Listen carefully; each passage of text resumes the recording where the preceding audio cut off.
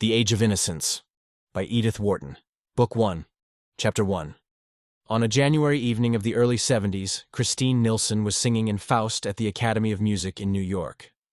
Though there was already talk of the erection, in remote metropolitan distances, above the 40s, of a new opera house which should compete in costliness and splendor with those of the great European capitals, the world of fashion was still content to reassemble every winter in the shabby red and gold boxes of the sociable old academy.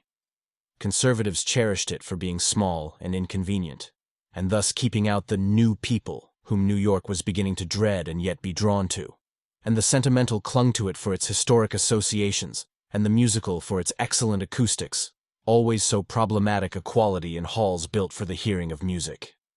It was Madame Nilsson's first appearance that winter, and what the daily press had already learned to describe as an exceptionally brilliant audience had gathered to hear her, transported through the slippery, snowy streets in private broughams, in the spacious family landau, or in the humbler but more convenient brown coupe. To come to the opera in a brown coupe was almost as honorable a way of arriving as in one's own carriage. And departure, by the same means, had the immense advantage of enabling one, with a playful allusion to democratic principles, to scramble into the first brown conveyance in the line, instead of waiting till the cold and gin-congested nose of one's own coachman gleamed under the portico of the academy. It was one of the great livery stableman's most masterly intuitions to have discovered that Americans want to get away from amusement even more quickly than they want to get to it. When Newland Archer opened the door at the back of the club box, the curtain had just gone up on the garden scene. There was no reason why the young man should not have come earlier, for he had dined at 7, alone with his mother and sister, and had lingered afterward over a cigar in the Gothic library with glazed black walnut bookcases and finial-topped chairs, which was the only room in the house where Mrs. Archer allowed smoking. But, in the first place, New York was a metropolis, and perfectly aware that in metropolises it was not the thing to arrive early at the opera, and what was or was not the thing played a part as important in Newland Archer's New York as the inscrutable totem terrors that had ruled the destinies of his forefathers thousands of years ago. The second reason for his delay was a personal one. He had dawdled over his cigar because he was at heart a dilettante, and thinking over a pleasure to come often gave him a subtler satisfaction than its realization. This was especially the case when the pleasure was a delicate one, as his pleasures mostly were, and on this occasion the moment he looked forward to was so rare and exquisite in quality that, well, if he had timed his arrival in accord with the prima donna's stage manager, he could not have entered the academy at a more significant moment than just as she was singing, he loves me not, he loves me," and sprinkling the falling daisy petals with notes as clear as dew. She sang, of course, Mama, and not he loves me, since an unalterable and unquestioned law of the musical world required that the German text of French operas sung by Swedish artists should be translated into Italian for the clearer understanding of English-speaking audiences. This seemed as natural to Newland Archer as all the other conventions on which his life was molded, such as the duty of using 2 silver-backed brushes with his monogram in blue enamel to part his hair, and of never appearing in society without a flower, preferably a gardenia, in his buttonhole. "Mama, non mama," the prima donna sang, and "Mama," with a final burst of love triumphant, as she pressed the disheveled daisy to her lips and lifted her large eyes to the sophisticated countenance of the little brown Faust Capoul, who was vainly trying, in a tight purple velvet doublet and plumed cap, to look as pure and true as his artless victim. Newland Archer, leaning against the wall at the back of the club box, turned his eyes from the stage and scanned the opposite side of the house. Directly facing him was the box of old Mrs. Manson Mingott, whose monstrous obesity had long since made it impossible for her to attend the opera, but who was always represented on fashionable nights by some of the younger members of the family. On this occasion, the front of the box was filled by her daughter-in-law, Mrs. Lovell Mingott, and her daughter, Mrs. Welland, and slightly withdrawn behind these brocaded matrons sat a young girl in white with eyes ecstatically fixed on the stage lovers. As Madame Nilsson's Mama thrilled out above the silent house, the boxes always stopped talking during the daisy song. A warm pink mounted to the girl's cheek, mantled her brow to the roots of her fair braids, and suffused the young slope of her breast to the line where it met a modest tulle tucker fastened with a single gardenia. She dropped her eyes to the immense bouquet of lilies of the valley on her knee, and Newland Archer saw her white-gloved fingertips touch the flowers softly. He drew a breath of satisfied vanity, and his eyes returned to the stage. No expense had been spared on the setting, which was acknowledged to be very beautiful even by people who shared his acquaintance with the opera houses of Paris and Vienna. The foreground, to the footlights, was covered with emerald green cloth. In the middle distance, symmetrical mounds of woolly green moss, bounded by croquet hoops, formed the base of shrubs shaped like orange trees, but studded with large pink and red roses. Gigantic pansies, considerably larger than the roses, and closely resembling the floral penwipers made by female parishioners for fashionable clergymen, sprang from the moss beneath the rose trees, and here and there, a daisy grafted on a rose branch flowered with a luxuriance prophetic of Mr. Luther Burbank's far-off prodigies. In the center of this enchanted garden, Madame Nilsson, in white cashmere slashed with pale blue satin, a reticule dangling from a blue girdle, and large yellow braids carefully disposed on each side of her muslin chemisette, listened with downcast eyes to Monsieur Capoul's impassioned wooing, and affected a guileless incomprehension of his designs, whenever by word or glance he persuasively indicated the ground-floor window of the neat brick villa projecting obliquely from the right wing. "The darling," thought Newland Archer, his glance flitting back to the young girl with the lilies of the valley. "She doesn't even guess what it's all about." And he contemplated her absorbed young face with a thrill of possessorship, in which pride in his own masculine initiation was mingled with a tender reverence for her abysmal purity.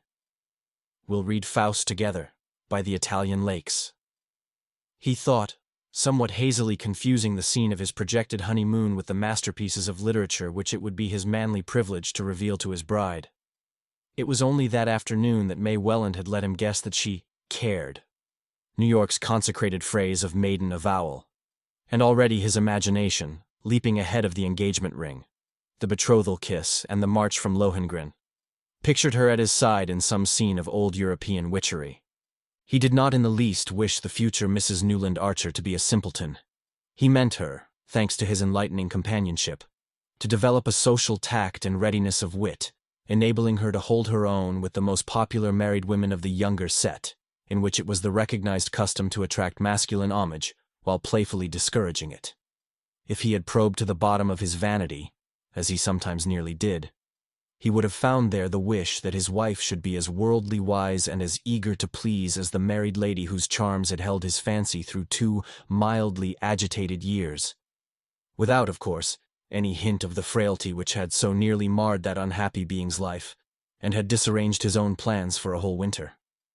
How this miracle of fire and ice was to be created, and to sustain itself in a harsh world, he had never taken the time to think out, but he was content to hold his view without analyzing it, since he knew it was that of all the carefully brushed, white-waistcoated, buttonhole-flowered gentlemen who succeeded each other in the club box, exchanged friendly greetings with him, and turned their opera glasses critically on the circle of ladies who were the product of the system. In matters intellectual and artistic, Newland Archer felt himself distinctly the superior of these chosen specimens of old New York gentility. He had probably read more, thought more, and even seen a good deal more of the world than any other man of the number. Singly they betrayed their inferiority, but grouped together they represented New York, and the habit of masculine solidarity made him accept their doctrine on all the issues called moral. He instinctively felt that in this respect it would be troublesome, and also rather bad form, to strike out for himself. "Well, upon my soul!" exclaimed Lawrence Lefferts, turning his opera glass abruptly away from the stage. Lawrence Lefferts was, on the whole, the foremost authority on form in New York. He had probably devoted more time than anyone else to the study of this intricate and fascinating question, but study alone could not account for his complete and easy competence. One had only to look at him, from the slant of his bald forehead and the curve of his beautiful fair mustache to the long patent leather feet at the other end of his lean and elegant person, to feel that the knowledge of form must be congenital in anyone who knew how to wear such good clothes so carelessly and carry such height with so much lounging grace. As a young admirer had once said of him, If anybody can tell a fellow just when to wear a black tie with evening clothes and when not to, it's Larry Lefferts. And on the question of pumps versus patent leather Oxfords, his authority had never been disputed. "My God," he said, and silently handed his glass to old Sillerton Jackson. Newland Archer, following Lefferts's glance, saw with surprise that his exclamation had been occasioned by the entry of a new figure into old Mrs. Mingott's box. It was that of a slim young woman, a little less tall than May Welland, with brown hair growing in close curls about her temples and held in place by a narrow band of diamonds. The suggestion of this headdress, which gave her what was then called a Josephine look, was carried out in the cut of the dark blue velvet gown rather theatrically caught up under her bosom by a girdle with a large old-fashioned clasp. The wearer of this unusual dress, who seemed quite unconscious of the attention it was attracting, stood a moment in the center of the box, discussing with Mrs. Welland the propriety of taking the latter's place in the front right-hand corner. Then she yielded with a slight smile, and seated herself in line with Mrs. Welland's sister-in-law, Mrs. Lovell Mingott, who was installed in the opposite corner. Mr. Sillerton Jackson had returned the opera glass to Lawrence Lefferts. The whole of the club turned instinctively, waiting to hear what the old man had to say, for old Mr. Jackson was as great an authority on family as Lawrence Lefferts was on form. He knew all the ramifications of New York's cousinships, and could not only elucidate such complicated questions as that of the connection between the Mingotts, through the Thorleys, with the Dallases of South Carolina, and that of the relationship of the elder branch of Philadelphia Thorleys to the Albany Chiverses, on no account to be confused with the Manson Chiverses of University Place, but could also enumerate the leading characteristics of each family, as for instance, the fabulous stinginess of the younger lines of Leffertses, the Long Island ones, or the fatal tendency of the Rushworths to make foolish matches, or the insanity recurring in every second generation of the Albany Chiverses, with whom their New York cousins had always refused to intermarry, with the disastrous exception of poor Medora Manson, who, as everybody knew, but then her mother was a Rushworth. In addition to this forest of family trees, Mr. Sillerton Jackson carried between his narrow hollow temples, and under his soft thatch of silver hair, a register of most of the scandals and mysteries that had smoldered under the unruffled surface of New York society within the last 50 years.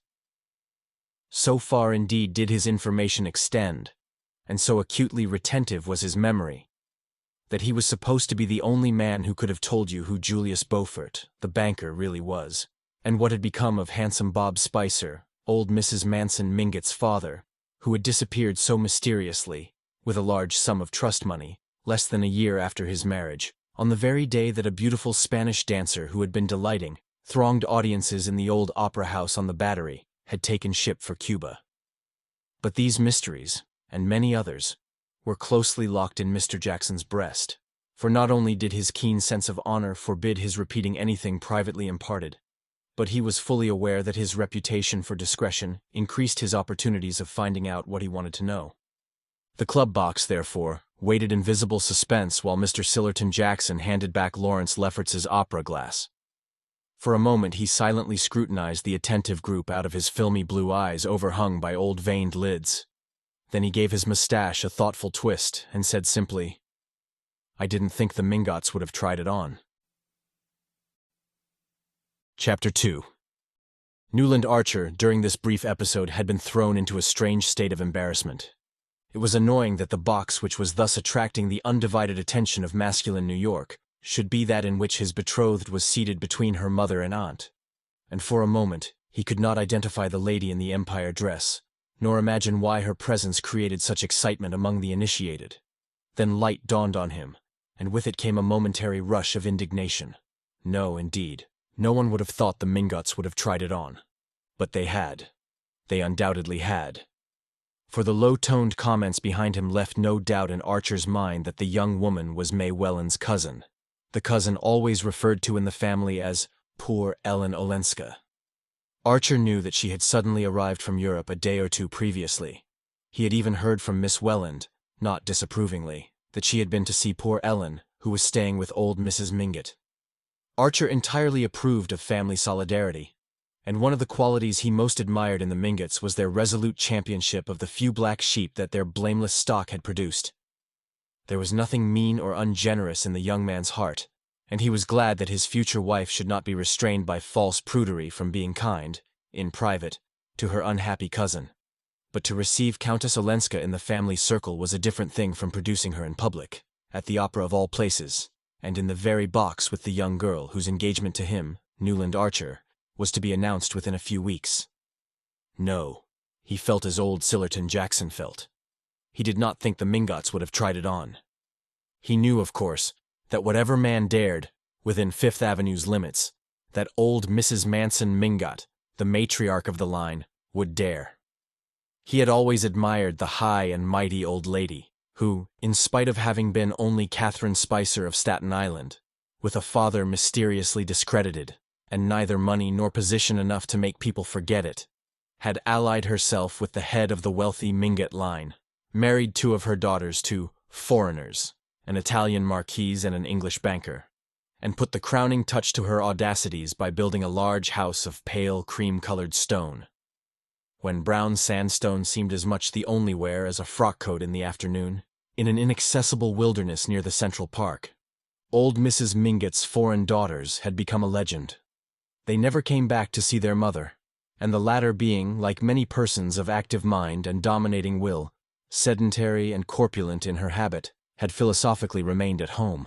But the cream-colored house, supposed to be modeled on the private hotels of the Parisian aristocracy, was there as a visible proof of her moral courage, and she throned in it, among pre-revolutionary furniture and souvenirs of the Tuileries of Louis Napoleon, where she had shone in her middle age, as placidly as if there were nothing peculiar in living above 34th Street, or in having French windows that opened like doors instead of sashes that pushed up.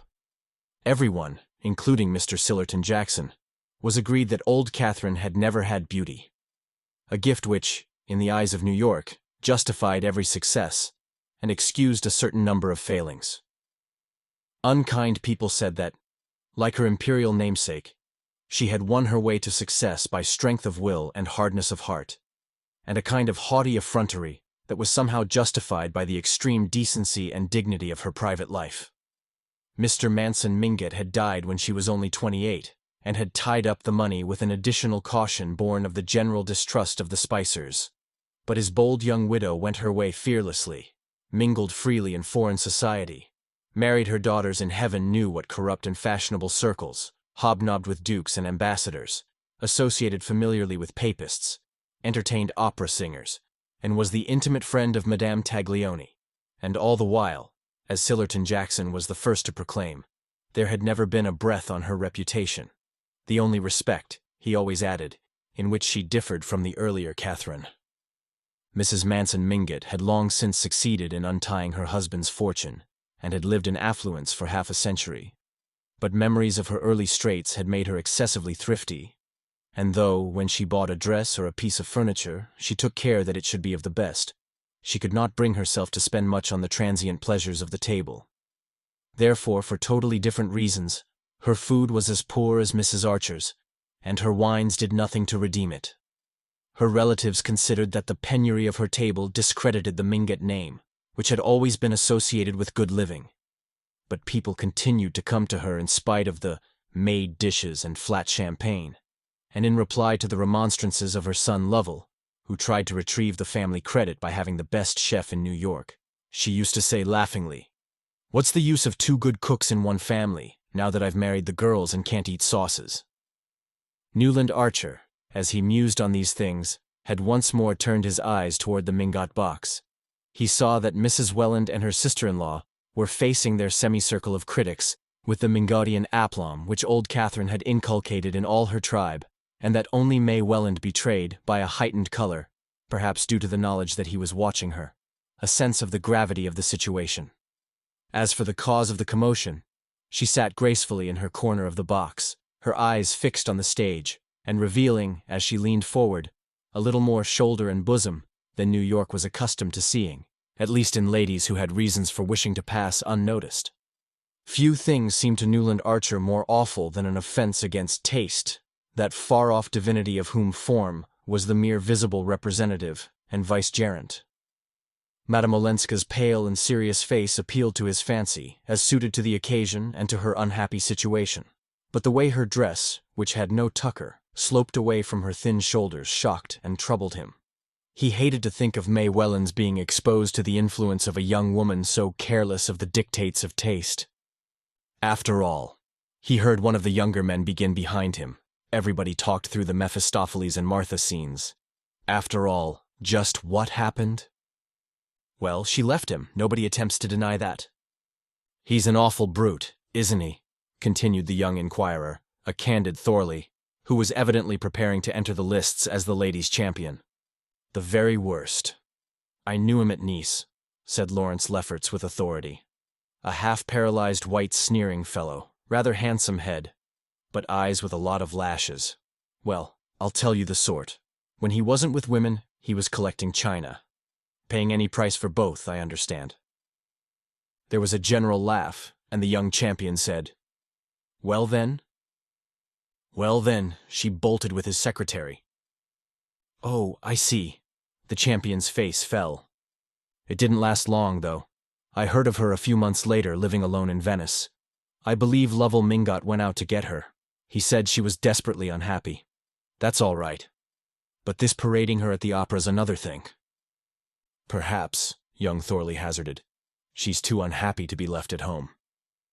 This was greeted with an irreverent laugh, and the youth blushed deeply and tried to look as if he had meant to insinuate what knowing people called a double entendre. Well, it's queer to have brought Miss Welland anyhow, someone said in a low tone, with a side glance at Archer. Oh, that's part of the campaign. Granny's orders, no doubt, Lefferts laughed. When the old lady does a thing, she does it thoroughly. The act was ending, and there was a general stir in the box. Suddenly Newland Archer felt himself impelled to decisive action. The desire to be the first man to enter Mrs. Mingott's box, to proclaim to the waiting world his engagement to May Welland, and to see her through whatever difficulties her cousin's anomalous situation might involve her in. This impulse had abruptly overruled all scruples and hesitations, and sent him hurrying through the red corridors to the farther side of the house. As he entered the box, his eyes met Miss Welland's, and he saw that she had instantly understood his motive, though the family dignity which both considered so high a virtue would not permit her to tell him so. The persons of their world lived in an atmosphere of faint implications and pale delicacies, and the fact that he and she understood each other without a word seemed to the young man to bring them nearer than any explanation would have done. Her eyes said, "You see why Mama brought me," and his answered, "I would not for the world have had you stay away." "You know my niece, Countess Olenska?" Mrs. Welland inquired as she shook hands with her future son-in-law. Archer bowed without extending his hand, as was the custom on being introduced to a lady, and Ellen Olenska bent her head slightly, keeping her own pale gloved hands clasped on her huge fan of eagle feathers. Having greeted Mrs. Lovell Mingott, a large blonde lady in creaking satin, he sat down beside his betrothed, and said in a low tone, "I hope you've told Madame Olenska that we're engaged? I want everybody to know. I want you to let me announce it this evening at the ball." Miss Welland's face grew rosy as the dawn, and she looked at him with radiant eyes. "If you can persuade Mama," she said. "But why should we change what is already settled?" He made no answer, but that which his eyes returned, and she added, still more confidently smiling, "Tell my cousin yourself. I give you leave. She says she used to play with you when you were children." She made way for him by pushing back her chair, and promptly, and a little ostentatiously, with the desire that the whole house should see what he was doing, Archer seated himself at the Countess Olenska's side. "We did use to play together, didn't we?" she asked, turning her grave eyes to his. "You were a horrid boy, and kissed me once behind a door, but it was your cousin Vandy Newland, who never looked at me, that I was in love with." Her glance swept the horseshoe curve of boxes. "Ah, how this brings it all back to me. I see everybody here in knickerbockers and pantalettes," she said, with her trailing, slightly foreign accent, her eyes returning to his face. Agreeable as their expression was, the young man was shocked that they should reflect so unseemly a picture of the august tribunal, before which, at that very moment, her case was being tried. Nothing could be in worse taste than misplaced flippancy. And he answered somewhat stiffly, "Yes, you have been away a very long time." "Oh, centuries and centuries. So long," she said, "that I'm sure I'm dead and buried, and this dear old place is heaven." Which, for reasons he could not define, struck Newland Archer as an even more disrespectful way of describing New York society. Chapter 3. It invariably happened in the same way. Mrs. Julius Beaufort, on the night of her annual ball, never failed to appear at the opera. Indeed, she always gave her ball on an opera night in order to emphasize her complete superiority to household cares, and her possession of a staff of servants competent to organize every detail of the entertainment in her absence. The Beauforts' house was one of the few in New York that possessed a ballroom. It antedated even Mrs. Manson Mingott's and the Headley Chiverses, and at a time when it was beginning to be thought provincial to put a crash over the drawing-room floor and move the furniture upstairs.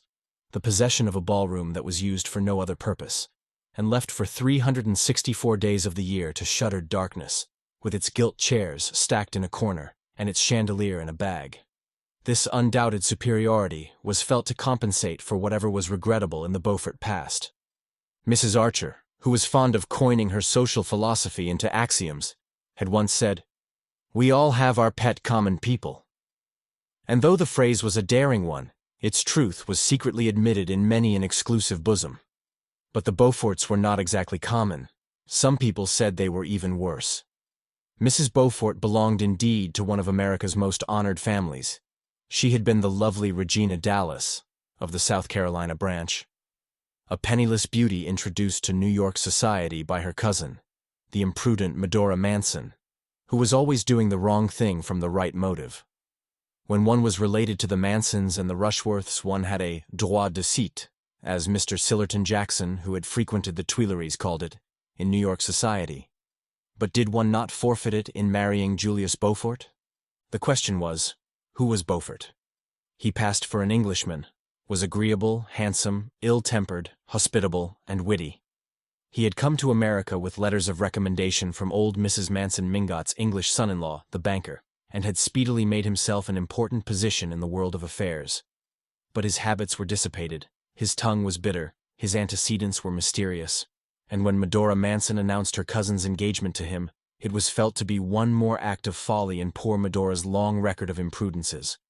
But folly is as often justified of her children as wisdom, and 2 years after young Mrs. Beaufort's marriage, it was admitted that she had the most distinguished house in New York. No one knew exactly how the miracle was accomplished. She was indolent, passive, the caustic even called her dull, but dressed like an idol, hung with pearls, growing younger and blonder and more beautiful each year, she throned in Mr. Beaufort's heavy brownstone palace, and drew all the world there without lifting her jeweled little finger. The knowing people said it was Beaufort himself who trained the servants, taught the chef new dishes, told the gardeners what hothouse flowers to grow for the dinner table and the drawing rooms, selected the guests, brewed the after-dinner punch, and dictated the little notes his wife wrote to her friends.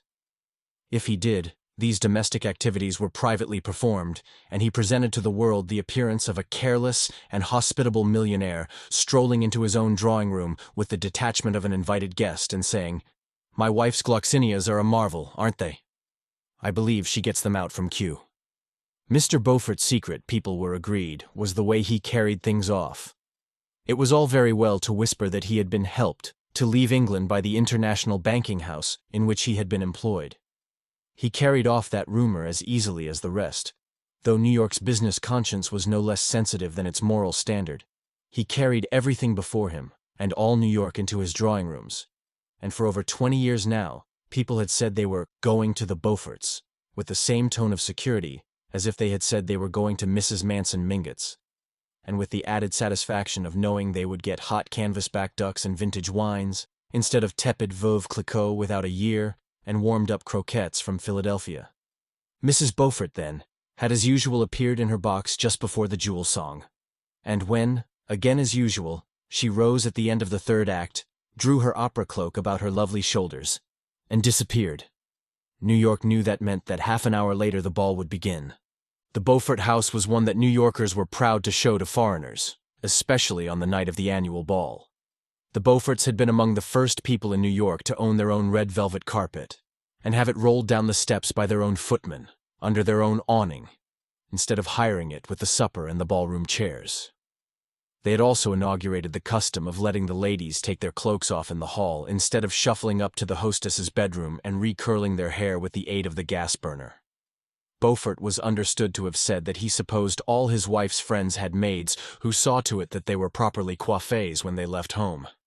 Then the house had been boldly planned with a ballroom, so that instead of squeezing through a narrow passage to get to it, as at the Chiverses, one marched solemnly down a vista of enfiladed drawing rooms, the sea green, the crimson, and the bouton d'or, seeing from afar the many candled lustres reflected in the polished parquetry, and beyond that, the depths of a conservatory where camellias and tree ferns arched their costly foliage over seats of black and gold bamboo.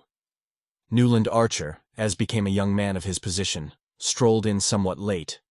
He had left his overcoat with the silk-stockinged footman. The stockings were one of Beaufort's few fatuities.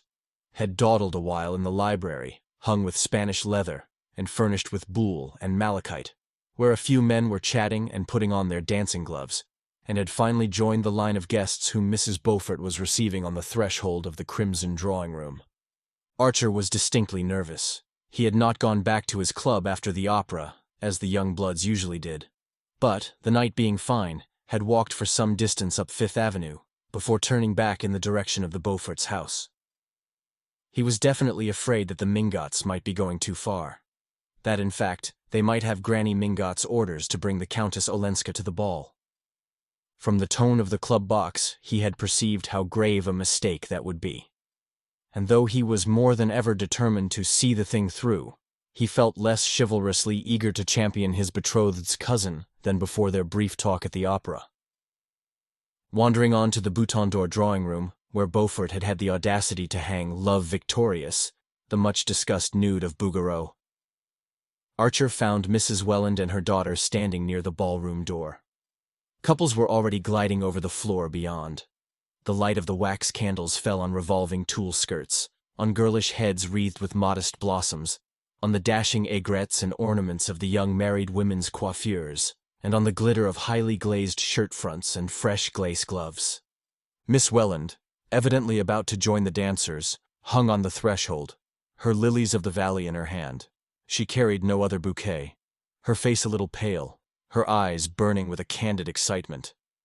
A group of young men and girls were gathered about her, and there was much hand-clasping, laughing, and pleasantry on which Mrs. Welland, standing slightly apart, shed the beam of a qualified approval. It was evident that Miss Welland was in the act of announcing her engagement, while her mother affected the air of parental reluctance considered suitable to the occasion. Archer paused a moment. It was at his express wish that the announcement had been made, and yet it was not thus that he would have wished to have his happiness known. To proclaim it in the heat and noise of a crowded ballroom was to rob it of the fine bloom of privacy which should belong to things nearest the heart. His joy was so deep that this blurring of the surface left its essence untouched, but he would have liked to keep the surface pure too. It was something of a satisfaction to find that May Welland shared this feeling. Her eyes fled to his beseechingly, and their look said, "Remember, we're doing this because it's right." No appeal could have found a more immediate response in Archer's breast, but he wished that the necessity of their action had been represented by some ideal reason, and not simply by poor Ellen Olenska. The group about Miss Welland made way for him with significant smiles, and after taking his share of the felicitations, he drew his betrothed into the middle of the ballroom floor and put his arm about her waist. "Now we shan't have to talk," he said, smiling into her candid eyes, as they floated away on the soft waves of the blue Danube. She made no answer. Her lips trembled into a smile, but the eyes remained distant and serious, as if bent on some ineffable vision. "Dear," Archer whispered, pressing her to him. It was borne in on him that the first hours of being engaged, even if spent in a ballroom, had in them something grave and sacramental. What a new life it was going to be, with this whiteness, radiance, goodness at one side. The dance over, the two, as became an affianced couple, wandered into the conservatory, and sitting behind a tall screen of tree ferns and camellias, Newland pressed her gloved hand to his lips. "You see, I did as you asked me to," she said. "Yes, I couldn't wait," he answered, smiling. After a moment he added, "Only I wish it hadn't had to be at a ball." Yes, I know. She met his glance comprehendingly. But after all, even here we're alone together, aren't we? Oh, dearest, always, Archer cried. Evidently she was always going to understand. She was always going to say the right thing. The discovery made the cup of his bliss overflow, and he went on gaily. The worst of it is that I want to kiss you and I can't. As he spoke, he took a swift glance about the conservatory, assured himself of their momentary privacy, and catching her to him laid a fugitive pressure on her lips. To counteract the audacity of this proceeding, he led her to a bamboo sofa in a less secluded part of the conservatory, and sitting down beside her broke a lily of the valley from her bouquet. She sat silent, and the world lay like a sunlit valley at their feet. "Did you tell my cousin Ellen?" she asked presently, as if she spoke through a dream. He roused himself, and remembered that he had not done so. Some invincible repugnance to speak of such things to the strange foreign woman had checked the words on his lips. "No, I hadn't the chance after all," he said, fibbing hastily. "Ah." She looked disappointed, but gently resolved on gaining her point. "You must, then, for I didn't either, and I shouldn't like her to think—" "Of course not. But aren't you after all the person to do it?" She pondered on this. "If I'd done it at the right time, yes. But now that there's been a delay, I think you must explain that I'd asked you to tell her at the opera, before our speaking about it to everybody here. Otherwise she might think I had forgotten her. You see, she's one of the family, and she's been away so long that she's rather sensitive." Archer looked at her glowingly. Dear and great angel. Of course I'll tell her. He glanced a trifle apprehensively toward the crowded ballroom. "But I haven't seen her yet. Has she come?" "No. At the last minute she decided not to." "At the last minute?" he echoed, betraying his surprise that she should ever have considered the alternative possible. "Yes. She's awfully fond of dancing," the young girl answered simply. "But suddenly she made up her mind that her dress wasn't smart enough for a ball, though we thought it so lovely, and so my aunt had to take her home." "Oh, well," said Archer with happy indifference. Nothing about his betrothed pleased him more than her resolute determination to carry to its utmost limit that ritual of ignoring the unpleasant, in which they had both been brought up. She knows as well as I do, he reflected, the real reason of her cousin's staying away, but I shall never let her see by the least sign that I am, conscious of there being a shadow of a shade on poor Ellen Olenska's reputation. Chapter 4. In the course of the next day, the first of the usual betrothal visits were exchanged.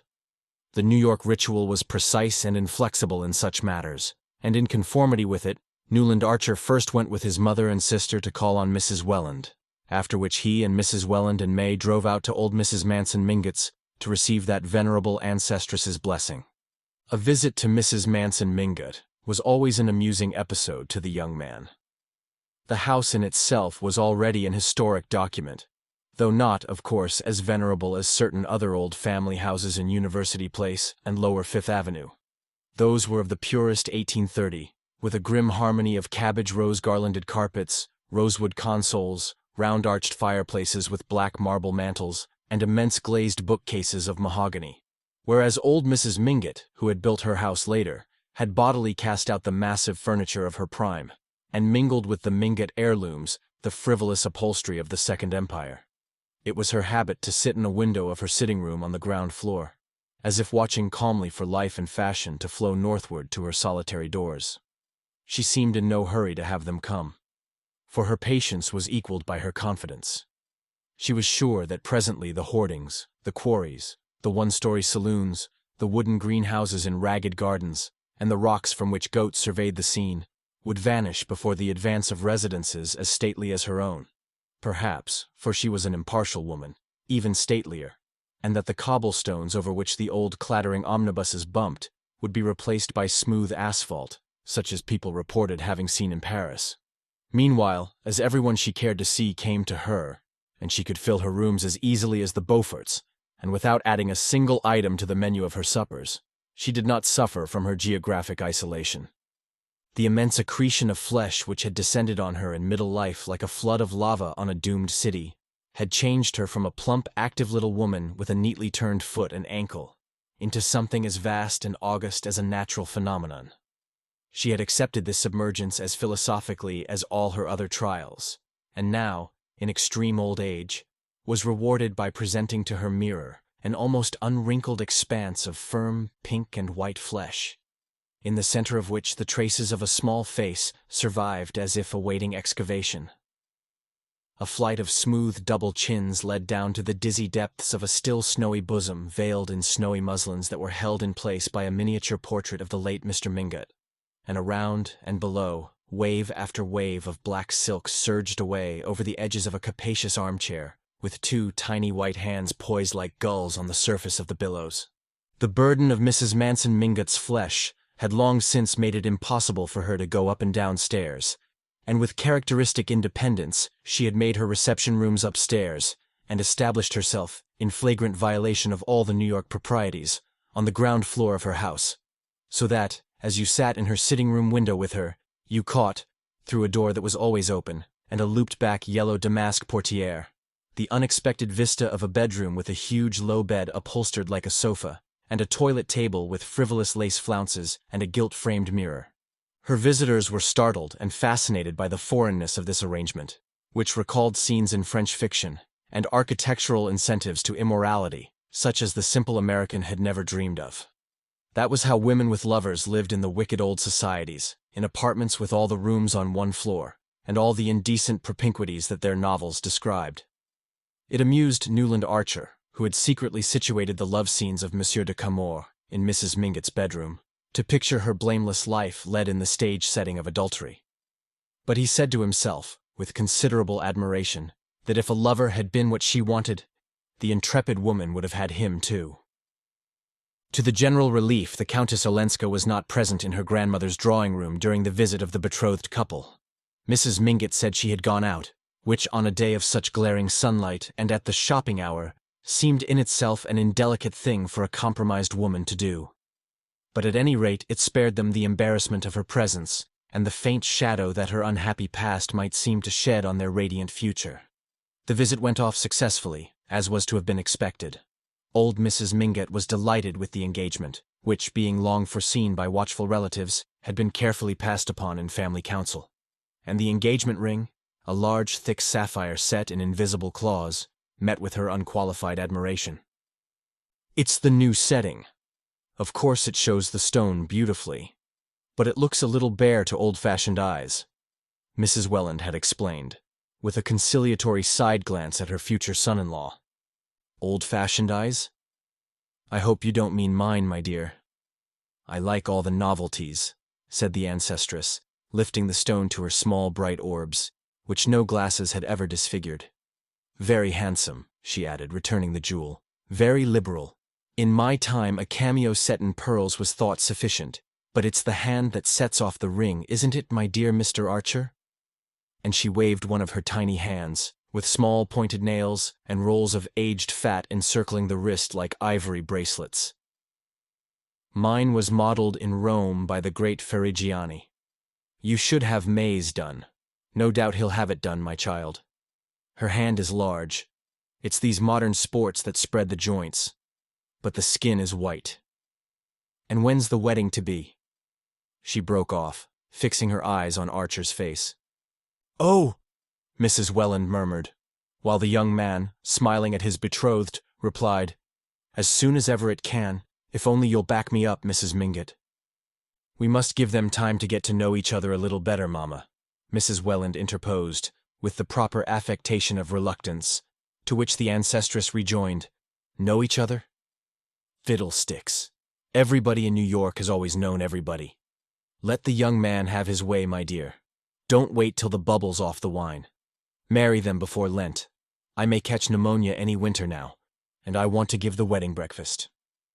These successive statements were received with the proper expressions of amusement, incredulity, and gratitude, and the visit was breaking up in a vein of mild pleasantry, when the door opened to admit the Countess Olenska, who entered in bonnet and mantle followed by the unexpected figure of Julius Beaufort. There was a cousinly murmur of pleasure between the ladies, and Mrs. Mingott held out Ferrigiani's model to the banker. "Ha! Beaufort, this is a rare favor. She had an odd foreign way of addressing men by their surnames.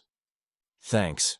I wish it might happen oftener, said the visitor in his easy, arrogant way. I'm generally so tied down. But I met the Countess Ellen in Madison Square, and she was good enough to let me walk home with her. Ah, I hope the house will be gayer, now that Ellen's here, cried Mrs. Mingott with a glorious effrontery. Sit down, Beaufort. Push up the yellow armchair. Now I've got you. I want a good gossip. I hear your ball was magnificent, and I understand you invited Mrs. Lemuel Struthers? Well, I've a curiosity to see the woman myself. She had forgotten her relatives, who were drifting out into the hall under Ellen Olenska's guidance. Old Mrs. Mingott had always professed a great admiration for Julius Beaufort, and there was a kind of kinship in their cool, domineering way and their shortcuts through the conventions. Now she was eagerly curious to know what had decided the Beauforts to invite, for the first time, Mrs. Lemuel Struthers, the widow of Struthers's shoe polish, who had returned the previous year from a long initiatory sojourn in Europe to lay siege to the tight little citadel of New York. Of course, if you and Regina invite her, the thing is settled. Well, we need new blood and new money, and I hear she's still very good-looking, the carnivorous old lady declared. In the hall, while Mrs. Welland and May drew on their furs, Archer saw that the Countess Olenska was looking at him with a faintly questioning smile. Of course you know already, about May and me, he said, answering her look with a shy laugh. She scolded me for not giving you the news last night at the opera. I had her orders to tell you that we were engaged, but I couldn't in that crowd. The smile passed from Countess Olenska's eyes to her lips. She looked younger, more like the bold brown Ellen Mingott of his boyhood. Of course I know, yes. And I'm so glad. But one doesn't tell such things first in a crowd. The ladies were on the threshold and she held out her hand. Goodbye. Come and see me someday, she said, still looking at Archer. In the carriage, on the way down Fifth Avenue, they talked pointedly of Mrs. Mingott, of her age, her spirit, and all her wonderful attributes. No one alluded to Ellen Olenska, but Archer knew that Mrs. Welland was thinking, it's a mistake for Ellen to be seen, the very day after her arrival, parading up Fifth Avenue at the crowded hour with Julius Beaufort. And the young man himself mentally added, and she ought to know that a man who's just engaged doesn't spend his time calling on married women. But I dare say in the set she's lived in they do. They never do anything else. And in spite of the cosmopolitan views on which he prided himself, he thanked heaven that he was a New Yorker and about to ally himself with one of his own kind. Chapter 5. The next evening, old Mr. Sillerton Jackson came to dine with the Archers. Mrs. Archer was a shy woman and shrank from society, but she liked to be well informed as to its doings. Her old friend Mr. Sillerton Jackson applied to the investigation of his friend's affairs the patience of a collector and the science of a naturalist, and his sister, Miss Sophie Jackson, who lived with him, and was entertained by all the people who could not secure her much sought-after brother, brought home bits of minor gossip that filled out usefully the gaps in his picture.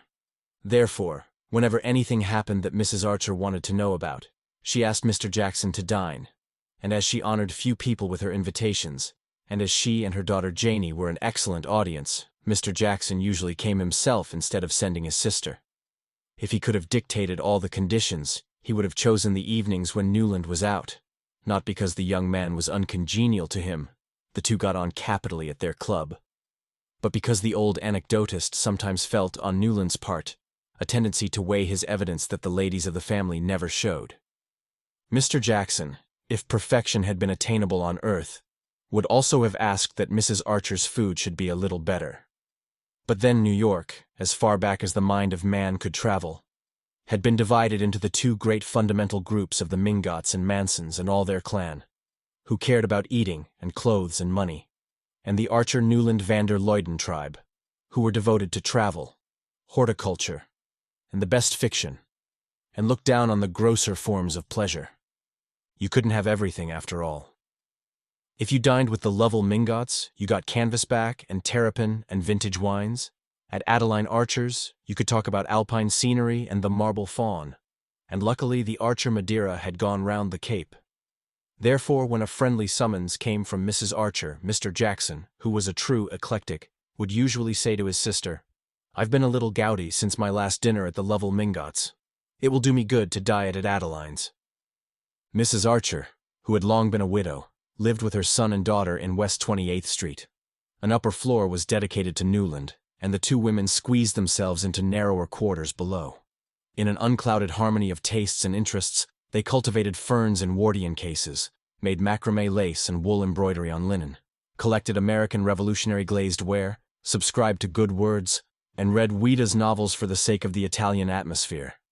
They preferred those about peasant life because of the descriptions of scenery and the pleasanter sentiments, though in general they liked novels, about people in society, whose motives and habits were more comprehensible, spoke severely of Dickens, who had never drawn a gentleman, and considered Thackeray less at home in the great world than Bulwer, who, however, was beginning to be thought old-fashioned. Mrs. and Miss Archer were both great lovers of scenery. It was what they principally sought and admired on their occasional travels abroad. Considering architecture and painting as subjects for men, and chiefly for learned persons who read Ruskin. Mrs. Archer had been born a Newland, and mother and daughter, who were as like as sisters, were both, as people said, true Newlands. Tall, pale, and slightly round-shouldered, with long noses, sweet smiles, and a kind of drooping distinction like that in certain faded Reynolds portraits. Their physical resemblance would have been complete if an elderly embonpoint had not stretched Mrs. Archer's black brocade, while Miss Archer's brown and purple poplins hung, as the years went on, more and more slackly on her virgin frame. Mentally, the likeness between them, as Newland was aware, was less complete than their identical mannerisms often made it appear. The long habit of living together in mutually dependent intimacy had given them the same vocabulary, and the same habit of beginning their phrases, "Mother thinks," or "Janie thinks," according as one or the other wished to advance an opinion of her own. But in reality, while Mrs. Archer's serene unimaginativeness rested easily in the accepted and familiar, Janie was subject to starts and aberrations of fancy welling up from springs of suppressed romance. Mother and daughter adored each other, and revered their son and brother. And Archer loved them with a tenderness made compunctious and uncritical by the sense of their exaggerated admiration, and by his secret satisfaction in it. After all, he thought it a good thing for a man to have his authority respected in his own house, even if his sense of humor sometimes made him question the force of his mandate. On this occasion the young man was very sure that Mr. Jackson would rather have had him dine out, but he had his own reasons for not doing so. Of course, old Jackson wanted to talk about Ellen Olenska, and of course Mrs. Archer and Janie wanted to hear what he had to tell. All three would be slightly embarrassed by Newland's presence, now that his prospective relation to the Mingot clan had been made known, and the young man waited with an amused curiosity to see how they would turn the difficulty. They began obliquely by talking about Mrs. Lemuel Struthers. "It's a pity the Beauforts asked her," Mrs. Archer said gently. "But then Regina always does what he tells her, and Beaufort—" "Certain nuances escape Beaufort," said Mr. Jackson, cautiously inspecting the broiled shad, and wondering for the 1000th time why Mrs. Archer's cook always burnt the roe to a cinder. Newland, who had long shared his wonder, could always detect it in the older man's expression of melancholy disapproval. "Oh, necessarily. Beaufort is a vulgar man," said Mrs. Archer. "My grandfather Newland always used to say to my mother, 'Whatever you do, don't let that fellow Beaufort be introduced to the girls. But at least he's had the advantage of associating with gentlemen. In England, too, they say. It's all very mysterious." She glanced at Janie and paused. She and Janie knew every fold of the Beaufort mystery. But in public, Mrs. Archer continued to assume that the subject was not one for the unmarried. "But this Mrs. Struthers," Mrs. Archer continued, "what did you say she was, Sillerton?" "Out of a mine, or rather out of the saloon at the head of the pit, then with Living Waxworks, touring New England. After the police broke that up, they say she lived." Mr. Jackson in his turn glanced at Janie, whose eyes began to bulge from under her prominent lids. There were still hiatuses for her in Mrs. Struthers's past. "Then," Mr. Jackson continued, and Archer saw he was wondering why no one had told the butler never to slice cucumbers with a steel knife. "Then Lemuel Struthers came along. They say his advertiser used the girl's head for the shoe polish posters. Her hair's intensely black, you know, the Egyptian style. Anyhow, he, eventually, married her. There were volumes of innuendo in the way the eventually was spaced, and each syllable given its due stress. "Oh, well, at the pass we've come to nowadays, it doesn't matter," said Mrs. Archer indifferently. The ladies were not really interested in Mrs. Struthers just then. The subject of Ellen Olenska was too fresh and too absorbing to them. Indeed, Mrs. Struthers's name had been introduced by Mrs. Archer, only that she might presently be able to say, "And Newland's new cousin? Countess Olenska? Was she at the ball too?" There was a faint touch of sarcasm in the reference to her son, and Archer knew it and had expected it. Even Mrs. Archer, who was seldom unduly pleased with human events, had been altogether glad of her son's engagement. Especially after that silly business with Mrs. Rushworth, as she had remarked to Janey, alluding to what had once seemed to Newland a tragedy of which his soul would always bear the scar. There was no better match in New York than May Welland, look at the question from whatever point you chose. Of course, such a marriage was only what Newland was entitled to. But young men are so foolish and incalculable, and some women so ensnaring and unscrupulous, that it was nothing short of a miracle to see one's only son safe past the Siren Isle and in the haven of a blameless domesticity. All this Mrs. Archer felt, and her son knew she felt, but he knew also that she had been perturbed by the premature announcement of his engagement, or rather by its cause, and it was for that reason, because on the whole he was a tender and indulgent master, that he had stayed at home that evening. It's not that I don't approve of the Mingot's esprit de corps, but why Newland's engagement should be mixed up with that Olenska woman's comings and goings I don't see, Mrs. Archer grumbled to Janey, the only witness of her slight lapses from perfect sweetness. She had behaved beautifully, and in beautiful behavior she was unsurpassed, during the call on Mrs. Welland. But Newland knew, and his betrothed doubtless guessed, that all through the visit, she and Janey were nervously on the watch for Madame Olenska's possible intrusion, and when they left the house together, she had permitted herself to say to her son, "I'm thankful that Augusta Welland received us alone."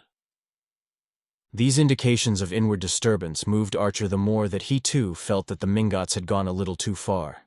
But, as it was against all the rules of their code that the mother and son should ever allude to what was uppermost in their thoughts, he simply replied, "Oh, well, there's always a phase of family parties to be gone through when one gets engaged, and the sooner it's over the better." At which his mother merely pursed her lips under the lace veil that hung down from her gray velvet bonnet trimmed with frosted grapes. Her revenge, he felt, her lawful revenge, would be to draw Mr. Jackson that evening on the Countess Olenska.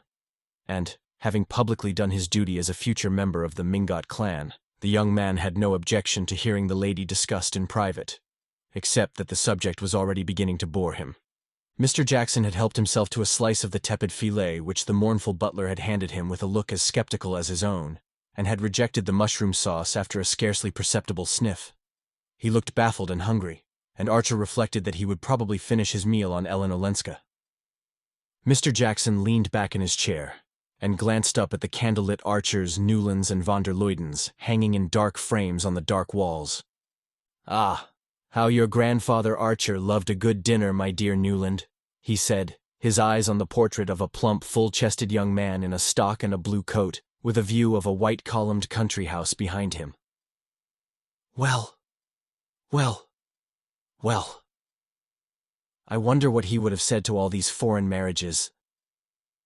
Mrs. Archer ignored the allusion to the ancestral cuisine, and Mr. Jackson continued with deliberation. No, she was not at the ball. "Ah," Mrs. Archer murmured, in a tone that implied, "she had that decency." "Perhaps the Beauforts don't know her," Janey suggested, with her artless malice. Mr. Jackson gave a faint sip, as if he had been tasting invisible Madeira. "Mrs. Beaufort may not, but Beaufort certainly does, for she was seen walking up Fifth Avenue this afternoon with him by the whole of New York." "Mercy," moaned Mrs. Archer, evidently perceiving the uselessness of trying to ascribe the actions of foreigners to a sense of delicacy. "I wonder if she wears a round hat or a bonnet in the afternoon," Janey speculated. "At the opera I know she had on dark blue velvet, perfectly plain and flat, like a nightgown." "Janey," said her mother, and Miss Archer blushed and tried to look audacious. It was, at any rate, in better taste not to go to the ball, Mrs. Archer continued. A spirit of perversity moved her son to rejoin. I don't think it was a question of taste with her. May said she meant to go, and then decided that the dress in question wasn't smart enough. Mrs. Archer smiled at this confirmation of her inference. Poor Ellen, she simply remarked, adding compassionately, we must always bear in mind what an eccentric bringing up Medora Manson gave her. What can you expect of a girl who was allowed to wear black satin at her coming-out ball? Ah, don't I remember her in it, said Mr. Jackson, adding, poor girl, in the tone of one who, while enjoying the memory, had fully understood at the time what the sight portended. It's odd, Janie remarked, that she should have kept such an ugly name as Ellen. I should have changed it to Elaine. She glanced about the table to see the effect of this. Her brother laughed. Why Elaine? I don't know, it sounds more Polish, said Janie, blushing. It sounds more conspicuous, and that can hardly be what she wishes, said Mrs. Archer distantly. Why not? Broke in her son, growing suddenly argumentative. Why shouldn't she be conspicuous if she chooses? Why should she slink about as if it were she who had disgraced herself? She's poor Ellen, certainly, because she had the bad luck to make a wretched marriage. But I don't see that that's a reason for hiding her head as if she were the culprit. That, I suppose, said Mr. Jackson speculatively, is the line the Mingots mean to take. The young man reddened. I didn't have to wait for their cue, if that's what you mean, sir. Madame Olenska has had an unhappy life.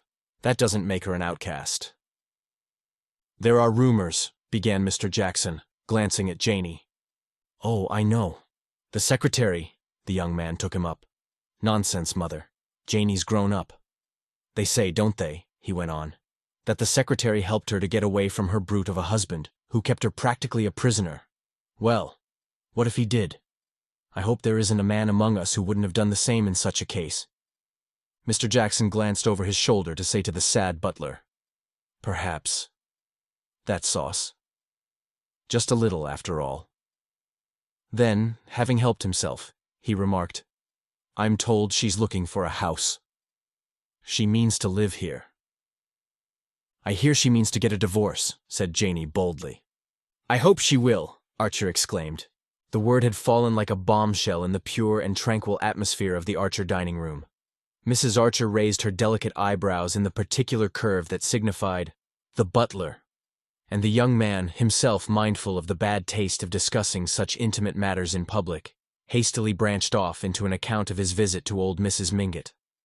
After dinner, according to immemorial custom, Mrs. Archer and Janie trailed their long silk draperies up to the drawing-room, where, while the gentlemen smoked below stairs, they sat beside a Carcel lamp with an engraved globe, facing each other across a rosewood work table with a green silk bag under it, and stitched at the two ends of a tapestry band of field flowers destined to adorn an occasional chair in the drawing-room of young Mrs. Newland Archer.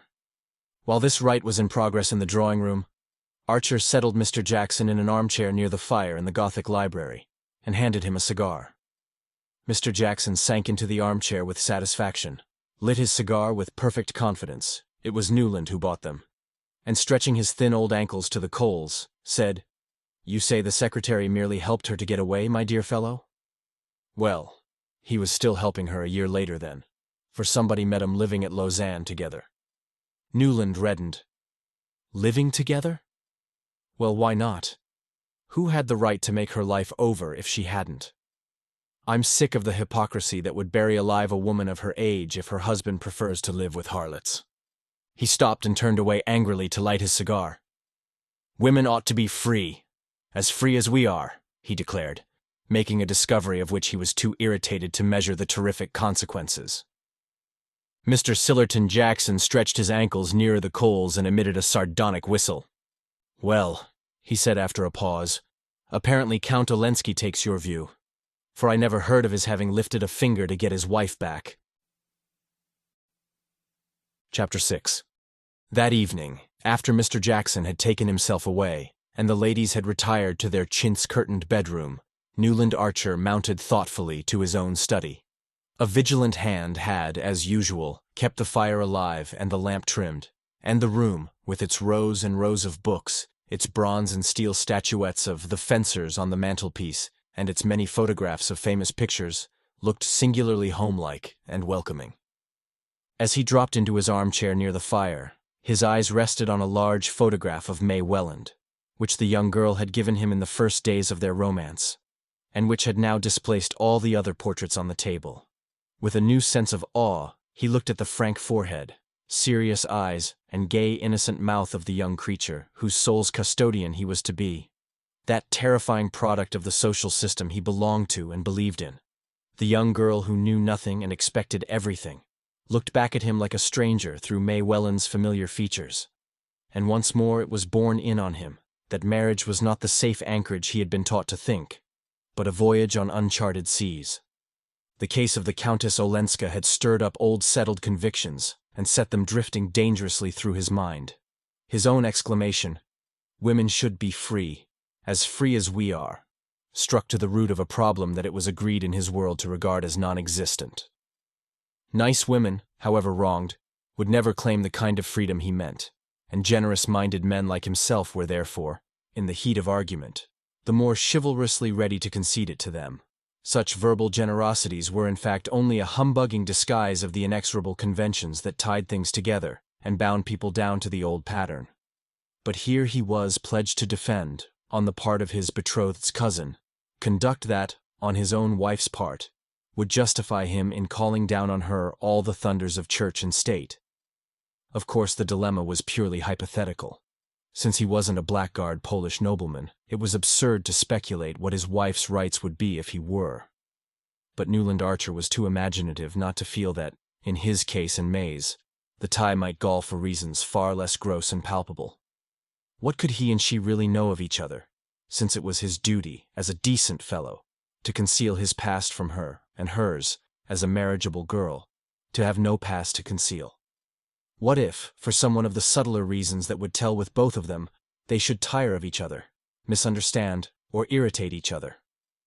He reviewed his friends' marriages, the supposedly happy ones, and saw none that answered, even remotely, to the passionate and tender comradeship which he pictured as his permanent relation with May Welland.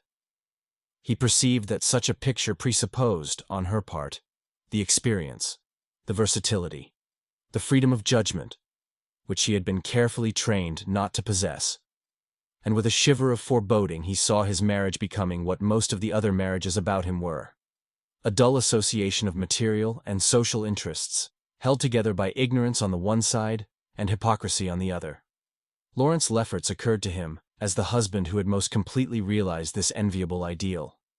As became the high priest of form, he had formed a wife so completely to his own convenience that, in the most conspicuous moments of his frequent love affairs with other men's wives, she went about in smiling unconsciousness, saying that Lawrence was so frightfully strict, and had been known to blush indignantly and avert her gaze when someone alluded in her presence to the fact that Julius Beaufort, as became a foreigner of doubtful origin, had what was known in New York as another establishment.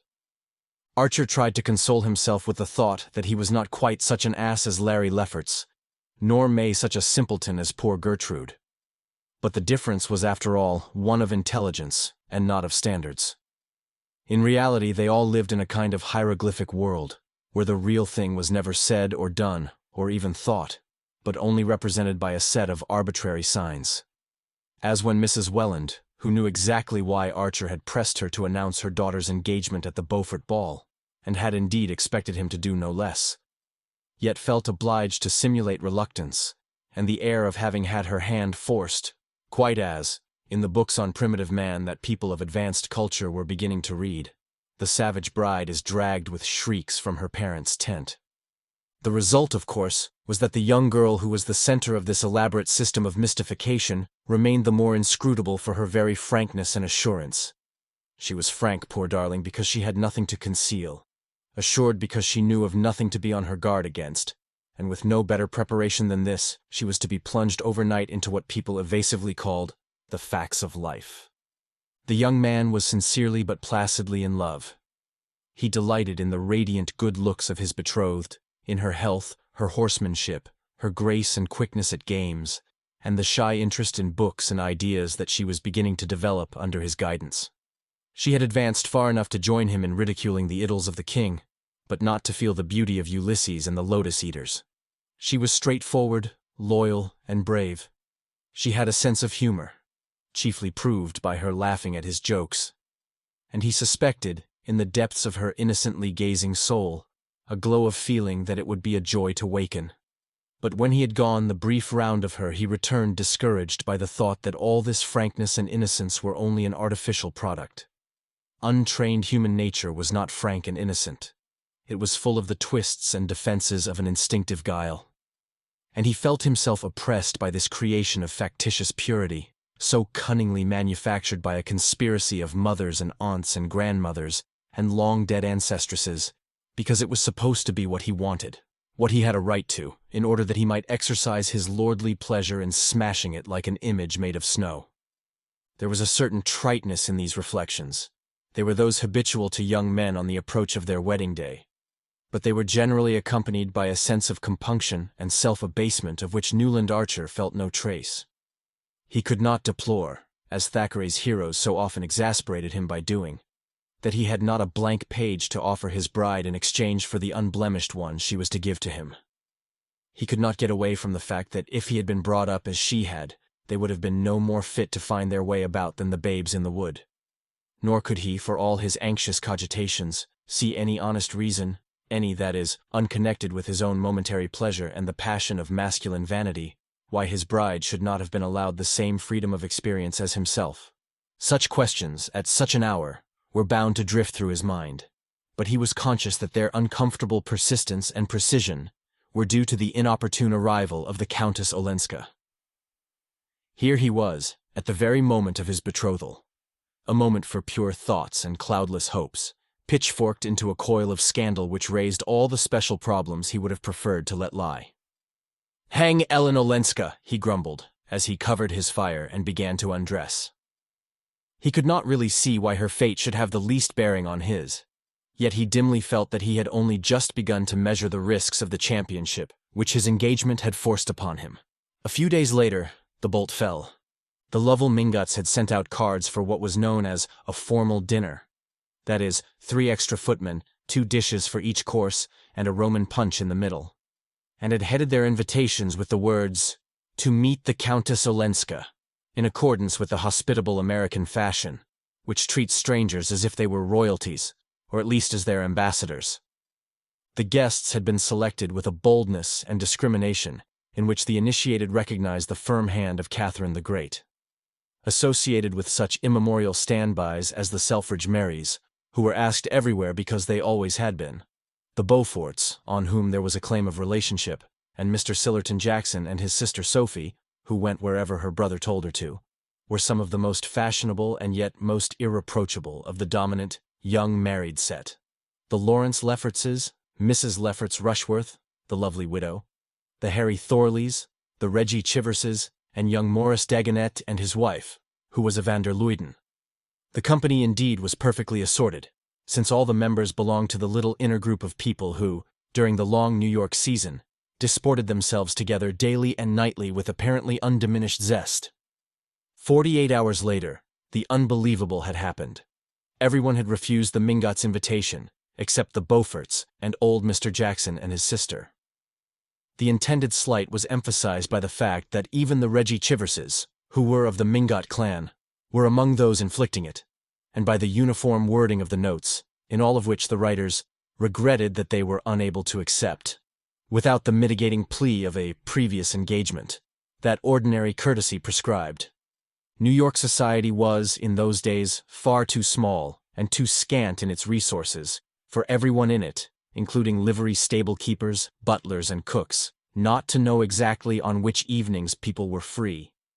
And it was thus possible for the recipients of Mrs. Lovell Mingot's invitations to make cruelly clear their determination not to meet the Countess Olenska.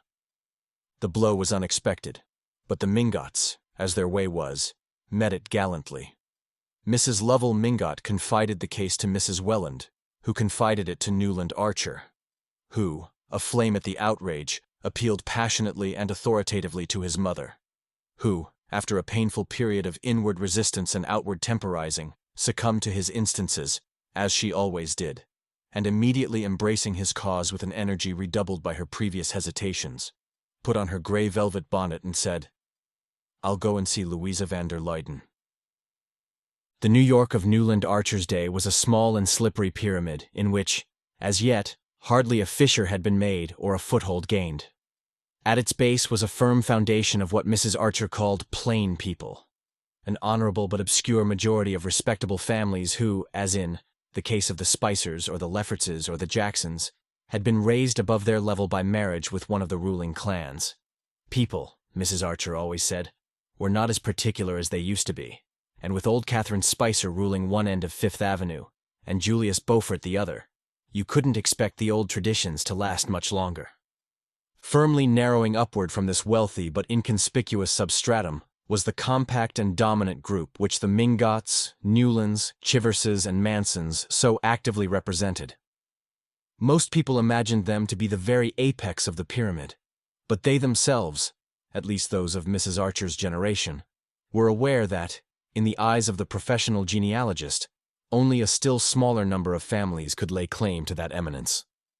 "Don't tell me," Mrs. Archer would say to her children, "all this modern newspaper rubbish about a New York aristocracy. If there is one, neither the Mingots nor the Mansons belong to it. No, nor the Newlands or the Chiverses either. Our grandfathers and great-grandfathers were just respectable English or Dutch merchants, who came to the colonies to make their fortune, and stayed here because they did so well. One of your great-grandfathers signed the Declaration, and another was a general on Washington's staff, and received General Burgoyne's sword after the Battle of Saratoga. These are things to be proud of, but they have nothing to do with rank or class. New York has always been a commercial community, and there are not more than 3 families in it who can claim an aristocratic origin in the real sense of the word." Mrs. Archer and her son and daughter, like everyone else in New York, knew who these privileged beings were. The Dagonets of Washington Square, who came of an old English county family allied with the Pitts and Foxes. The Lannings, who had intermarried with the descendants of Count de Grasse, and the van der Luydens, direct descendants of the first Dutch governor of Manhattan, and related by pre-revolutionary marriages to several members of the French and British aristocracy. The Lannings survived only in the person of 2 very old but lively Miss Lannings, who lived cheerfully and reminiscently among family portraits and Chippendale. The Dagonets were a considerable clan, allied to the best names in Baltimore and Philadelphia, but the van der Luydens, who stood above all of them, had faded into a kind of super-terrestrial twilight, from which only 2 figures impressively emerged, those of Mr. and Mrs. Henry van der Luyden. Mrs. Henry van der Luyden had been Louisa Dagonet, and her mother had been the granddaughter of Colonel Dulac, of an old Channel Island family, who had fought under Cornwallis, and had settled in Maryland, after the war, with his bride, Lady Angelica Trevenna, 5th daughter of the Earl of St. Austry. The tie between the Dagonets, the Dulacs of Maryland, and their aristocratic Cornish kinsfolk, the Trevennas, had always remained close and cordial. Mr. and Mrs. van der Luyden had more than once paid long visits to the present head of the House of Trevenna, the Duke of St. Austry, at his country seat in Cornwall, and at St. Austry in Gloucestershire, and His Grace had frequently announced his intention of some day returning their visit, without the Duchess, who feared the Atlantic. Mr. and Mrs. van der Luyden divided their time between Trevenna, their place in Maryland, and Skuytercliff, the great estate on the Hudson, which had been one of the colonial grants of the Dutch government to the famous first governor, and of which Mr. van der Luyden was still patroon. Their large, solemn house in Madison Avenue was seldom opened, and when they came to town they received in it only their most intimate friends. "I wish you would go with me, Newland," his mother said, suddenly pausing at the door of the brown coupe. "Louisa is fond of you, and of course it's on account of dear May that I'm taking this step, and also because if we don't all stand together, there'll be no such thing as society left." Chapter 7. Mrs. Henry van der Luyden listened in silence to her cousin Mrs. Archer's narrative. It was all very well to tell yourself in advance that Mrs. van der Luyden was always silent, and that, though non-committal by nature and training, she was very kind to the people she really liked.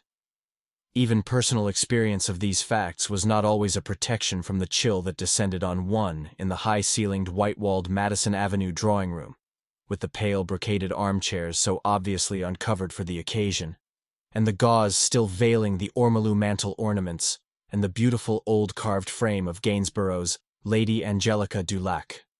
Mrs. van der Luyden's portrait by Huntington, in black velvet and Venetian point, faced that of her lovely ancestress. It was generally considered as fine as a cabanel, and though 20 years had elapsed since its execution, was still a perfect likeness.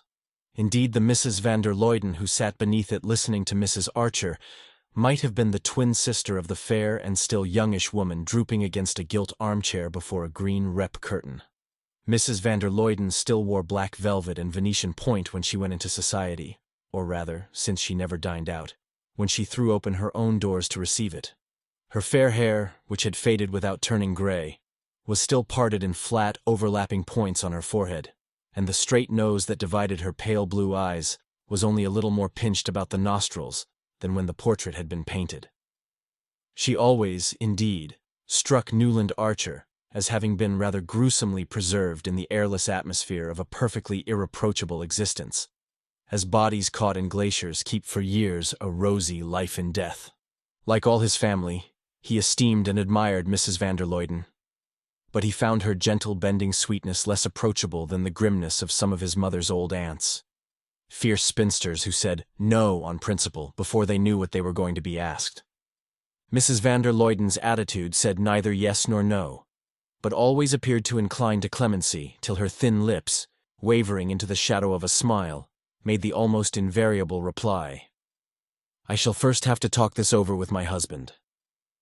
She and Mr. van der Luyden were so exactly alike that Archer often wondered how, after 40 years of the closest conjugality, two such merged identities ever separated themselves enough for anything as controversial as a talking over.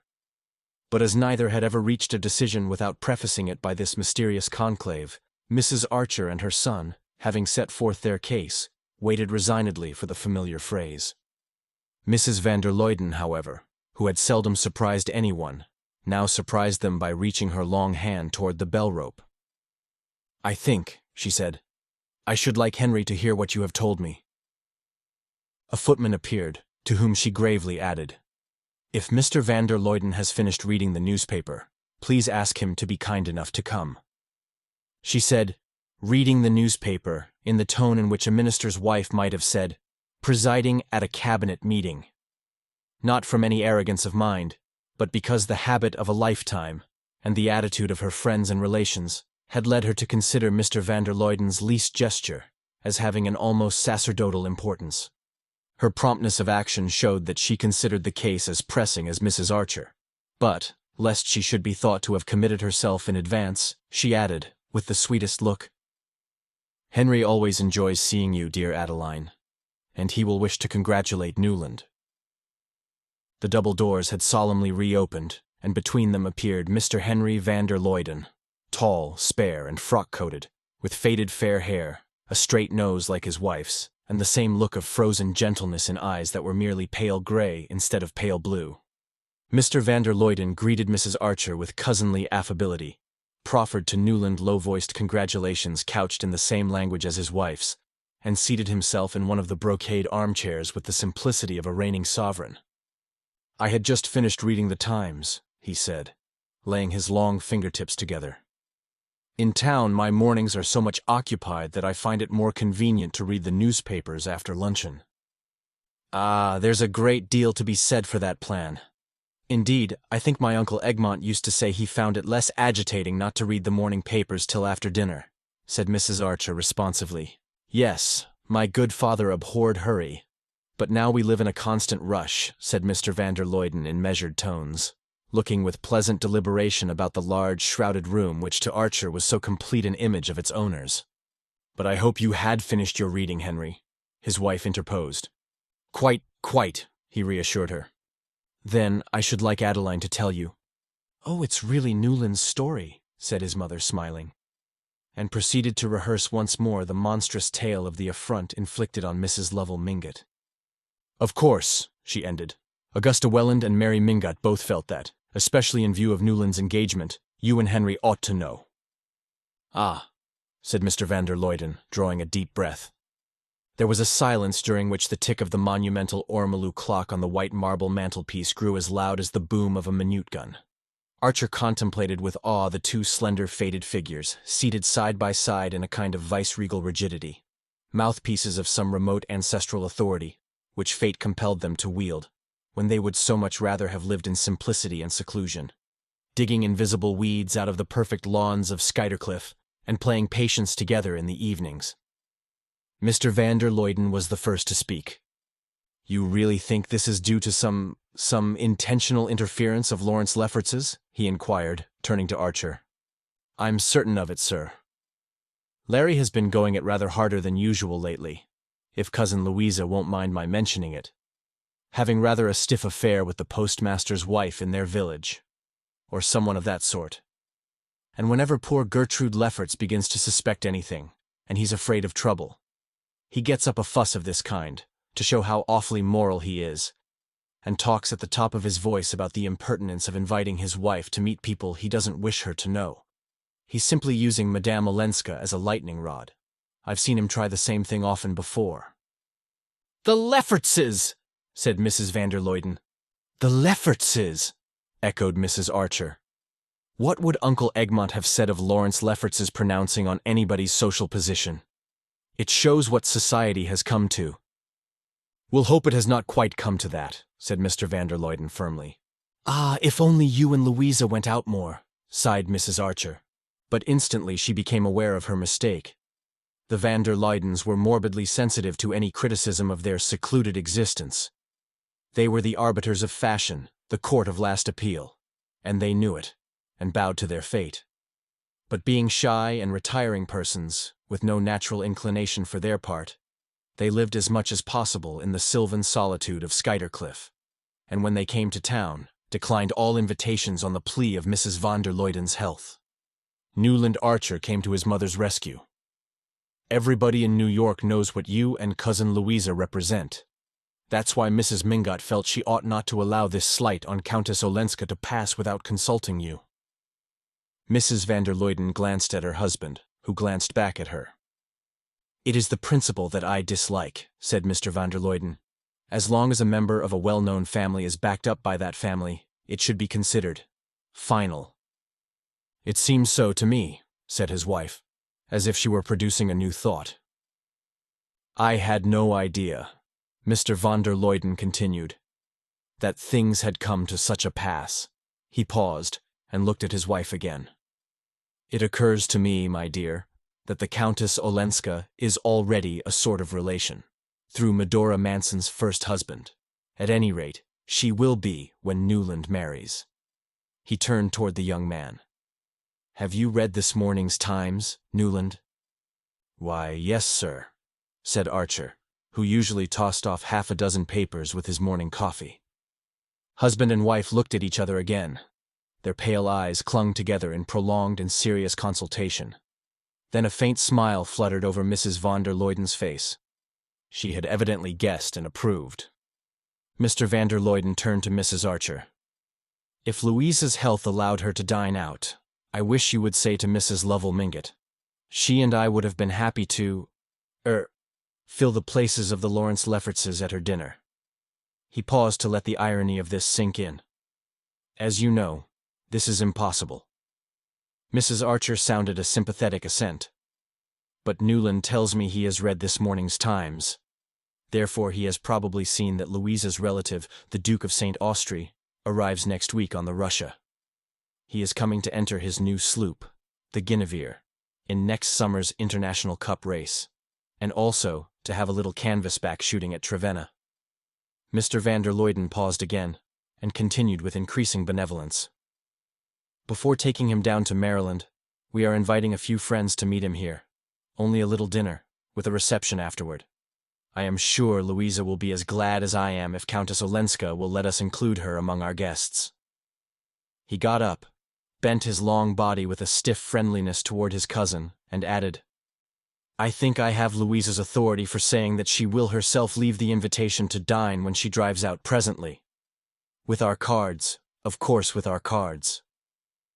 Mrs. Archer, who knew this to be a hint that the 17-hand chestnuts which were never kept waiting were at the door, rose with a hurried murmur of thanks.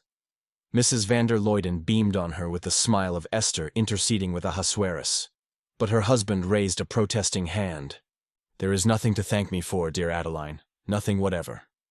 This kind of thing must not happen in New York. It shall not, as long as I can help it," he pronounced with sovereign gentleness as he steered his cousins to the door. 2 hours later, everyone knew that the great sea-spring barouche in which Mrs. van der Luyden took the air at all seasons had been seen at old Mrs. Mingot's door, where a large square envelope was handed in. And that evening at the opera, Mr. Sillerton Jackson was able to state that the envelope contained a card inviting the Countess Olenska to the dinner which the van der Luydens were giving the following week for their cousin, the Duke of St. Austrie. Some of the younger men in the club box exchanged a smile at this announcement, and glanced sideways at Lawrence Lefferts, who sat carelessly in the front of the box, pulling his long fair mustache, and who remarked with authority, as the soprano paused, "No one but Patty ought to attempt the Sonnambula." Chapter 8.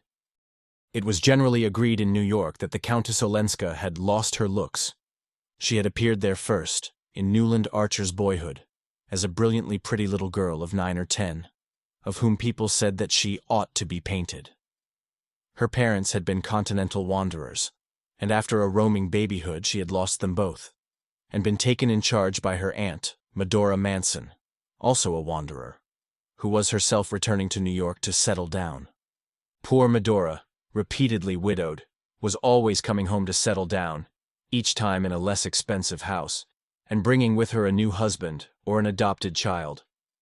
But after a few months she invariably parted from her husband or quarreled with her ward, and, having got rid of her house at a loss, set out again on her wanderings.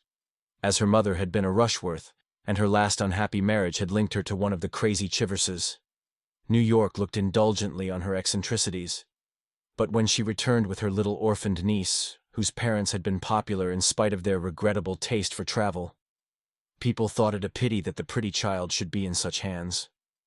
Everyone was disposed to be kind to little Ellen Mingott, though her dusky red cheeks and tight curls gave her an air of gaiety that seemed unsuitable in a child who should still have been in black for her parents. It was one of the misguided Medora's many peculiarities to flout the unalterable rules that regulated American mourning. And when she stepped from the steamer, her family were scandalized to see that the crepe veil she wore for her own brother was 7 inches shorter than those of her sisters-in-law, while little Ellen was in crimson merino and amber beads, like a gypsy foundling.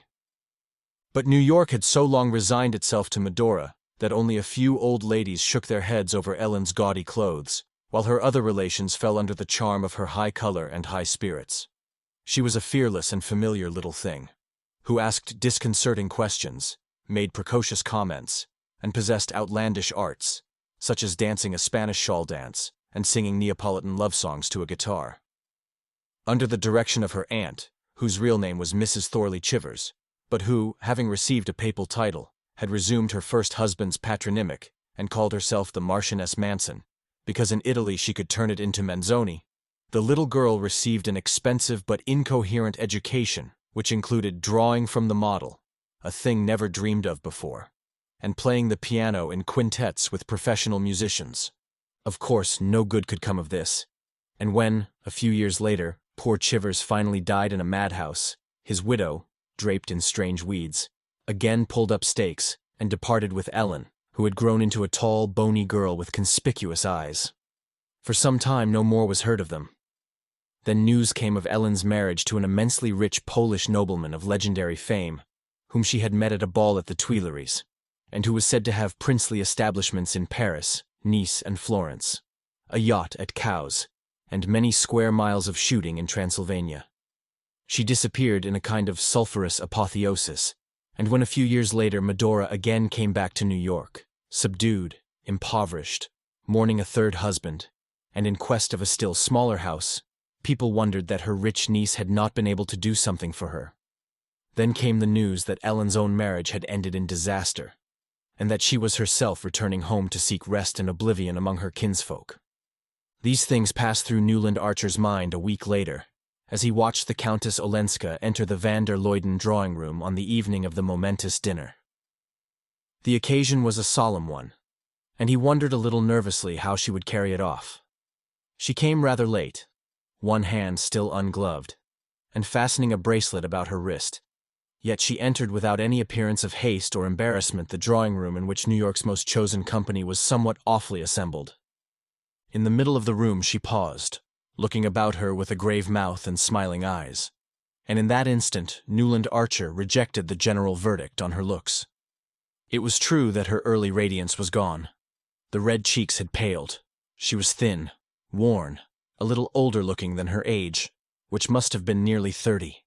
But there was about her the mysterious authority of beauty, a sureness in the carriage of the head, the movement of the eyes, which, without being in the least theatrical, struck his as highly trained and full of a conscious power. At the same time, she was simpler in manner than most of the ladies present, and many people, as he heard afterward from Janie, were disappointed that her appearance was not more stylish, for stylishness was what New York most valued. It was, perhaps, Archer reflected, because her early vivacity had disappeared, because she was so quiet in her movements, her voice, and the tones of her low-pitched voice. New York had expected something a good deal more resonant in a young woman with such a history. The dinner was a somewhat formidable business. Dining with the van der Luydens was at best no light matter, and dining there with a duke who was their cousin was almost a religious solemnity. It pleased Archer to think that only an old New Yorker could perceive the shade of difference, to New York, between being merely a duke and being the van der Luydens' duke. New York took stray noblemen calmly, and even, except in the Struthers set, with a certain distrustful hauteur. But when they presented such credentials as these, they were received with an old-fashioned cordiality that they would have been greatly mistaken in ascribing solely to their standing in Debrett. It was for just such distinctions that the young man cherished his old New York, even while he smiled at it. The van der Luydens had done their best to emphasize the importance of the occasion. The Dulac Sèvres and the Trevenna George II plate were out. So was the van der Luyden Lowestoft, East India Company, and the Dagonet Crown Derby. Mrs. van der Luyden looked more than ever like a Cabanel, and Mrs. Archer, in her grandmother's seed pearls and emeralds, reminded her son of an Isabey miniature. All the ladies had on their handsomest jewels, but it was characteristic of the house and the occasion that these were mostly in rather heavy old-fashioned settings. And old Miss Lanning, who had been persuaded to come, actually wore her mother's cameos and a Spanish blonde shawl. The Countess Olenska was the only young woman at the dinner. Yet as Archer scanned the smooth, plump elderly faces between their diamond necklaces and towering ostrich feathers, they struck him as curiously immature compared with hers. It frightened him to think what must have gone to the making of her eyes. The Duke of St. Austry, who sat at his hostess's right, was naturally the chief figure of the evening. But if the Countess Olenska was less conspicuous than had been hoped, the Duke was almost invisible. Being a well-bred man, he had not, like another recent ducal visitor, come to the dinner in a shooting jacket. But his evening clothes were so shabby and baggy, and he wore them with such an air of their being homespun, that, with his stooping way of sitting, and the vast beard spreading over his shirt front, he hardly gave the appearance of being in dinner attire. He was short, round-shouldered, sunburnt, with a thick nose, small eyes, and a sociable smile. But he seldom spoke, and when he did, it was in such low tones that, despite the frequent silences of expectation about the table, his remarks were lost to all but his neighbors. When the men joined the ladies after dinner, the Duke went straight up to the Countess Olenska, and they sat down in a corner and plunged into animated talk. Neither seemed aware that the Duke should first have paid his respects to Mrs. Lovell Mingott and Mrs. Headley Chivers, and the Countess have conversed with that amiable hypochondriac, Mr. Urban Dagonet of Washington Square, who, in order to have the pleasure of meeting her, had broken through his fixed rule of not dining out between January and April. The two chatted together for nearly 20 minutes. Then the Countess rose and, walking alone across the wide drawing-room, sat down at Newland Archer's side. It was not the custom in New York drawing-rooms for a lady to get up and walk away from one gentleman in order to seek the company of another. Etiquette required that she should wait, immovable as an idol, while the men who wished to converse with her succeeded each other at her side. but the Countess was apparently unaware of having broken any rule. She sat at perfect ease in a corner of the sofa beside Archer, and looked at him with the kindest eyes. "I want you to talk to me about May," she said. Instead of answering her, he asked, "You knew the Duke before?" "Oh yes, we used to see him every winter at Nice. He's very fond of gambling. He used to come to the house a great deal." She said it in the simplest manner, as if she had said, "He's fond of wildflowers." And after a moment she added candidly, "I think he's the dullest man I ever met." This pleased her companion so much that he forgot the slight shock her previous remark had caused him. It was undeniably exciting to meet a lady who found the van der Luydens' Duke dull, and dared to utter the opinion. He longed to question her, to hear more about the life of which her careless words had given him so illuminating a glimpse. But he feared to touch on distressing memories, and before he could think of anything to say, she had strayed back to her original subject. "May is a darling. I've seen no young girl in New York so handsome and so intelligent. Are you very much in love with her?" Newland Archer reddened and laughed. "As much as a man can be." She continued to consider him thoughtfully, as if not to miss any shade of meaning in what he said. "Do you think, then, there is a limit to being in love? If there is, I haven't found it." She glowed with sympathy. "Ah, it's really and truly a romance? The most romantic of romances. How delightful! And you found it all out for yourselves. It was not in the least arranged for you?" Archer looked at her incredulously. "Have you forgotten," he asked with a smile, "that in our country we don't allow our marriages to be arranged for us?" A dusky blush rose to her cheek, and he instantly regretted his words. "Yes," she answered. "I'd forgotten. You must forgive me if I sometimes make these mistakes. I don't always remember that everything here is good that was bad where I've come from." She looked down at her Viennese fan of eagle feathers, and he saw that her lips trembled. "I'm so sorry," he said impulsively. "But you are among friends here, you know." "Yes, I know. Wherever I go, I have that feeling. That's why I came home. I want to forget everything else, to become a complete American again, like the Mingotts and Wellens, and you and your delightful mother, and all the other good people here tonight. Ah, here's May arriving, and you will want to hurry away to her," she added, but without moving, and her eyes turned back from the door to rest on the young man's face. The drawing rooms were beginning to fill up with after-dinner guests, and following Madame Olenska's glance, Archer saw May Welland entering with her mother. In her dress of white and silver, with a wreath of silver blossoms in her hair, the tall girl looked like a Diana just alight from the chase. "Oh," said Archer, "I have so many rivals. You see, she's already surrounded. There's the Duke being introduced." "Then stay with me a little longer," Madame Olenska said in a low tone, just touching his knee with her plumed fan. It was the lightest touch, but it thrilled him like a caress. "Yes, let me stay," he answered in the same tone, hardly knowing what he said. But just then, Mr. van der Luyden came up, followed by old Mr. Urban Dagonet. The Countess greeted them with her grave smile, and Archer, feeling his host's admonitory glance on him, rose and surrendered his seat. Madame Olenska held out her hand as if to bid him goodbye. "Tomorrow, then, after 5, I shall expect you," she said, and then turned back to make room for Mr. Dagonet. "Tomorrow," Archer heard himself repeating, though there had been no engagement, and during their talk she had given him no hint that she wished to see him again. As he moved away, he saw Lawrence Lefferts, tall and resplendent, leading his wife up to be introduced, and heard Gertrude Lefferts say, as she beamed on the Countess with her large, unperceiving smile, "But I think we used to go to dancing school together when we were children." Behind her, waiting their turn to name themselves to the Countess, Archer noticed a number of the recalcitrant couples who had declined to meet her at Mrs. Lovell Mingott's. As Mrs. Archer remarked, when the van der Luydens chose, they knew how to give a lesson. The wonder was that they chose so seldom. The young man felt a touch on his arm and saw Mrs. van der Luyden looking down on him from the pure eminence of black velvet and the family diamonds. "It was good of you, dear Newland, to devote yourself so unselfishly to Madame Olenska," I told your cousin Henry he must really come to the rescue."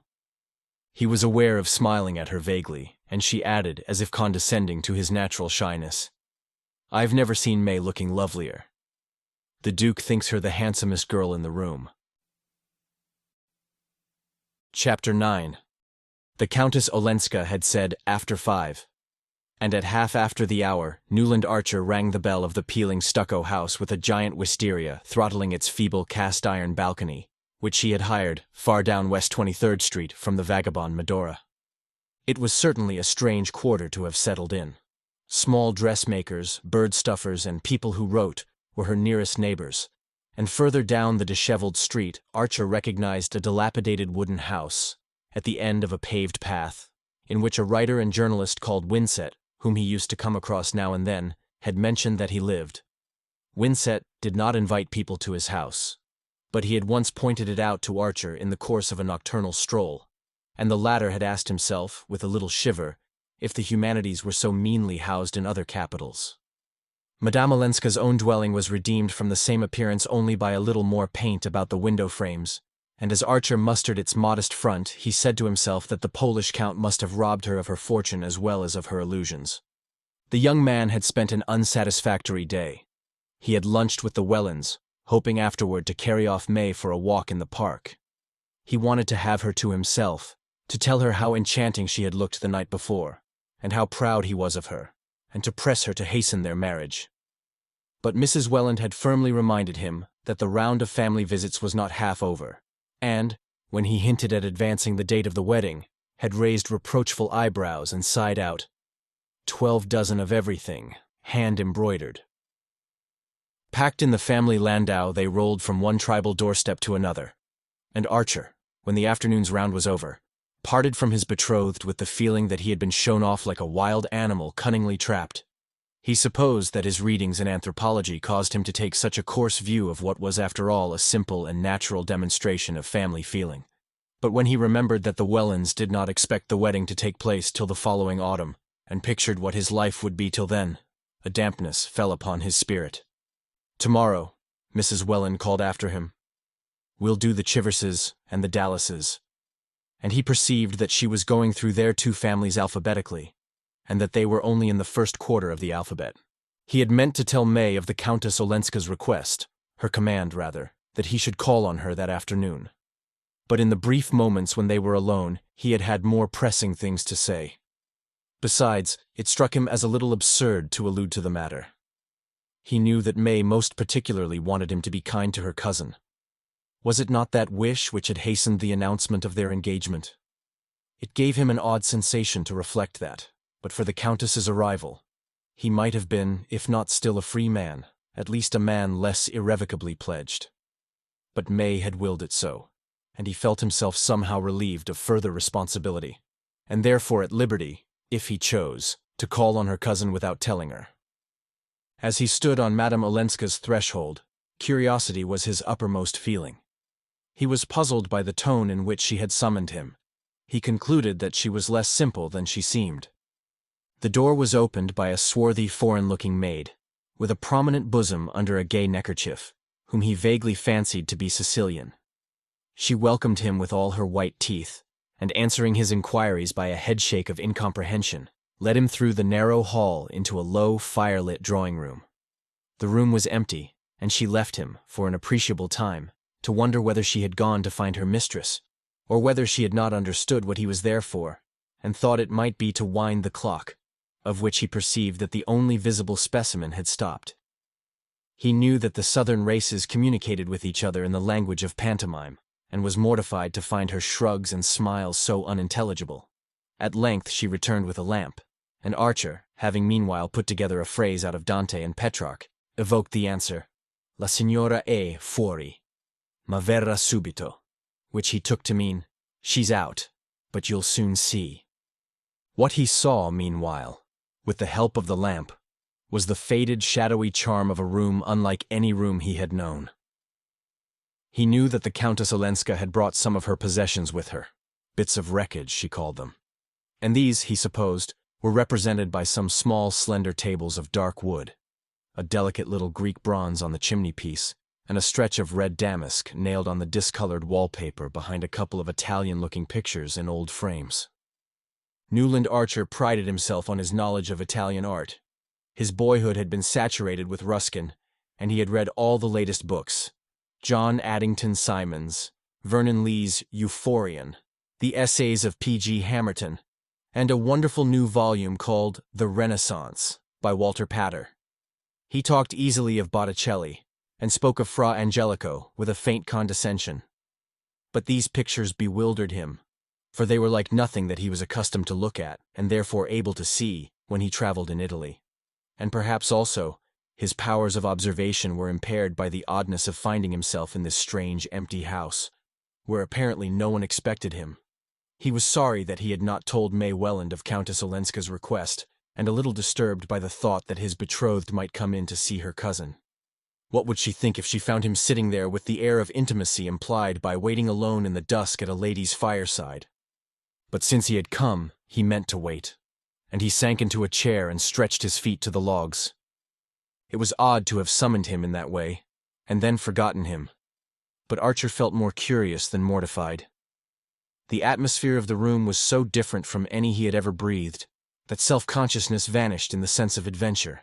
He had been before in drawing-rooms hung with red damask, with pictures of the Italian school. What struck him was the way in which Medora Manson's shabby hired house, with its blighted background of pampas grass and Rogers statuettes, had by a turn of the hand, and the skillful use of a few properties, been transformed into something intimate, foreign, subtly suggestive of old romantic scenes and sentiments.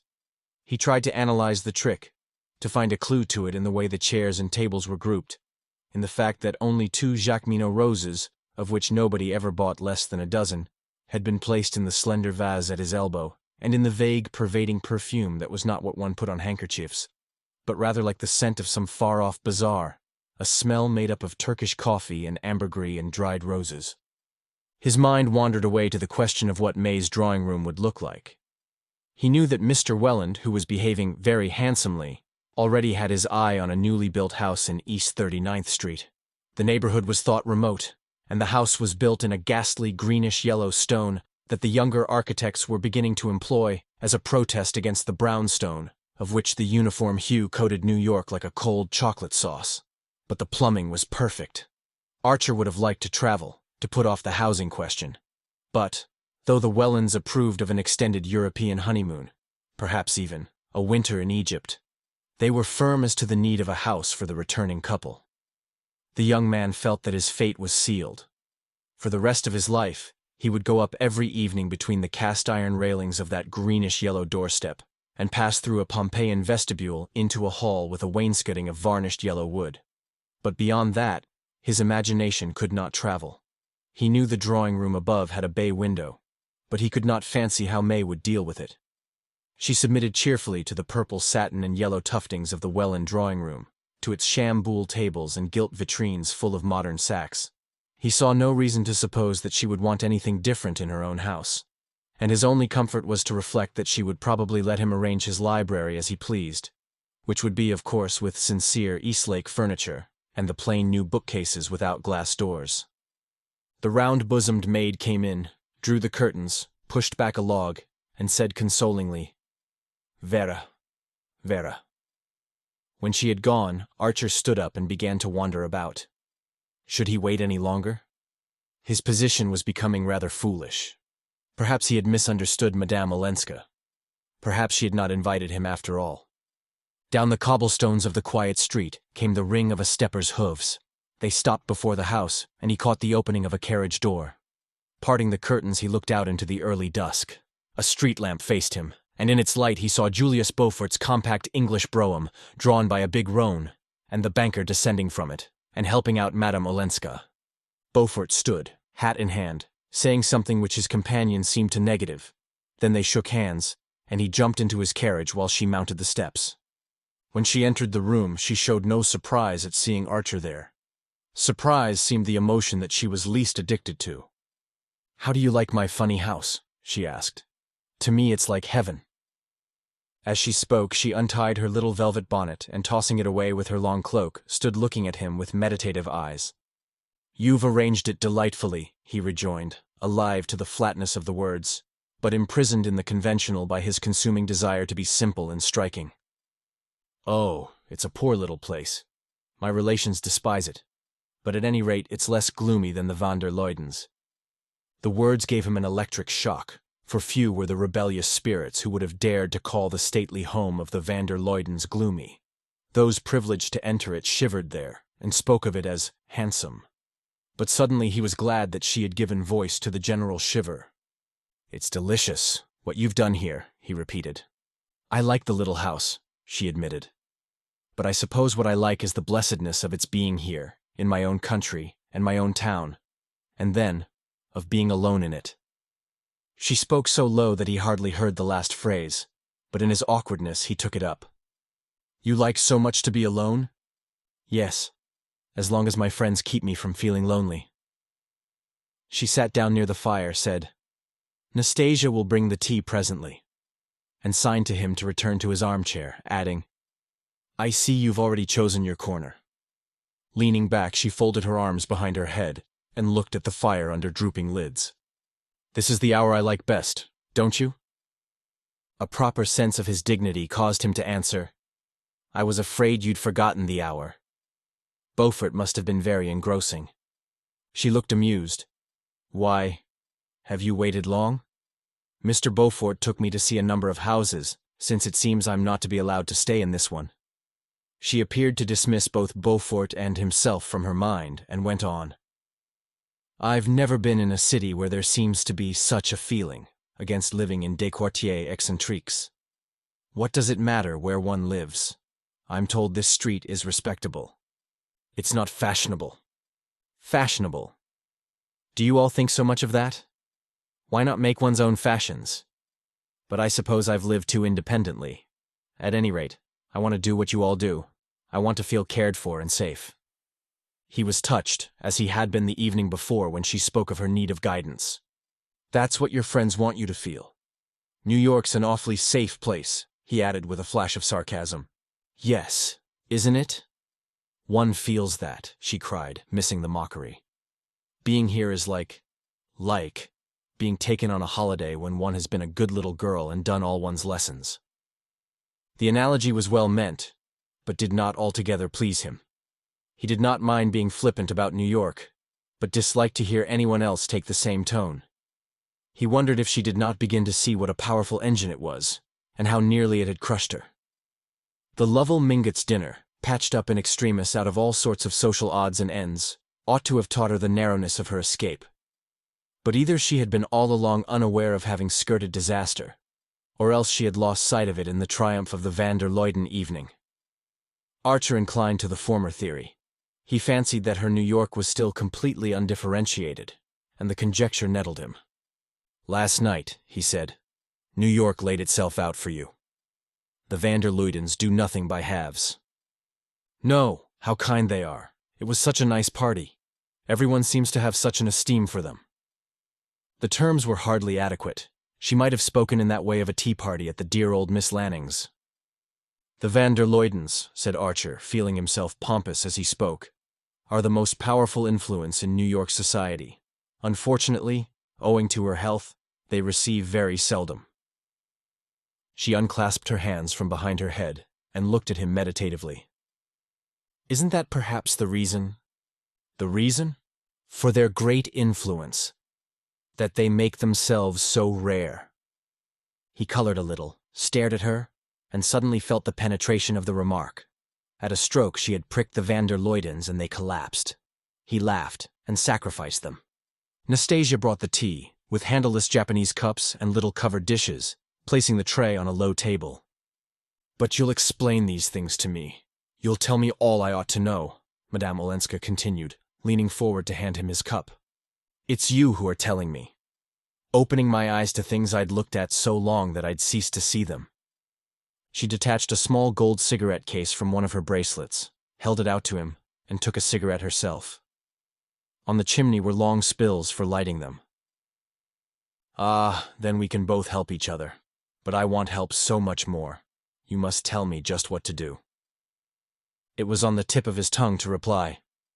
Don't be seen driving about the streets with Beaufort. But he was being too deeply drawn into the atmosphere of the room, which was her atmosphere. And to give advice of that sort would have been like telling someone who was bargaining for a tar of roses in Samarkand that one should always be provided with Arctics for a New York winter. New York seemed much farther off than Samarkand, and if they were indeed to help each other, she was rendering what might prove the first of their mutual services by making him look at his native city objectively. Viewed thus, as through the wrong end of a telescope, it looked disconcertingly small and distant, but then from Samarkand it would. A flame darted from the logs, and she bent over the fire, stretching her thin hands so close to it that a faint halo shone about the oval nails. The light touched to russet the rings of dark hair escaping from her braids, and made her pale face paler. "There are plenty of people to tell you what to do," Archer rejoined, obscurely envious of them. "Oh, all my aunts? And my dear old granny?" She considered the idea impartially.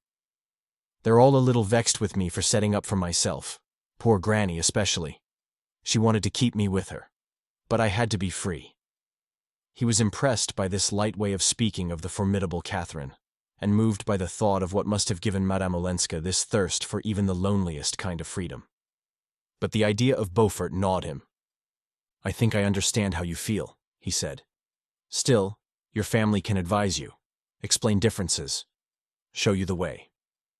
She lifted her thin black eyebrows. "Is New York such a labyrinth? I thought it so straight up and down, like Fifth Avenue, and with all the cross streets numbered." She seemed to guess his faint disapproval of this, and added, with the rare smile that enchanted her whole face, "If you knew how I like it for just that, the straight up and downness, and the big, honest labels on everything." He saw his chance. "Everything may be labeled, but everybody is not. Perhaps. I may simplify too much, but you'll warn me if I do." She turned from the fire to look at him. "There are only two people here who make me feel as if they understood what I mean and could explain things to me. You and Mr. Beaufort." Archer winced at the joining of the names, and then, with a quick readjustment, understood, sympathized, and pitied. So close to the powers of evil she must have lived that she still breathed more freely in their air. But since she felt that he understood her also, his business would be to make her see Beaufort as he really was, with all he represented, and abhor it. He answered gently, "I understand. But just at first, don't let go of your old friend's hands. I mean the older women, your Granny Mingott, Mrs. Welland, Mrs. van der Luyden. They like and admire you. They want to help you." She shook her head and sighed. "Oh, I know. But on condition that they don't hear anything unpleasant. Aunt Welland put it in those very words when I tried. Does no one want to know the truth here, Mr. Archer? The real loneliness is living among all these kind people who only ask one to pretend." She lifted her hands to her face, and he saw her thin shoulders shaken by a sob. "Madame Olenska!" "Oh, don't, Ellen!" he cried, starting up and bending over her. He drew down one of her hands, clasping and chafing it like a child's, while he murmured reassuring words. But in a moment she freed herself and looked up at him with wet lashes. "Does no one cry here either?" "I suppose there's no need to, in heaven," she said, straightening her loosened braids with a laugh and bending over the tea kettle.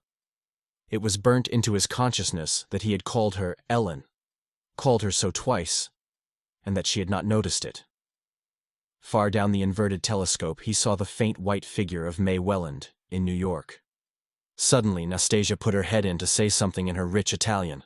Madame Olenska, again with a hand at her hair, uttered an exclamation of assent, a flashing "Gia, Gia," and the Duke of St. Austry entered, piloting a tremendous black-wigged and red-plumed lady in overflowing furs. "My dear Countess, I've brought an old friend of mine to see you, Mrs. Struthers. She wasn't asked to the party last night, and she wants to know you." The Duke beamed on the group, and Madame Olenska advanced with a murmur of welcome toward the queer couple.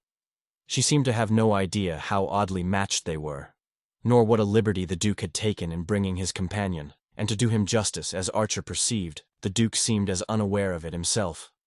"Of course I want to know you, my dear," cried Mrs. Struthers in a round rolling voice that matched her bold feathers and her brazen wig. "I want to know everybody who's young and interesting and charming. And the Duke tells me you like music. Didn't you, Duke? You're a pianist yourself, I believe? Well, do you want to hear Sarasate play tomorrow evening at my house? You know I've something going on every Sunday evening. It's the day when New York doesn't know what to do with itself, and so I say to it, come and be amused. And the Duke thought you'd be tempted by Sarasate. You'll find a number of your friends." Madame Olenska's face grew brilliant with pleasure. "How kind! How good of the Duke to think of me!" She pushed a chair up to the tea table, and Mrs. Struthers sank into it delectably. "Of course I shall be too happy to come." "That's all right, my dear. And bring your young gentleman with you." Mrs. Struthers extended a hail-fellow hand to Archer. "I can't put a name to you, but I'm sure I've met you. I've met everybody, here, or in Paris, or London. Aren't you in diplomacy? All the diplomatists come to me. You like music too. Duke, you must be sure to bring him." The Duke said rather, from the depths of his beard, and Archer withdrew with a stiffly circular bow that made him feel as full of spine as a self-conscious schoolboy among careless and unnoticing elders. He was not sorry for the denouement of his visit. He only wished it had come sooner and spared him a certain waste of emotion.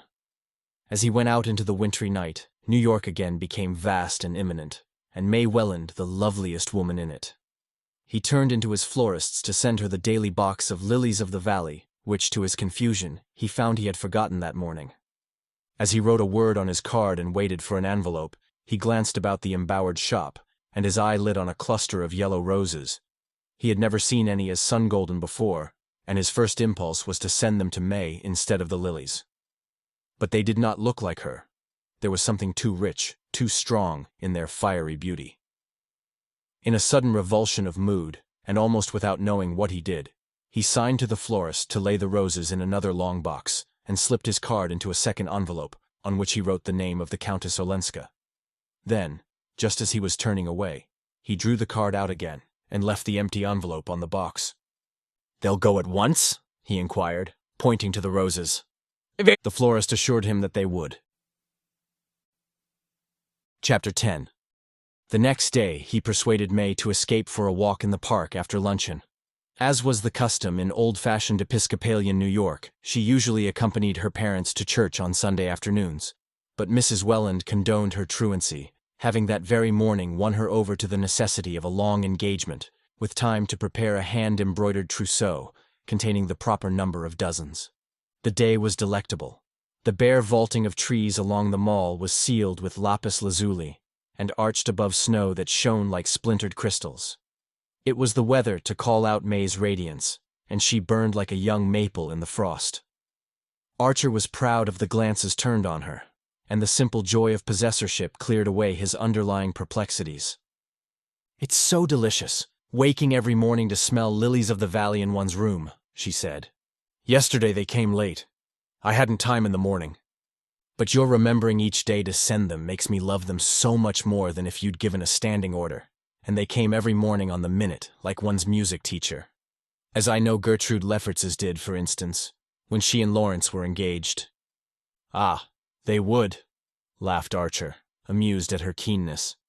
He looked sideways at her fruit-like cheek, and felt rich and secure enough to add, "When I sent your lilies yesterday afternoon, I saw some rather gorgeous yellow roses, and packed them off to Madame Olenska. Was that right?" "How dear of you." Anything of that kind delights her. It's odd she didn't mention it. She lunched with us today, and spoke of Mr. Beaufort's having sent her wonderful orchids, and Cousin Henry van der Luyden a whole hamper of carnations from Skuytercliff. She seems so surprised to receive flowers. Don't people send them in Europe? She thinks it's such a pretty custom. "Oh, well, no wonder mine were overshadowed by Beaufort's," said Archer irritably. Then he remembered that he had not put a card with the roses, and was vexed at having spoken of them. He wanted to say, "I called on your cousin yesterday," but hesitated. If Madame Olenska had not spoken of his visit, it might seem awkward that he should. Yet not to do so gave the affair an air of mystery that he disliked. To shake off the question, he began to talk of their own plans, their future, and Mrs. Welland's insistence on a long engagement. If you call it long, Isabel Chivers and Reggie were engaged for 2 years, Grace and Thorley for nearly a year and a half. Why aren't we very well off as we are? It was the traditional maidenly interrogation, and he felt ashamed of himself for finding it singularly childish. No doubt she simply echoed what was said for her, but she was nearing her 22nd birthday, and he wondered at what age nice women began to speak for themselves. Never if we won't let them, I suppose, he mused, and recalled his mad outburst to Mr. Sillerton Jackson. Women ought to be as free as we are. It would presently be his task to take the bandage from this young woman's eyes and bid her look forth on the world.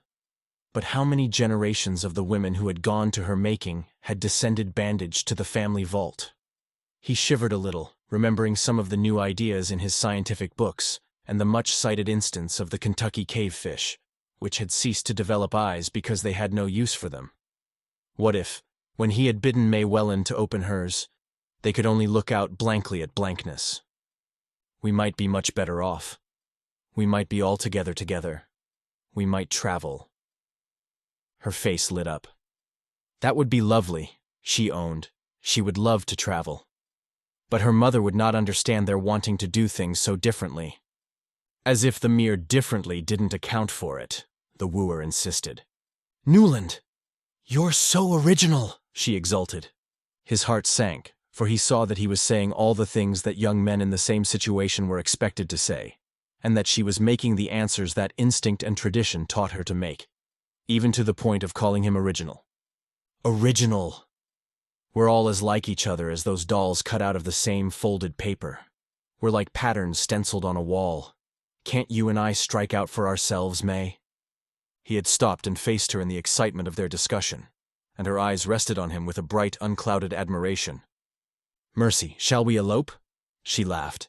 If you would. You do love me, Newland. I'm so happy. But then, why not be happier? We can't behave like people in novels, though, can we? Why not? She looked a little bored by his insistence. She knew very well that they couldn't, but it was troublesome to have to produce a reason. I'm not clever enough to argue with you. But that kind of thing is rather vulgar, isn't it?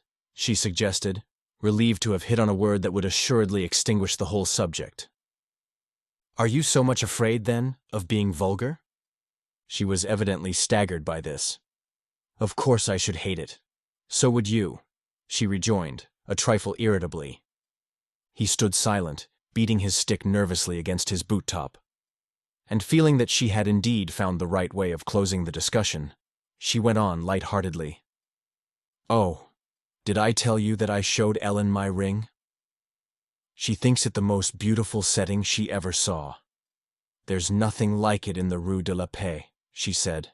I do love you, Newland, for being so artistic. The next afternoon, as Archer, before dinner, sat smoking sullenly in his study, Janey wandered in on him. He had failed to stop at his club on the way up from the office where he exercised the profession of the law in the leisurely manner common to well-to-do New Yorkers of his class. He was out of spirits and slightly out of temper, and a haunting horror of doing the same thing every day at the same hour besieged his brain. Sameness, he muttered, the word running through his head like a persecuting tune as he saw the familiar tall-hatted figures lounging behind the plate glass. And because he usually dropped in at the club, at that hour he had gone home instead. He knew not only what they were likely to be talking about, but the part each one would take in the discussion. The Duke, of course, would be their principal theme, though the appearance in Fifth Avenue of a golden-haired lady in a small canary-colored brougham with a pair of black cobs, for which Beaufort was generally thought responsible, would also doubtless be thoroughly gone into. Such women, as they were called, were few in New York, those driving their own carriages still fewer, and the appearance of Miss Fanny Ring in Fifth Avenue at the fashionable hour had profoundly agitated society. Only the day before, her carriage had passed Mrs. Lovell Mingott's, and the latter had instantly rung the little bell at her elbow and ordered the coachman to drive her home. What if it had happened to Mrs. van der Luyden? People asked each other with a shudder. Archer could hear Lawrence Lefferts at that very hour, holding forth on the disintegration of society. He raised his head irritably when his sister Janie entered, and then quickly bent over his book, Swinburne's Chastelard, just out, as if he had not seen her.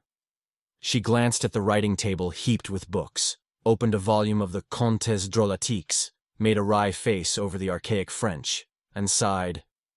"What learned things you read?" "Well," he asked, as she hovered Cassandra-like before him, "Mother's very angry." "Angry? With whom? About what?" "Miss Sophie Jackson has just been here. She brought word that her brother would come in after dinner. She couldn't say very much because he forbade her to. He wishes to give all the details himself. He's with Cousin Louisa van der Luyden now." "For heaven's sake, my dear girl, try a fresh start. It would take an omniscient deity to know what you're talking about. It's not a time to be profane, Newland. Mother feels badly enough about your not going to church." With a groan, he plunged back into his book. "Newland, do listen. Your friend Madame Olenska was at Mrs. Lemuel Struthers' party last night. She went there with the Duke and Mr. Beaufort." At the last clause of this announcement, a senseless anger swelled the young man's breast. To smother it, he laughed. "Well, what of it? I knew she meant to." Janie paled and her eyes began to project. "You knew she meant to, and you didn't try to stop her, to warn her?" "Stop her? Warn her?" He laughed again. "I'm not engaged to be married to the Countess Olenska." The words had a fantastic sound in his own ears. "You're marrying into her family." "Oh, family, family," he jeered. "Newland, don't you care about family?" "Not a brass farthing. Nor about what Cousin Louisa van der Luyden will think?" "Not the half of one, if she thinks such old maids rubbish." "Mother is not an old maid," said his virgin sister with pinched lips. He felt like shouting back, "Yes, she is, and so are the van der Luydens, and so we all are, when it comes to being so much as brushed by the wingtip of reality." But he saw her long, gentle face puckering into tears, and felt ashamed of the useless pain he was inflicting. "Hang Countess Olenska! Don't be a goose, Janie. I'm not her keeper." "No, but you did ask the Wellens to announce your engagement sooner so that we might all back her up. And if it hadn't been for that Cousin Louisa would never have invited her to the dinner for the Duke." "Well, what harm was there in inviting her? She was the best-looking woman in the room. She made the dinner a little less funereal than the usual van der Luyden banquet. You know Cousin Henry asked her to please you. He persuaded Cousin Louisa. And now they're so upset that they're going back to Skuytercliff tomorrow. I think, Newland, you better come down. You don't seem to understand how Mother feels." In the drawing room, Newland found his mother. She raised a troubled brow from her needlework to ask, "Has Janie told you?" "Yes." He tried to keep his tone as measured as her own. "But I can't take it very seriously." "Not the fact of having offended Cousin Louisa and Cousin Henry? The fact that they can be offended by such a trifle as Countess Olenska's going to the house of a woman they consider common." "Consider? Well, who is? But who has good music and amuses people on Sunday evenings, when the whole of New York is dying of inanition? Good music? All I know is, there was a woman who got up on a table and sang the things they sing at the places you go to in Paris. There was smoking and champagne. Well, that kind of thing happens in other places, and the world still goes on. I don't suppose, dear, you're really defending the French Sunday." "I've heard you often enough, Mother, grumble at the English Sunday when we've been in London. New York is neither Paris nor London." "Oh, no, it's not," her son groaned. "You mean, I suppose, that society here is not as brilliant? You're right, I dare say, but we belong here, and people should respect our ways when they come among us. Ellen Olenska especially. She came back to get away from the kind of life people lead in brilliant societies." Newland made no answer, and after a moment his mother ventured, "I was going to put on my bonnet and ask you to take me to see Cousin Louisa for a moment before dinner." He frowned, and she continued, "I thought you might explain to her what you've just said, that society abroad is different, that people are not as particular, and that Madame Olenska may not have realized how we feel about such things. It would be, dear, she added with an innocent adroitness, in Madame Olenska's interest if you did. Dearest mother, I really don't see how we're concerned in the matter. The Duke took Madame Olenska to Mrs. Struthers. In fact, he brought Mrs. Struthers to call on her. I was there when they came. If the van der Luydens want to quarrel with anybody, the real culprit is under their own roof. Quarrel? Newland, did you ever know of Cousin Henry's quarreling? Besides, the Duke's his guest, and a stranger too. Strangers don't discriminate. How should they? Countess Olenska is a New Yorker, and should have respected the feelings of New York. Well then, if they must have a victim, you have my leave to throw Madame Olenska to them, cried her son, exasperated. I don't see myself, or you either, offering ourselves up to expiate her crimes. Oh, of course you see only the Mingot side, his mother answered, in the sensitive tone that was her nearest approach to anger. The sad butler drew back the drawing-room portieres and announced, Mr. Henry van der Luyden. Mrs. Archer dropped her needle and pushed her chair back with an agitated hand. Another lamp, she cried to the retreating servant, while Janey bent over to straighten her mother's cap. Mr. van der Luyden's figure loomed on the threshold, and Newland Archer went forward to greet his cousin. We were just talking about you, sir, he said. Mr. van der Luyden seemed overwhelmed by the announcement. He drew off his glove to shake hands with the ladies, and smoothed his tall hat shyly, while Janey pushed an armchair forward, and Archer continued. And the Countess Olenska. Mrs. Archer paled. Ah, a charming woman. I have just been to see her, said Mr. van der Luyden, complacency restored to his brow. He sank into the chair, laid his hat and gloves on the floor beside him in the old-fashioned way, and went on. She has a real gift for arranging flowers. I had sent her a few carnations from Skuytercliff, and I was astonished. Instead of massing them in big bunches as our head gardener does, she had scattered them about loosely here and there. I can't say how. The Duke had told me. He said, Go and see how cleverly she's arranged her drawing-room, and she has. I should really like to take Louisa to see her, if the neighborhood were not so unpleasant. A dead silence greeted this unusual flow of words from Mr. van der Luyden. Mrs. Archer drew her embroidery out of the basket into which she had nervously tumbled it, and Newland, leaning against the chimney-place and twisting a hummingbird feather screen in his hand, saw Janey's gaping countenance lit up by the coming of the second lamp. The fact is, Mr. van der Luyden continued, stroking his long gray leg with a bloodless hand weighed down by the patroon's great signet ring.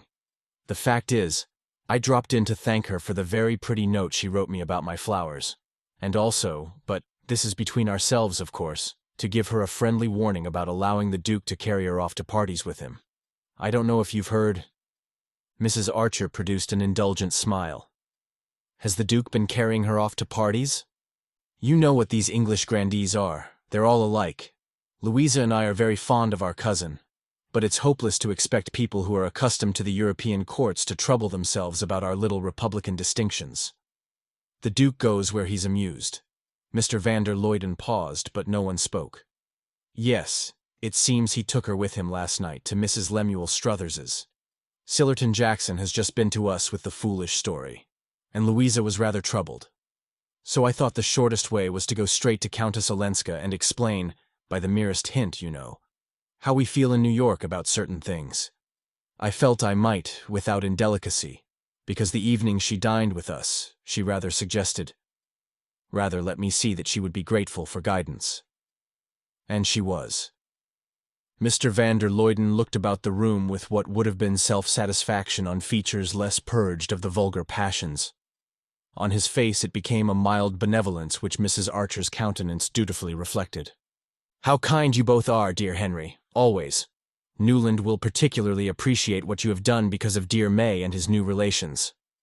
She shot an admonitory glance at her son, who said, Immensely, sir. But I was sure you'd like Madame Olenska. Mr. van der Luyden looked at him with extreme gentleness. I never ask to my house, my dear Newland, he said, anyone whom I do not like. And so I have just told Sillerton Jackson. With a glance at the clock, he rose and added, But Louisa will be waiting. We are dining early to take the Duke to the opera. After the portieres had solemnly closed behind their visitor, a silence fell upon the Archer family. "Gracious, how romantic," at last broke explosively from Janey. No one knew exactly what inspired her elliptic comments, and her relations had long since given up trying to interpret them. Mrs. Archer shook her head with a sigh.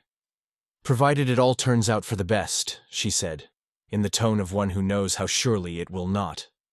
"Newland, you must stay and see Sillerton Jackson when he comes this evening. I really shan't know what to say to him. Poor mother. But he won't come." Her son laughed, stooping to kiss away her frown. Chapter 11. Some 2 weeks later, Newland Archer, sitting in abstracted idleness in his private compartment of the office of Letter Blair, Lamson and Lowe, attorneys at law, was summoned by the head of the firm. Old Mr. Letter Blair, the accredited legal advisor of 3 generations of New York gentility, throned behind his mahogany desk in evident perplexity. As he stroked his close-clipped white whiskers and ran his hand through the rumpled gray locks above his jutting brows, his disrespectful junior partner thought how much he looked like the family physician annoyed with a patient whose symptoms refused to be classified. "My dear sir," he always addressed Archer as sir, "I have sent for you to go into a little matter, a matter which, for the moment, I prefer not to mention either to Mr. Skipworth or Mr. Redwood." The gentlemen he spoke of were the other senior partners of the firm, for, as was always the case with legal associations of old standing in New York, all the partners named on the office letterhead were long since dead.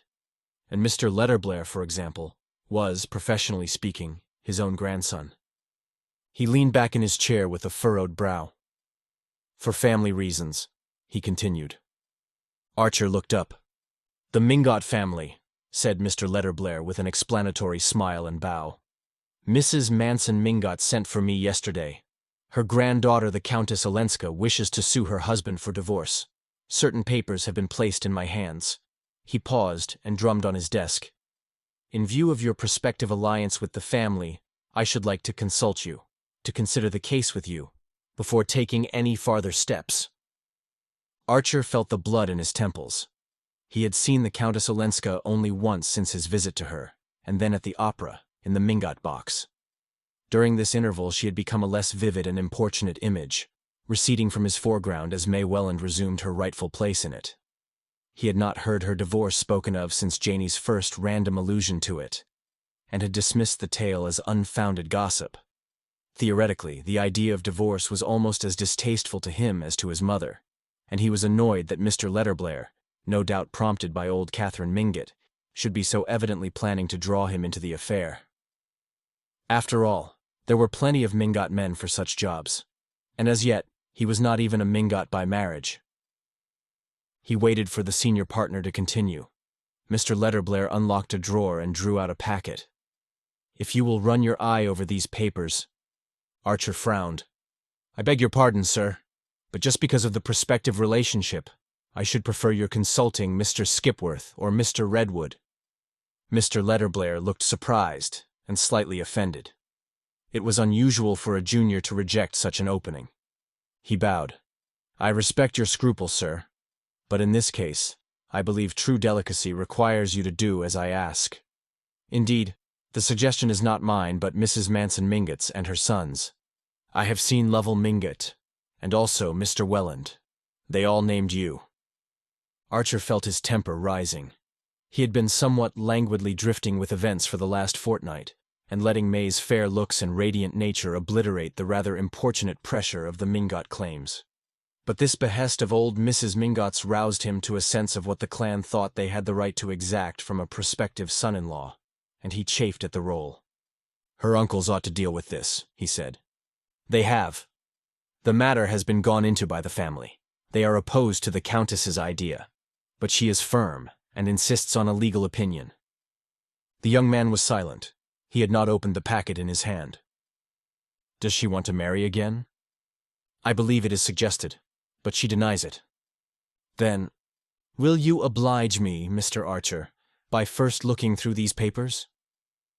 Afterward, when we have talked the case over, I will give you my opinion." Archer withdrew reluctantly with the unwelcome documents. Since their last meeting, he had half unconsciously collaborated with events in ridding himself of the burden of Madame Olenska. His hour alone with her by the firelight had drawn them into a momentary intimacy, on which the Duke of St. Austrey's intrusion with Mrs. Lemuel Struthers, and the Countess's joyous greeting of them, had rather providentially broken. 2 days later, Archer had assisted at the comedy of her reinstatement in the van der Luydens' favor, and had said to himself, with a touch of tartness, that a lady who knew how to thank all-powerful elderly gentlemen to such good purpose for a bunch of flowers did not need either the private consolations or the public championship of a young man of his small compass. To look at the matter in this light simplified his own case and surprisingly furbished up all the dim domestic virtues. He could not picture May Welland, in whatever conceivable emergency, hawking about her private difficulties and lavishing her confidences on strange men. And she had never seemed to him finer or fairer than in the week that followed. He had even yielded to her wish for a long engagement, since she had found the one disarming answer to his plea for haste. "You know, when it comes to the point, your parents have always let you have your way ever since you were a little girl," he argued. And she had answered, with her clearest look, "Yes. And that's what makes it so hard to refuse the very last thing they'll ever ask of me as a little girl." That was the old New York note. That was the kind of answer he would like always to be sure of his wife's making. If one had habitually breathed the New York air, there were times when anything less crystalline seemed stifling. The papers he had retired to read did not tell him much in fact, but they plunged him into an atmosphere in which he choked and spluttered. They consisted mainly of an exchange of letters between Count Olenski's solicitors and a French legal firm to whom the Countess had applied for the settlement of her financial situation. There was also a short letter from the Count to his wife. After reading it, Newland Archer rose, jammed the papers back into their envelope, and re-entered Mr. Letterblair's office. "Here are the letters, sir." "If you wish, I'll see Madame Olenska," he said in a constrained voice. Thank you, Mr. Archer. Come and dine with me tonight if you're free, and we'll go into the matter afterward, in case you wish to call on our client tomorrow." Newland Archer walked straight home again that afternoon. It was a winter evening of transparent clearness, with an innocent young moon above the housetops, and he wanted to fill his soul's lungs with the pure radiance, and not exchange a word with anyone till he and Mr. Letterblair were closeted together after dinner. It was impossible to decide otherwise than he had done. He must see Madame Olenska himself rather than let her secrets be bared to other eyes. A great wave of compassion had swept away his indifference and impatience. She stood before him as an exposed and pitiful figure, to be saved at all costs from farther wounding herself in her mad plunges against fate. He remembered what she had told him of Mrs. Welland's request to be spared whatever was unpleasant in her history, and winced at the thought that it was perhaps this attitude of mind which kept the New York air so pure. Are we only Pharisees after all? He wondered, puzzled by the effort to reconcile his instinctive disgust at human vileness with his equally instinctive pity for human frailty. For the first time, he perceived how elementary his own principles had always been. He passed for a young man who had not been afraid of risks, and he knew that his secret love affair with poor, silly Mrs. Thorley Rushworth had not been too secret to invest him with a becoming air of adventure. But Mrs. Rushworth was that kind of woman, foolish, vain, clandestine by nature, and far more attracted by the secrecy and peril of the affair than by such charms and qualities as he possessed. When the fact dawned on him, it nearly broke his heart, but now it seemed the redeeming feature of the case. The affair, in short, had been of the kind that most of the young men of his age had been through, and emerged from with calm consciences and an undisturbed belief in the abysmal distinction between the women one loved and respected and those one enjoyed and pitied. In this view, they were sedulously abetted by their mothers, aunts, and other elderly female relatives, who all shared Mrs. Archer's belief that when such things happened, it was undoubtedly foolish of the man, but somehow always criminal of the woman. All the elderly ladies whom Archer knew regarded any woman who loved imprudently as necessarily unscrupulous and designing, and mere simple-minded man as powerless in her clutches. The only thing to do was to persuade him, as early as possible, to marry a nice girl, and then trust to her to look after him. In the complicated old European communities, Archer began to guess, love problems might be less simple and less easily classified. Rich and idle and ornamental societies must produce many more such situations. And there might even be one in which a woman naturally sensitive and aloof would yet, from the force of circumstances, from sheer defenselessness and loneliness, be drawn into a tie inexcusable by conventional standards. On reaching home, he wrote a line to the Countess Olenska, asking at what hour of the next day she could receive him, and dispatched it by a messenger boy, who returned presently with a word to the effect that she was going to Skuytercliff the next morning to stay over Sunday with the van der Luydens, but that he would find her alone that evening after dinner. The note was written on a rather untidy half-sheet, without date or address, but her hand was firm and free. He was amused at the idea of her week-ending in the stately solitude of Skuytercliff, but immediately afterward felt that there, of all places, she would most feel the chill of minds rigorously averted from the unpleasant. He was at Mr. Letterblair's punctually at 7, glad of the pretext for excusing himself soon after dinner. He had formed his own opinion from the papers entrusted to him, and did not especially want to go into the matter with his senior partner. Mr. Letterblair was a widower, and they dined alone, copiously and slowly, in a dark, shabby room hung with yellowing prints of the death of Chatham and the coronation of Napoleon.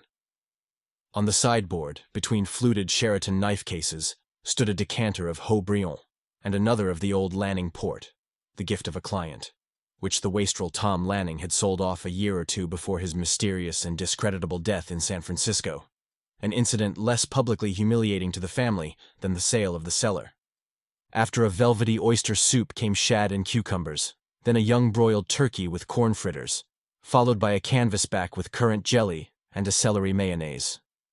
Mr. Letterblair, who lunched on a sandwich and tea, dined deliberately and deeply, and insisted on his guests doing the same. Finally, when the closing rites had been accomplished, the cloth was removed, cigars were lit, and Mr. Letterblair, leaning back in his chair and pushing the port westward, said, spreading his back agreeably to the coal fire behind him, "The whole family are against a divorce, and I think rightly." Archer instantly felt himself on the other side of the argument. "But why, sir? If there ever was a case, well, what's the use? She's here, he's there, the Atlantic's between them. She'll never get back $1 more of her money than what he's voluntarily returned to her. Their damned heathen marriage settlements take precious good care of that.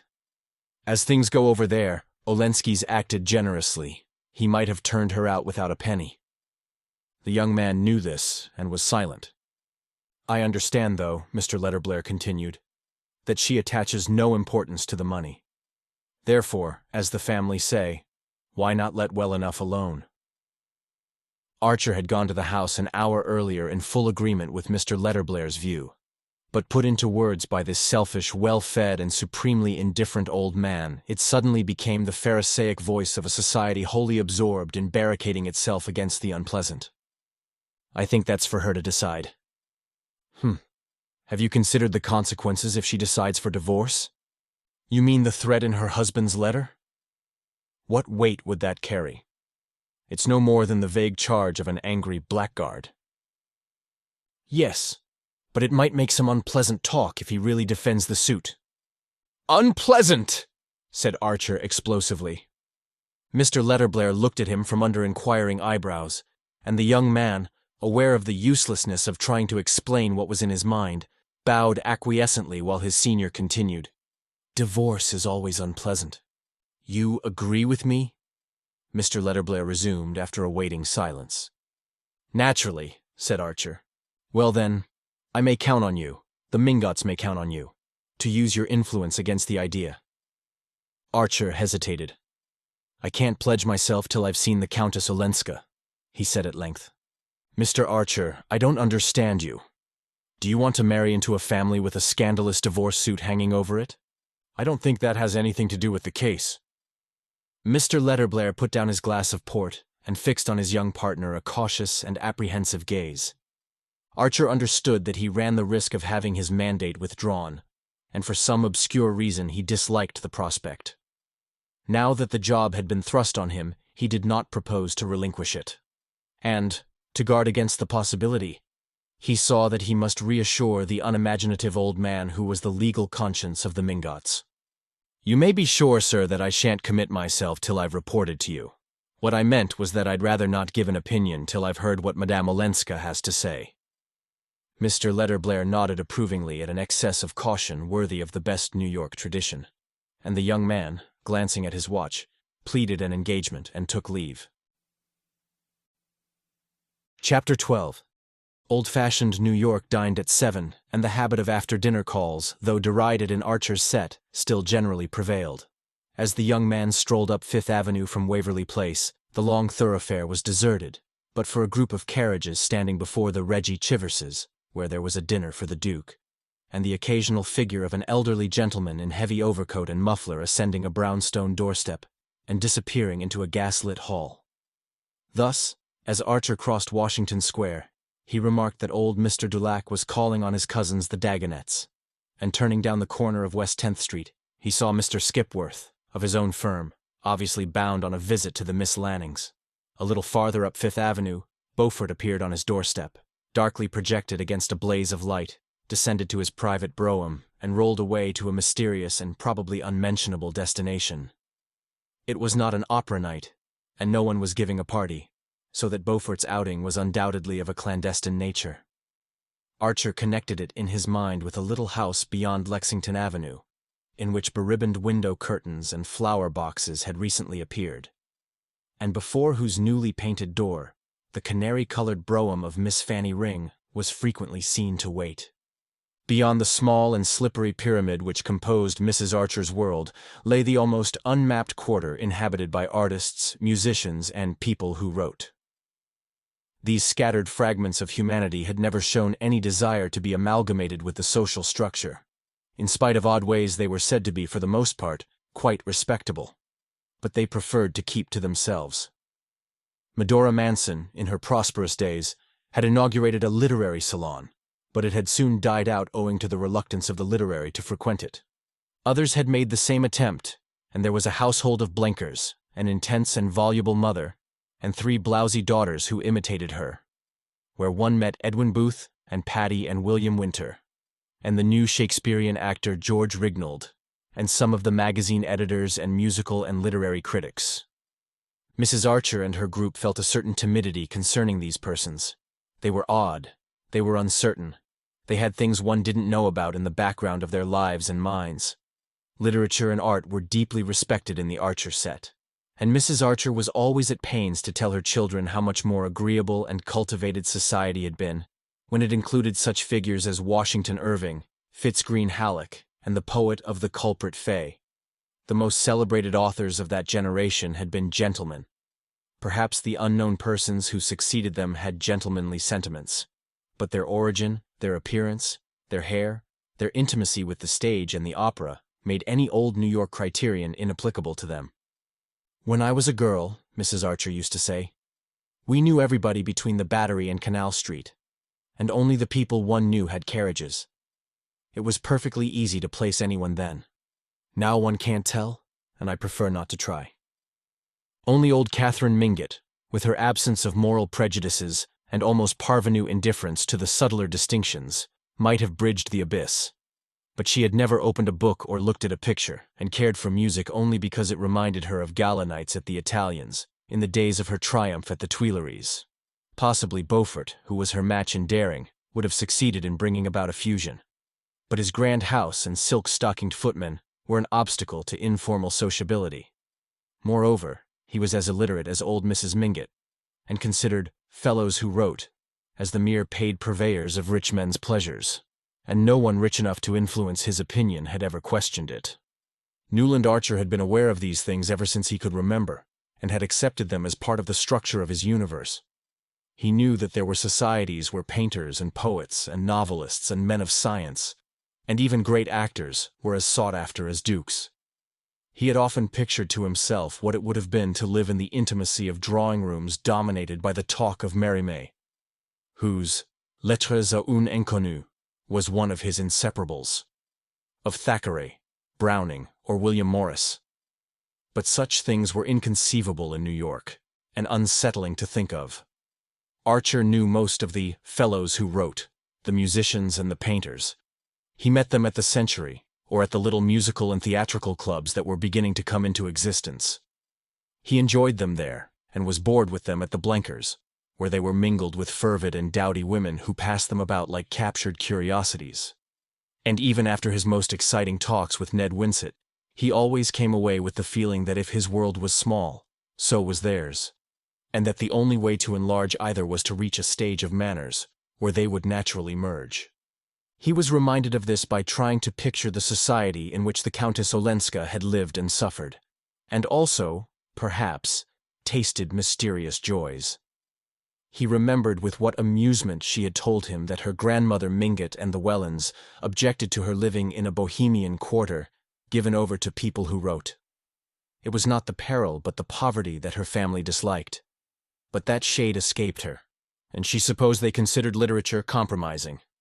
She herself had no fears of it, and the books scattered about her drawing room, a part of the house in which books were usually supposed to be out of place, though chiefly works of fiction, had whetted Archer's interest with such new names as those of Paul Bourget, Huysmans, and the Goncourt brothers.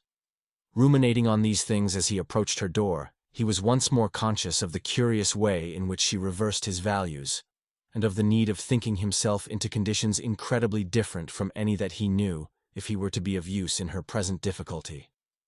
Nastasia opened the door, smiling mysteriously.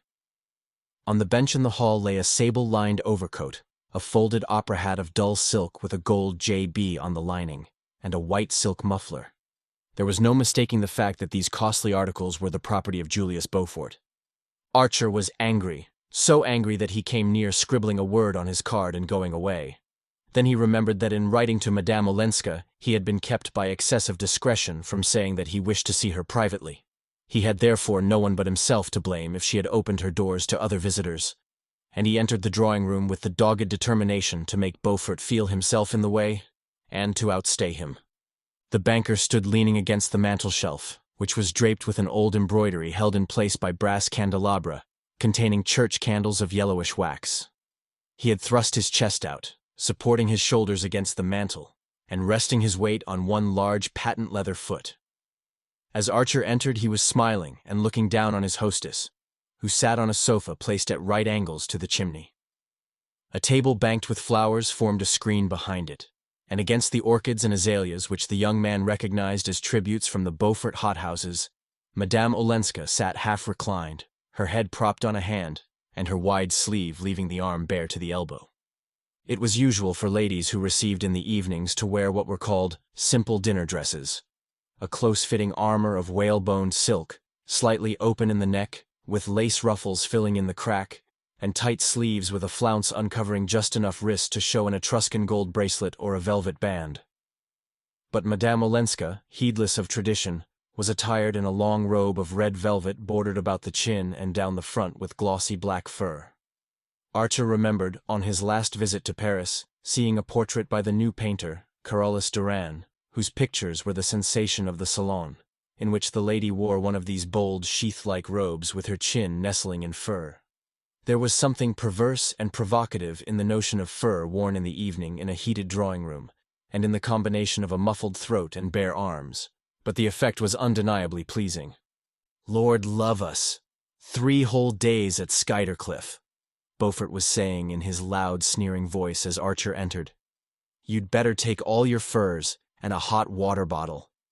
"Why? Is the house so cold?" she asked, holding out her left hand to Archer in a way mysteriously suggesting that she expected him to kiss it. "No, but the missus is," said Beaufort, nodding carelessly to the young man. "But I thought her so kind. She came herself to invite me. Granny says I must certainly go." "Granny would, of course. And I say it's a shame you're going to miss the little oyster supper I'd planned for you at Delmonico's next Sunday, with Campanini and Scalchi and a lot of jolly people." She looked doubtfully from the banker to Archer. "Ah, that does tempt me. Except the other evening at Mrs. Struthers's, I've not met a single artist since I've been here." "What kind of artists?" "I know 1 or 2 painters, very good fellows, that I could bring to see you if you'd allow me," said Archer boldly. "Painters? Are there painters in New York?" asked Beaufort, in a tone implying that there could be none since he did not buy their pictures. and Madame Olenska said to Archer with her grave smile, "That would be charming. But I was really thinking of dramatic artists, singers, actors, musicians. My husband's house was always full of them." She said the words "my husband," as if no sinister associations were connected with them, and in a tone that seemed almost to sigh over the lost delights of her married life. Archer looked at her perplexedly, wondering if it were lightness or dissimulation that enabled her to touch so easily on the past, at the very moment when she was risking her reputation in order to break with it. "I do think," she went on, addressing both men, "that the imprévu adds to one's enjoyment. It's perhaps a mistake to see the same people every day. It's confoundedly dull, anyhow. New York is dying of dullness," Beaufort grumbled. "And when I try to liven it up for you, you go back on me. Come, think better of it. Sunday is your last chance, for Campanini leaves next week for Baltimore and Philadelphia, and I've a private room and a Steinway, and they'll sing all night for me. How delicious! May I think it over, and write to you tomorrow morning?" She spoke amiably, yet with the least hint of dismissal in her voice. Beaufort evidently felt it, and being unused to dismissals, stood staring at her with an obstinate line between his eyes. "Why not now?" "It's too serious a question to decide at this late hour." "Do you call it late?" She returned his glance coolly. "Yes, because I have still to talk business with Mr. Archer for a little while." "Ah!" Beaufort snapped.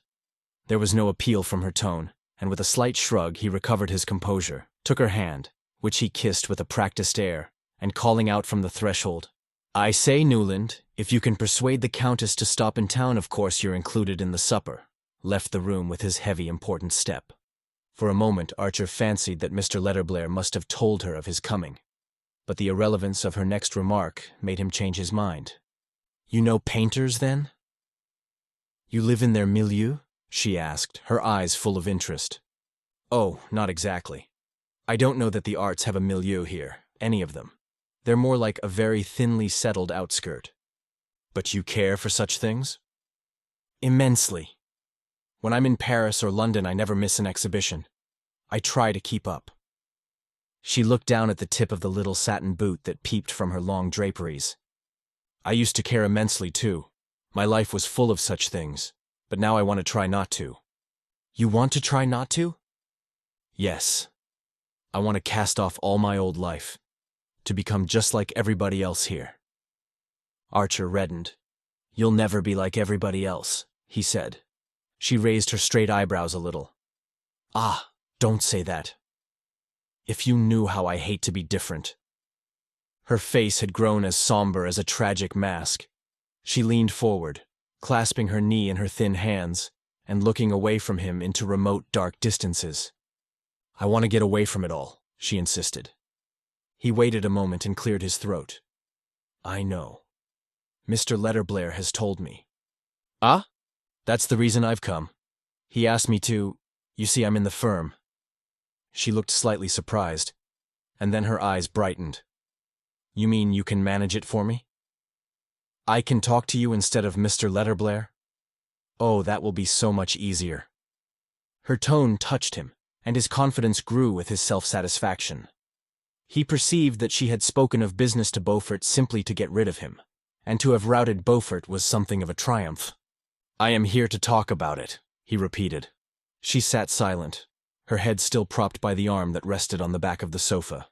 Her face looked pale and extinguished, as if dimmed by the rich red of her dress. She struck Archer, of a sudden, as a pathetic and even pitiful figure. "Now we're coming to hard facts," he thought, conscious in himself of the same instinctive recoil that he had so often criticized in his mother and her contemporaries. How little practice he had had in dealing with unusual situations. Their very vocabulary was unfamiliar to him, and seemed to belong to fiction and the stage. In face of what was coming, he felt as awkward and embarrassed as a boy. After a pause, Madame Olenska broke out with unexpected vehemence. "I want to be free. I want to wipe out all the past." "I understand that." Her face warmed. "Then you'll help me?" "First—" He hesitated.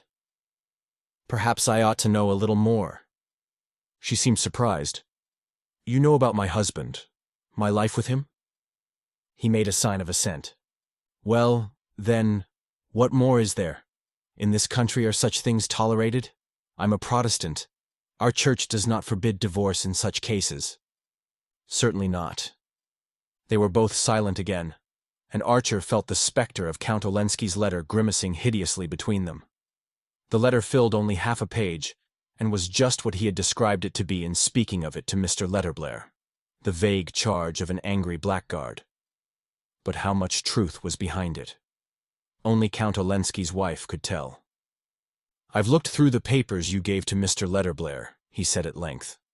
"Well, can there be anything more abominable?" "No." She changed her position slightly, screening her eyes with her lifted hand. "Of course you know," Archer continued, "that if your husband chooses to fight the case, as he threatens to—" "Yes?"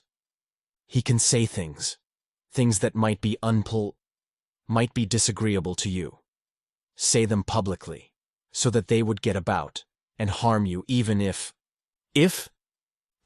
no matter how unfounded they were." She paused for a long interval.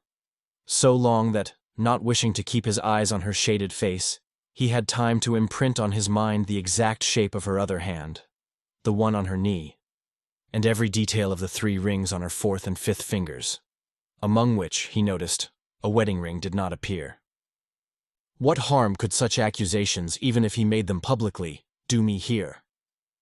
It was on his lips to exclaim, "My poor child, far more harm than anywhere else." Instead, he answered, in a voice that sounded in his ears like Mr. Letterblair's, "New York society is a very small world compared with the one you've lived in, and it's ruled, in spite of appearances, by a few people with, well, rather old-fashioned ideas." She said nothing, and he continued, "Our ideas about marriage and divorce are particularly old-fashioned. Our legislation favors divorce, our social customs don't." "Never?" "Well, not if the woman, however injured, however irreproachable, has appearances in the least degree against her, has exposed herself by any unconventional action to offensive insinuations." She drooped her head a little lower, and he waited again, intensely hoping for a flash of indignation, or at least a brief cry of denial. None came. A little traveling clock ticked purringly at her elbow, and a log broke in 2 and sent up a shower of sparks. The whole hushed and brooding room seemed to be waiting silently with Archer. "Yes," she murmured at length. "That's what my family tell me." He winced a little. "It's not unnatural." "Our family," she corrected herself, and Archer colored. "For you'll be my cousin soon," she continued gently. "I hope so. And you take their view?" He stood up at this, wandered across the room, stared with void eyes at one of the pictures against the old red damask, and came back irresolutely to her side. How could he say, "Yes," if what your husband hints is true, or if you've no way of disproving it? "Sincerely," she interjected, as he was about to speak.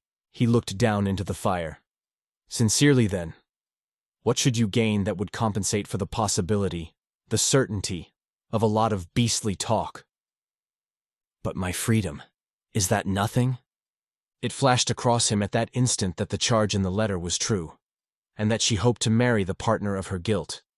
How was he to tell her that, if she really cherished such a plan, the laws of the state were inexorably opposed to it?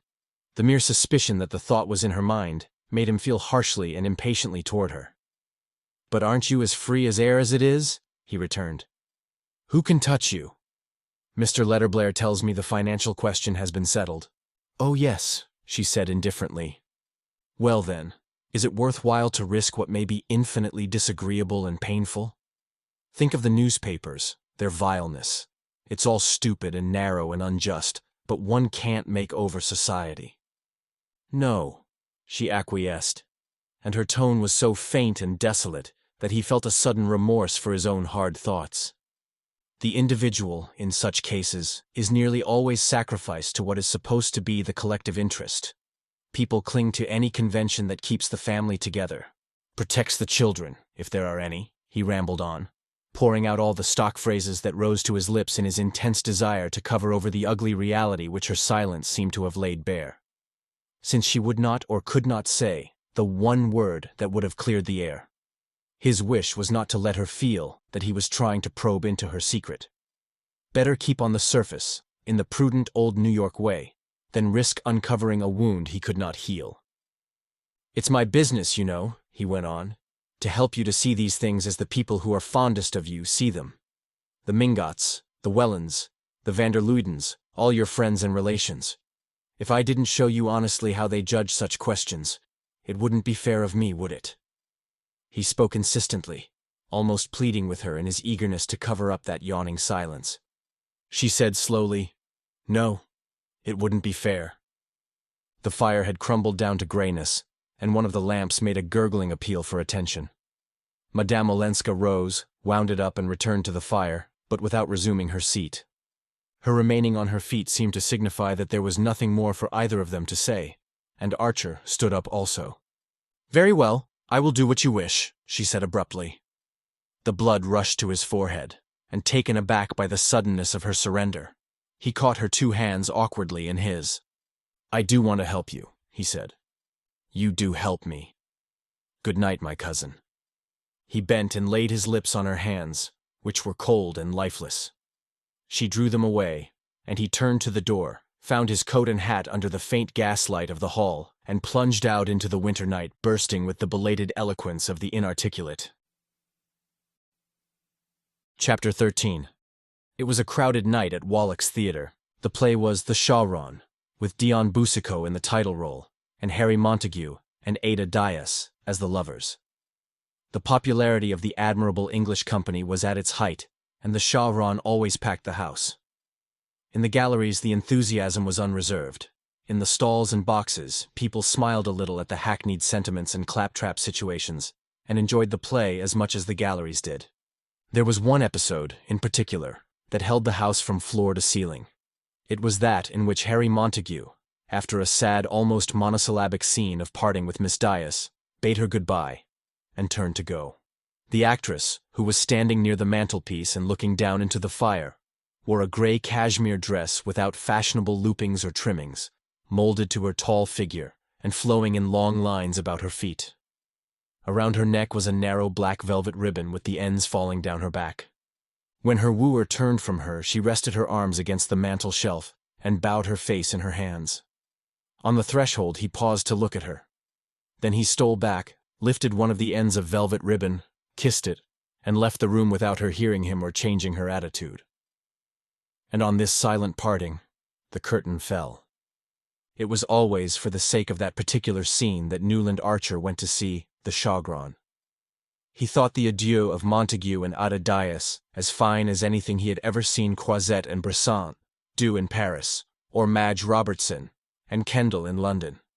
In its reticence, its dumb sorrow, it moved him more than the most famous histrionic outpourings. On the evening in question, the little scene acquired an added poignancy by reminding him, he could not have said why, of his leave-taking from Madame Olenska after their confidential talk a week or 10 days earlier. It would have been as difficult to discover any resemblance between the two situations as between the appearance of the persons concerned. Newland Archer could not pretend to anything approaching the young English actor's romantic good looks, and Miss Dias was a tall, red-haired woman of monumental build whose pale and pleasantly ugly face was utterly unlike Ellen Olenska's vivid countenance. Nor were Archer and Madame Olenska two lovers parting in heartbroken silence. They were client and lawyer separating after a talk which had given the lawyer the worst possible impression of the client's case. Wherein, then, lay the resemblance that made the young man's heart beat with a kind of retrospective excitement? It seemed to be in Madame Olenska's mysterious faculty of suggesting tragic and moving possibilities outside the daily run of experience. She had hardly ever said a word to him to produce this impression, but it was a part of her, either a projection of her mysterious and outlandish background, or of something inherently dramatic, passionate, and unusual in herself. Archer had always been inclined to think that chance and circumstance played a small part in shaping people's lots compared with their innate tendency to have things happen to them. This tendency he had felt from the first in Madame Olenska. The quiet, almost passive young woman struck him as exactly the kind of person to whom things were bound to happen, no matter how much she shrank from them and went out of her way to avoid them. The exciting fact was her having lived in an atmosphere so thick with drama that her own tendency to provoke it had apparently passed unperceived. It was precisely the odd absence of surprise in her that gave him the sense of her having been plucked out of a very maelstrom. The things she took for granted gave the measure of those she had rebelled against. Archer had left her with the conviction that Count Olenski's accusation was not unfounded. The mysterious person who figured in his wife's past as the secretary had probably not been unrewarded for his share in her escape. The conditions from which she had fled were intolerable. Past speaking of, past believing. She was young, she was frightened, she was desperate. What more natural than that she should be grateful to her rescuer? The pity was that her gratitude put her, in the law's eyes and the world's, on a par with her abominable husband. Archer had made her understand this, as he was bound to do. He had also made her understand that simple-hearted, kindly New York, on whose larger charity she had apparently counted, was precisely the place where she could least hope for indulgence. To have to make this fact plain to her, and to witness her resigned acceptance of it, had been intolerably painful to him. He felt himself drawn to her by obscure feelings of jealousy and pity, as if her dumbly confessed error had put her at his mercy, humbling yet endearing her. He was glad it was to him she had revealed her secret, rather than to the cold scrutiny of Mr. Letterblair or the embarrassed gaze of her family. He immediately took it upon himself to assure them both that she had given up her idea of seeking a divorce, basing her decision on the fact that she had understood the uselessness of the proceeding, and with infinite relief they had all turned their eyes from the unpleasantness she had spared them. "I was sure Newland would manage it," Mrs. Welland had said proudly of her future son-in-law. And old Mrs. Mingott, who had summoned him for a confidential interview, had congratulated him on his cleverness and added impatiently, "Silly goose. I told her myself what nonsense it was, wanting to pass herself off as Ellen Mingott and an old maid, when she has the luck to be a married woman and a countess." These incidents had made the memory of his last talk with Madame Olenska so vivid to the young man that as the curtain fell on the parting of the two actors, his eyes filled with tears, and he stood up to leave the theater. In doing so, he turned to the side of the house behind him, and saw the lady of whom he was thinking seated in a box with the Beauforts, Lawrence Lefferts, and one or two other men. He had not spoken with her alone since their evening together, and had tried to avoid being with her in company. But now their eyes met, and as Mrs. Beaufort recognized him at the same time, and made her languid little gesture of invitation, it was impossible not to go into the box. Beaufort and Lefferts made way for him, and after a few words with Mrs. Beaufort, who always preferred to look beautiful and not have to talk, Archer seated himself behind Madame Olenska. There was no one else in the box but Mr. Sillerton Jackson, who was telling Mrs. Beaufort in a confidential undertone about Mrs. Lemuel Struthers's last Sunday reception, where some people reported that there had been dancing. Under cover of this circumstantial narrative, to which Mrs. Beaufort listened with her perfect smile, and her head at just the right angle to be seen in profile from the stalls, Madame Olenska turned and spoke in a low voice.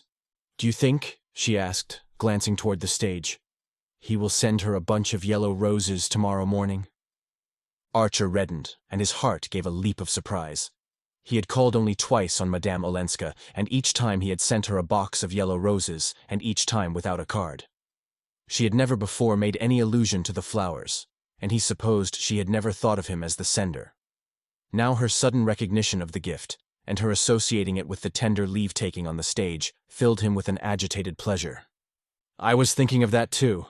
I was going to leave the theater in order to take the picture away with me," he said. To his surprise, her color rose, reluctantly and duskily. She looked down at the mother-of-pearl opera glass in her smoothly gloved hands, and said after a pause, "What do you do while May is away?" "I stick to my work," he answered, faintly annoyed by the question. In obedience to a long-established habit, the Wellands had left the previous week for St. Augustine, where, out of regard for the supposed susceptibility of Mr. Welland's bronchial tubes, they always spent the latter part of the winter. Mr. Welland was a mild and silent man, with no opinions but with many habits. With these habits none might interfere, and one of them demanded that his wife and daughter should always go with him on his annual journey to the south. To preserve an unbroken domesticity was essential to his peace of mind. He would not have known where his hairbrushes were, or how to provide stamps for his letters, if Mrs. Welland had not been there to tell him. As all the members of the family adored each other, and as Mr. Welland was the central object of their idolatry, it never occurred to his wife and May to let him go to St. Augustine alone. And his sons, who were both in the law and could not leave New York during the winter, always joined him for Easter and traveled back with him. It was impossible for Archer to discuss the necessity of May's accompanying her father. The reputation of the Mingotts' family physician was largely based on the attack of pneumonia which Mr. Welland had never had, and his insistence on St. Augustine was therefore inflexible. Originally, it had been intended that May's engagement should not be announced till her return from Florida, and the fact that it had been made known sooner could not be expected to alter Mr. Welland's plans. Archer would have liked to join the travelers and have a few weeks of sunshine and boating with his betrothed, but he too was bound by custom and conventions. Little arduous as his professional duties were, he would have been convicted of frivolity by the whole Mingott clan if he had suggested asking for a holiday in midwinter. And he accepted May's departure, with the resignation which he perceived would have to be one of the principal constituents of married life. He was conscious that Madame Olenska was looking at him under lowered lids. "I have done what you wished, what you advised," she said abruptly. "Ah, I'm glad," he returned, embarrassed by her broaching the subject at such a moment. "I understand that you were right," she went on a little breathlessly.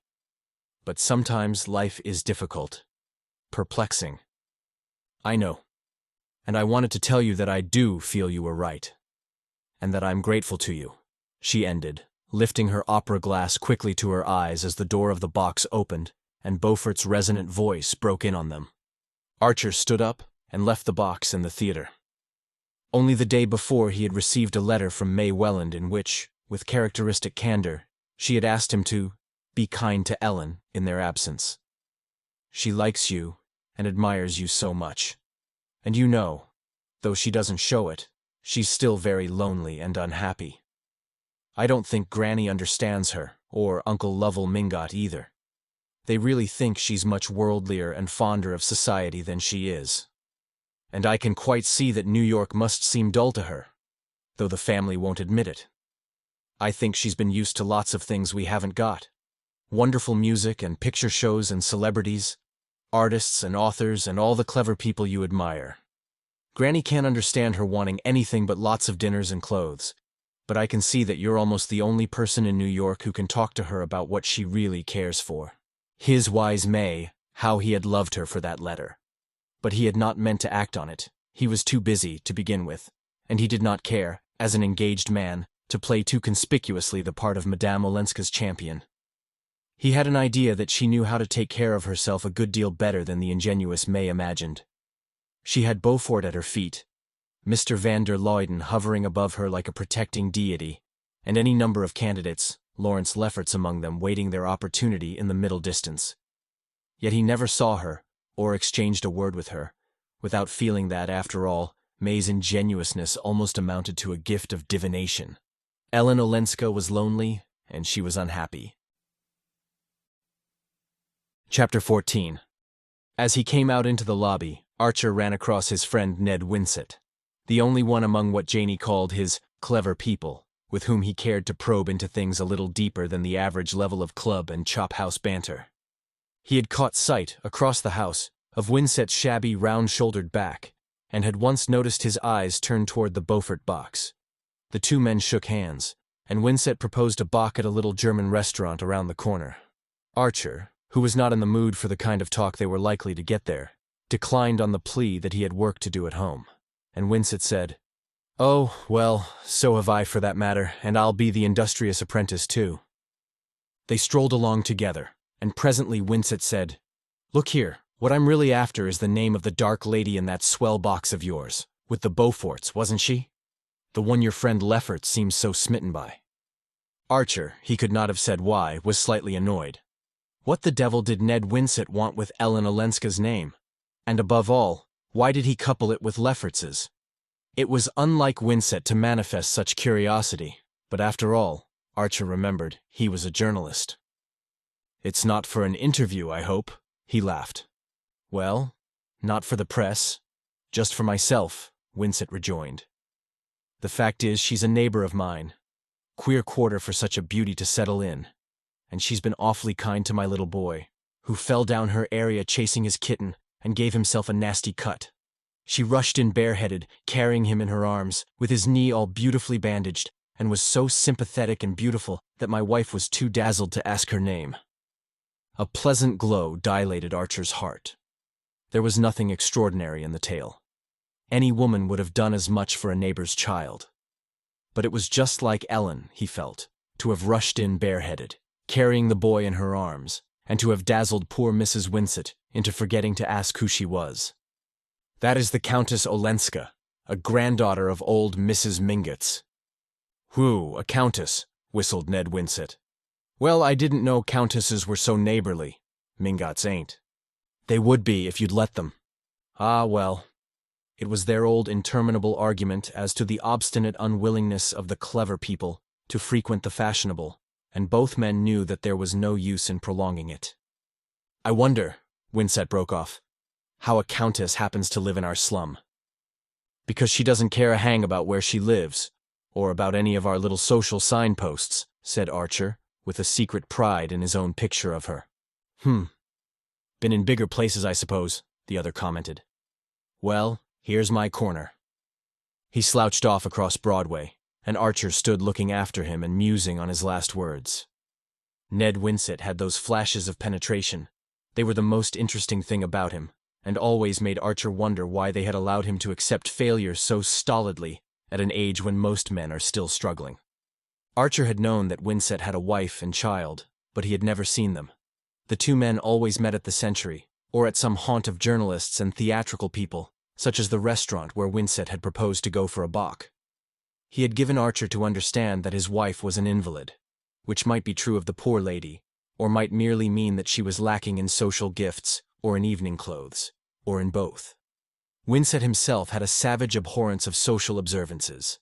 Archer, who dressed in the evening because he thought it cleaner and more comfortable to do so, and who had never stopped to consider that cleanliness and comfort are two of the costliest items in a modest budget, regarded Winsett's attitude as part of the boring bohemian pose that always made fashionable people, who changed their clothes without talking about it, and were not forever harping on the number of servants one kept, seemed so much simpler and less self-conscious than the others.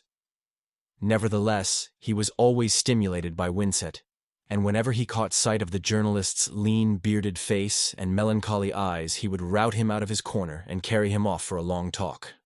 Winsett was not a journalist by choice. He was a pure man of letters, untimely born in a world that had no need of letters. But after publishing one volume of brief and exquisite literary appreciations, of which 120 copies were sold, 30 given away, and the balance eventually destroyed by the publishers as per contract, to make room for more marketable material, he had abandoned his real calling and taken a sub-editorial job on a women's weekly, where fashion plates and paper patterns alternated with New England love stories and advertisements of temperance drinks. On the subject of hearth fires, as the paper was called, he was inexhaustibly entertaining.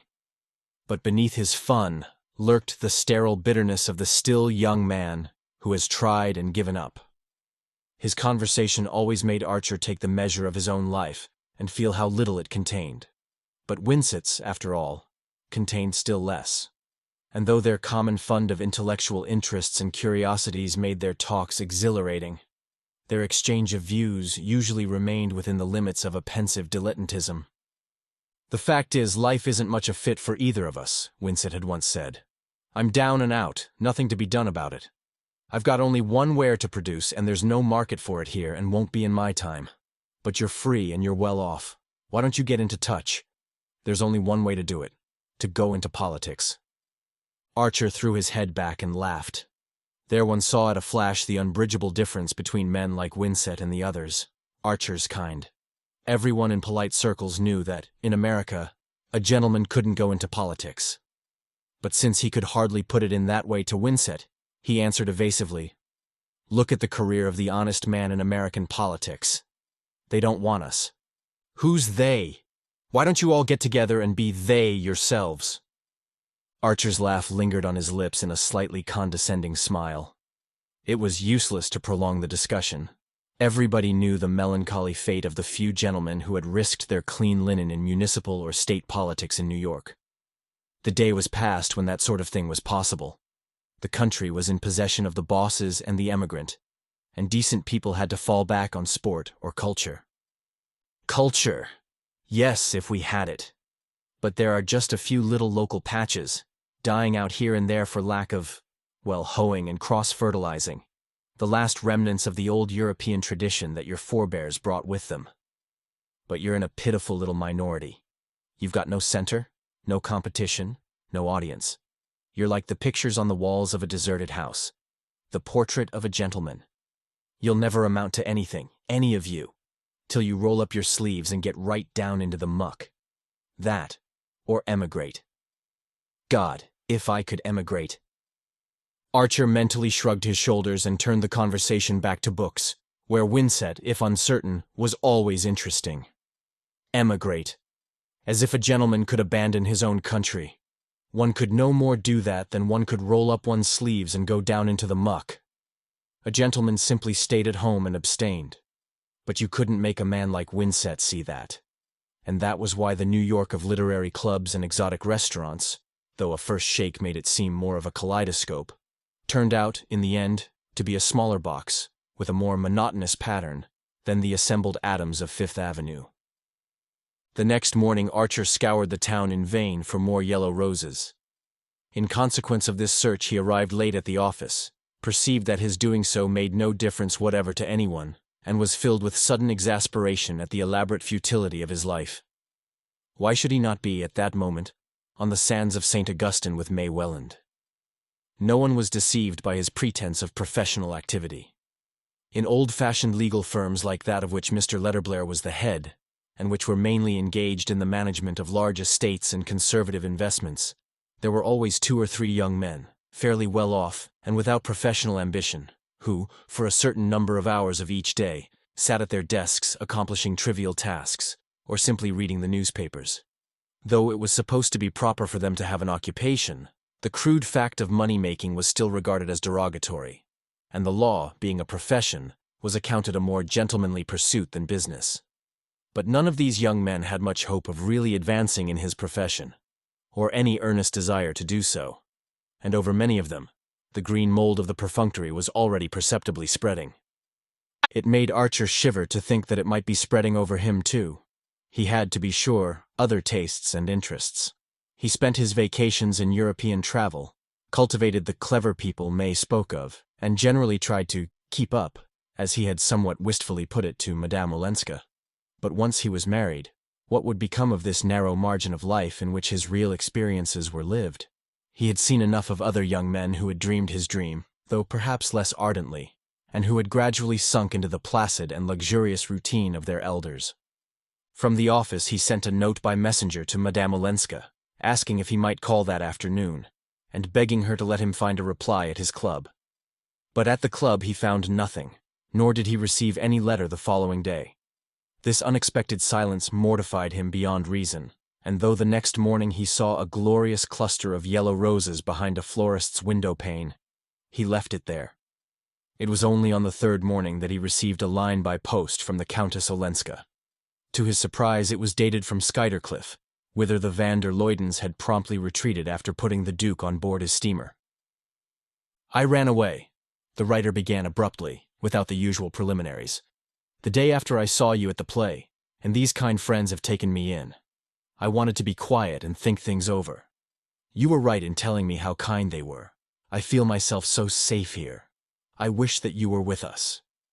She ended with a conventional, "Yours sincerely," and without any allusion to the date of her return. The tone of the note surprised the young man. What was Madame Olenska running away from, and why did she feel the need to be safe? His first thought was of some dark menace from abroad.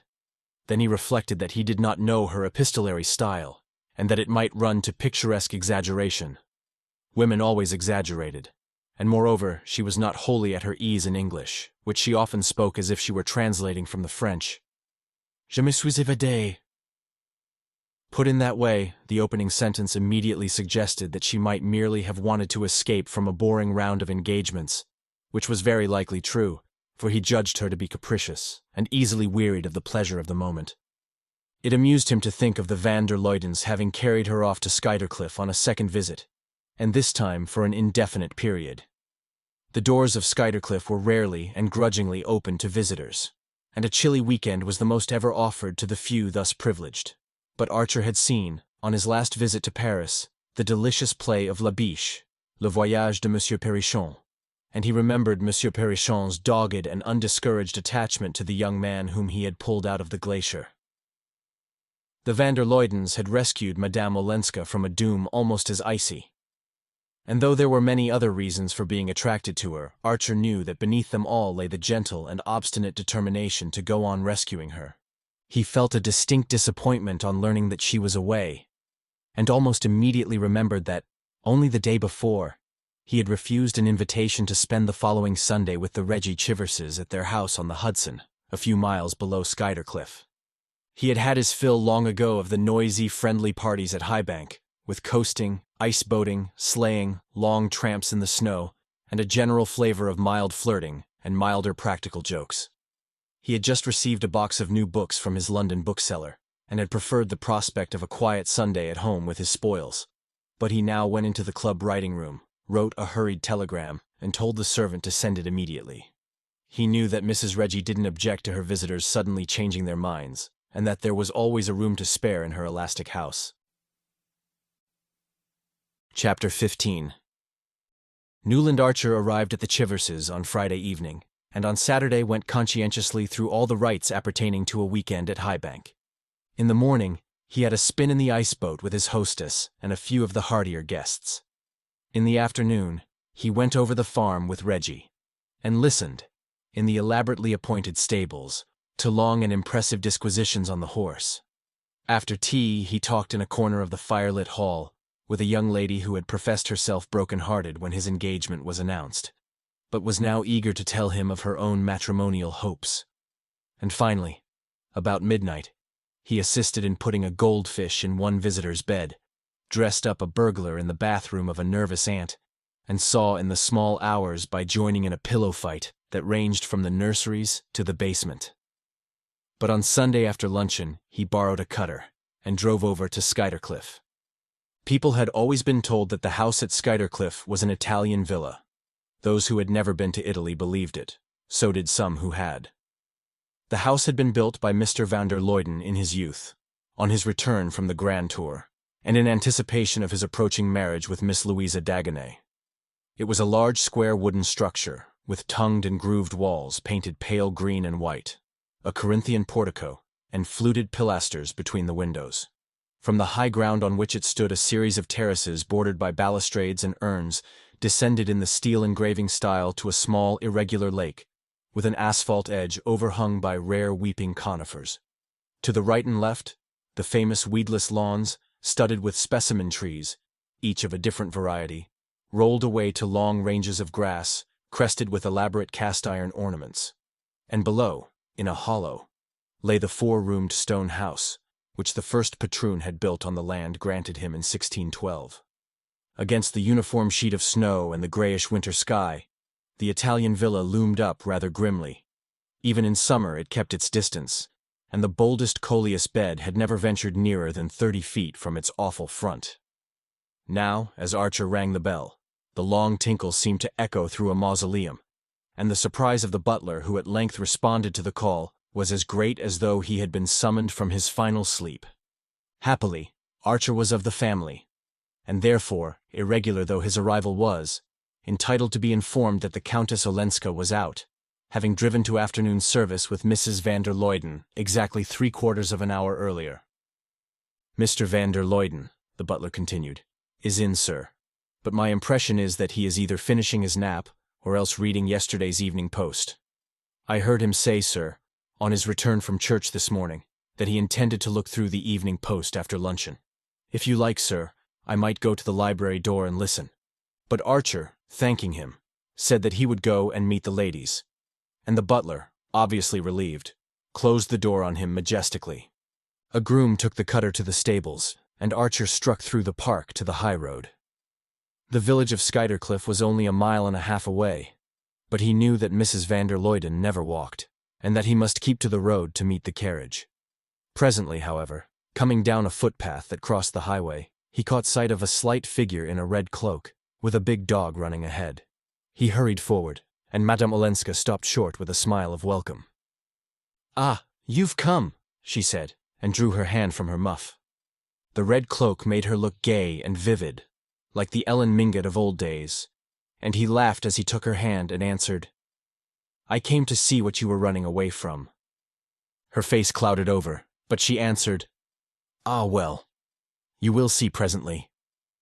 The answer puzzled him. "Why, do you mean that you've been overtaken?"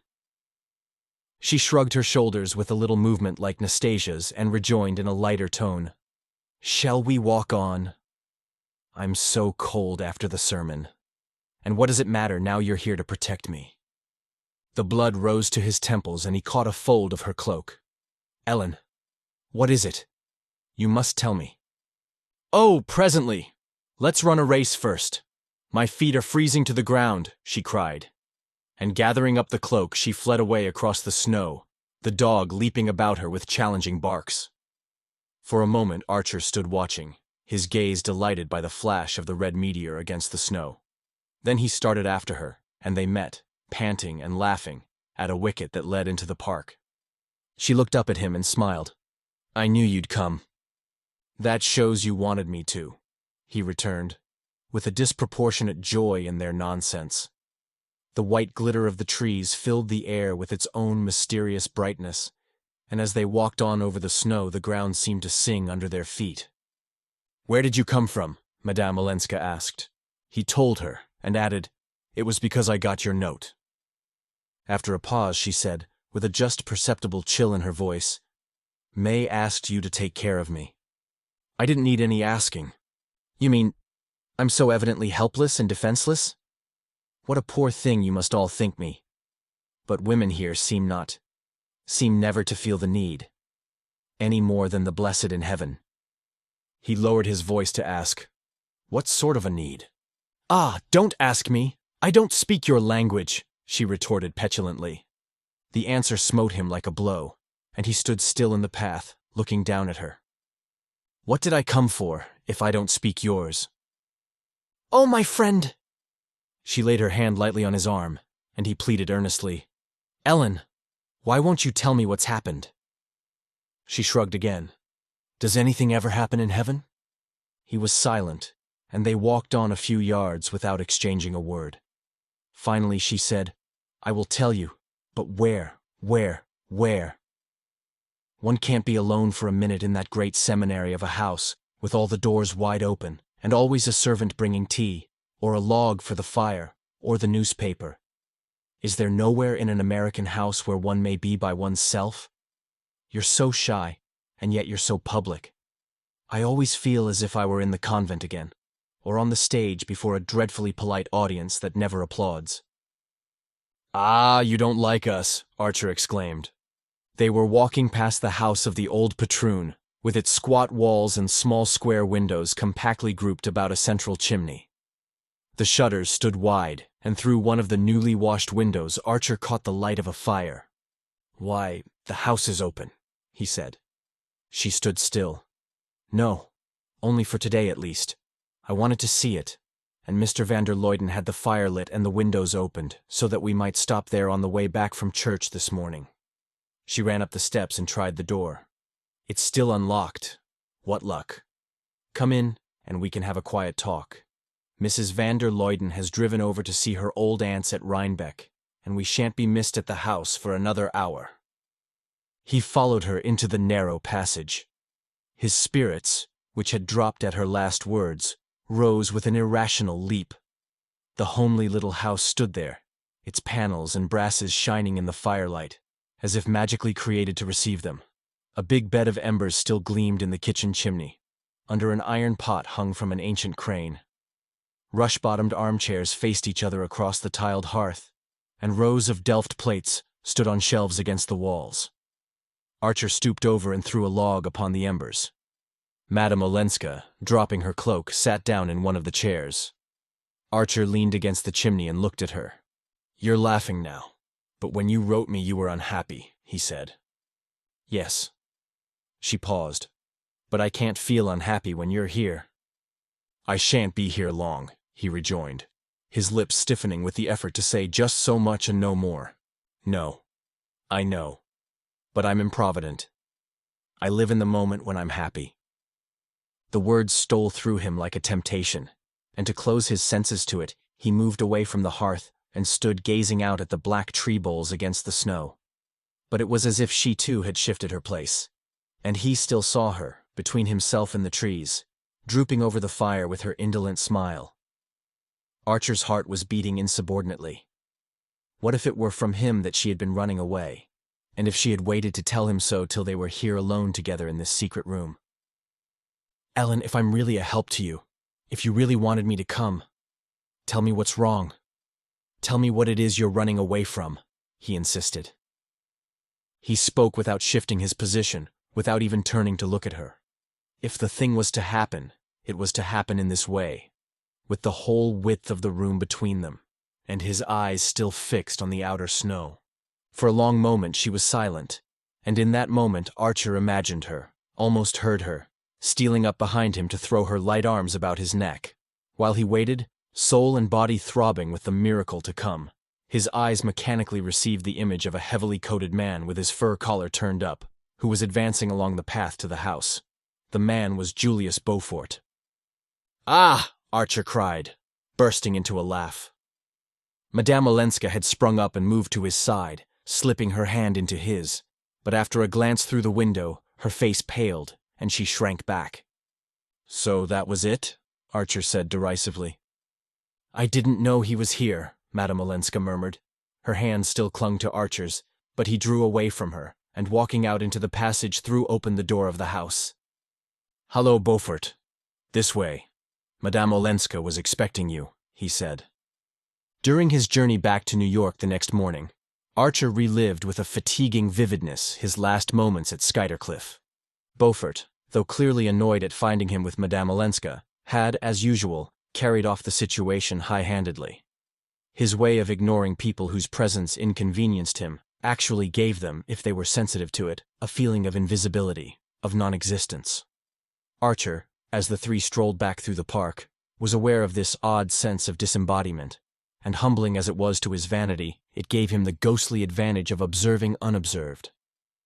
Beaufort had entered the little house with his usual easy assurance, but he could not smile away the vertical line between his eyes. It was fairly clear that Madame Olenska had not known that he was coming, though her words to Archer had hinted at the possibility.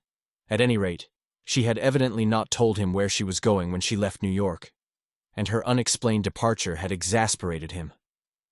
The ostensible reason of his appearance was the discovery, the very night before, of a perfect little house, not in the market, which was really just the thing for her, but would be snapped up instantly if she didn't take it. And he was loud in mock reproaches for the dance she had led him in, running away just as he had found it. If only this new dodge for talking along a wire had been a little bit nearer perfection, I might have told you all this from town, and been toasting my toes before the club fire at this minute, instead of tramping after you through the snow, he grumbled, disguising a real irritation under the pretense of it. And at this opening, Madame Olenska twisted the talk away to the fantastic possibility that they might one day actually converse with each other from street to street, or even, incredible dream, from one town to another. This struck from all three allusions to Edgar Poe and Jules Verne, and such platitudes as naturally rise to the lips of the most intelligent when they are talking against time, and dealing with a new invention in which it would seem ingenuous to believe too soon. And the question of the telephone carried them safely back to the big house. Mrs. von der Luyden had not yet returned, and Archer took his leave and walked off to fetch the cutter, while Beaufort followed the Countess Olenska indoors. It was probable that, little as the von der Luydens encouraged unannounced visits, he could count on being asked to dine, and sent back to the station to catch the 9 o'clock train. But more than that, he would certainly not get, for it would be inconceivable to his hosts that a gentleman traveling without luggage should wish to spend the night, and distasteful to them to propose it to a person with whom they were on terms of such limited cordiality as Beaufort. Beaufort knew all this, and must have foreseen it, and his taking the long journey for so small a reward gave the measure of his impatience. He was undeniably in pursuit of the Countess Olenska, and Beaufort had only one object in view in his pursuit of pretty women.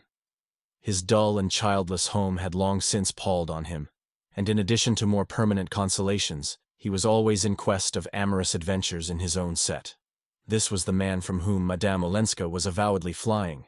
The question was whether she had fled because his importunities displeased her, or because she did not wholly trust herself to resist them, unless, indeed, all her talk of flight had been a blind, and her departure no more than a maneuver. Archer did not really believe this.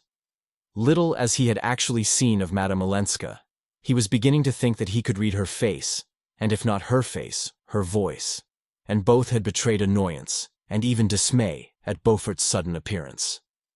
But after all, if this were the case, was it not worse than if she had left New York for the express purpose of meeting him?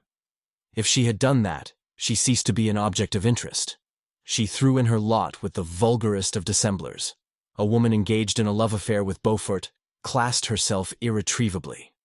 No, it was worse 1,000 times if, judging Beaufort, and probably despising him, she was yet drawn to him by all that gave him an advantage over the other men about her. His habit of 2 continents and 2 societies, his familiar association with artists and actors and people generally in the world's eye, and his careless contempt for local prejudices. Beaufort was vulgar. He was uneducated. He was purse-proud. But the circumstances of his life, and a certain native shrewdness, made him better worth talking to than many men, morally and socially his betters, whose horizon was bounded by the Battery and the Central Park. How should anyone coming from a wider world not feel the difference and be attracted by it? Madame Olenska, in a burst of irritation, had said to Archer that he and she did not talk the same language, and the young man knew that in some respects this was true. But Beaufort understood every turn of her dialect, and spoke it fluently. His view of life, his tone, his attitude, were merely a coarser reflection of those revealed in Count Olenski's letter. This might seem to be to his disadvantage with Count Olenski's wife, but Archer was too intelligent to think that a young woman like Ellen Olenska would necessarily recoil from everything that reminded her of her past. She might believe herself wholly in revolt against it, but what had charmed her in it would still charm her, even though it were against her will. Thus, with a painful impartiality, did the young man make out the case for Beaufort, and for Beaufort's victim. A longing to enlighten her was strong in him, and there were moments when he imagined that all she asked was to be enlightened. That evening, he unpacked his books from London. The box was full of things he had been waiting for impatiently. A new volume of Herbert Spencer, another collection of the prolific Alphonse Daudet's brilliant tales, and a novel called Middlemarch, as to which there had lately been interesting things said in the reviews. He had declined 3 dinner invitations in favor of this feast, but though he turned the pages with the sensuous joy of the book lover, he did not know what he was reading, and one book after another dropped from his hand. Suddenly, among them, he lit on a small volume of verse which he had ordered because the name had attracted him, The House of Life. He took it up and found himself plunged in an atmosphere unlike any he had ever breathed in books, so warm, so rich, and yet so ineffably tender, that it gave a new and haunting beauty to the most elementary of human passions. All through the night he pursued through those enchanted pages the vision of a woman who had the face of Ellen Olenska.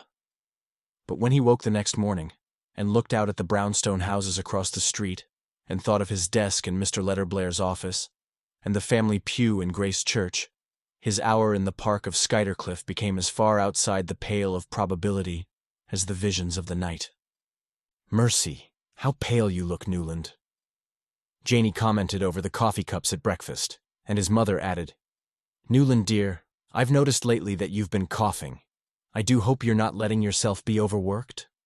For it was the conviction of both ladies that, under the iron despotism of his senior partners, the young man's life was spent in the most exhausting professional labors, and he had never thought it necessary to undeceive them. The next 2 or 3 days dragged by heavily.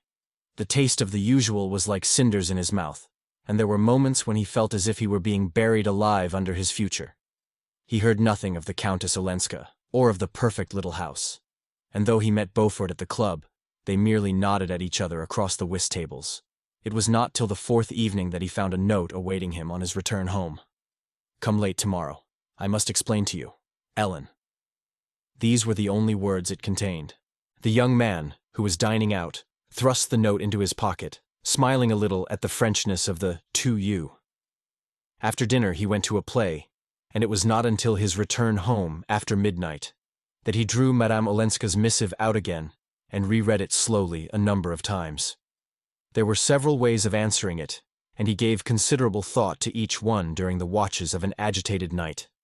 That on which, when morning came, he finally decided was to pitch some clothes into a portmanteau and jump on board a boat that was leaving that very afternoon for St. Augustine. Chapter 16. When Archer walked down the sandy main street of St. Augustine to the house which had been pointed out to him as Mr. Welland's, and saw May Welland standing under a magnolia with the sun in her hair, he wondered why he had waited so long to come. Here was the truth. Here was reality. Here was the life that belonged to him. And he, who fancied himself so scornful of arbitrary restraints, had been afraid to break away from his desk because of what people might think of his stealing a holiday. Her first exclamation was, "Newland, has anything happened?" And it occurred to him that it would have been more feminine if she had instantly read in his eyes why he had come. But when he answered, "Yes, I found I had to see you," her happy blushes took the chill from her surprise, and he saw how easily he would be forgiven, and how soon even Mr. Letterblair's mild disapproval would be smiled away by a tolerant family. Early as it was, the main street was no place for any but formal greetings, and Archer longed to be alone with May, and to pour out all his tenderness and his impatience. It still lacked an hour to the late Welland breakfast time, and instead of asking him to come in, she proposed that they should walk out to an old orange garden beyond the town. She had just been for a row on the river, and the sun that netted the little waves with gold seemed to have caught her in its meshes. Across the warm brown of her cheek, her blown hair glittered like silver wire, and her eyes too looked lighter, almost pale in their youthful limpidity. As she walked beside Archer with her long swinging gait, her face wore the vacant serenity of a young marble athlete. To Archer's strained nerves, the vision was as soothing as the sight of the blue sky and the lazy river. They sat down on a bench under the orange trees, and he put his arm about her and kissed her. It was like drinking at a cold spring with the sun on it. But his pressure may have been more vehement than he had intended, for the blood rose to her face and she drew back as if he had startled her. "What is it?" he asked, smiling, and she looked at him with surprise and answered, "Nothing." A slight embarrassment fell on them, and her hand slipped out of his. It was the only time that he had kissed her on the lips except for their fugitive embrace in the Beaufort Conservatory, and he saw that she was disturbed and shaken out of her cool, boyish composure. "Tell me what you do all day," he said, crossing his arms under his tilted back head and pushing his hat forward to screen the sun dazzle. To let her talk about familiar and simple things was the easiest way of carrying on his own independent train of thought, and he sat listening to her simple chronicle of swimming, sailing, and riding, varied by an occasional dance at the primitive inn when a man of war came in. A few pleasant people from Philadelphia and Baltimore were picnicking at the inn, and the Selfridge Marys had come down for 3 weeks because Kate Mary had had bronchitis. They were planning to lay out a lawn tennis court on the sands, but no one but Kate and May had rackets, and most of the people had not even heard of the game.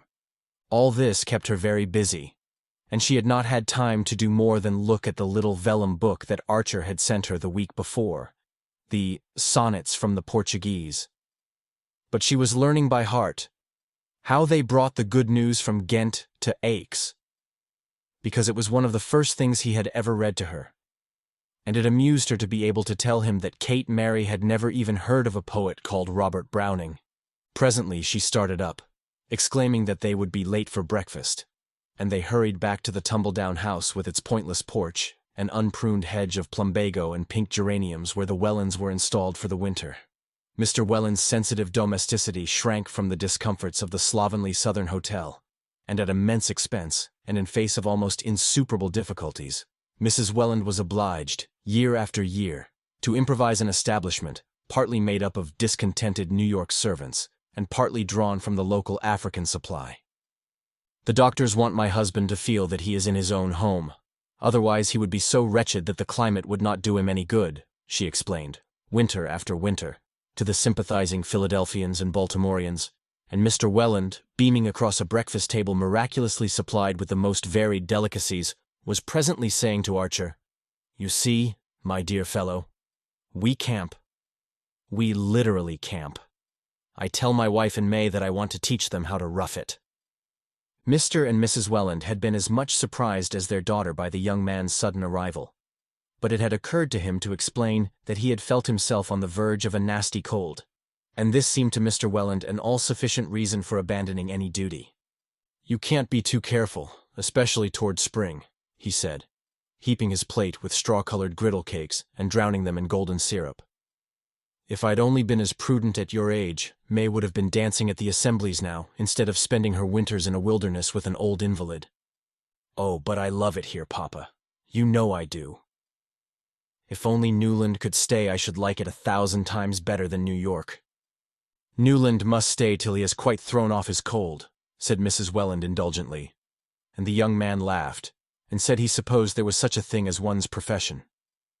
He managed, however, after an exchange of telegrams with the firm, to make his cold last a week, and it shed an ironic light on the situation to know that Mr. Letterblair's indulgence was partly due to the satisfactory way in which his brilliant young junior partner had settled the troublesome matter of the Olenski divorce. Mr. Letterblair had let Mrs. Welland know that Mr. Archer had rendered an invaluable service to the whole family, and that old Mrs. Manson Mingott had been particularly pleased. And one day when May had gone for a drive with her father in the only vehicle the place produced, Mrs. Welland took occasion to touch on a topic which she always avoided in her daughter's presence. "I'm afraid Ellen's ideas are not at all like ours. She was barely 18 when Medora Manson took her back to Europe. You remember the excitement when she appeared in black at her coming-out ball? Another of Medora's fads. Really, this time it was almost prophetic. That must have been at least 12 years ago, and since then Ellen has never been to America. No wonder she is completely Europeanized. But European society is not given to divorce. Countess Olenska thought she would be conforming to American ideas in asking for her freedom." It was the first time that the young man had pronounced her name since he had left Skuytercliff, and he felt the color rise to his cheek. Mrs. Welland smiled compassionately. "That is just like the extraordinary things that foreigners invent about us. They think we dine at 2 o'clock and countenance divorce. That is why it seems to me so foolish to entertain them when they come to New York. They accept our hospitality, and then they go home and repeat the same stupid stories."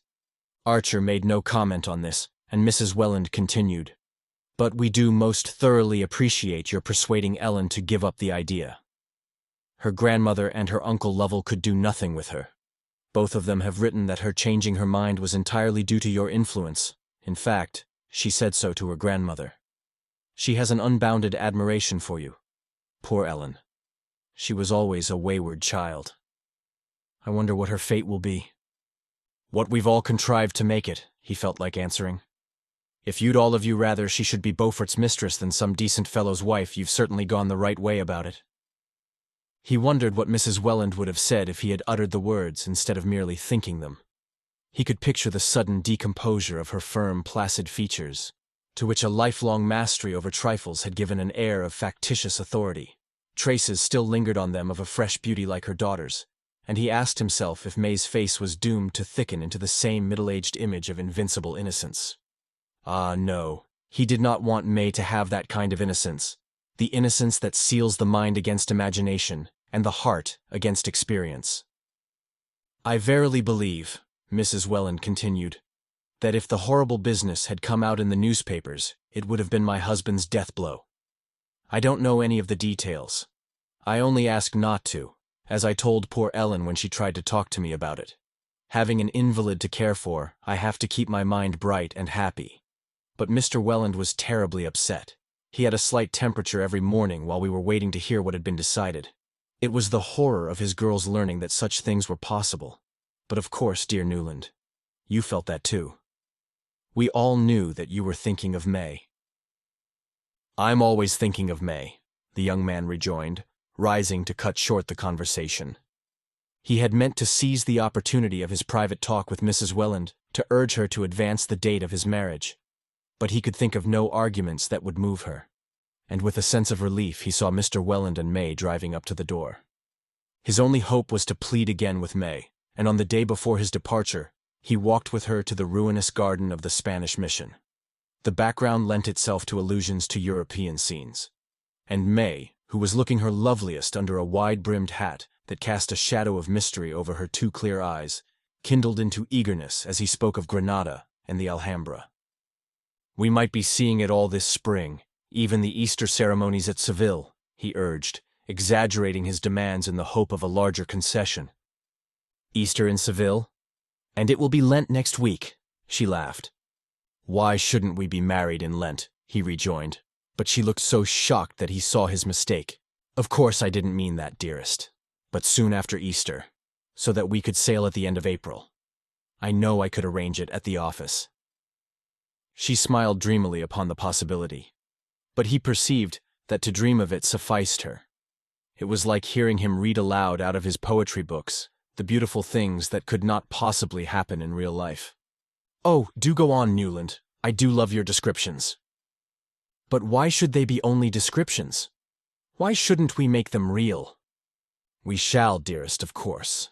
Next year." Her voice lingered over it. "Don't you want them to be real sooner? Can't I persuade you to break away now?" She bowed her head, vanishing from him under her conniving hat brim. "Why should we dream away another year? Look at me, dear. Don't you understand how I want you for my wife?" For a moment she remained motionless. Then she raised on him eyes of such despairing dearness that he half released her waist from his hold. But suddenly her look changed and deepened inscrutably. "I'm not sure if I do understand," she said. Is it because you're not certain of continuing to care for me?" Archer sprang up from his seat. "My God! Perhaps I don't know!" he broke out angrily. May Welland rose also. As they faced each other, she seemed to grow in womanly stature and dignity. Both were silent for a moment, as if dismayed by the unforeseen trend of their words. Then she said in a low voice, "If that is it, is there someone else?" "Someone else? Between you and me?" He echoed her words slowly, as though they were only half intelligible, and he wanted time to repeat the question to himself. She seemed to catch the uncertainty of his voice, for she went on in a deepening tone. "Let us talk frankly, Newland. Sometimes I've felt a difference in you, especially since our engagement has been announced." "Dear, what madness!" he recovered himself to exclaim. She met his protest with a faint smile. "If it is, it won't hurt us to talk about it." She paused and added, lifting her head with one of her noble movements, "Or even if it's true, why shouldn't we speak of it? You might so easily have made a mistake." He lowered his head, staring at the black leaf pattern on the sunny path at their feet. "Mistakes are always easy to make, but if I had made one of the kind you suggest, is it likely that I should be imploring you to hasten our marriage?" She looked downward, too, disturbing the pattern with the point of her sunshade while she struggled for expression. "Yes," she said at length, "you might want, once for all, to settle the question. It's one way." Her quiet lucidity startled him, but did not mislead him into thinking her insensible.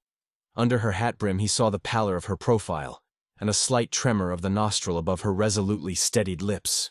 "Well?" he questioned, sitting down on the bench, and looking up at her with a frown that he tried to make playful. She dropped back into her seat and went on. "You mustn't think that a girl knows as little as her parents imagine. One hears and one notices. One has one's feelings and ideas. And of course, long before you told me that you cared for me, I'd known that there was someone else you were interested in. Everyone was talking about it 2 years ago at Newport.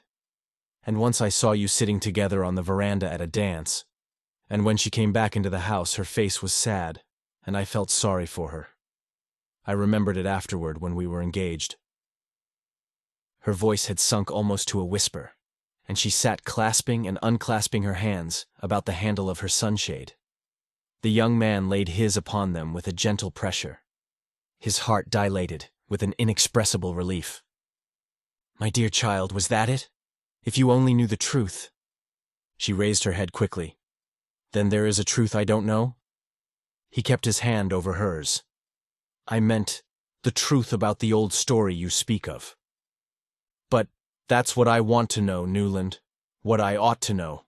I couldn't have my happiness made out of a wrong, an unfairness, to somebody else. And I want to believe that it would be the same with you. What sort of a life could we build on such foundations? Her face had taken on a look of such tragic courage that he felt like bowing himself down at her feet. I've wanted to say this for a long time, she went on. I've wanted to tell you that when two people really love each other, I understand that there may be situations which make it right that they should go against public opinion, and if you feel yourself in any way pledged to the person we've spoken of, and if there is any way in which you can fulfill your pledge, even by her getting a divorce. Newland, don't give her up because of me. His surprise at discovering that her fears had fastened upon an episode so remote and so completely of the past as his love affair with Mrs. Thorley Rushworth gave way to wonder at the generosity of her view. There was something superhuman in an attitude so recklessly unorthodox, and if other problems had not pressed on him, he would have been lost in wonder at the prodigy of the Wellens' daughter urging him to marry his former mistress. But he was still dizzy with the glimpse of the precipice they had skirted, and full of a new awe at the mystery of young girlhood. For a moment he could not speak. Then he said, "There is no pledge, no obligation whatever, of the kind you think. Such cases don't always present themselves quite as simply as, but that's no matter. I love your generosity, because I feel as you do about those things. I feel that each case must be judged individually, on its own merits, irrespective of stupid conventionalities. I mean each woman's right to her liberty." He pulled himself up, startled by the turn his thoughts had taken, and went on, looking at her with a smile. "Since you understand so many things, dearest, can't you go a little farther, and understand the uselessness of our submitting to another form of the same foolish conventionalities? If there's no one and nothing between us, isn't that an argument for marrying quickly, rather than for more delay?" She flushed with joy and lifted her face to his. As he bent to it, he saw that her eyes were full of happy tears. But in another moment she seemed to have descended from her womanly eminence to helpless and timorous girlhood, and he understood that her courage and initiative were all for others, and that she had none for herself. It was evident that the effort of speaking had been much greater than her studied composure betrayed, and that at his first word of reassurance she had dropped back into the usual, as a too adventurous child takes refuge in its mother's arms. Archer had no heart to go on pleading with her. He was too much disappointed at the vanishing of the new being who had cast that one deep look at him from her transparent eyes. May seemed to be aware of his disappointment, but without knowing how to alleviate it. And they stood up and walked silently home. Chapter 17. "Your cousin the Countess called on Mother while you were away," Janie Archer announced to her brother on the evening of his return. The young man, who was dining alone with his mother and sister, glanced up in surprise, and saw Mrs. Archer's gaze demurely bent on her plate. Mrs. Archer did not regard her seclusion from the world as a reason for being forgotten by it, and Newland guessed that she was slightly annoyed that he should be surprised by Madame Olenska's visit. She had on a black velvet polonaise with jet buttons and a tiny green monkey muff. "I never saw her so stylishly dressed," Janie continued. "She came alone, early on Sunday afternoon. Luckily the fire was lit in the drawing room. She had one of those new card cases. She said she wanted to know us because you'd been so good to her." Newland laughed. "Madame Olenska always takes that tone about her friends. She's very happy at being among her own people again." "Yes, so she told us," said Mrs. Archer. "I must say she seems thankful to be here." "I hope you liked her, Mother." Mrs. Archer drew her lips together. "She certainly lays herself out to please, even when she is calling on an old lady." "Mother doesn't think her simple," Janie interjected, her eyes screwed upon her brother's face. "It's just my old-fashioned feeling. Dear May is my ideal," said Mrs. Archer. "Ah," said her son, "they're not alike." Archer had left St. Augustine charged with many messages for old Mrs. Mingott, and a day or two after his return to town he called on her. The old lady received him with unusual warmth. She was grateful to him for persuading the Countess Olenska to give up the idea of a divorce, and when he told her that he had deserted the office without leave and rushed down to St. Augustine simply because he wanted to see May, she gave an adipose chuckle and patted his knee with her puffball hand. So you kicked over the traces, did you? And I suppose Augusta and Welland pulled long faces and behaved as if the end of the world had come? But little May, she knew better, I'll be bound. I hoped she did. But after all, she wouldn't agree to what I'd gone down to ask for. Wouldn't she indeed? And what was that? I wanted to get her to promise that we should be married in April. What's the use of our wasting another year? Mrs. Manson Mingott screwed up her little mouth into a grimace of mimic prudery and twinkled at him through malicious lids. Ask Mama, I suppose. The usual story. These Mingotts. All alike. Born in a rut, and you can't root 'em out of it. When I built this house, you'd have thought I was moving to California. Nobody ever had built above 40th Street. No, says I, nor above the Battery either, before Christopher Columbus discovered America. No. Not one of them wants to be different. They're as scared of it as the smallpox. My dear Mr. Archer, I thank my stars. I'm nothing but a vulgar spicer. But there's not one of my own children that takes after me but my little Ellen. She broke off, still twinkling at him, and asked, with the casual irrelevance of old age, Now, why in the world didn't you marry my little Ellen? Archer laughed. For one thing, she wasn't there to be married. No, to be sure, more's the pity, and now it's too late. Her life is finished. She spoke with the cold-blooded complacency of the aged throwing earth into the grave of young hopes. The young man's heart grew chill, and he said hurriedly, Can't I persuade you to use your influence with the Wellands, Mrs. Mingott? I wasn't made for long engagements. Old Catherine beamed on him approvingly. No, I can see that. You've got a quick eye. When you were a little boy, I've no doubt you liked to be helped first. She threw back her head with a laugh that made her chins ripple like little waves. Here's my Ellen now, she exclaimed, as the portieres parted behind her. Madame Olenska came forward with a smile. Her face looked vivid and happy, and she held out her hand gaily to Archer while she stooped to her grandmother's kiss. I was just saying to him, my dear.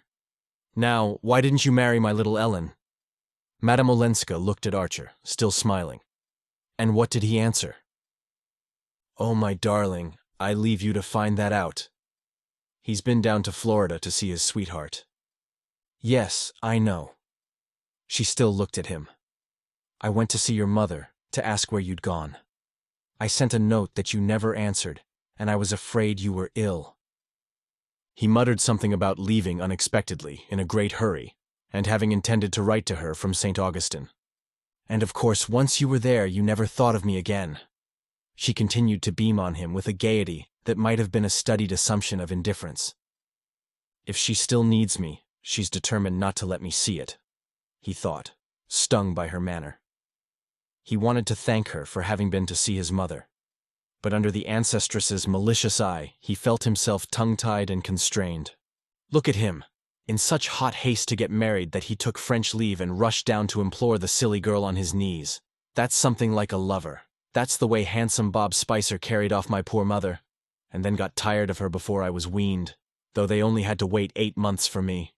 But there, you're not a Spicer, young man, luckily for you and for May. It's only my poor Ellen that has kept any of their wicked blood. The rest of them are all model Mingotts, cried the old lady scornfully. Archer was aware that Madame Olenska, who had seated herself at her grandmother's side, was still thoughtfully scrutinizing him. The gaiety had faded from her eyes, and she said with great gentleness, Surely, Granny, we can persuade them between us to do as he wishes. Archer rose to go, and as his hand met Madame Olenska's, he felt that she was waiting for him to make some allusion to her unanswered letter. When can I see you? He asked, as she walked with him to the door of the room. Whenever you like, but it must be soon if you want to see the little house again. I am moving next week. A pang shot through him at the memory of his lamp-lit hours in the low-studded drawing-room. Few as they had been, they were thick with memories. Tomorrow evening? She nodded. Tomorrow, yes, but early. I'm going out. The next day was a Sunday. And if she were going out on a Sunday evening, it could, of course, be only to Mrs. Lemuel Struthers's. He felt a slight movement of annoyance, not so much at her going there, for he rather liked her going where she pleased in spite of the van der Luydens, but because it was the kind of house at which she was sure to meet Beaufort, where she must have known beforehand that she would meet him, and where she was probably going for that purpose. Very well, tomorrow evening, he repeated, inwardly resolved that he would not go early, and that by reaching her door late, he would either prevent her from going to Mrs. Struthers, or else arrive after she had started, which, all things considered, would no doubt be the simplest solution. It was only 8:30 after all when he rang the bell under the wisteria, not as late as he had intended by half an hour, but a singular restlessness had driven him to her door.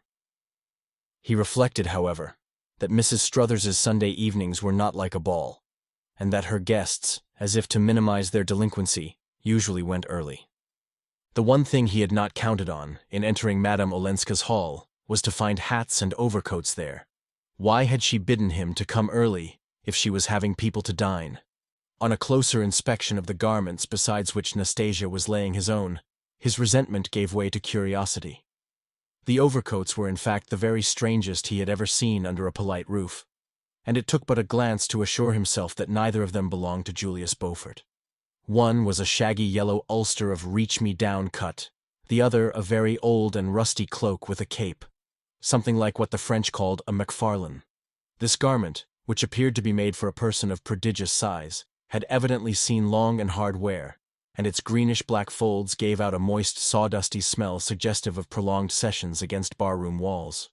On it lay a ragged gray scarf and an odd felt hat of semi-clerical shape. Archer raised his eyebrows inquiringly at Nastasia, who raised hers in return with a fatalistic "Gia!" as she threw open the drawing-room door. The young man saw at once that his hostess was not in the room. Then, with surprise, he discovered another lady standing by the fire.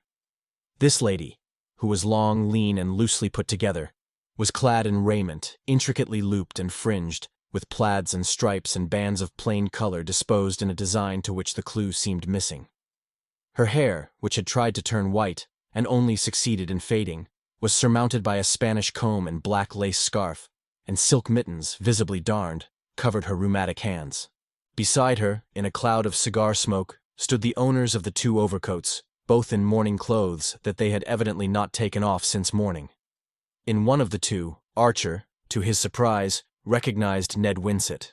The other, and older, who was unknown to him, and whose gigantic frame declared him to be the wearer of the Macfarlane, had a feebly leonine head with crumpled gray hair, and moved his arms with large pawing gestures, as though he were distributing lay blessings to a kneeling multitude.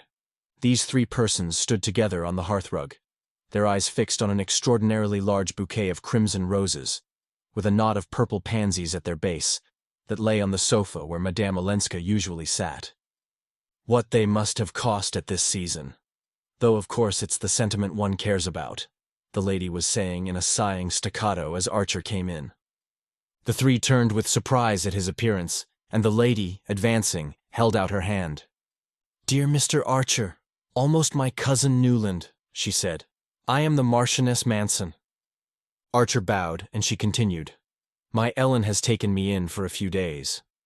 I came from Cuba, where I have been spending the winter with Spanish friends, such delightful, distinguished people. The highest nobility of old Castile. How I wish you could know them. But I was called away by our dear great friend here, Dr. Carver. You don't know Dr. Agathon Carver, founder of the Valley of Love community?" Dr. Carver inclined his leonine head, and the Marchioness continued, "Ah, New York, New York. How little the life of the spirit has reached it. But I see you do know Mr. Winsett." "Oh, yes, I reached him some time ago, but not by that route," Winsett said with his dry smile. The Marchioness shook her head reprovingly. "How do you know, Mr. Winsett? The spirit bloweth where it listeth." "List, oh, list," interjected Dr. Carver in a stentorian murmur. "But do sit down, Mr. Archer. We four have been having a delightful little dinner together, and my child has gone up to dress. She expects you.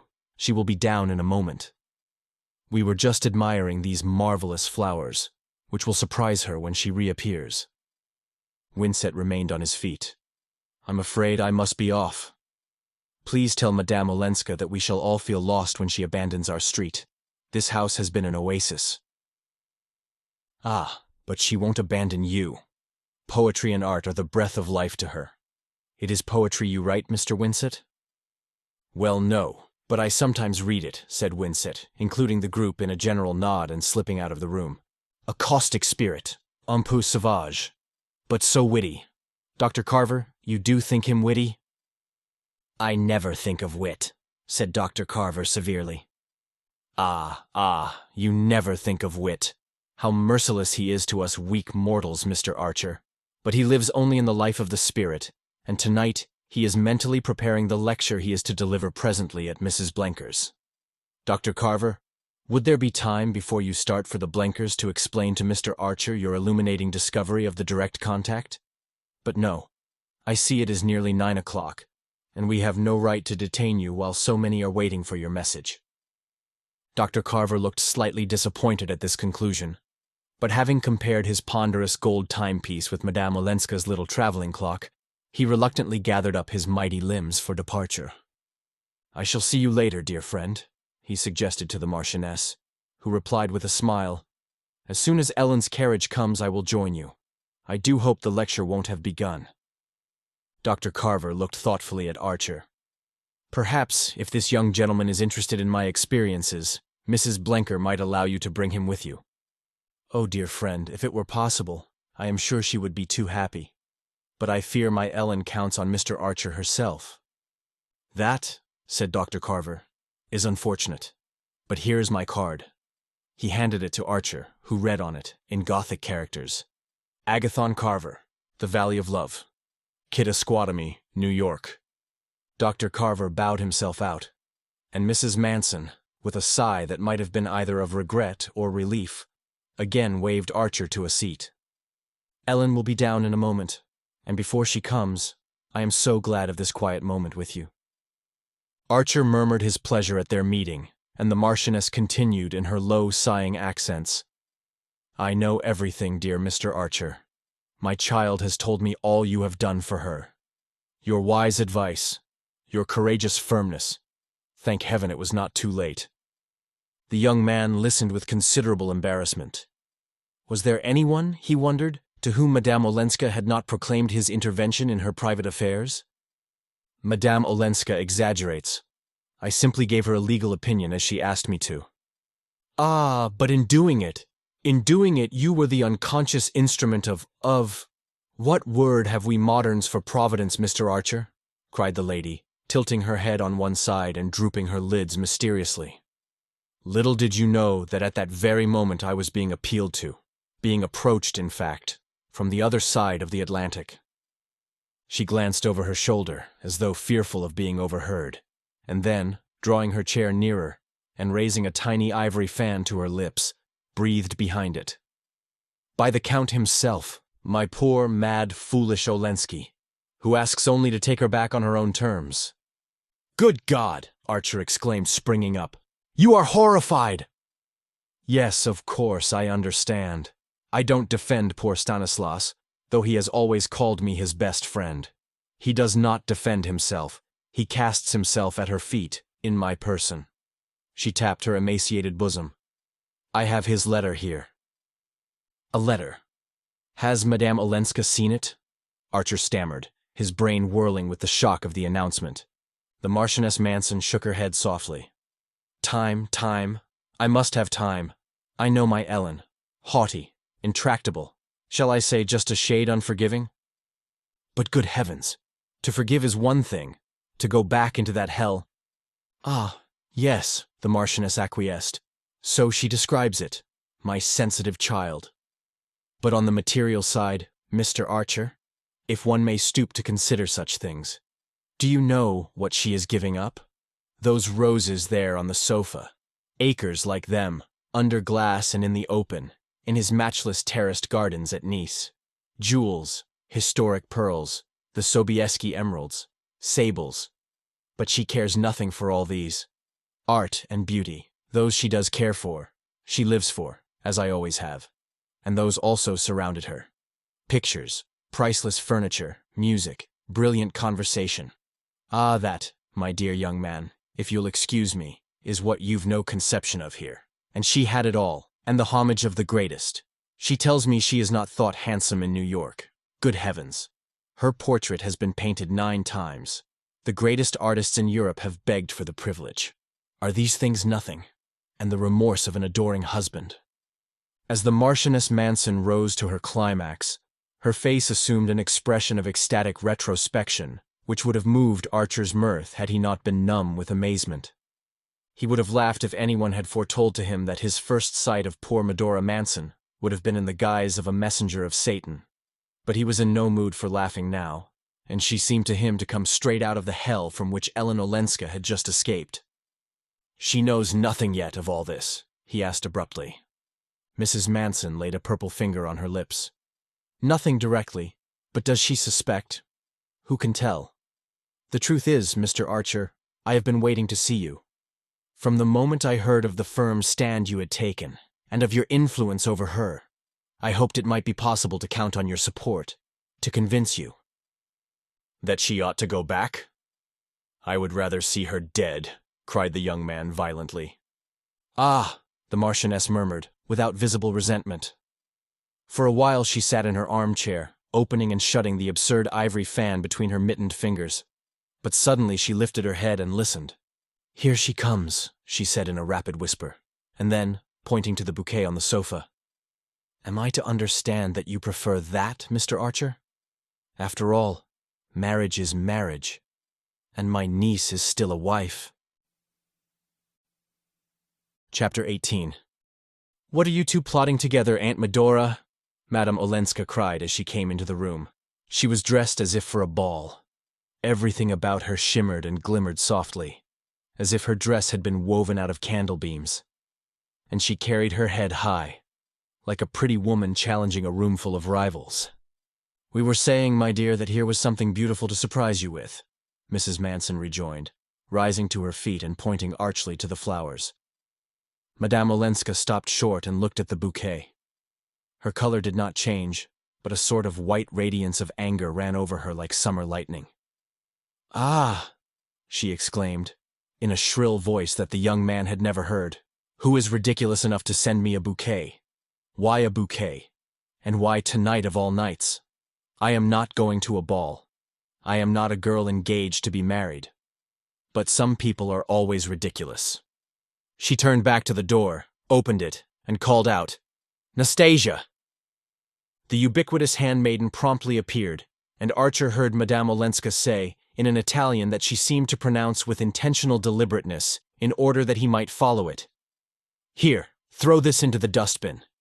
And then, as Nastasia stared protestingly, "But no, it's not the fault of the poor flowers. Tell the boy to carry them to the house 3 doors away, the house of Mr. Winsett, the dark gentleman who dined here. His wife is ill. They may give her pleasure. The boy is out, you say?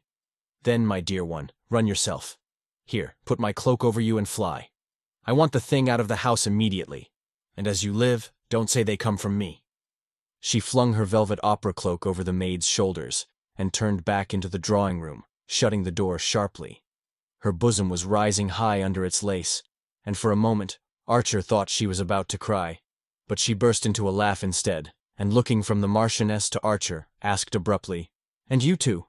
Have you made friends?" "It's for Mr. Archer to say, darling. He has waited patiently while you were dressing." "Yes, I gave you time enough. My hair wouldn't go," Madame Olenska said, raising her hand to the heaped-up curls of her chignon. "But that reminds me. I see Dr. Carver is gone, and you'll be late at the Blenkers. Mr. Archer, will you put my aunt in the carriage?"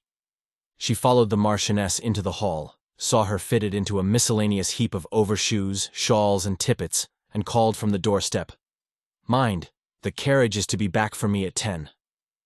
Then she returned to the drawing-room, where Archer, on re-entering it, found her standing by the mantelpiece, examining herself in the mirror. It was not usual, in New York society, for a lady to address her parlor-maid as "my dear one," and send her out on an errand wrapped in her own opera cloak.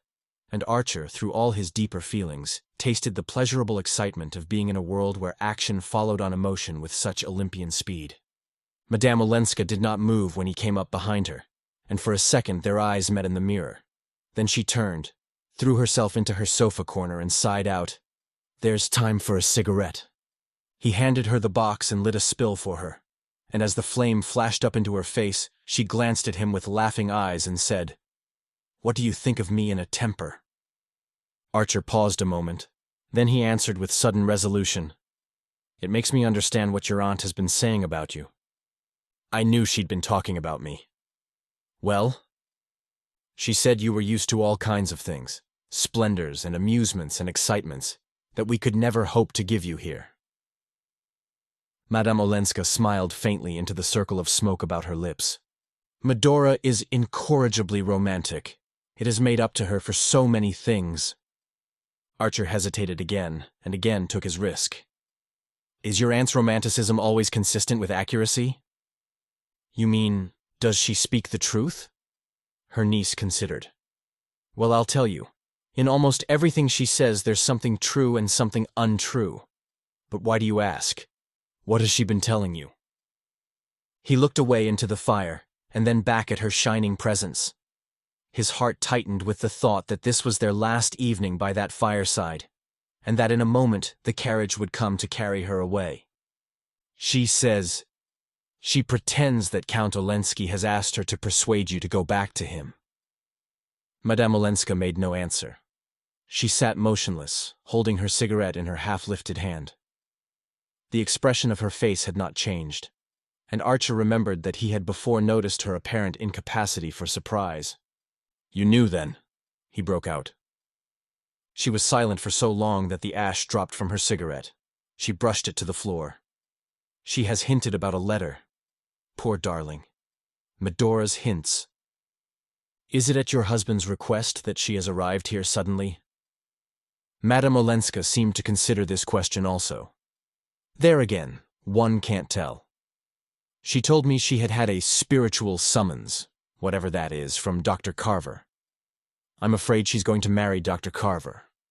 Poor Medora. There's always someone she wants to marry.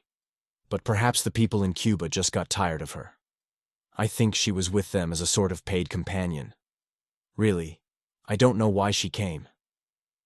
But you do believe she has a letter from your husband? Again Madame Olenska brooded silently. Then she said, After all, it was to be expected. The young man rose and went to lean against the fireplace. A sudden restlessness possessed him, and he was tongue-tied by the sense that their minutes were numbered, and that at any moment he might hear the wheels of the returning carriage. You know that your aunt believes you will go back? Madame Olenska raised her head quickly. A deep blush rose to her face and spread over her neck and shoulders. She blushed seldom and painfully, as if it hurt her like a burn. Many cruel things have been believed of me, she said. Oh, Ellen, forgive me, I'm a fool and a brute. She smiled a little. You are horribly nervous. You have your own troubles. I know you think the Wellens are unreasonable about your marriage, and of course I agree with you. In Europe, people don't understand our long American engagements. I suppose they are not as calm as we are. She pronounced the we with a faint emphasis that gave it an ironic sound. Archer felt the irony but did not dare to take it up. After all, she had perhaps purposely deflected the conversation from her own affairs, and after the pain his last words had evidently caused her, he felt that all he could do was to follow her lead. But the sense of the waning hour made him desperate. He could not bear the thought that a barrier of words should drop between them again. Yes, he said abruptly. I went south to ask May to marry me after Easter. There's no reason why we shouldn't be married then. And May adores you, and yet you couldn't convince her? I thought her too intelligent to be the slave of such absurd superstitions. She is too intelligent. She's not their slave. Madame Olenska looked at him. Well then, I don't understand. Archer reddened and hurried on with a rush. We had a frank talk, almost the first. She thinks my impatience a bad sign. Merciful heavens. A bad sign? She thinks it means that I can't trust myself to go on caring for her. She thinks, in short, I want to marry her at once to get away from someone that I care for more. Madame Olenska examined this curiously. But if she thinks that, why isn't she in a hurry too? Because she's not like that. She's so much nobler. She insists all the more on the long engagement, to give me time. Time to give her up for the other woman, if I want to. Madame Olenska leaned toward the fire and gazed into it with fixed eyes. Down the quiet street, Archer heard the approaching trot of her horses. "That is noble," she said with a slight break in her voice. "Yes, but it's ridiculous." "Ridiculous? Because you don't care for anyone else?"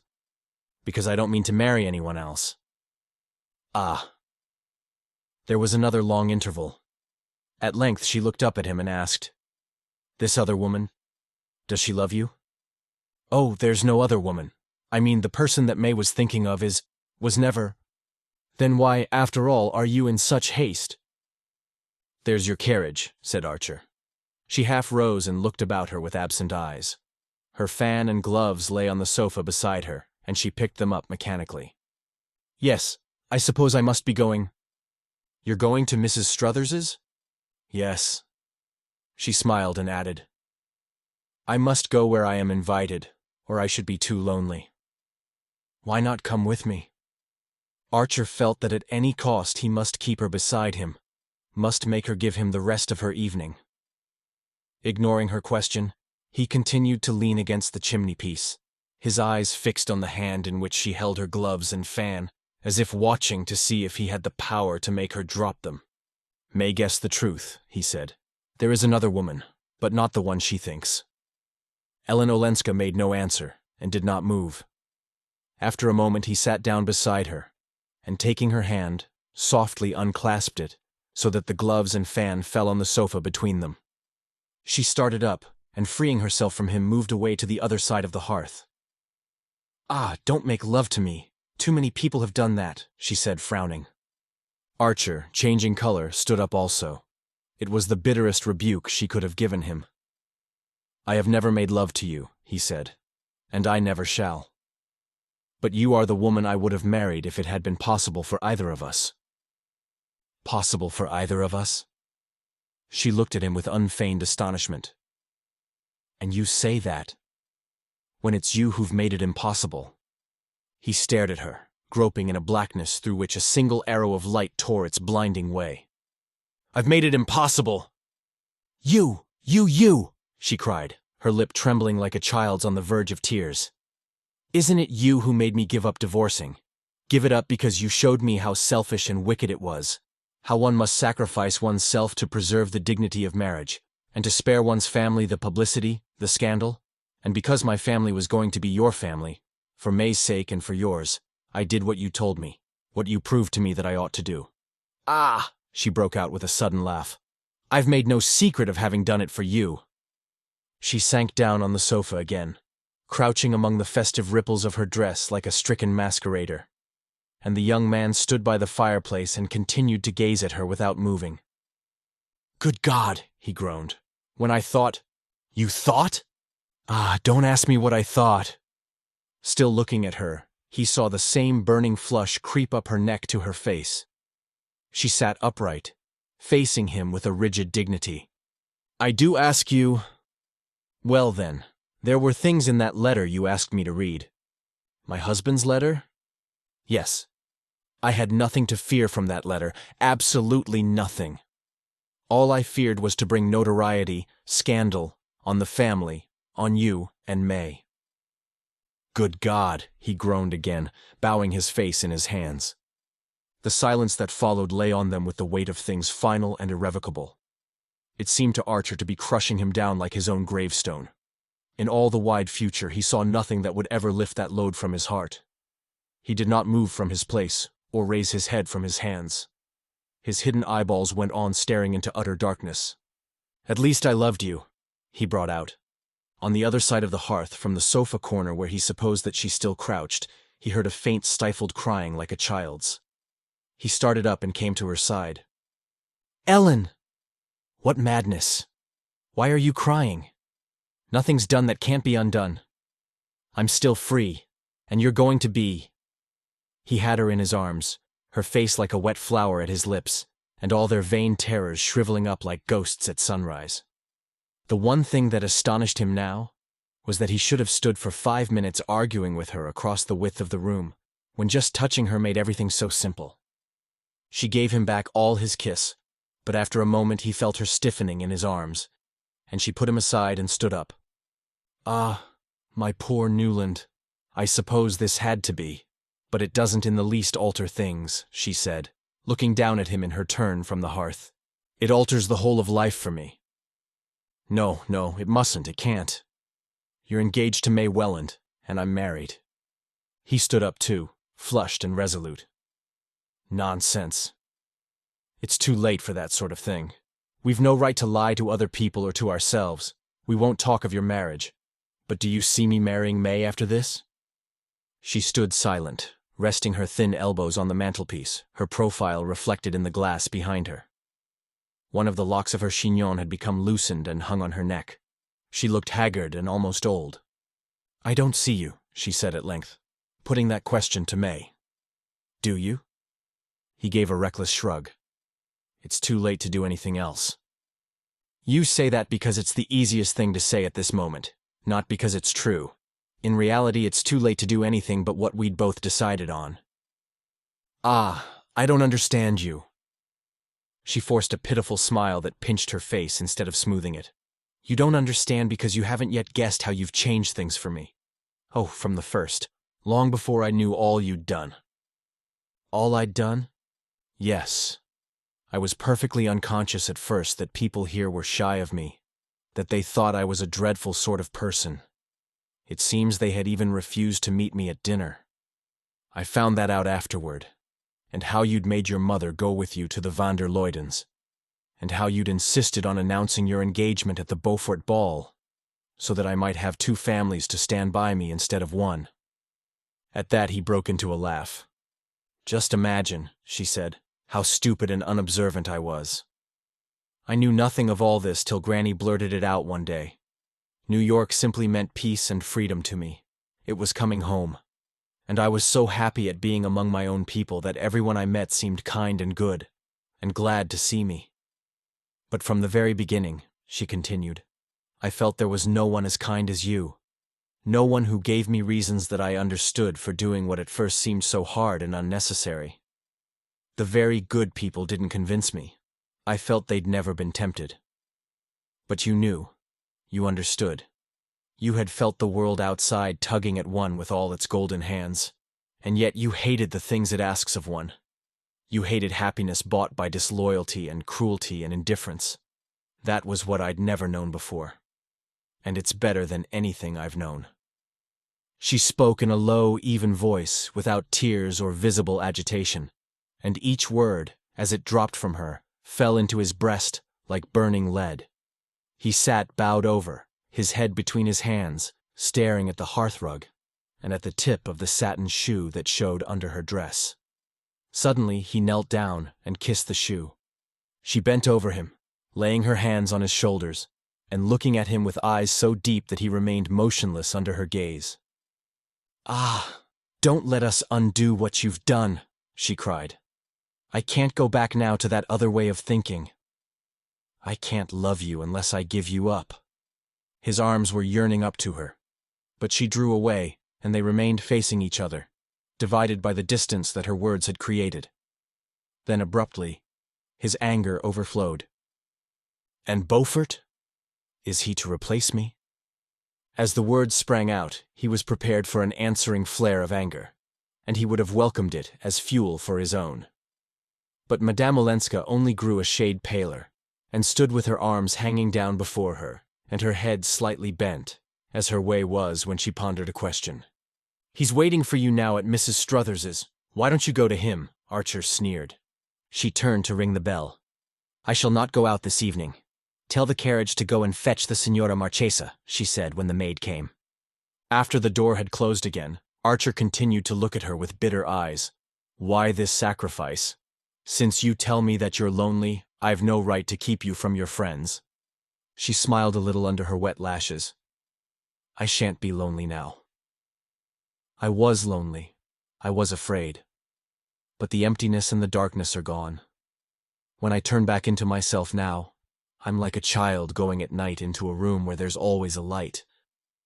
Her tone and her look still enveloped her in a soft inaccessibility, and Archer groaned out again.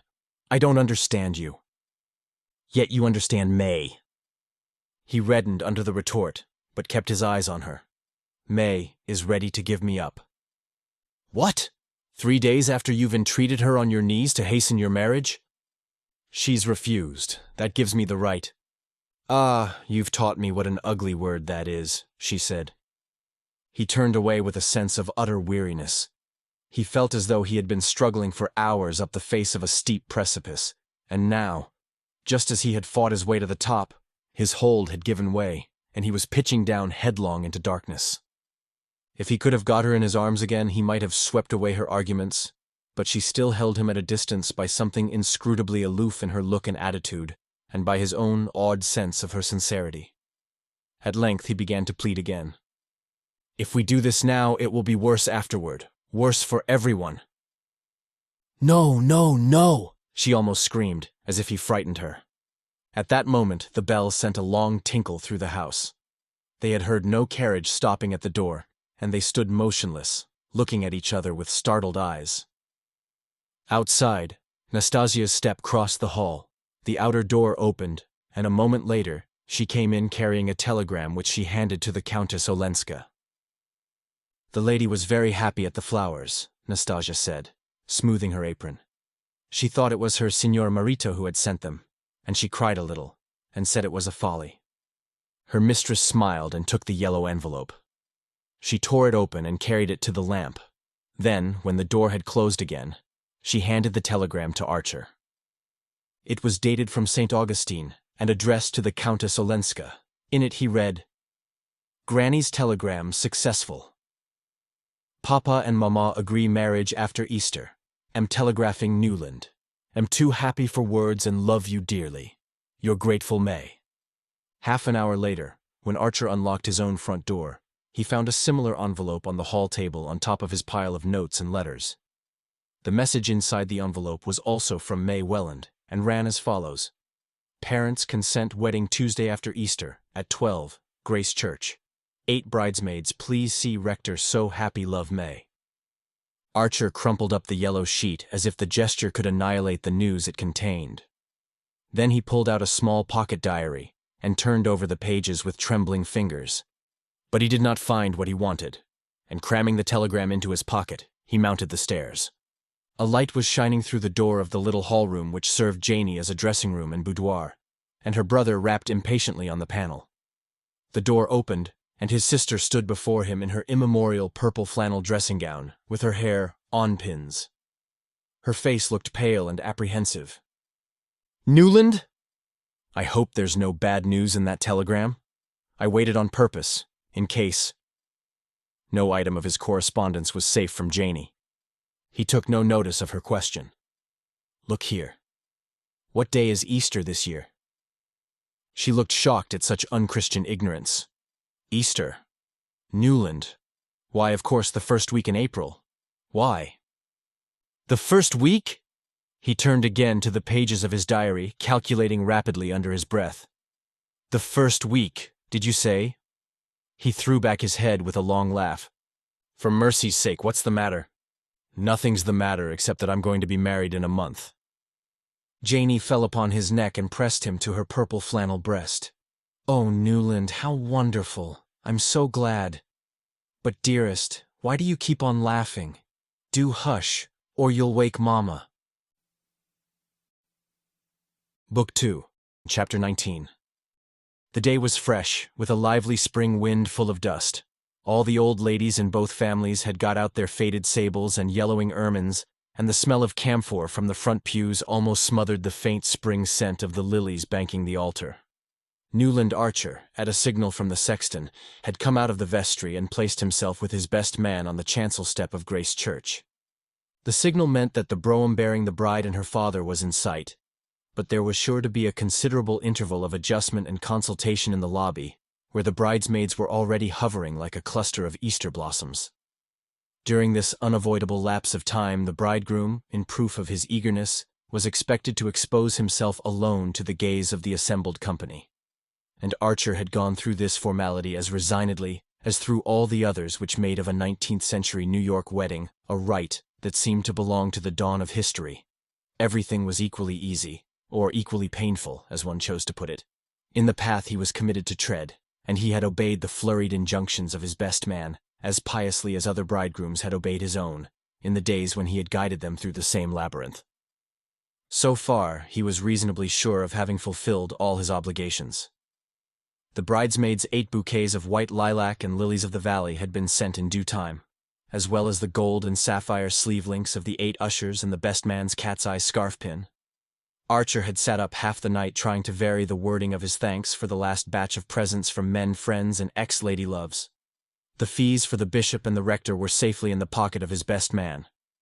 His own luggage was already at Mrs. Manson Mingott's, where the wedding breakfast was to take place, and so were the traveling clothes into which he was to change. And a private compartment had been engaged in the train that was to carry the young couple to their unknown destination. Concealment of the spot in which the bridal night was to be spent being one of the most sacred taboos of the prehistoric ritual. "Got the ring all right?" whispered young van der Luyden Newland, who was inexperienced in the duties of a best man, and awed by the weight of his responsibility. Archer made the gesture which he had seen so many bridegrooms make. With his ungloved right hand he felt in the pocket of his dark gray waistcoat, and assured himself that the little gold circlet, engraved inside, Newland to May, April, 1877, was in its place. Then, resuming his former attitude, his tall hat and pearl-gray gloves with black stitchings grasped in his left hand, he stood looking at the door of the church. Overhead, Handel's march swelled pompously through the imitation stone vaulting, carrying on its waves the faded drift of the many weddings at which, with cheerful indifference, he had stood on the same chancel step watching other brides float up the nave toward other bridegrooms.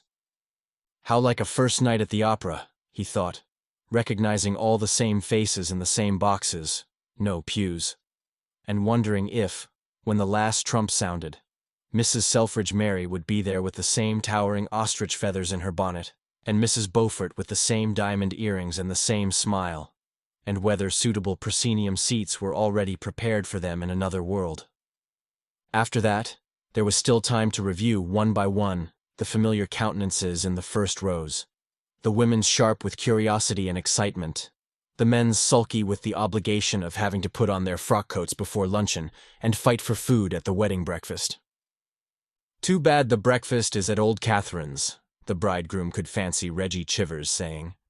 "But I'm told that Lovell Mingott insisted on its being cooked by his own chef, so it ought to be good if one can only get at it."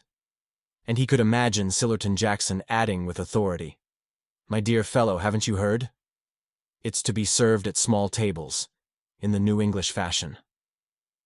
Archer's eyes lingered a moment on the left-hand pew, where his mother, who had entered the church on Mr. Henry van der Luyden's arm, sat weeping softly under her Chantilly veil, her hands in her grandmother's ermine muff. Poor Janey, he thought, looking at his sister. Even by screwing her head around she can see only the people in the few front pews, and they're mostly dowdy Newlands and Dagonets. On the hither side of the white ribbon dividing off the seats reserved for the families, he saw Beaufort, tall and red-faced, scrutinizing the women with his arrogant stare. Beside him sat his wife, all silvery chinchilla and violets, and on the far side of the ribbon, Lawrence Lefferts's sleekly brushed head seemed to mount guard over the invisible deity of good form, who presided at the ceremony. Archer wondered how many flaws Lefferts's keen eyes would discover in the ritual of his divinity. Then he suddenly recalled that he too had once thought such questions important.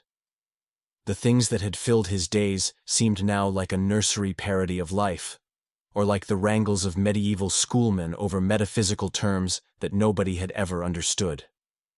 A stormy discussion as to whether the wedding presents should be shown had darkened the last hours before the wedding, and it seemed inconceivable to Archer that grown-up people should work themselves into a state of agitation over such trifles, and that the matter should have been decided, in the negative, by Mrs. Welland's saying with indignant tears, I should as soon turn the reporters loose in my house. Yet there was a time when Archer had had definite and rather aggressive opinions on all such problems, and when everything concerning the manners and customs of his little tribe had seemed to him fraught with worldwide significance. And all the while, I suppose, he thought, real people were living somewhere, and real things happening to them. "There they come!" breathed the best man excitedly. But the bridegroom knew better. The cautious opening of the door of the church meant only that Mr. Brown, the livery stable keeper, gowned in black in his intermittent character of sexton, was taking a preliminary survey of the scene before marshalling his forces. The door was softly shut again. Then after another interval it swung majestically open, and a murmur ran through the church. "The family!" Mrs. Welland came first, on the arm of her eldest son. Her large pink face was appropriately solemn, and her plum-colored satin with pale blue side panels and blue ostrich plumes in a small satin bonnet met with general approval. But before she had settled herself with a stately rustle in the pew opposite Mrs. Archer's, the spectators were craning their necks to see who was coming after her. Wild rumors had been abroad the day before to the effect that Mrs. Manson Mingott, in spite of her physical disabilities, had resolved on being present at the ceremony. And the idea was so much in keeping with her sporting character that bets ran high at the clubs as to her being able to walk up the nave and squeeze into a seat. It was known that she had insisted on sending her own carpenter to look into the possibility of taking down the end panel of the front pew, and to measure the space between the seat and the front.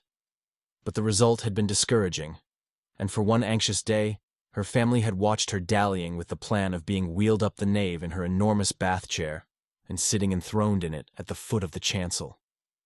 The idea of this monstrous exposure of her person was so painful to her relations that they could have covered with gold the ingenious person who suddenly discovered that the chair was too wide to pass between the iron uprights of the awning which extended from the church door to the curbstone.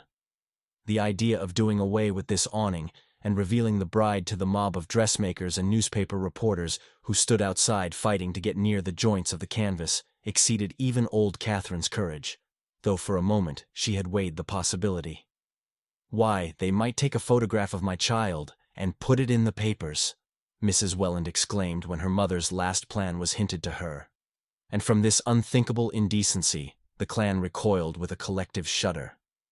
The ancestress had had to give in, but her concession was bought only by the promise that the wedding breakfast should take place under her roof. Though, as the Washington Square connection said, with the Wellands' house in easy reach, it was hard to have to make a special price with Brown, to drive one to the other end of nowhere. Though all these transactions had been widely reported by the Jacksons, a sporting minority still clung to the belief that old Catherine would appear in church, and there was a distinct lowering of the temperature when she was found to have been replaced by her daughter-in-law. Mrs. Lovell Mingott had the high color and glassy stare induced in ladies of her age and habit by the effort of getting into a new dress. But once the disappointment occasioned by her mother-in-law's non-appearance had subsided, it was agreed that her black chantilly over lilac satin, with a bonnet of Parma violets, formed the happiest contrast to Mrs. Welland's blue and plum color.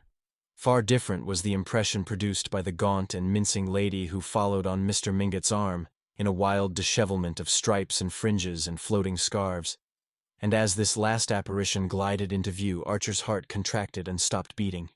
He had taken it for granted that the Marchioness Manson was still in Washington, where she had gone some 4 weeks previously with her niece, Madame Olenska. It was generally understood that their abrupt departure was due to Madame Olenska's desire to remove her aunt from the baleful eloquence of Dr. Agathon Carver, who had nearly succeeded in enlisting her as a recruit for the Valley of Love, and in the circumstances no one had expected either of the ladies to return for the wedding. For a moment, Archer stood with his eyes fixed on Medora's fantastic figure, straining to see who came behind her. But the little procession was at an end. For all the lesser members of the family had taken their seats, and the 8 tall ushers, gathering themselves together like birds or insects preparing for some migratory maneuver, were already slipping through the side doors into the lobby. "Newland, I say, she's here," the best man whispered. Archer roused himself with a start. A long time had apparently passed since his heart had stopped beating, for the white and rosy procession was in fact halfway up the nave. The bishop, the rector, and 2 white-winged assistants were hovering about the flower-banked altar, and the first chords of the Spore Symphony were strewing their flower-like notes before the bride. Archer opened his eyes, but could they really have been shut as he imagined, and felt his heart beginning to resume its usual task. The music, the scent of the lilies on the altar, the vision of the cloud of tulle and orange blossoms floating nearer and nearer. The sight of Mrs. Archer's face suddenly convulsed with happy sobs, the low benedictory murmur of the rector's voice, the ordered evolutions of the 8 pink bridesmaids and the 8 black ushers. All these sights, sounds, and sensations, so familiar in themselves, so unutterably strange and meaningless in his new relation to them, were confusedly mingled in his brain. My God, he thought, have I got the ring? And once more he went through the bridegroom's convulsive gesture. Then, in a moment, May was beside him, such radiance streaming from her that it sent a faint warmth through his numbness, and he straightened himself and smiled into her eyes. Dearly beloved, we are gathered together here, the rector began. The ring was on her hand, the bishop's benediction had been given, the bridesmaids were poised to resume their place in the procession, and the organ was showing preliminary symptoms of breaking out into the Mendelssohn March, without which no newly wedded couple had ever emerged upon New York. Your arm, I say. Give her your arm, young Newland nervously hissed, and once more Archer became aware of having been adrift far off in the unknown. What was it that had sent him there, he wondered. Perhaps the glimpse, among the anonymous spectators in the transept, of a dark coil of hair under a hat which, a moment later, revealed itself as belonging to an unknown lady with a long nose, so laughably unlike the person whose image she had evoked that he asked himself if he were becoming subject to hallucinations. And now he and his wife were pacing slowly down the nave, carried forward on the light Mendelssohn ripples, the spring day beckoning to them through widely opened doors, and Mrs. Welland's chestnuts, with big white favors on their frontlets, curveting and showing off at the far end of the canvas tunnel. The footman, who had a still bigger white favor on his lapel, wrapped May's white cloak about her, and Archer jumped into the brougham at her side. She turned to him with a triumphant smile, and their hands clasped under her veil. Darling, Archer said, and suddenly the same black abyss yawned before him, and he felt himself sinking into it, deeper and deeper, while his voice rambled on smoothly and cheerfully. Yes, of course I thought I'd lost the ring. No wedding would be complete if the poor devil of a bridegroom didn't go through that. But you did keep me waiting, you know. I had time to think of every horror that might possibly happen. She surprised him by turning, in full Fifth Avenue, and flinging her arms about his neck. But none ever can happen now, can it, Newland? As long as we two are together. Every detail of the day had been so carefully thought out that the young couple, after the wedding breakfast, had ample time to put on their traveling clothes, descend the wide Mingot stairs between laughing bridesmaids and weeping parents, and get into the brougham under the traditional shower of rice and satin slippers. And there was still half an hour left in which to drive to the station, buy the last weeklies at the bookstall with the air of seasoned travelers, and settle themselves in the reserved compartment in which May's maid had already placed her dove-colored traveling cloak and glaringly new dressing bag from London. The old Dulac aunts at Rhinebeck had put their house at the disposal of the bridal couple, with a readiness inspired by the prospect of spending a week in New York with Mrs. Archer, and Archer, glad to escape the usual bridal suite in a Philadelphia or Baltimore hotel, had accepted with an equal alacrity. May was enchanted at the idea of going to the country, and childishly amused at the vain efforts of the 8 bridesmaids to discover where their mysterious retreat was situated. It was thought very English to have a country house lent to one, and the fact gave a last touch of distinction to what was generally conceded to be the most brilliant wedding of the year. But where the house was, no one was permitted to know, except the parents of bride and groom, who, when taxed with the knowledge, pursed their lips and said mysteriously, "Ah, they didn't tell us," which was manifestly true, since there was no need to. Once they were settled in their compartment, and the train, shaking off the endless wooden suburbs, had pushed out into the pale landscape of spring, talk became easier than Archer had expected. May was still, in look and tone, the simple girl of yesterday, eager to compare notes with him as to the incidents of the wedding, and discussing them as impartially as a bridesmaid talking it all over with an usher. At first, Archer had fancied that this detachment was the disguise of an inward tremor, but her clear eyes revealed only the most tranquil unawareness. She was alone for the first time with her husband, but her husband was only the charming comrade of yesterday. There was no one whom she liked as much, no one whom she trusted as completely, and the culminating lark of the whole delightful adventure of engagement and marriage was to be off with him alone on a journey, like a grown-up person, like a married woman, in fact. It was wonderful that, as he had learned in the mission garden at St. Augustine, such depths of feeling could coexist with such absence of imagination. But he remembered how, even then, she had surprised him by dropping back to inexpressive girlishness as soon as her conscience had been eased of its burden, and he saw that she would probably go through life dealing to the best of her ability with each experience as it came, but never anticipating any by so much as a stolen glance.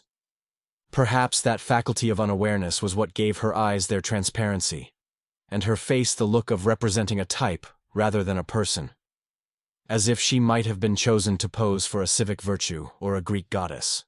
The blood that ran so close to her fair skin might have been a preserving fluid rather than a ravaging element, yet her look of indestructible youthfulness made her seem neither hard nor dull, but only primitive and pure. In the thick of this meditation, Archer suddenly felt himself looking at her with the startled gaze of a stranger, and plunged into a reminiscence of the wedding breakfast, and of Granny Mingott's immense and triumphant pervasion of it. May settled down to frank enjoyment of the subject. "I was surprised, though, weren't you, that Aunt Medora came after all?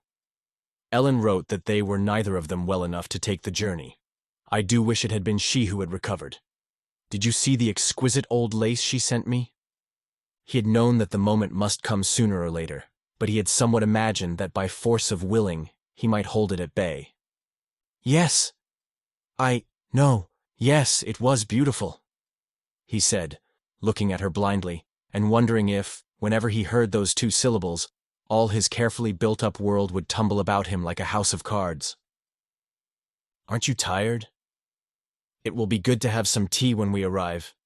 I'm sure the aunts have got everything beautifully ready," he rattled on, taking her hand in his, and her mind rushed away instantly to the magnificent tea and coffee service of Baltimore silver, which the Beauforts had sent, and which went so perfectly with Uncle Lovell Mingott's trays and side dishes. In the spring twilight, the train stopped at the Rhinebeck station, and they walked along the platform to the waiting carriage. "Ah, how awfully kind of the van der Luydens. They've sent their man over from Skuytercliff to meet us," Archer exclaimed, as a sedate person out of livery approached them and relieved the maid of her bags. "I'm extremely sorry, sir," said this emissary, "that a little accident has occurred at the Miss Dulacs. A leak in the water tank. It happened yesterday, and Mr. van der Luyden, who heard of it this morning, sent a housemaid up by the early train to get the patroon's house ready. It will be quite comfortable, I think you'll find, sir, and the Miss Dulacs have sent their cook over, so that it will be exactly the same as if you'd been at Rhinebeck." Archer stared at the speaker so blankly that he repeated in still more apologetic accents, "It'll be exactly the same, sir, I do assure you." And May's eager voice broke out, covering the embarrassed silence. "The same as Rhinebeck? The patroon's house? But it will be 100,000 times better, won't it, Newland? It's too dear and kind of Mr. van der Luyden to have thought of it." And as they drove off, with the maid beside the coachman, and their shining bridle bags on the seat before them, she went on excitedly, "Only fancy, I've never been inside it, have you? The van der Luydens show it to so few people. But they opened it for Ellen, it seems, and she told me what a darling little place it was. She says it's the only house she's seen in America that she could imagine being perfectly happy in." "Well, that's what we're going to be, isn't it?" cried her husband gaily, and she answered with her boyish smile, "Ah, it's just our luck beginning, the wonderful luck we're always going to have together." Chapter 20. "Of course we must dine with Mrs. Carfrey, dearest," Archer said, and his wife looked at him with an anxious frown across the monumental Britannia ware of their lodging-house breakfast table. In all the rainy desert of autumnal London, there were only two people whom the Newland Archers knew, and these two they had sedulously avoided, in conformity with the old New York tradition that it was not dignified to force oneself on the notice of one's acquaintances in foreign countries.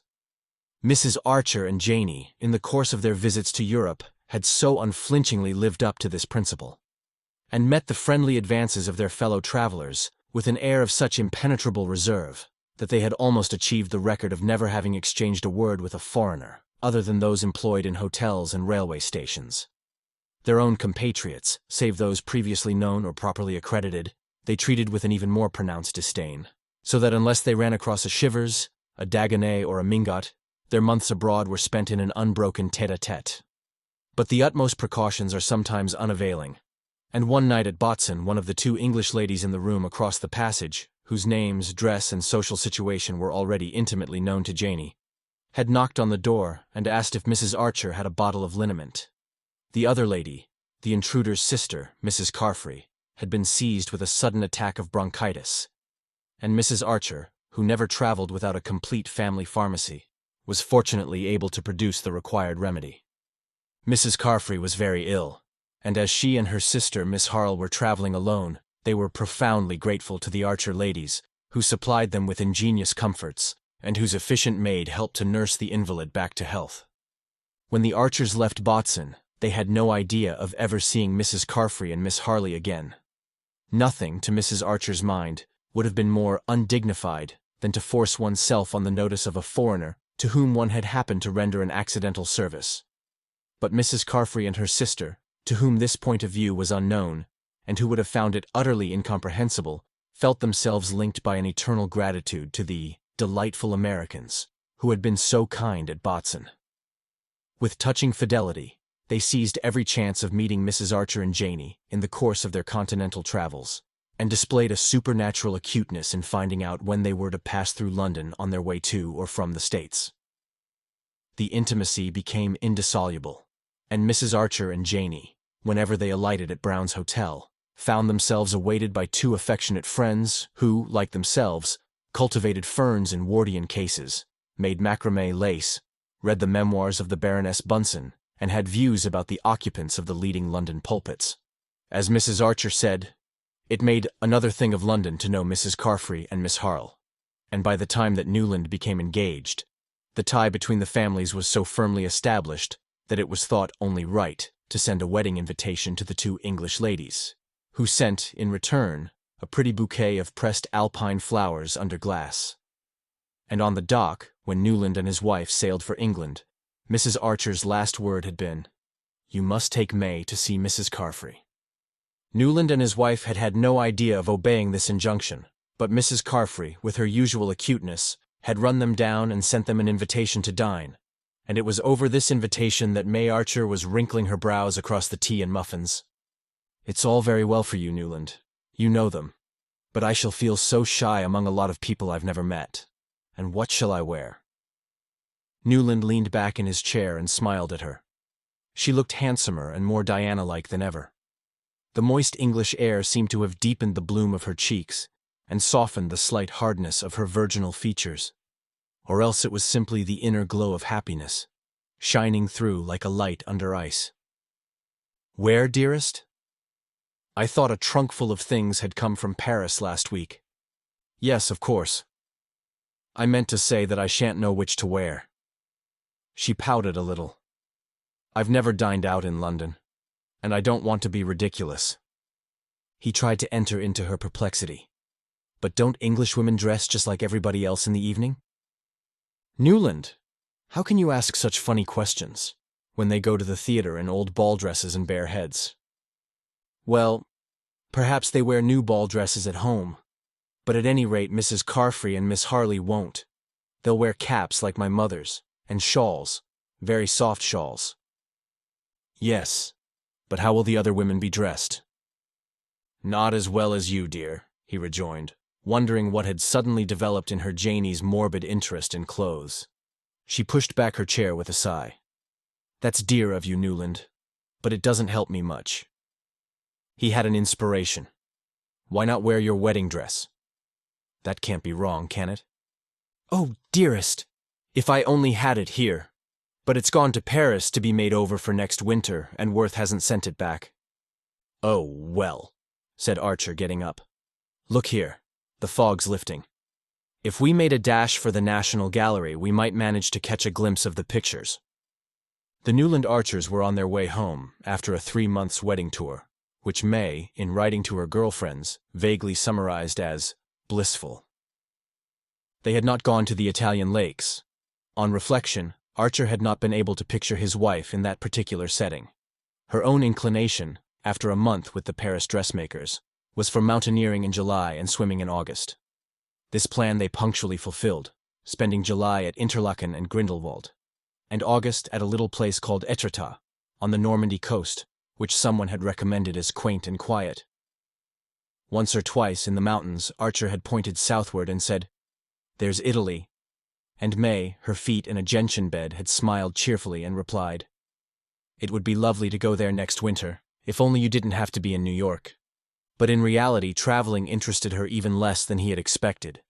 She regarded it, once her clothes were ordered, as merely an enlarged opportunity for walking, riding, swimming, and trying her hand at the fascinating new game of lawn tennis.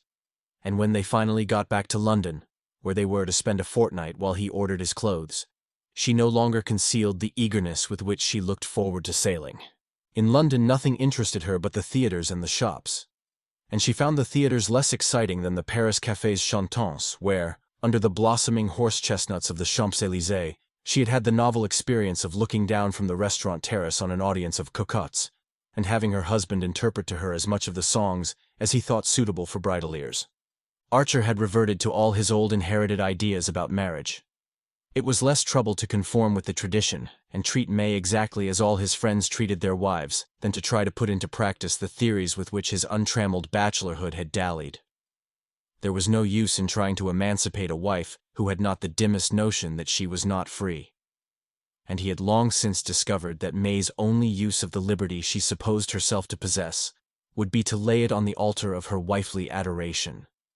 Her innate dignity would always keep her from making the gift abjectly, and a day might even come, as it once had, when she would find strength to take it altogether back if she thought she were doing it for his own good.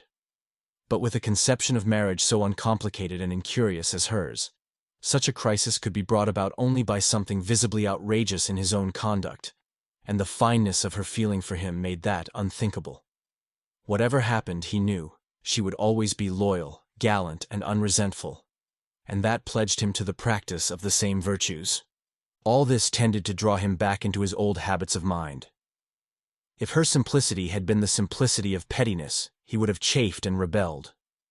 But since the lines of her character, though so few, were on the same fine mold as her face, she became the tutelary divinity of all his old traditions and reverences.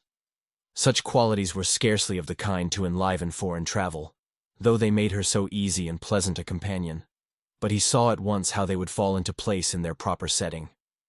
He had no fear of being oppressed by them, for his artistic and intellectual life would go on, as it always had, outside the domestic circle, and within it there would be nothing small and stifling. Coming back to his wife would never be like entering a stuffy room after a tramp in the open. And when they had children, the vacant corners in both their lives would be filled. All these things went through his mind during their long, slow drive from Mayfair to South Kensington, where Mrs. Carfry and her sister lived. Archer, too, would have preferred to escape their friends' hospitality. In conformity with the family tradition, he had always traveled as a sightseer and looker-on, affecting a haughty unconsciousness of the presence of his fellow beings. Once only, just after Harvard, he had spent a few gay weeks at Florence with a band of queer Europeanized Americans, dancing all night with titled ladies in palaces, and gambling half the day with the rakes and dandies of the fashionable club. But it had all seemed to him, though the greatest fun in the world, as unreal as a carnival. These queer cosmopolitan women, deep in complicated love affairs which they appeared to feel the need of retailing to everyone they met, and the magnificent young officers and elderly dyed wits who were the subjects or the recipients of their confidences, were too different from the people Archer had grown up among, too much like expensive and rather malodorous hothouse exotics, to detain his imagination long. To introduce his wife into such a society was out of the question, and in the course of his travels no other had shown any marked eagerness for his company. Not long after their arrival in London, he had run across the Duke of St. Austrey, and the Duke, instantly and cordially recognizing him, had said, "Look me up, won't you?" But no proper-spirited American would have considered that a suggestion to be acted on, and the meeting was without a sequel. They had even managed to avoid May's English aunt, the banker's wife, who was still in Yorkshire. In fact, they had purposely postponed going to London till the autumn, in order that their arrival during the season might not appear pushing and snobbish to these unknown relatives. "Probably there'll be nobody at Mrs. Carfry's. London's a desert at this season, and you've made yourself much too beautiful," Archer said to May, who sat at his side in the hansom so spotlessly splendid in her sky-blue cloak edged with swansdown that it seemed wicked to expose her to the London grime. "I don't want them to think that we dress like savages," she replied, with a scorn that Pocahontas might have resented. And he was struck again by the religious reverence of even the most unworldly American women for the social advantages of dress. It's their armor, he thought, their defense against the unknown, and their defiance of it. And he understood for the first time the earnestness with which May, who was incapable of tying a ribbon in her hair to charm him, had gone through the solemn rite of selecting and ordering her extensive wardrobe. He had been right in expecting the party at Mrs. Carfry's to be a small one. Besides their hostess and her sister, they found, in the long, chilly drawing-room, only another shawled lady, a genial vicar who was her husband, a silent lad whom Mrs. Carfry named as her nephew, and a small, dark gentleman with lively eyes whom she introduced as his tutor, pronouncing a French name as she did so. Into this dimly lit and dim-featured group, May Archer floated like a swan with the sunset on her. She seemed larger, fairer, more voluminously rustling than her husband had ever seen her, and he perceived that the rosiness and rustlingness were the tokens of an extreme and infantile shyness. "What on earth will they expect me to talk about?" Her helpless eyes implored him, at the very moment that her dazzling apparition was calling forth the same anxiety in their own bosoms. But beauty, even when distrustful of itself, awakens confidence in the manly heart, and the vicar and the French-named tutor were soon manifesting to May their desire to put her at her ease. In spite of their best efforts, however, the dinner was a languishing affair. Archer noticed that his wife's way of showing herself at her ease with foreigners was to become more uncompromisingly local in her references, so that, though her loveliness was an encouragement to admiration, her conversation was a chill to repartee. The vicar soon abandoned the struggle, but the tutor, who spoke the most fluent and accomplished English, gallantly continued to pour it out to her until the ladies, to the manifest relief of all concerned, went up to the drawing-room. The vicar, after a glass of port, was obliged to hurry away to a meeting, and the shy nephew, who appeared to be an invalid, was packed off to bed. But Archer and the tutor continued to sit over their wine, and suddenly Archer found himself talking as he had not done since his last symposium with Ned Winsett. The Carfry nephew, it turned out, had been threatened with consumption, and had had to leave Harrow for Switzerland, where he had spent 2 years in the milder air of Lake Leman. Being a bookish youth, he had been entrusted to Monsieur Riviere, who had brought him back to England, and was to remain with him till he went up to Oxford the following spring. And Monsieur Riviere added with simplicity that he should then have to look out for another job. It seemed impossible, Archer thought, that he should be long without one, so varied were his interests and so many his gifts. He was a man of about 30, with a thin, ugly face. May would certainly have called him common-looking, to which the play of his ideas gave an intense expressiveness.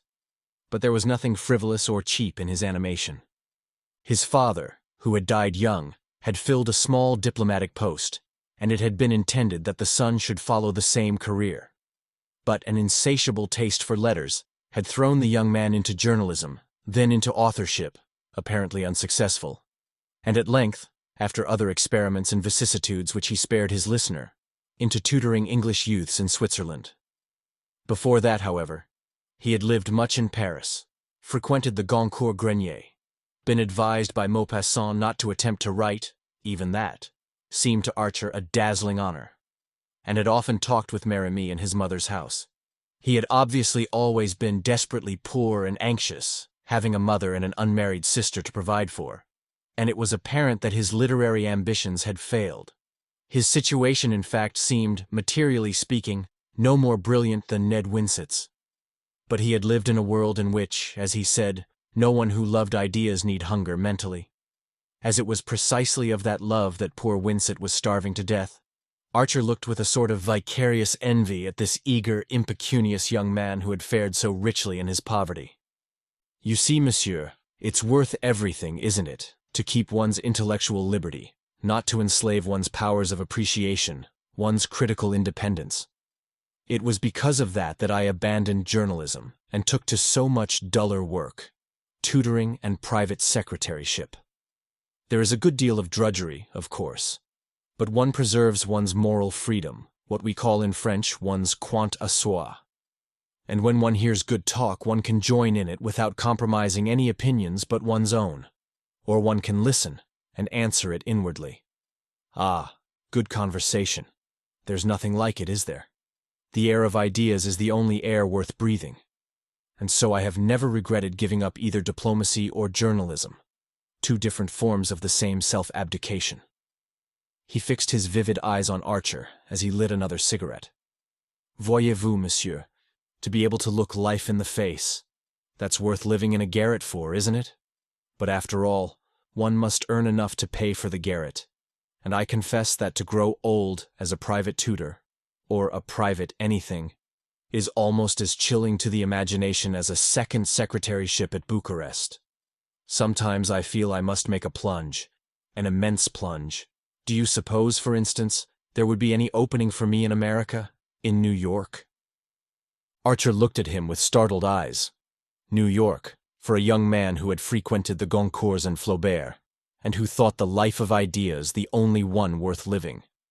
He continued to stare at Monsieur Riviere perplexedly, wondering how to tell him that his very superiorities and advantages would be the surest hindrance to success. New York, New York. But must it be especially New York, he stammered, utterly unable to imagine what lucrative opening his native city could offer to a young man to whom good conversation appeared to be the only necessity.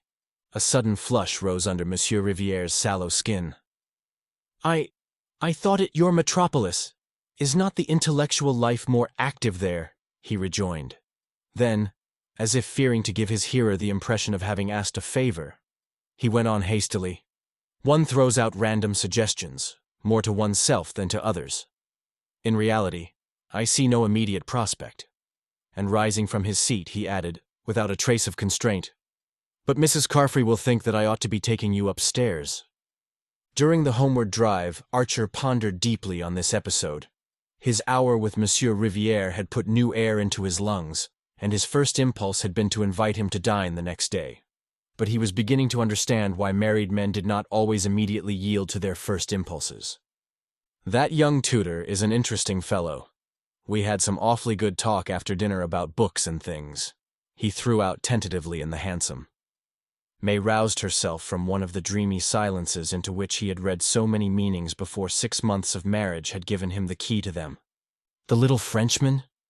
Wasn't he dreadfully common? She questioned coldly, and he guessed that she nursed a secret disappointment at having been invited out in London to meet a clergyman and a French tutor. The disappointment was not occasioned by the sentiment ordinarily defined as snobbishness, but by old New York's sense of what was due to it when it risked its dignity in foreign lands. If May's parents had entertained the Carfreys in Fifth Avenue, they would have offered them something more substantial than a parson and a schoolmaster. But Archer was on edge, and took her up. Common where? He queried, and she returned with unusual readiness. Why, I should say anywhere but in his schoolroom. Those people are always awkward in society. But then, she added disarmingly, I suppose I shouldn't have known if he was clever. Archer disliked her use of the word clever almost as much as her use of the word common, but he was beginning to fear his tendency to dwell on the things he disliked in her. After all, her point of view had always been the same. It was that of all the people he had grown up among, and he had always regarded it as necessary but negligible. Until a few months ago, he had never known a nice woman who looked at life differently, and if a man married, it must necessarily be among the nice. Ah, then I won't ask him to dine, he concluded with a laugh. And May echoed, bewildered. Goodness, ask the Carfreys' tutor? Well, not on the same day with the Carfreys, if you prefer I shouldn't. But I did rather want another talk with him. He's looking for a job in New York. Her surprise increased with her indifference. He almost fancied that she suspected him of being tainted with foreignness. A job in New York? What sort of a job? People don't have French tutors. What does he want to do? Chiefly to enjoy good conversation, I understand, her husband retorted perversely, and she broke into an appreciative laugh. Oh, Newland, how funny. Isn't that French? On the whole, he was glad to have the matter settled for him by her refusing to take seriously his wish to invite Monsieur Rivière. Another after-dinner talk would have made it difficult to avoid the question of New York, and the more Archer considered it, the less he was able to fit Monsieur Rivière into any conceivable picture of New York as he knew it. He perceived with a flash of chilling insight that in future, many problems would be thus negatively solved for him. But as he paid the hansom and followed his wife's long train into the house, he took refuge in the comforting platitude that the first 6 months were always the most difficult in marriage. After that, I suppose we shall have pretty nearly finished rubbing off each other's angles, he reflected. But the worst of it was that May's pressure was already bearing on the very angles whose sharpness he most wanted to keep. Chapter 21. The small bright lawn stretched away smoothly to the big bright sea.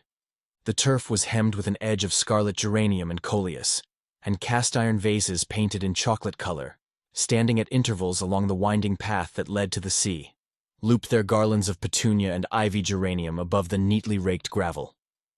Halfway between the edge of the cliff and the square wooden house, which was also chocolate-colored, but with the tin roof of the veranda striped, in yellow and brown to represent an awning, 2 large targets had been placed against a background of shrubbery. On the other side of the lawn, facing the targets, was pitched a real tent, with benches and garden seats about it. A number of ladies in summer dresses and gentlemen in gray frock coats and tall hats stood on the lawn or sat upon the benches. And every now and then a slender girl in starched muslin would step from the tent, bow in hand, and speed her shaft at one of the targets, while the spectators interrupted their talk to watch the result. Newland Archer, standing on the veranda of the house, looked curiously down upon this scene. On each side of the shiny painted steps was a large blue china flower pot on a bright yellow china stand.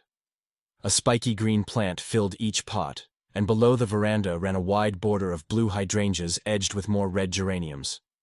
Behind him, the French windows of the drawing rooms through which he had passed gave glimpses, between swaying lace curtains, of glassy parquet floors islanded with chintz poufs, dwarf armchairs, and velvet tables covered with trifles in silver. The Newport Archery Club always held its August meeting at the Beauforts. The sport, which had hitherto known no rival but croquet, was beginning to be discarded in favor of lawn tennis, but the latter game was still considered too rough and inelegant for social occasions, and as an opportunity to show off pretty dresses and graceful attitudes, the bow and arrow held their own. Archer looked down with wonder at the familiar spectacle. It surprised him that life should be going on in the old way, when his own reactions to it had so completely changed. It was Newport that had first brought home to him the extent of the change. In New York, during the previous winter, after he and May had settled down in the new greenish-yellow house with the bow window and the Pompeian vestibule, he had dropped back with relief into the old routine of the office, and the renewal of this daily activity had served as a link with his former self. Then there had been the pleasurable excitement of choosing a showy gray stepper for May's brougham, the Wellens had given the carriage, and the abiding occupation and interest of arranging his new library, which in spite of family doubts and disapprovals, had been carried out as he had dreamed, with a dark embossed paper, Eastlake bookcases and sincere armchairs and tables. At the Century he had found Winsett again, and at the Knickerbocker the fashionable young men of his own set. And what with the hours dedicated to the law and those given to dining out or entertaining friends at home, with an occasional evening at the opera or the play, the life he was living had still seemed a fairly real and inevitable sort of business. But Newport represented the escape from duty into an atmosphere of unmitigated holiday-making. Archer had tried to persuade May to spend the summer on a remote island off the coast of Maine, called, appropriately enough, Mount Desert, where a few hardy Bostonians and Philadelphians were camping in native cottages, and whence came reports of enchanting scenery and a wild, almost trapper-like existence amid woods and waters. But the Wellens always went to Newport, where they owned one of the square boxes on the cliffs, and their son-in-law could adduce no good reason why he and May should not join them there. As Mrs. Welland rather tartly pointed out, it was hardly worthwhile for May to have worn herself out trying on summer clothes in Paris if she was not to be allowed to wear them. And this argument was of a kind to which Archer had as yet found no answer. May herself could not understand his obscure reluctance to fall in with so reasonable and pleasant a way of spending the summer. She reminded him that he had always liked Newport in his bachelor days, and as this was indisputable, he could only profess that he was sure he was going to like it better than ever now that they were to be there together. But as he stood on the Beaufort veranda and looked out on the brightly peopled lawn, it came home to him with a shiver that he was not going to like it at all. It was not May's fault, poor dear. If now and then, during their travels, they had fallen slightly out of step, harmony had been restored by their return to the conditions she was used to. He had always foreseen that she would not disappoint him, and he had been right. He had married, as most young men did, because he had met a perfectly charming girl at the moment when a series of rather aimless sentimental adventures were ending in premature disgust, and she had represented peace, stability, comradeship, and the steadying sense of an unescapable duty. He could not say that he had been mistaken in his choice, for she had fulfilled all that he had expected. It was undoubtedly gratifying to be the husband of one of the handsomest and most popular young married women in New York, especially when she was also one of the sweetest-tempered and most reasonable of wives. And Archer had never been insensible to such advantages. As for the momentary madness which had fallen upon him on the eve of his marriage, he had trained himself to regard it as the last of his discarded experiments. The idea that he could ever, in his senses, have dreamed of marrying the Countess Olenska had become almost unthinkable, and she remained in his memory simply as the most plaintive and poignant of a line of ghosts. But all these abstractions and eliminations made of his mind a rather empty and echoing place, and he supposed that was one of the reasons why the busy animated people on the Beaufort lawn shocked him as if they had been children playing in a graveyard. He heard a murmur of skirts beside him, and the Marchioness Manson fluttered out of the drawing-room window. As usual, she was extraordinarily festooned and bedizened, with a limp leghorn hat anchored to her head by many windings of faded gauze, and a little black velvet parasol on a carved ivory handle absurdly balanced over her much larger hat brim. "My dear Newland, I had no idea that you and May had arrived. You yourself came only yesterday, you say? Ah, business, professional duties. I understand. Many husbands, I know, find it impossible to join their wives here except for the weekend." She cocked her head on one side and languished at him through screwed-up eyes. "But marriage is one long sacrifice, as I used often to remind my Ellen." Archer's heart stopped with the queer jerk which it had given once before, and which seemed suddenly to slam a door between himself and the outer world. But this break of continuity must have been of the briefest, for he presently heard Medora answering a question he had apparently found voice to put.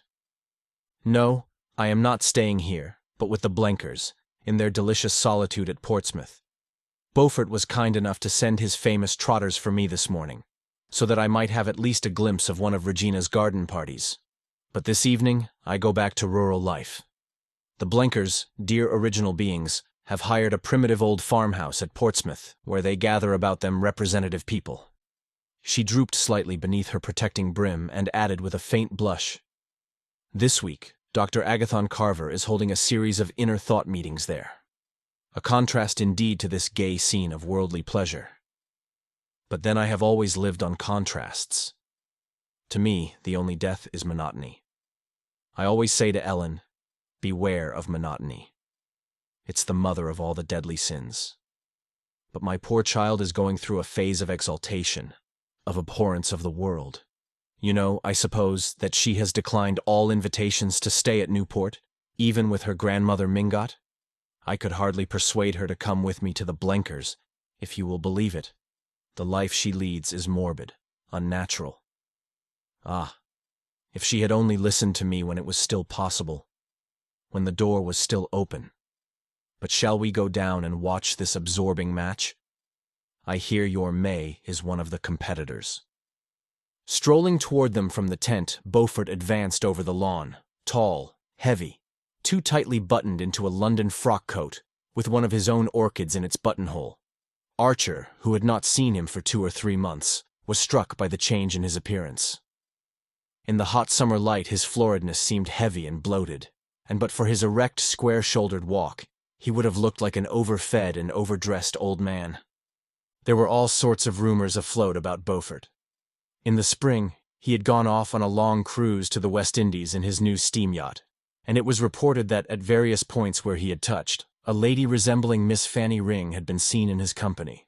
The steam yacht, built in the Clyde, and fitted with tiled bathrooms and other unheard-of luxuries, was said to have cost him $500,000, and the pearl necklace which he had presented to his wife on his return was as magnificent as such expiatory offerings are apt to be. Beaufort's fortune was substantial enough to stand the strain, and yet the disquieting rumors persisted, not only in Fifth Avenue but in Wall Street. Some people said he had speculated unfortunately in railways, others that he was being bled by one of the most insatiable members of her profession. And to every report of threatened insolvency, Beaufort replied by a fresh extravagance: the building of a new row of orchid houses, the purchase of a new string of racehorses, or the addition of a new Meissonier or Cabanel to his picture gallery. He advanced toward the Marchioness and Newland with his usual half-sneering smile. "Hello, Medora. Did the Trotters do their business? 40 minutes, eh? Well, that's not so bad, considering your nerves had to be spared."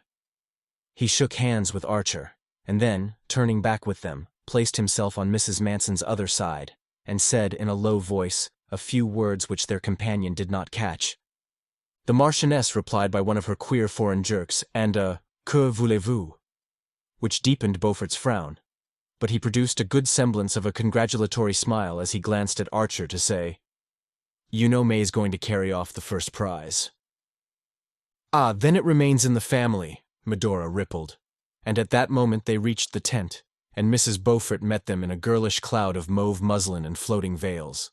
May Welland was just coming out of the tent. In her white dress, with a pale green ribbon about the waist and a wreath of ivy on her hat, she had the same Diana-like aloofness as when she had entered the Beaufort ballroom on the night of her engagement. In the interval, not a thought seemed to have passed behind her eyes, or a feeling through her heart. And though her husband knew that she had the capacity for both, he marveled afresh at the way in which experience dropped away from her. She had her bow and arrow in her hand, and placing herself on the chalk mark traced on the turf, she lifted the bow to her shoulder and took aim. The attitude was so full of a classic grace that a murmur of appreciation followed her appearance, and Archer felt the glow of proprietorship that so often cheated him into momentary well-being. Her rivals, Mrs. Reggie Chivers, the Merry Girls, and divers Rosie Thorleys, Dagonets, and Minguts, stood behind her in a lovely anxious group, brown heads and golden bent above the scores, and pale muslins and flower-wreathed hats mingled in a tender rainbow. All were young and pretty, and bathed in summer bloom, but not one had the nymph-like ease of his wife, when with tense muscles and happy frown, she bent her soul upon some feat of strength. "Gad," Archer heard Lawrence Lefferts say, "not one of the lot holds the bow as she does." And Beaufort retorted, "Yes, but that's the only kind of target she'll ever hit." Archer felt irrationally angry. His host's contemptuous tribute to May's niceness was just what a husband should have wished to hear said of his wife. The fact that a coarse-minded man found her lacking in attraction was simply another proof of her quality. Yet the words sent a faint shiver through his heart. What if niceness carried to that supreme degree were only a negation, the curtain dropped before an emptiness? As he looked at May, returning flushed and calm from her final bullseye, he had the feeling that he had never yet lifted that curtain. She took the congratulations of her rivals, and of the rest of the company, with the simplicity that was her crowning grace. No one could ever be jealous of her triumphs, because she managed to give the feeling that she would have been just as serene if she had missed them. But when her eyes met her husband's, her face glowed with the pleasure she saw in his.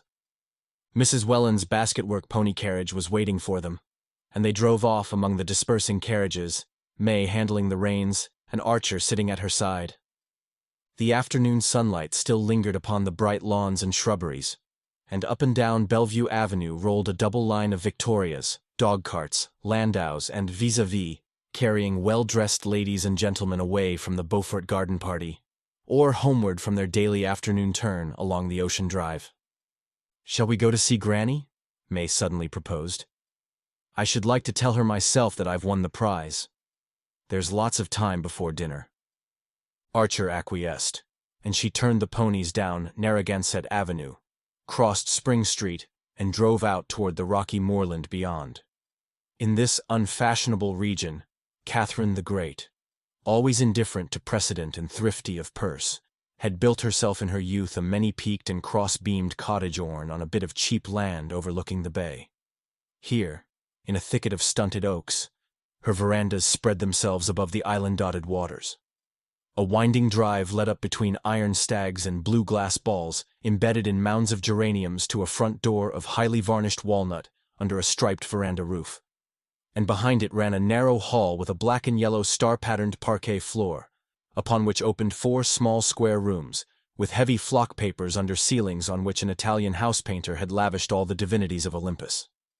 One of these rooms had been turned into a bedroom by Mrs. Mingott when the burden of flesh descended on her, and in the adjoining one she spent her days, enthroned in a large armchair between the open door and window, and perpetually waving a palm-leaf fan which the prodigious projection of her bosom kept so far from the rest of her person that the air it set in motion stirred only the fringe of the antimacassars on the chair-arms. Since she had been the means of hastening his marriage, old Catherine had shown to Archer the cordiality which a service rendered excites toward the person served. She was persuaded that irrepressible passion was the cause of his impatience, and being an ardent admirer of impulsiveness, when it did not lead to the spending of money, she always received him with a genial twinkle of complicity and a play of allusion to which May seemed fortunately impervious.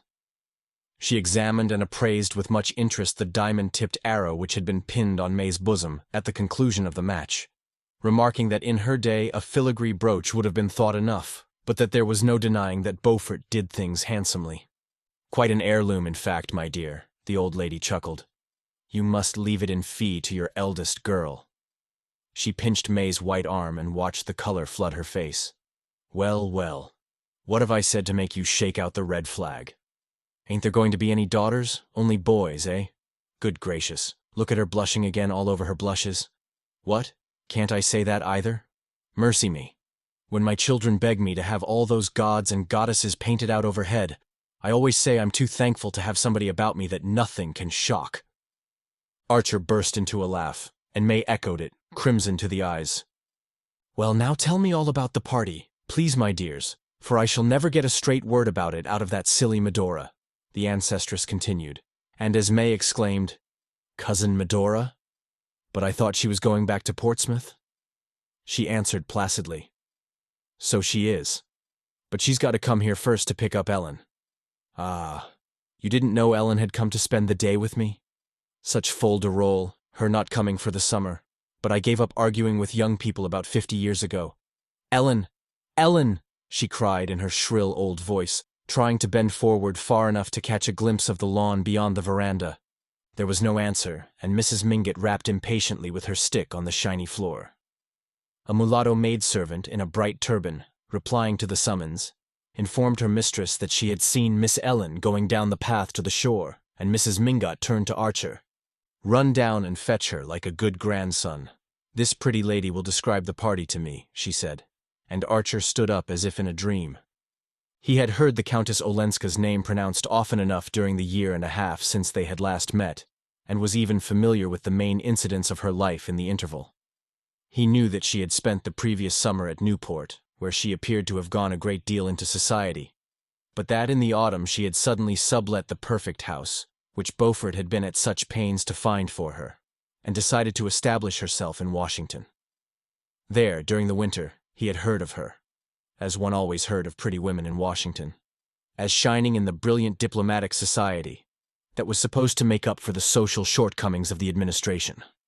He had listened to these accounts, and to various contradictory reports on her appearance, her conversation, her point of view, and her choice of friends, with the detachment with which one listens to reminiscences of someone long since dead. Not till Medora suddenly spoke her name at the archery match had Ellen Olenska become a living presence to him again. The Marchioness's foolish lisp had called up a vision of the little firelit drawing-room and the sound of the carriage wheels returning down the deserted street. He thought of a story he had read, of some peasant children in Tuscany lighting a bunch of straw in a wayside cavern, and revealing old silent images in their painted tomb. The way to the shore descended from the bank on which the house was perched to a walk above the water planted with weeping willows. Through their veil, Archer caught the glint of the lime rock, with its whitewashed turret, and the tiny house in which the heroic lighthouse keeper, Ida Lewis, was living her last venerable years. Beyond it lay the flat reaches and ugly government chimneys of Goat Island, the bay spreading northward in a shimmer of gold to Prudence Island, with its low growth of oaks, and the shores of Connecticut faint in the sunset haze. From the willow walk projected a slight wooden pier ending in a sort of pagoda-like summer house. And in the pagoda, a lady stood, leaning against the rail, her back to the shore. Archer stopped at the sight as if he had waked from sleep. That vision of the past was a dream, and the reality was what awaited him in the house on the bank overhead. Was Mrs. Welland's pony carriage circling around and around the oval at the door? Was May sitting under the shameless Olympians and glowing with secret hopes? Was the Welland villa at the far end of Bellevue Avenue? And Mr. Welland, already dressed for dinner, and pacing the drawing-room floor, watch in hand, with dyspeptic impatience, for it was one of the houses in which one always knew exactly what is happening at a given hour. What am I? A son-in-law, Archer thought. The figure at the end of the pier had not moved. For a long moment the young man stood halfway down the bank, gazing at the bay furrowed with the coming and going of sailboats, yacht launches, fishing craft, and the trailing black coal barges hauled by noisy tugs. The lady in the summer house seemed to be held by the same sight. Beyond the gray bastions of Fort Adams, a long-drawn sunset was splintering up into 1,000 fires, and the radiance caught the sail of a catboat as it beat out through the channel between the lime rock and the shore. Archer, as he watched, remembered the scene in the Chagrin, and Montague lifting Ada Dyas's ribbon to his lips without her knowing that he was in the room. She doesn't know. She hasn't guessed. Shouldn't I know if she came up behind me, I wonder? He mused. And suddenly he said to himself, if she doesn't turn before that sail crosses the lime rock light, I'll go back. The boat was gliding out on the receding tide. It slid before the lime rock, blotted out Ida Lewis's little house, and passed across the turret in which the light was hung. Archer waited till a wide space of water sparkled between the last reef of the island and the stern of the boat, but still the figure in the summer house did not move. He turned and walked up the hill. I'm sorry you didn't find Ellen. I should have liked to see her again, May said as they drove home through the dusk. But perhaps she wouldn't have cared. She seems so changed. Changed, echoed her husband in a colorless voice, his eyes fixed on the pony's twitching ears. So indifferent to her friends, I mean. Giving up New York and her house and spending her time with such queer people. Fancy how hideously uncomfortable she must be at the Blenkers. She says she does it to keep Cousin Medora out of mischief, to prevent her marrying dreadful people. But I sometimes think we've always bored her. Archer made no answer, and she continued, with a tinge of hardness that he had never before noticed in her frank, fresh voice. After all, I wonder if she wouldn't be happier with her husband. He burst into a laugh. Sancta simplicitas, he exclaimed. And as she turned a puzzled frown on him, he added, I don't think I ever heard you say a cruel thing before. Cruel? Well, watching the contortions of the damned is supposed to be a favorite sport of the angels, but I believe even they don't think people happier in hell. It's a pity she ever married abroad then, said May, in the placid tone with which her mother met Mr. Welland's vagaries. And Archer felt himself gently relegated to the category of unreasonable husbands. They drove down Bellevue Avenue and turned in between the chamfered wooden gateposts, surmounted by cast-iron lamps, which marked the approach to the Welland villa. Lights were already shining through its windows, and Archer, as the carriage stopped, caught a glimpse of his father-in-law, exactly as he had pictured him, pacing the drawing-room, watch in hand and wearing the pained expression that he had long since found to be much more efficacious than anger.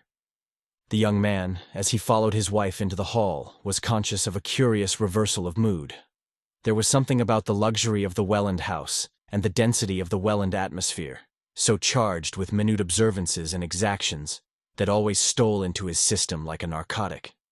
The heavy carpets, the watchful servants, The perpetually reminding tick of disciplined clocks, the perpetually renewed stack of cards and invitations on the hall table, the whole chain of tyrannical trifles binding 1 hour to the next, and each member of the household to all the others, made any less systematized and affluent existence seem unreal and precarious. But now it was the Welland house, and the life he was expected to lead in it, that had become unreal and irrelevant, and the brief scene on the shore, when he had stood irresolute, halfway down the bank, was as close to him as the blood in his veins. All night he lay awake in the big chintz bedroom at May's side, watching the moonlight slant along the carpet, and thinking of Ellen Olenska driving home across the gleaming beaches behind Beaufort's trotters. Chapter 22. A Party for the Blenkers. The Blenkers. Mr. Welland laid down his knife and fork and looked anxiously and incredulously across the luncheon table at his wife, who, adjusting her gold eyeglasses, read aloud in the tone of high comedy, "Professor and Mrs. Emerson Sillerton request the pleasure of Mr. and Mrs. Welland's company at the meeting of the Wednesday Afternoon Club on August 25th at 3 o'clock punctually. To meet Mrs. and the Misses Blenker. Red Gables, Catherine Street, RSVP." "Good gracious!" Mr. Welland gasped, as if a second reading had been necessary to bring the monstrous absurdity of the thing home to him. "Poor Amy Sillerton. You never can tell what her husband will do next," Mrs. Welland sighed. "I suppose he's just discovered the Blenkers." Professor Emerson Sillerton was a thorn in the side of Newport society, and a thorn that could not be plucked out, for it grew on a venerable and venerated family tree. He was, as people said, a man who had had every advantage. His father was Sillerton Jackson's uncle, his mother a Pennilow of Boston. On each side there was wealth and position, and mutual suitability. Nothing, as Mrs. Welland had often remarked, nothing on earth obliged Emerson Sillerton to be an archaeologist, or indeed a professor of any sort, or to live in Newport in winter, or do any of the other revolutionary things that he did. But at least, if he was going to break with tradition and flout society in the face, he need not have married poor Amy Dagonet, who had a right to expect something different, and money enough to keep her own carriage. No one in the Mingot set could understand why Amy Sillerton had submitted so tamely to the eccentricities of a husband who filled the house with long-haired men and short-haired women, and, when he traveled, took her to explore tombs in Yucatan instead of going to Paris or Italy. But there they were, set in their ways, and apparently unaware that they were different from other people. And when they gave one of their dreary annual garden parties, every family on the cliffs, because of the Sillerton-Pennilow-Dagonet connection, had to draw lots and send an unwilling representative.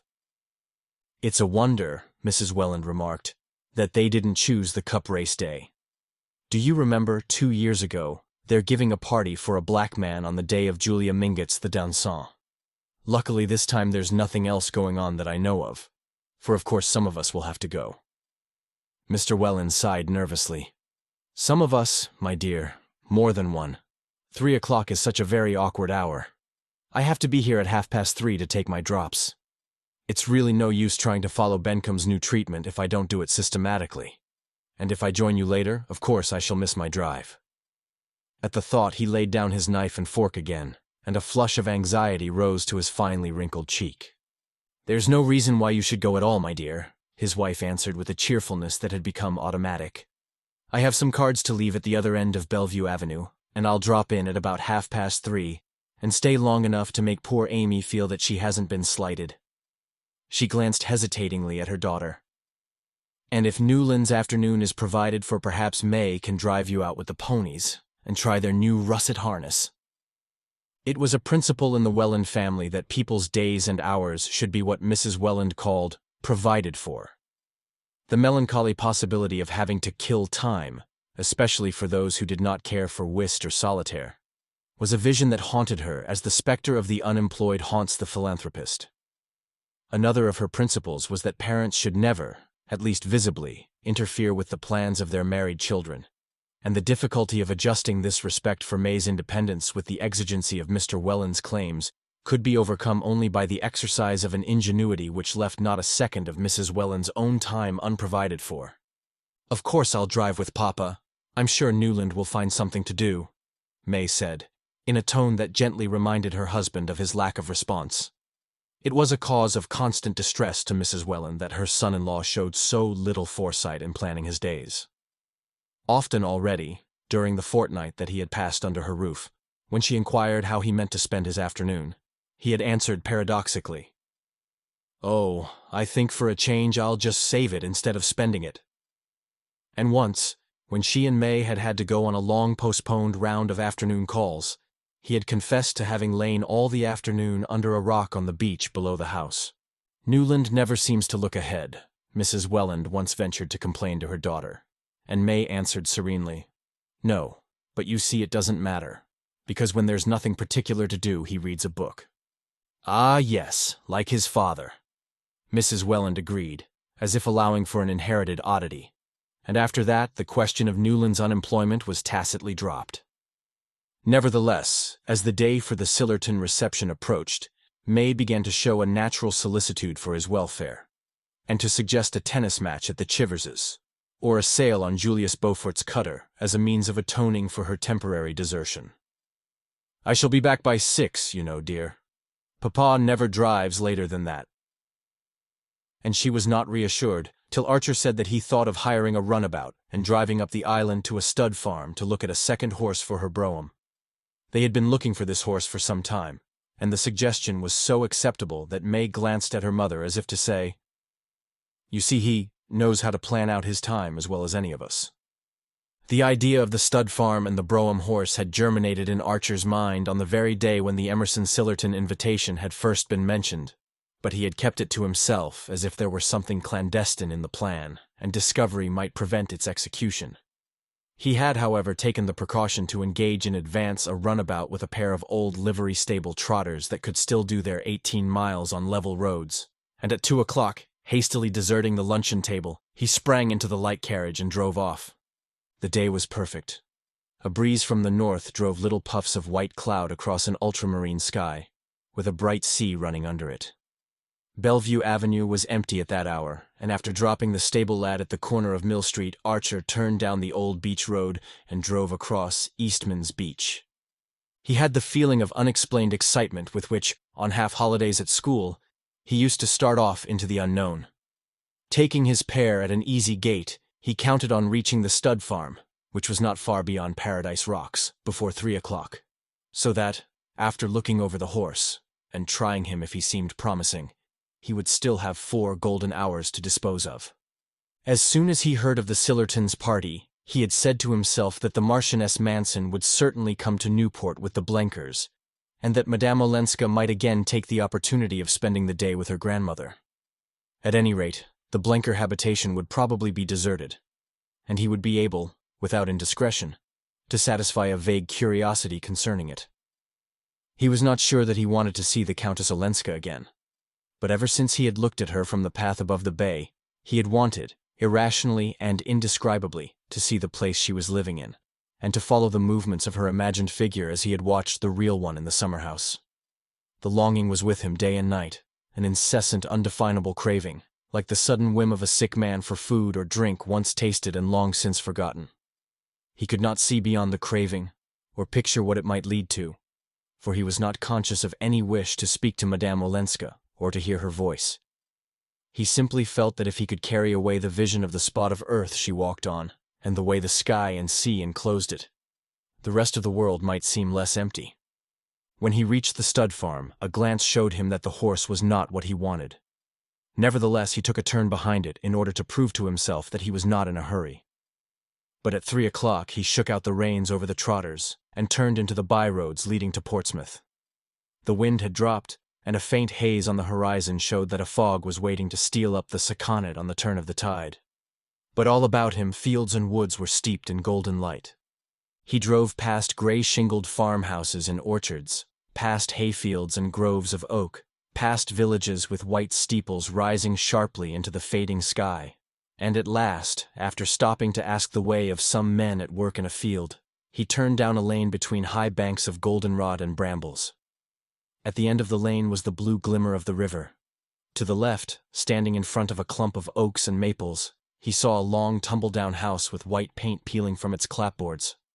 On the roadside facing the gateway stood one of the open sheds in which the New Englander shelters his farming implements and visitors hitch their teams. Archer, jumping down, led his pair into the shed, and after tying them to a post, turned toward the house. The patch of lawn before it had relapsed into a hayfield, but to the left, an overgrown box garden full of dahlias and rusty rose bushes encircled a ghostly summer house of trellis work that had once been white, surmounted by a wooden cupid who had lost his bow and arrow but continued to take ineffectual aim. Archer leaned for a while against the gate. No one was in sight, and not a sound came from the open windows of the house. A grizzled Newfoundland dozing before the door seemed as ineffectual a guardian as the arrowless cupid. It was strange to think that this place of silence and decay was the home of the turbulent Blenkers, yet Archer was sure that he was not mistaken. For a long time he stood there, content to take in the scene, and gradually falling under its drowsy spell, but at length he roused himself to the sense of the passing time. Should he look his fill and then drive away? He stood irresolute, wishing suddenly to see the inside of the house, so that he might picture the room that Madame Olenska sat in.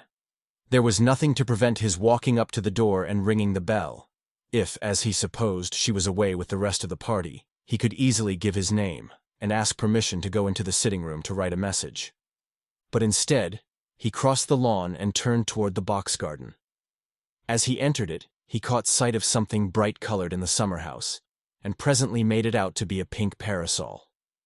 The parasol drew him like a magnet. He was sure it was hers. He went into the summer house, and sitting down on the rickety seat picked up the silken thing, and looked at its carved handle, which was made of some rare wood that gave out an aromatic scent. Archer lifted the handle to his lips. He heard a rustle of skirts against the box, and sat motionless, leaning on the parasol handle with clasped hands, and letting the rustle come nearer without lifting his eyes. He had always known that this must happen. "Oh, Mr. Archer!" exclaimed a loud young voice. And looking up, he saw before him the youngest and largest of the Blenker girls, blonde and blousy, in bedraggled muslin. A red blotch on one of her cheeks seemed to show that it had recently been pressed against a pillow, and her half-awakened eyes stared at him hospitably, but confusedly. "Gracious! Where did you drop from?" "I must have been sound asleep in the hammock. Everybody else has gone to Newport. Did you ring?" she incoherently inquired. Archer's confusion was greater than hers. No, that is, I was just going to. I had to come up the island to see about a horse, and I drove over on a chance of finding Mrs. Blenker and your visitors. But the house seemed empty, so I sat down to wait." Miss Blenker, shaking off the fumes of sleep, looked at him with increasing interest. "The house is empty. Mother's not here, or the Marchioness, or anybody but me." Her glance became faintly reproachful. "Didn't you know that Professor and Mrs. Sillerton are giving a garden party for Mother and all of us this afternoon? It was too unlucky that I couldn't go, but I've had a sore throat, and Mother was afraid of the drive home this evening." "Did you ever know anything so disappointing?" "Of course," she added gaily. "I shouldn't have minded half as much if I'd known you were coming." Symptoms of a lumbering coquetry became visible in her, and Archer found the strength to break in. "But Madame Olenska, has she gone to Newport too?" Miss Blenker looked at him with surprise. "Madame Olenska? Didn't you know she'd been called away?" "Called away? Oh, my best parasol! I lent it to that goose of a Katie, because it matched her ribbons, and the careless thing must have dropped it here. We Blenkers are all like that. Real bohemians." Recovering the sunshade with a powerful hand, she unfurled it and suspended its rosy dome above her head. "Yes, Ellen was called away yesterday. She lets us call her Ellen, you know. A telegram came from Boston. She said she might be gone for 2 days. I do love the way she does her hair, don't you?" Miss Blenker rambled on. Archer continued to stare through her as though she had been transparent. All he saw was the trumpery parasol that arched its pinkness above her giggling head. After a moment he ventured, "You don't happen to know why Madame Olenska went to Boston? I hope it was not on account of bad news?" Miss Blenker took this with a cheerful incredulity. "Oh, I don't believe so. She didn't tell us what was in the telegram.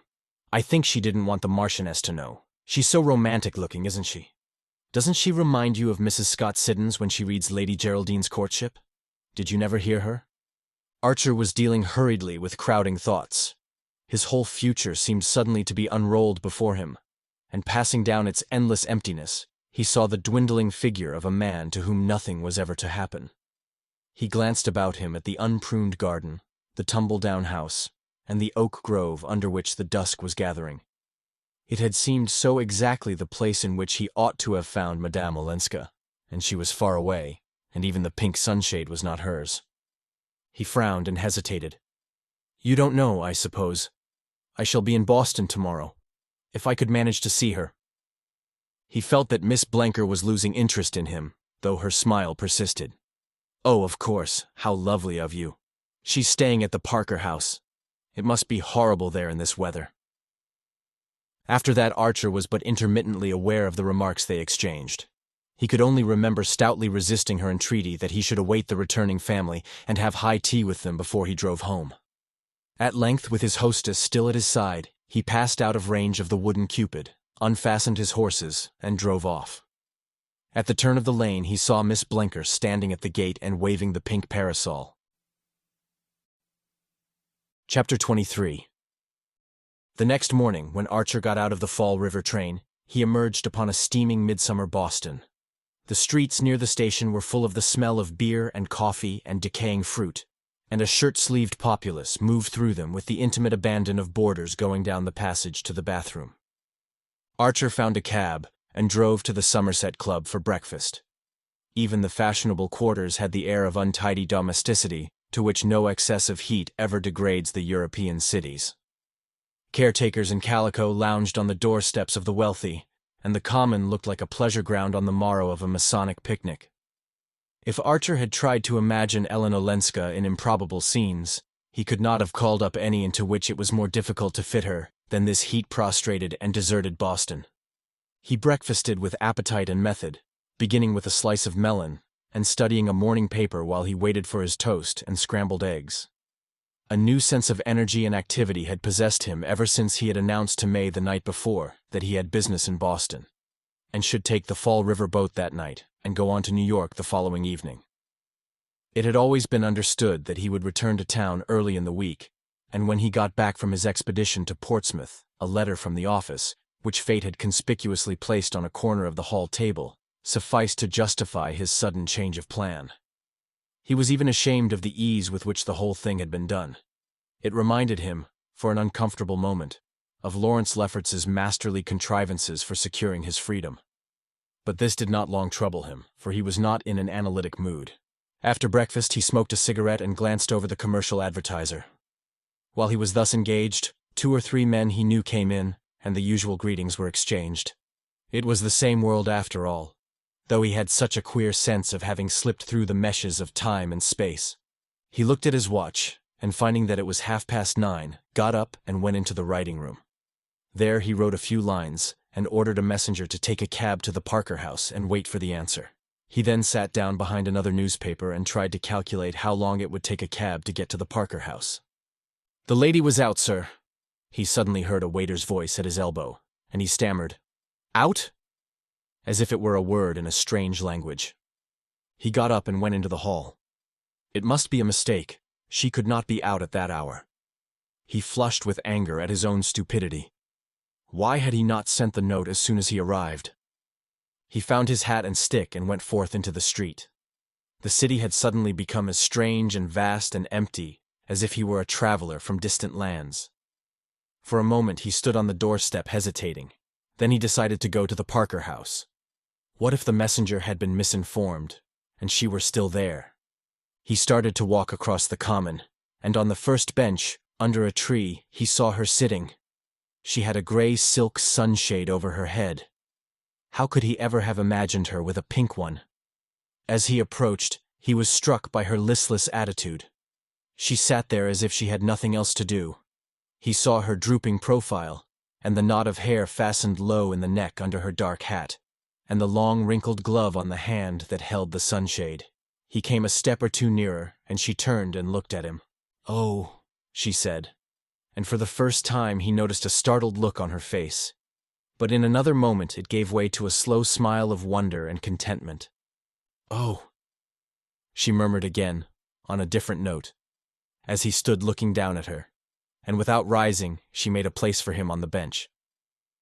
"I'm here on business. Just got here," Archer explained, and without knowing why, he suddenly began to feign astonishment at seeing her. "But what on earth are you doing in this wilderness?" He had really no idea what he was saying. He felt as if he were shouting at her across endless distances, and she might vanish again before he could overtake her.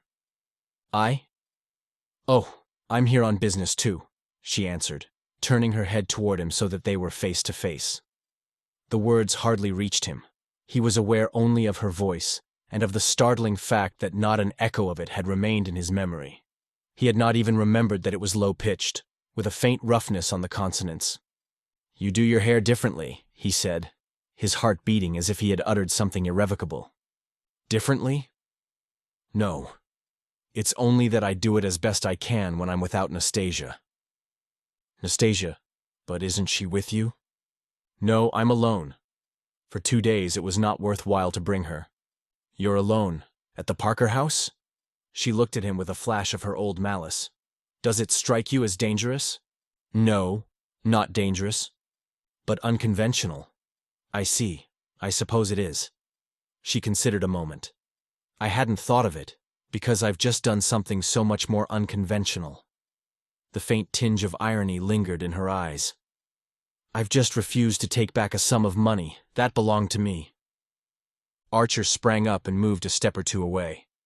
She had furled her parasol and sat absently drawing patterns on the gravel. Presently, he came back and stood before her. "Someone has come here to meet you?" "Yes." "With this offer?" She nodded. "And you refused, because of the conditions?" "I refused," she said after a moment. He sat down by her again. "What were the conditions?" "Oh, they were not onerous. Just to sit at the head of his table now and then." There was another interval of silence. Archer's heart had slammed itself shut in the queer way it had, and he sat vainly groping for a word. "He wants you back, at any price. Well, a considerable price. At least the sum is considerable for me." He paused again, beating about the question he felt he must put. "It was to meet him here that you came?" She stared and then burst into a laugh. "Meet him? My husband? Here? At this season he's always at Cowes or Baden." "He sent someone?" "Yes." "With a letter?" She shook her head. "No, just a message. He never writes. I don't think I've had more than one letter from him." The illusion brought the color to her cheek, and it reflected itself in Archer's vivid blush. Why does he never write? Why should he? What does one have secretaries for? The young man's blush deepened. She had pronounced the word as if it had no more significance than any other in her vocabulary. For a moment it was on the tip of his tongue to ask, did he send his secretary then? But the remembrance of Count Olenski's only letter to his wife was too present to him. He paused again, and then took another plunge. And the person? The emissary? The emissary, Madame Olenska rejoined, still smiling. Might, for all I care, have left already. But he has insisted on waiting till this evening. In case... on the chance. And you came out here to think the chance over? I came out to get a breath of air. The hotel's too stifling. I'm taking the afternoon train back to Portsmouth. They sat silent, not looking at each other, but straight ahead at the people passing along the path. Finally, she turned her eyes again to his face and said, You're not changed. He felt like answering, I was, till I saw you again. But instead, he stood up abruptly and glanced about him at the untidy, sweltering park. This is horrible. Why shouldn't we go out a little on the bay? There's a breeze, and it will be cooler. We might take the steamboat down to Point Arley. She glanced up at him hesitatingly, and he went on. On a Monday morning, there won't be anybody on the boat. My train doesn't leave till evening. I'm going back to New York. Why shouldn't we? He insisted, looking down at her. And suddenly he broke out, Haven't we done all we could? Oh, she murmured again. She stood up and reopened her sunshade, glancing about her as if to take counsel of the scene, and assure herself of the impossibility of remaining in it. Then her eyes returned to his face. "You mustn't say things like that to me," she said. "I'll say anything you like, or nothing. I won't open my mouth unless you tell me to. What harm can it do to anybody? All I want is to listen to you," he stammered. She drew out a little gold-faced watch on an enameled chain. "Oh, don't calculate," he broke out. "Give me the day. I want to get you away from that man. At what time was he coming?" Her color rose again. "At 11. Then you must come at once. You needn't be afraid if I don't come. Nor you either, if you do. I swear I only want to hear about you, to know what you've been doing. It's 100 years since we've met. It may be another 100 before we meet again." She still wavered, her anxious eyes on his face. "Why didn't you come down to the beach to fetch me, the day I was at Granny's?" she asked. "Because you didn't look round. Because you didn't know I was there. I swore I wouldn't unless you looked round." He laughed as the childishness of the confession struck him. "But I didn't look round on purpose." "On purpose? I knew you were there. When you drove in, I recognized the ponies. So I went down to the beach." "To get away from me as far as you could?" She repeated in a low voice. "To get away from you as far as I could." He laughed out again, this time in boyish satisfaction. "Well, you see it's no use. I may as well tell you," he added, "that the business I came here for was just to find you. But look here, we must start, or we shall miss our boat." "Our boat?" She frowned perplexedly, and then smiled. "Oh, but I must go back to the hotel first. I must leave a note." "As many notes as you please. You can write here." He drew out a note case and one of the new stylographic pens. "I've even got an envelope. You see how everything's predestined. There. Steady the thing on your knee, and I'll get the pen going in a second. They have to be humored. Wait." He banged the hand that held the pen against the back of the bench. "It's like jerking down the mercury in a thermometer. Just a trick. Now try."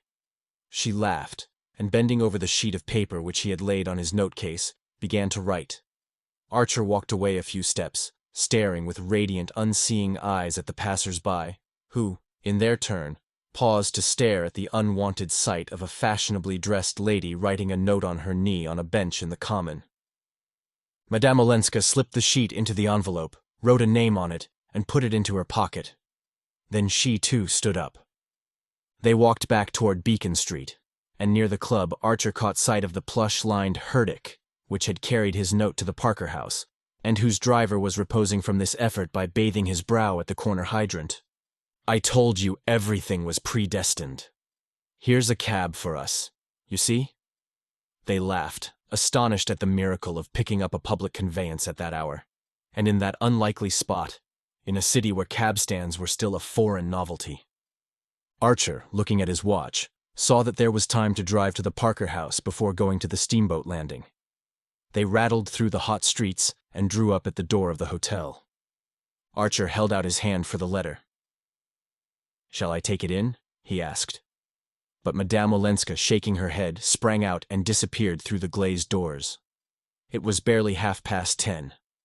But what if the emissary, impatient for her reply, and not knowing how else to employ his time, were already seated among the travelers with cooling drinks at their elbows, of whom Archer had caught a glimpse as she went in?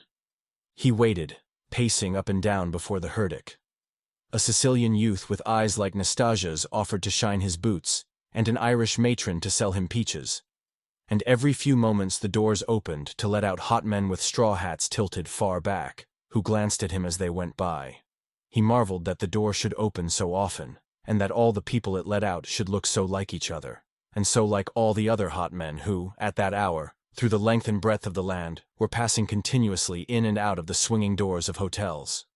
And then, suddenly, came a face that he could not relate to the other faces.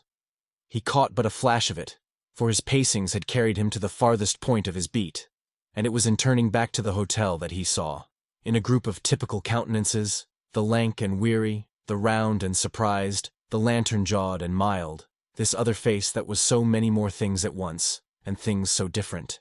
It was that of a young man, pale too, and half extinguished by the heat, or worry, or both. But somehow, quicker, vivider, more conscious, or perhaps seeming so because he was so different. Archer hung a moment on a thin thread of memory, but it snapped and floated off with the disappearing face, apparently that of some foreign businessman, looking doubly foreign in such a setting. He vanished in the stream of passers-by, and Archer resumed his patrol.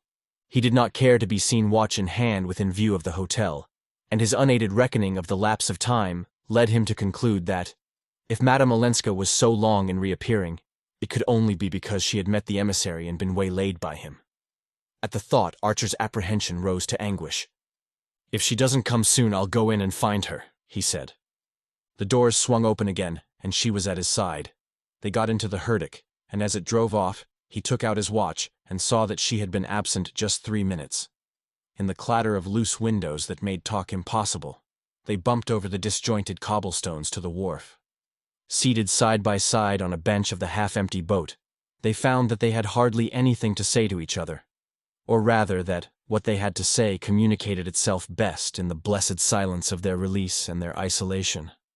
As the paddle wheels began to turn, and wharves and shipping to recede through the veil of heat, it seemed to Archer that everything in the old familiar world of habit was receding also. He longed to ask Madame Olenska if she did not have the same feeling. The feeling that they were starting on some long voyage from which they might never return. But he was afraid to say it, or anything else that might disturb the delicate balance of her trust in him. In reality, he had no wish to betray that trust. There had been days and nights when the memory of their kiss had burned and burned on his lips. The day before even, on the drive to Portsmouth, the thought of her had run through him like fire. But now that she was beside him, and they were drifting forth into this unknown world, they seemed to have reached the kind of deeper nearness that a touch may sunder. As the boat left the harbor and turned seaward, a breeze stirred about them and the bay broke up into long oily undulations, then into ripples tipped with spray. The fog of sultriness still hung over the city, but ahead lay a fresh world of ruffled waters and distant promontories with lighthouses in the sun. Madame Olenska, leaning back against the boat rail, drank in the coolness between parted lips. She had wound a long veil about her hat, but it left her face uncovered, and Archer was struck by the tranquil gaiety of her expression. She seemed to take their adventure as a matter of course, and to be neither in fear of unexpected encounters, nor, what was worse, unduly elated by their possibility. In the bare dining room of the inn, which he had hoped they would have to themselves, they found a strident party of innocent-looking young men and women, school-teachers on a holiday, the landlord told them, and Archer's heart sank at the idea of having to talk through their noise. "This is hopeless. I'll ask for a private room," he said, and Madame Olenska, without offering any objection, waited while he went in search of it. The room opened on a long wooden veranda, with the sea coming in at the windows. It was bare and cool, with a table covered with a coarse checkered cloth and adorned by a bottle of pickles and a blueberry pie under a cage. No more guileless-looking cabinet particulier ever offered its shelter to a clandestine couple. Archer fancied he saw the sense of its reassurance in the faintly amused smile with which Madame Olenska sat down opposite to him. A woman who had run away from her husband, and reputedly with another man, was likely to have mastered the art of taking things for granted, but something in the quality of her composure took the edge from his irony.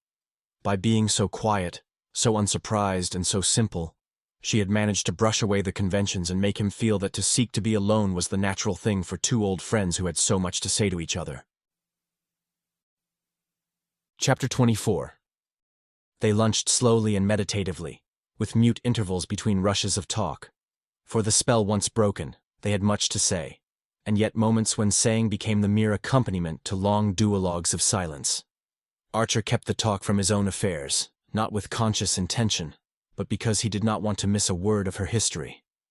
And leaning on the table, her chin resting on her clasped hands, she talked to him of the 1.5 years since they had met. She had grown tired of what people called society.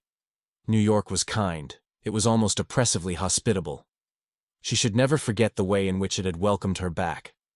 But after the first flush of novelty, she had found herself, as she phrased it, too different to care for the things it cared about, and so she had decided to try Washington, where one was supposed to meet more varieties of people and of opinion. And on the whole, she should probably settle down in Washington and make a home there for poor Medora, who had worn out the patience of all her other relations just at the time when she most needed looking after and protecting from matrimonial perils. "But Dr. Carver, aren't you afraid of Dr. Carver? I hear he's been staying with you at the Blenkers." She smiled. "Oh, the Carver danger is over. Dr. Carver is a very clever man. He wants a rich wife to finance his plans, and Medora is simply a good advertisement as a convert." "A convert to what?" "To all sorts of new and crazy social schemes. But, do you know, they interest me more than the blind conformity to tradition, somebody else's tradition, that I see among our own friends. It seems stupid to have discovered America only to make it into a copy of another country." She smiled across the table. "Do you suppose Christopher Columbus would have taken all that trouble just to go to the opera with the Selfridge Marys?" Archer changed color. "And Beaufort? Do you say these things to Beaufort?" he asked abruptly. "I haven't seen him for a long time. But I used to, and he understands. Ah, it's what I've always told you. You don't like us, and you like Beaufort because he's so unlike us." He looked about the bare room and out at the bare beach and the row of stark white village houses strung along the shore. "We're damnably dull. We've no character, no color, no variety. I wonder," he broke out, "why you don't go back." Her eyes darkened, and he expected an indignant rejoinder, but she sat silent, as if thinking over what he had said, and he grew frightened lest she should answer that she wondered too. At length she said, "I believe it's because of you." It was impossible to make the confession more dispassionately, or in a tone less encouraging to the vanity of the person addressed. Archer reddened to the temples, but dared not move or speak. It was as if her words had been some rare butterfly that the least motion might drive off on startled wings, but that might gather a flock about it if it were left undisturbed. "At least," she continued, "it was you who made me understand that under the dullness there are things so fine and sensitive and delicate that even those I most cared for in my other life look cheap in comparison. I don't know how to explain myself." She drew together her troubled brows. "But it seems as if I'd never before understood, with how much that is hard and shabby and base the most exquisite pleasures may be paid." "Exquisite pleasures, it's something to have had them," he felt like retorting. But the appeal in her eyes kept him silent. "I want," she went on, "to be perfectly honest with you, and with myself. For a long time I've hoped this chance would come, that I might tell you how you've helped me, what you've made of me." Archer sat staring beneath frowning brows. He interrupted her with a laugh. "And what do you make out that you've made of me?" She paled a little. "Of you?" "Yes, for I'm of your making much more than you ever were of mine. I'm the man who married one woman because another one told him to." Her paleness turned to a fugitive flush. "I thought, you promised, you were not to say such things today." "Ah, how like a woman! None of you will ever see a bad business through." She lowered her voice. "Is it a bad business? For May?" He stood in the window, drumming against the raised sash, and feeling in every fiber the wistful tenderness with which she had spoken her cousin's name. "For that's the thing we've always got to think of, haven't we? By your own showing," she insisted. "My own showing?" he echoed, his blank eyes still on the sea. "Or if not," she continued, pursuing her own thought with a painful application, "if it's not worth while to have given up, to have missed things, so that others may be saved from disillusionment and misery, then everything I came home for, everything that made my other life seem by contrast so bare and so poor, because no one there took account of them, all these things are a sham or a dream." He turned around without moving from his place. "And in that case there's no reason on earth why you shouldn't go back," he concluded for her. Her eyes were clinging to him desperately. "Oh, is there no reason?" "Not if you staked your all on the success of my marriage. My marriage," he said savagely, "isn't going to be a sight to keep you here." She made no answer, and he went on. "What's the use?" You gave me my first glimpse of a real life, and at the same moment you asked me to go on with a sham one. It's beyond human enduring. That's all." "Oh, don't say that. When I'm enduring it," she burst out, her eyes filling. Her arms had dropped along the table, and she sat with her face abandoned to his gaze as if in the recklessness of a desperate peril. The face exposed her as much as if it had been her whole person, with the soul behind it. Archer stood dumb, overwhelmed by what it suddenly told him. "You too. Oh, all this time, you too." For answer, she let the tears on her lids overflow and run slowly downward. Half the width of the room was still between them, and neither made any show of moving. Archer was conscious of a curious indifference to her bodily presence. He would hardly have been aware of it if one of the hands she had flung out on the table had not drawn his gaze as on the occasion when, in the little 23rd Street house, he had kept his eye on it in order not to look at her face. Now his imagination spun about the hand as about the edge of a vortex, but still he made no effort to draw nearer. He had known the love that is fed on caresses and feeds them, but this passion that was closer than his bones was not to be superficially satisfied. His one terror was to do anything which might efface the sound and impression of her words. His one thought that he should never again feel quite alone. But after a moment the sense of waste and ruin overcame him. There they were, close together and safe and shut in, yet so chained to their separate destinies that they might as well have been half the world apart. "What's the use? When you will go back," he broke out. A great hopeless, "How on earth can I keep you?" crying out to her beneath his words. She sat motionless, with lowered lids. "Oh, I shan't go yet." "Not yet? Sometime then? Some time that you already foresee?" At that she raised her clearest eyes. "I promise you, not as long as you hold out. Not as long as we can look straight at each other like this." He dropped into his chair. What her answer really said was, "If you lift a finger, you'll drive me back. Back to all the abominations you know of, and all the temptations you half guess." He understood it as clearly as if she had uttered the words, and the thought kept him anchored to his side of the table in a kind of moved and sacred submission. "What a life for you," he groaned. "Oh, as long as it's a part of yours." "And mine a part of yours?" She nodded. "And that's to be all, for either of us?" "Well, it is all, isn't it?" At that he sprang up, forgetting everything but the sweetness of her face. She rose too, not as if to meet him or to flee from him, but quietly, as though the worst of the task were done and she had only to wait. So quietly that, as he came close, her outstretched hands acted not as a check, but as a guide to him.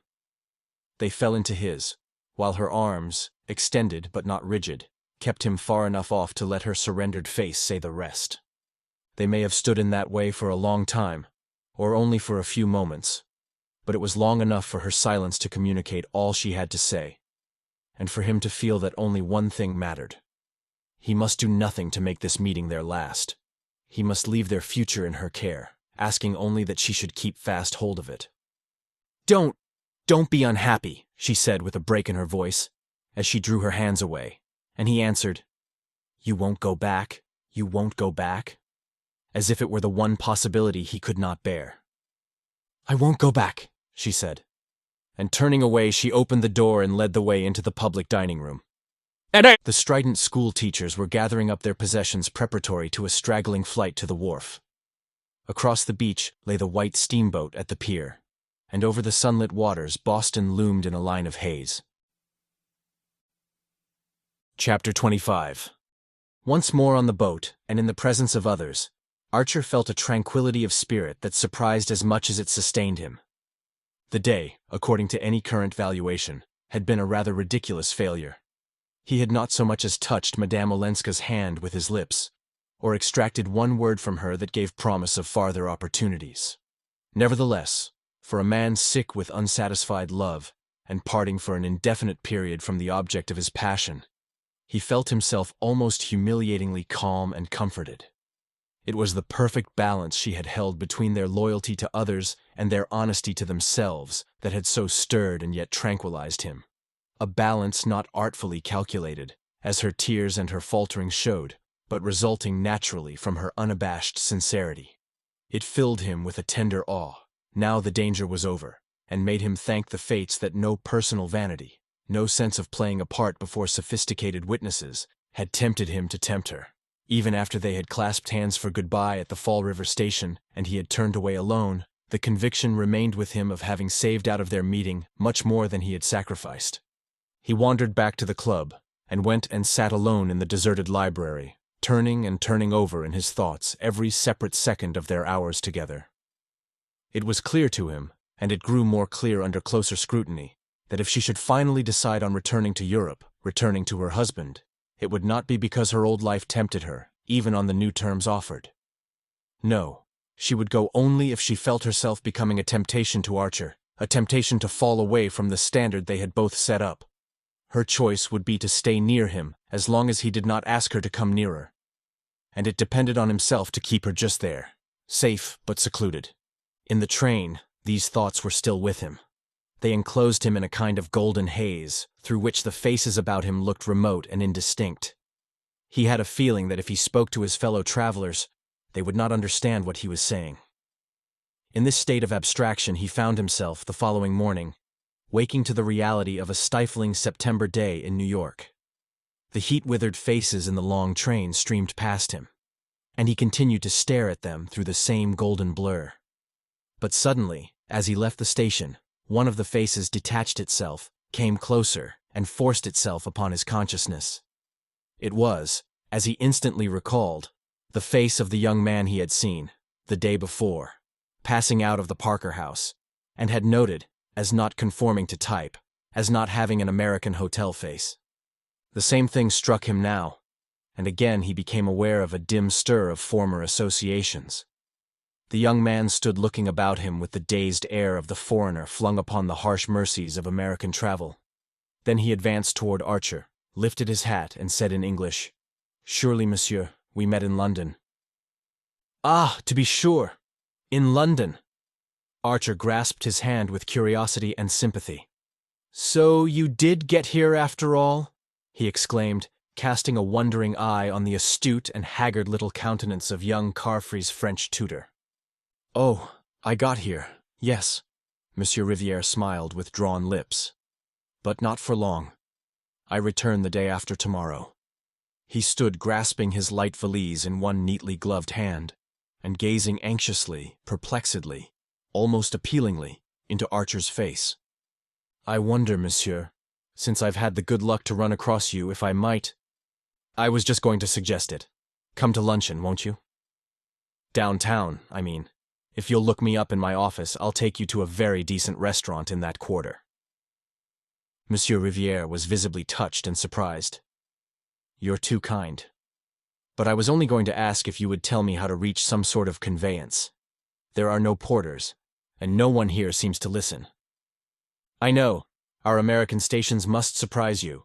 When you ask for a porter, they give you chewing gum. But if you'll come along, I'll extricate you, and you must really lunch with me, you know." The young man, after a just perceptible hesitation, replied with profuse thanks, and in a tone that did not carry complete conviction, that he was already engaged. But when they had reached the comparative reassurance of the street, he asked if he might call that afternoon. Archer, at ease in the midsummer leisure of the office, fixed an hour and scribbled his address, which the Frenchman pocketed with reiterated thanks and a wide flourish of his hat. A horse car received him, and Archer walked away. Punctually at the hour, Monsieur Riviere appeared, shaved, smoothed out, but still unmistakably drawn and serious. Archer was alone in his office, and the young man, before accepting the seat he proffered, began abruptly, "I believe I saw you, sir, yesterday in Boston." The statement was insignificant enough, and Archer was about to frame an assent when his words were checked by something mysterious yet illuminating in his visitor's insistent gaze. "It is extraordinary, very extraordinary," Monsieur Riviere continued, "that we should have met in the circumstances in which I find myself." "What circumstances?" Archer asked, wondering a little crudely if he needed money. Monsieur Riviere continued to study him with tentative eyes.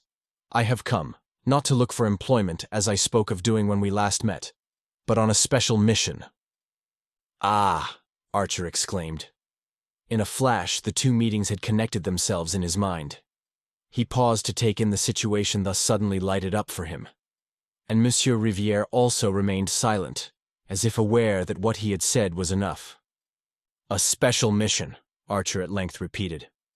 The young Frenchman, opening his palms, raised them slightly, and the two men continued to look at each other across the office desk, till Archer roused himself to say, "Do sit down." Whereupon Monsieur Rivière bowed, took a distant chair, and again waited. "It was about this mission that you wanted to consult me?" Archer finally asked. Monsieur Rivière bent his head. "Not in my own behalf. On that score I have fully dealt with myself. I should like, if I may, to speak to you about the Countess Olenska." Archer had known for the last few minutes that the words were coming, but when they came, they sent the blood rushing to his temples as if he had been caught by a bent-back branch in a thicket. "And on whose behalf?" he said. "Do you wish to do this?" Monsieur Rivière met the question sturdily. "Well, I might say hers, if it did not sound like a liberty. Shall I say instead, on behalf of abstract justice?" Archer considered him ironically. "In other words, you are Count Olenski's messenger." He saw his blush more darkly reflected in Monsieur Rivière's sallow countenance. "Not to you, monsieur. If I come to you, it is on quite other grounds." "What right have you in the circumstances to be on any other ground?" Archer retorted. "If you're an emissary, you're an emissary." The young man considered. "My mission is over. As far as the Countess Olenska goes, it has failed." "I can't help that," Archer rejoined on the same note of irony. "No, but you can help." Monsieur Rivière paused, turned his hat about in his still carefully gloved hands, looked into its lining and then back at Archer's face. "You can help, monsieur. I am convinced to make it equally a failure with her family." Archer pushed back his chair and stood up. "Well, and by God I will," he exclaimed. He stood with his hands in his pockets, staring down wrathfully at the little Frenchman, whose face, though he too had risen, was still an inch or two below the line of Archer's eyes. Monsieur Rivière paled to his normal hue, paler than that his complexion could hardly turn. "Why the devil," Archer explosively continued, "should you have thought, since I suppose you're appealing to me on the ground of my relationship to Madame Olenska, that I should take a view contrary to the rest of her family?" The change of expression in Monsieur Rivière's face was for a time his only answer. His look passed from timidity to absolute distress. For a young man of his usually resourceful mien, it would have been difficult to appear more disarmed and defenseless. "Oh, monsieur," "I can't imagine," Archer continued, "why you should have come to me when there are others so much nearer to the Countess. Still less why you thought I should be more accessible to the arguments I suppose you were sent over with." Monsieur Rivière took this onslaught with a disconcerting humility. "The arguments I want to present to you, monsieur, are my own, and not those I was sent over with." "Then I see still less reason for listening to them." Monsieur Rivière again looked into his hat, as if considering whether these last words were not a sufficiently broad hint to put it on and be gone. Then he spoke with sudden decision. "Monsieur, will you tell me one thing? Is it my right to be here that you question? Or do you perhaps believe the whole matter to be already closed?" His quiet insistence made Archer feel the clumsiness of his own bluster.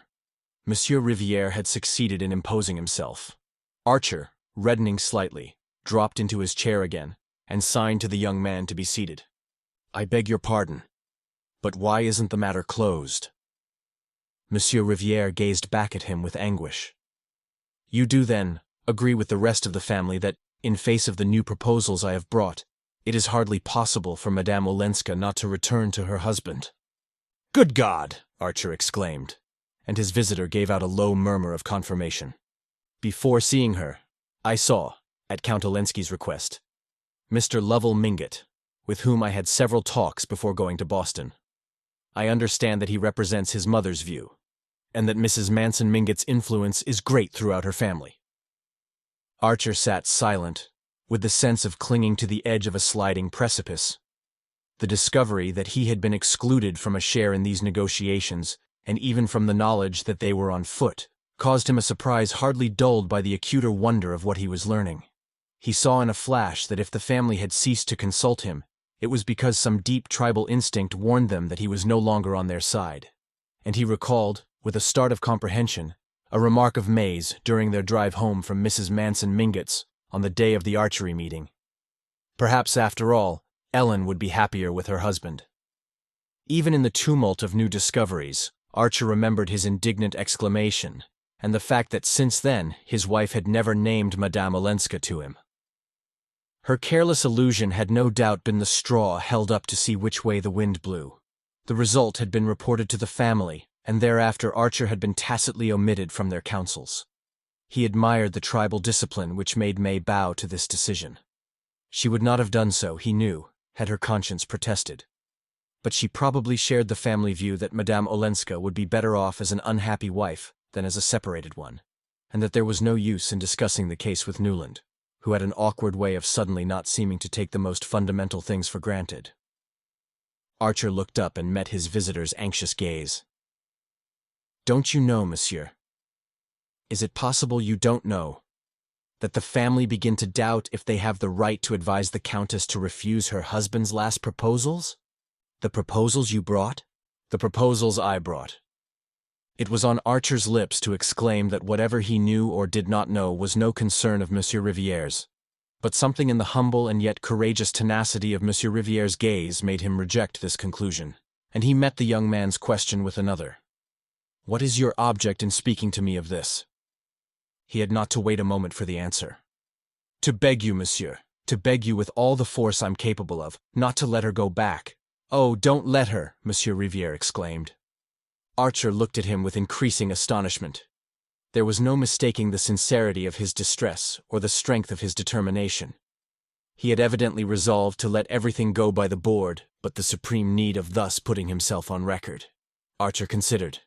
"May I ask," he said at length, "if this is the line you took with the Countess Olenska?"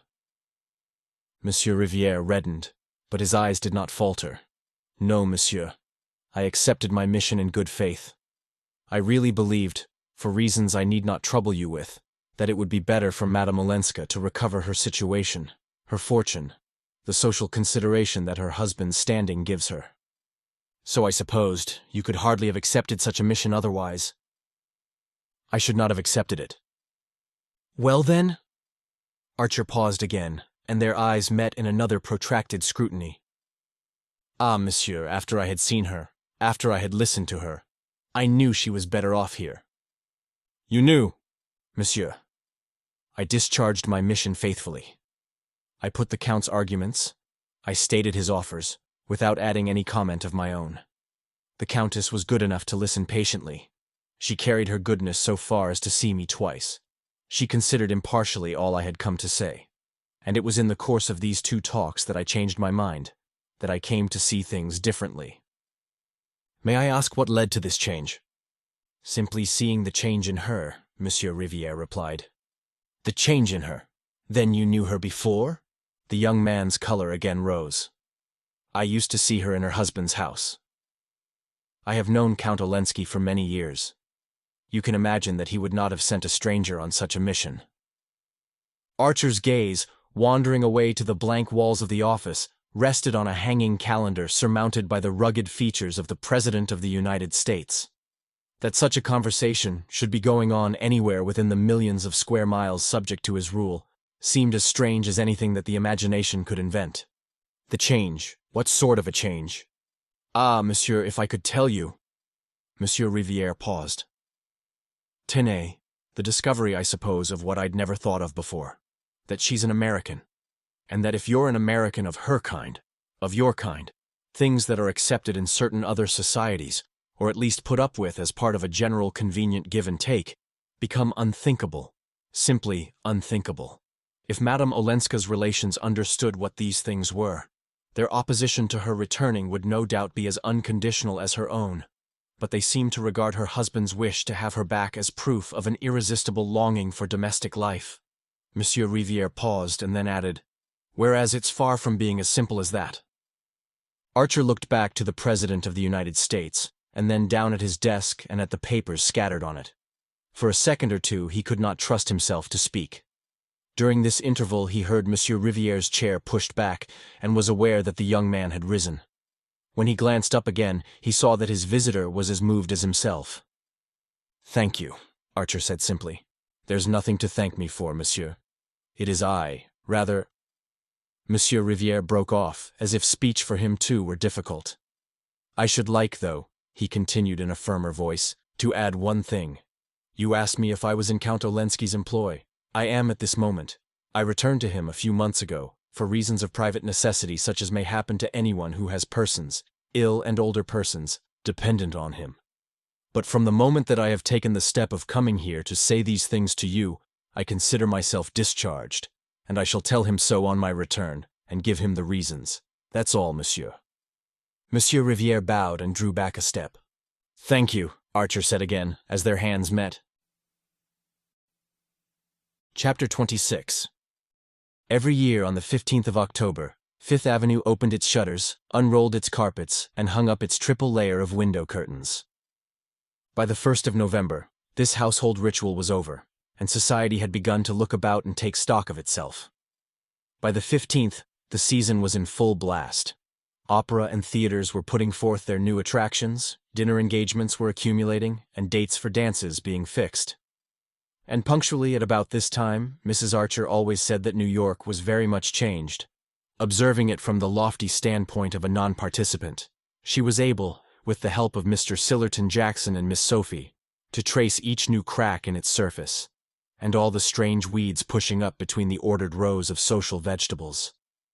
It had been one of the amusements of Archer's youth to wait for this annual pronouncement of his mother's, and to hear her enumerate the minute signs of disintegration that his careless gaze had overlooked.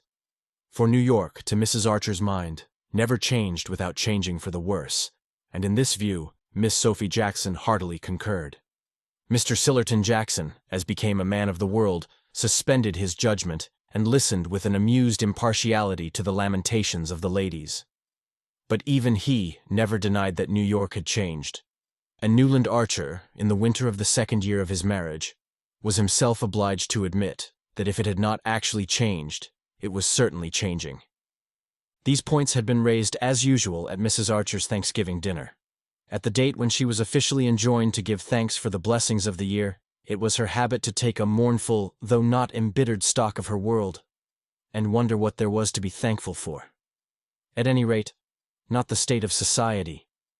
Society, if it could be said to exist, was rather a spectacle on which to call down biblical imprecations, and in fact, everyone knew what the Reverend Dr. Ashmore meant when he chose a text from Jeremiah, chapter 2, verse 25, for his Thanksgiving sermon. Dr. Ashmore, the new rector of St. Matthew's, had been chosen because he was very advanced. His sermons were considered bold in thought and novel in language. When he fulminated against fashionable society, he always spoke of its trend, and to Mrs. Archer it was terrifying and yet fascinating to feel herself part of a community that was trending. "There's no doubt that Dr. Ashmore is right. There is a marked trend," she said, as if it were something visible and measurable, like a crack in a house. "It was odd, though, to preach about it on Thanksgiving," Miss Jackson opined, and her hostess dryly rejoined, "Oh, he means us to give thanks for what's left."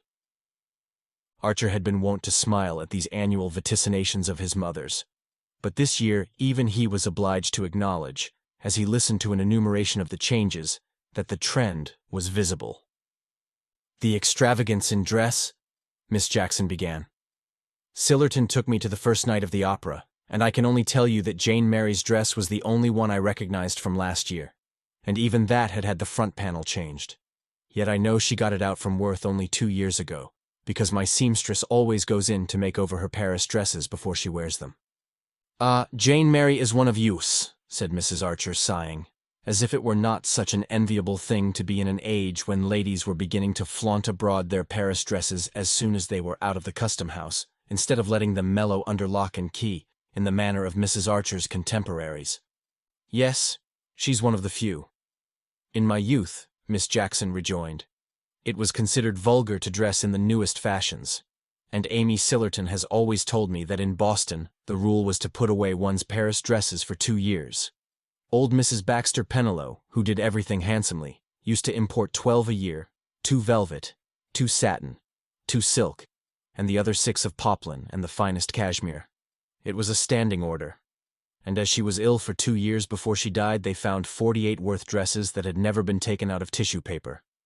And when the girls left off their mourning, they were able to wear the first lot at the symphony concerts without looking in advance of the fashion.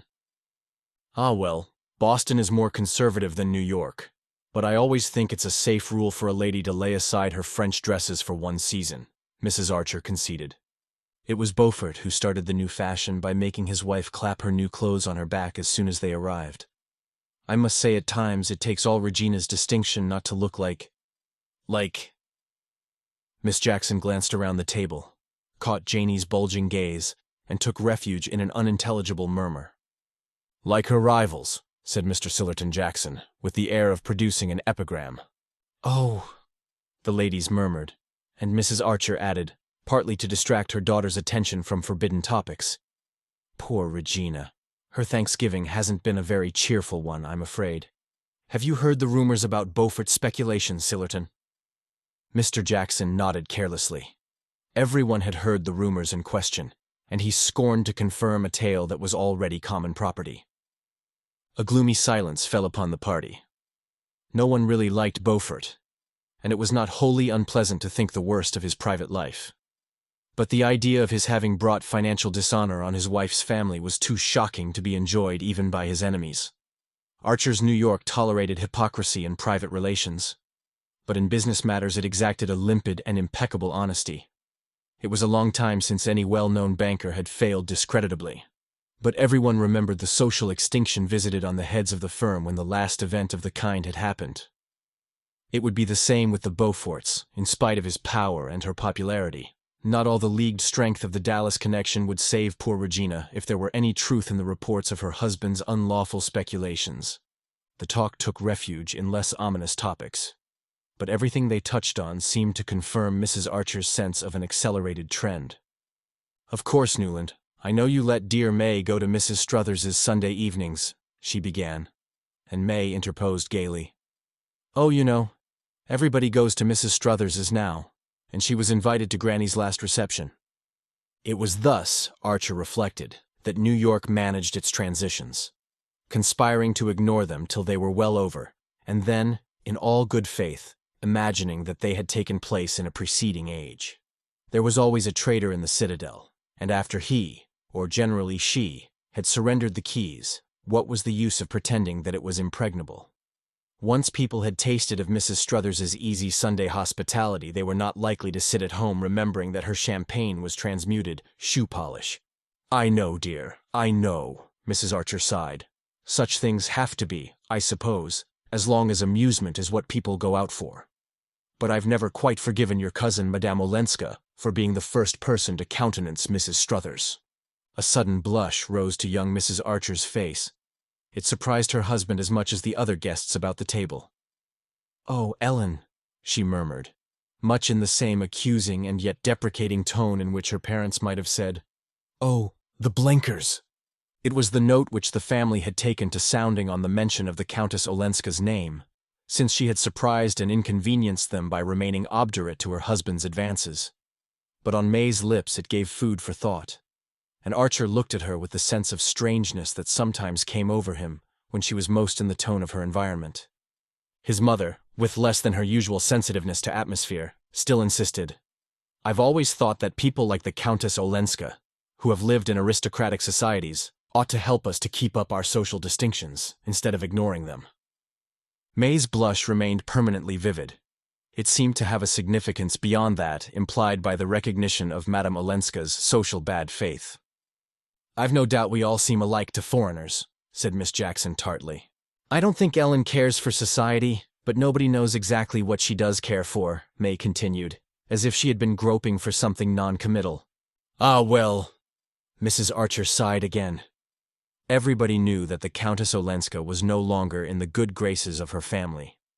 Even her devoted champion, old Mrs. Manson Mingot, had been unable to defend her refusal to return to her husband. The Mingots had not proclaimed their disapproval aloud. Their sense of solidarity was too strong. They had simply, as Mrs. Welland said, let poor Ellen find her own level. and that, mortifyingly and incomprehensibly, was in the dim depths where the Blenkers prevailed, and people who wrote celebrated their untidy rights. It was incredible, but it was a fact, that Ellen, in spite of all her opportunities and her privileges, had become simply bohemian. The fact enforced the contention that she had made a fatal mistake in not returning to Count Olenski. After all, a young woman's place was under her husband's roof, especially when she had left it in circumstances that, well, if one had cared to look into them. "Madame Olenska is a great favorite with the gentleman," said Miss Sophie, with her air of wishing to put forth something conciliatory when she knew that she was planting a dart. "Ah, that's the danger that a young woman like Madame Olenska is always exposed to," Mrs. Archer mournfully agreed, and the ladies, on this conclusion, gathered up their trains to seek the carcel globes of the drawing-room, while Archer and Mr. Sillerton Jackson withdrew to the Gothic library. Once established before the grate, and consoling himself for the inadequacy of the dinner by the perfection of his cigar, Mr. Jackson became portentous and communicable. "If the Beaufort smash comes," he announced, "there are going to be disclosures." Archer raised his head quickly. He could never hear the name without the sharp vision of Beaufort's heavy figure, opulently furred and shod, advancing through the snow at Skuytercliff.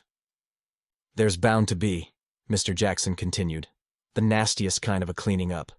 He hasn't spent all his money on Regina." "Oh, well, that's discounted, isn't it?" "My belief is he'll pull out yet," said the young man, wanting to change the subject. Perhaps. I know he was to see some of the influential people today. Of course," Mr. Jackson reluctantly conceded, "it's to be hoped they can tide him over, this time anyhow. I shouldn't like to think of poor Regina spending the rest of her life in some shabby foreign watering place for bankrupts." Archer said nothing. It seemed to him so natural, however tragic, that money ill-gotten should be cruelly expiated, that his mind, hardly lingering over Mrs. Beaufort's doom, wandered back to closer questions. What was the meaning of May's blush when the Countess Olenska had been mentioned? 4 months had passed since the midsummer day that he and Madame Olenska had spent together, and since then he had not seen her. He knew that she had returned to Washington, to the little house which she and Medora Manson had taken there. He had written to her once, a few words, asking when they were to meet again, and she had even more briefly replied, "Not yet." Since then there had been no farther communication between them, and he had built up within himself a kind of sanctuary in which she throned among his secret thoughts and longings. Little by little it became the scene of his real life, of his only rational activities. Thither he brought the books he read, the ideas and feelings which nourished him, his judgments and his visions. Outside it, in the scene of his actual life, he moved with a growing sense of unreality and insufficiency, blundering against familiar prejudices and traditional points of view as an absent-minded man goes on bumping into the furniture of his own room. Absent, that was what he was, so absent from everything most densely real and near to those about him that it sometimes startled him to find they still imagined he was there. He became aware that Mr. Jackson was clearing his throat preparatory to farther revelations. "I don't know, of course, how far your wife's family are aware of what people say about Madame Olenska's refusal to accept her husband's latest offer." Archer was silent, and Mr. Jackson obliquely continued, "It's a pity. It's certainly a pity that she refused it." "A pity? In God's name, why?"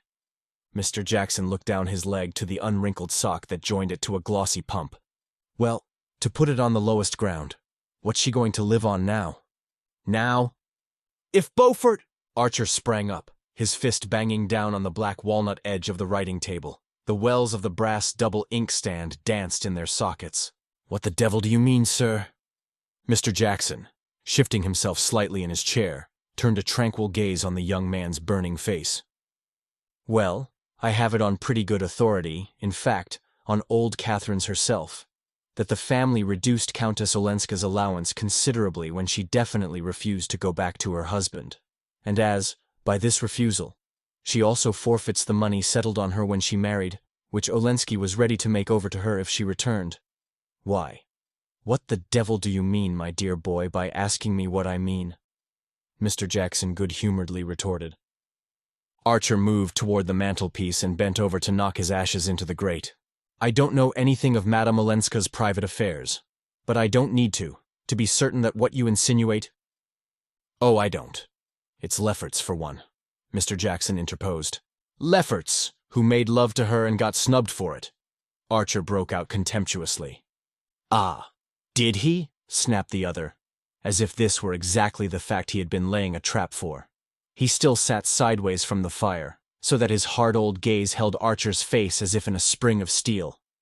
Well, well. It's a pity she didn't go back before Beaufort's cropper, he repeated. If she goes now, and if he fails, it will only confirm the general impression, which isn't by any means peculiar to Lefferts, by the way. Oh, she won't go back now? Less than ever. Archer had no sooner said it than he had once more the feeling that it was exactly what Mr. Jackson had been waiting for. The old gentleman considered him attentively. That's your opinion, eh? Well, no doubt you know, but everybody will tell you that the few pennies Medora Manson has left are all in Beaufort's hands. And how the two women are to keep their heads above water unless he does, I can't imagine. Of course, Madame Olenska may still soften old Catherine, who's been the most inexorably opposed to her staying, and old Catherine could make her any allowance she chooses. But we all know that she hates parting with good money, and the rest of the family have no particular interest in keeping Madame Olenska here. Archer was burning with unavailing wrath. He was exactly in the state when a man is sure to do something stupid, knowing all the while that he is doing it. He saw that Mr. Jackson had been instantly struck by the fact that Madame Olenska's differences with her grandmother and her other relations were not known to him, and that the old gentleman had drawn his own conclusions as to the reasons for Archer's exclusion from the family councils. This fact warned Archer to go warily, but the insinuations about Beaufort made him reckless. He was mindful, however, if not of his own danger, at least of the fact that Mr. Jackson was under his mother's roof, and consequently his guest. Old New York scrupulously observed the etiquette of hospitality, and no discussion with a guest was ever allowed to degenerate into a disagreement. "Shall we go up and join my mother?" he suggested curtly, as Mr. Jackson's last cone of ashes dropped into the brass ashtray at his elbow. On the drive homeward, May remained oddly silent. Through the darkness, he still felt her enveloped in her menacing blush. What its menace meant he could not guess, but he was sufficiently warned by the fact that Madame Olenska's name had evoked it. They went upstairs, and he turned into the library. She usually followed him, but he heard her passing down the passage to her bedroom. "May!" he called out impatiently, and she came back, with a slight glance of surprise at his tone. "This lamp is smoking again. I should think the servants might see that it's kept properly trimmed," he grumbled nervously. "I'm so sorry. It shan't happen again," she answered, in the firm, bright tone she had learned from her mother, and it exasperated Archer to feel that she was already beginning to humor him like a younger Mr. Welland. She bent over to lower the wick, and as the light struck up on her white shoulders and the clear curves of her face, he thought, "How young she is. For what endless years this life will have to go on." He felt, with a kind of horror, his own strong youth and the bounding blood in his veins. "Look here," he said suddenly. "I may have to go to Washington for a few days. Soon. Next week, perhaps." Her hand remained on the key of the lamp as she turned to him slowly. The heat from its flame had brought back a glow to her face, but it paled as she looked up. "On business?" she asked, in a tone which implied that there could be no other conceivable reason, and that she had put the question automatically, as if merely to finish his own sentence. "On business, naturally. There's a patent case coming up before the Supreme Court." He gave the name of the inventor, and went on furnishing details with all Lawrence Lefferts's practiced glibness, while she listened attentively, saying at intervals, "Yes, I see." "The change will do you good," she said simply when he had finished. "And you must be sure to go and see Ellen," she added, looking him straight in the eyes with her cloudless smile, and speaking in the tone she might have employed in urging him not to neglect some irksome family duty. It was the only word that passed between them on the subject, but in the code in which they had both been trained, it meant, Of course you understand that I know all that people have been saying about Ellen, and heartily sympathize with my family in their effort to get her to return to her husband. I also know that for some reason you have not chosen to tell me. You have advised her against this course, which all the older men of the family, as well as our grandmother, agree in approving. And that it is owing to your encouragement that Ellen defies us all, and exposes herself to the kind of criticism of which Mr. Sillerton Jackson probably gave you this evening the hint that has made you so irritable. Hints have indeed not been wanting, but since you appear unwilling to take them from others, I offer you this one myself, in the only form in which well-bred people of our kind can communicate unpleasant things to each other. By letting you understand that I know you mean to see Ellen when you are in Washington, and are perhaps going there expressly for that purpose. And that, since you are sure to see her, I wish you to do so with my full and explicit approval, and to take the opportunity of letting her know what the course of conduct you have encouraged her in is likely to lead to. Her hand was still on the key of the lamp when the last word of this mute message reached him. She turned the wick down, lifted off the globe, and breathed on the sulky flame. "They smell less if one blows them out," she explained with her bright housekeeping air. On the threshold she turned and paused for his kiss. Chapter 27. Wall Street, the next day, had more reassuring reports of Beaufort's situation. They were not definite, but they were hopeful. It was generally understood that he could call on powerful influences in case of emergency, and that he had done so with success. And that evening, when Mrs. Beaufort appeared at the opera wearing her old smile and a new emerald necklace, society drew a breath of relief. New York was inexorable in its condemnation of business irregularities. So far there had been no exception to its tacit rule that those who broke the law of probity must pay, and everyone was aware that even Beaufort and Beaufort's wife would be offered up unflinchingly to this principle. But to be obliged to offer them up would be not only painful, but inconvenient. The disappearance of the Beauforts would leave a considerable void in their compact little circle, and those who were too ignorant or too careless to shudder at the moral catastrophe bewailed in advance the loss of the best ballroom in New York. Archer had definitely made up his mind to go to Washington. He was waiting only for the opening of the lawsuit of which he had spoken to May, so that its date might coincide with that of his visit. But on the following Tuesday, he learned from Mr. Letterblair that the case might be postponed for several weeks. Nevertheless, he went home that afternoon, determined in any event to leave the next evening. The chances were that May, who knew nothing of his professional life, and had never shown any interest in it, would not learn of the postponement, should it take place, nor remember the names of the litigants if they were mentioned before her, and, at any rate, he could no longer put off seeing Madame Olenska. There were too many things that he must say to her. On the Wednesday morning when he reached his office, Mr. Letterblair met him with a troubled face. Beaufort, after all, had not managed to tide over, but by setting afloat the rumor that he had done so, he had reassured his depositors, and heavy payments had poured into the bank till the previous evening, when disturbing reports again began to predominate. In consequence, a run on the bank had begun, and its doors were likely to close before the day was over. The ugliest things were being said of Beaufort's dastardly maneuver, and his failure promised to be one of the most discreditable in the history of Wall Street. The extent of the calamity left Mr. Letterblair white and incapacitated. "I've seen bad things in my time, but nothing as bad as this. Everybody we know will be hit, one way or another.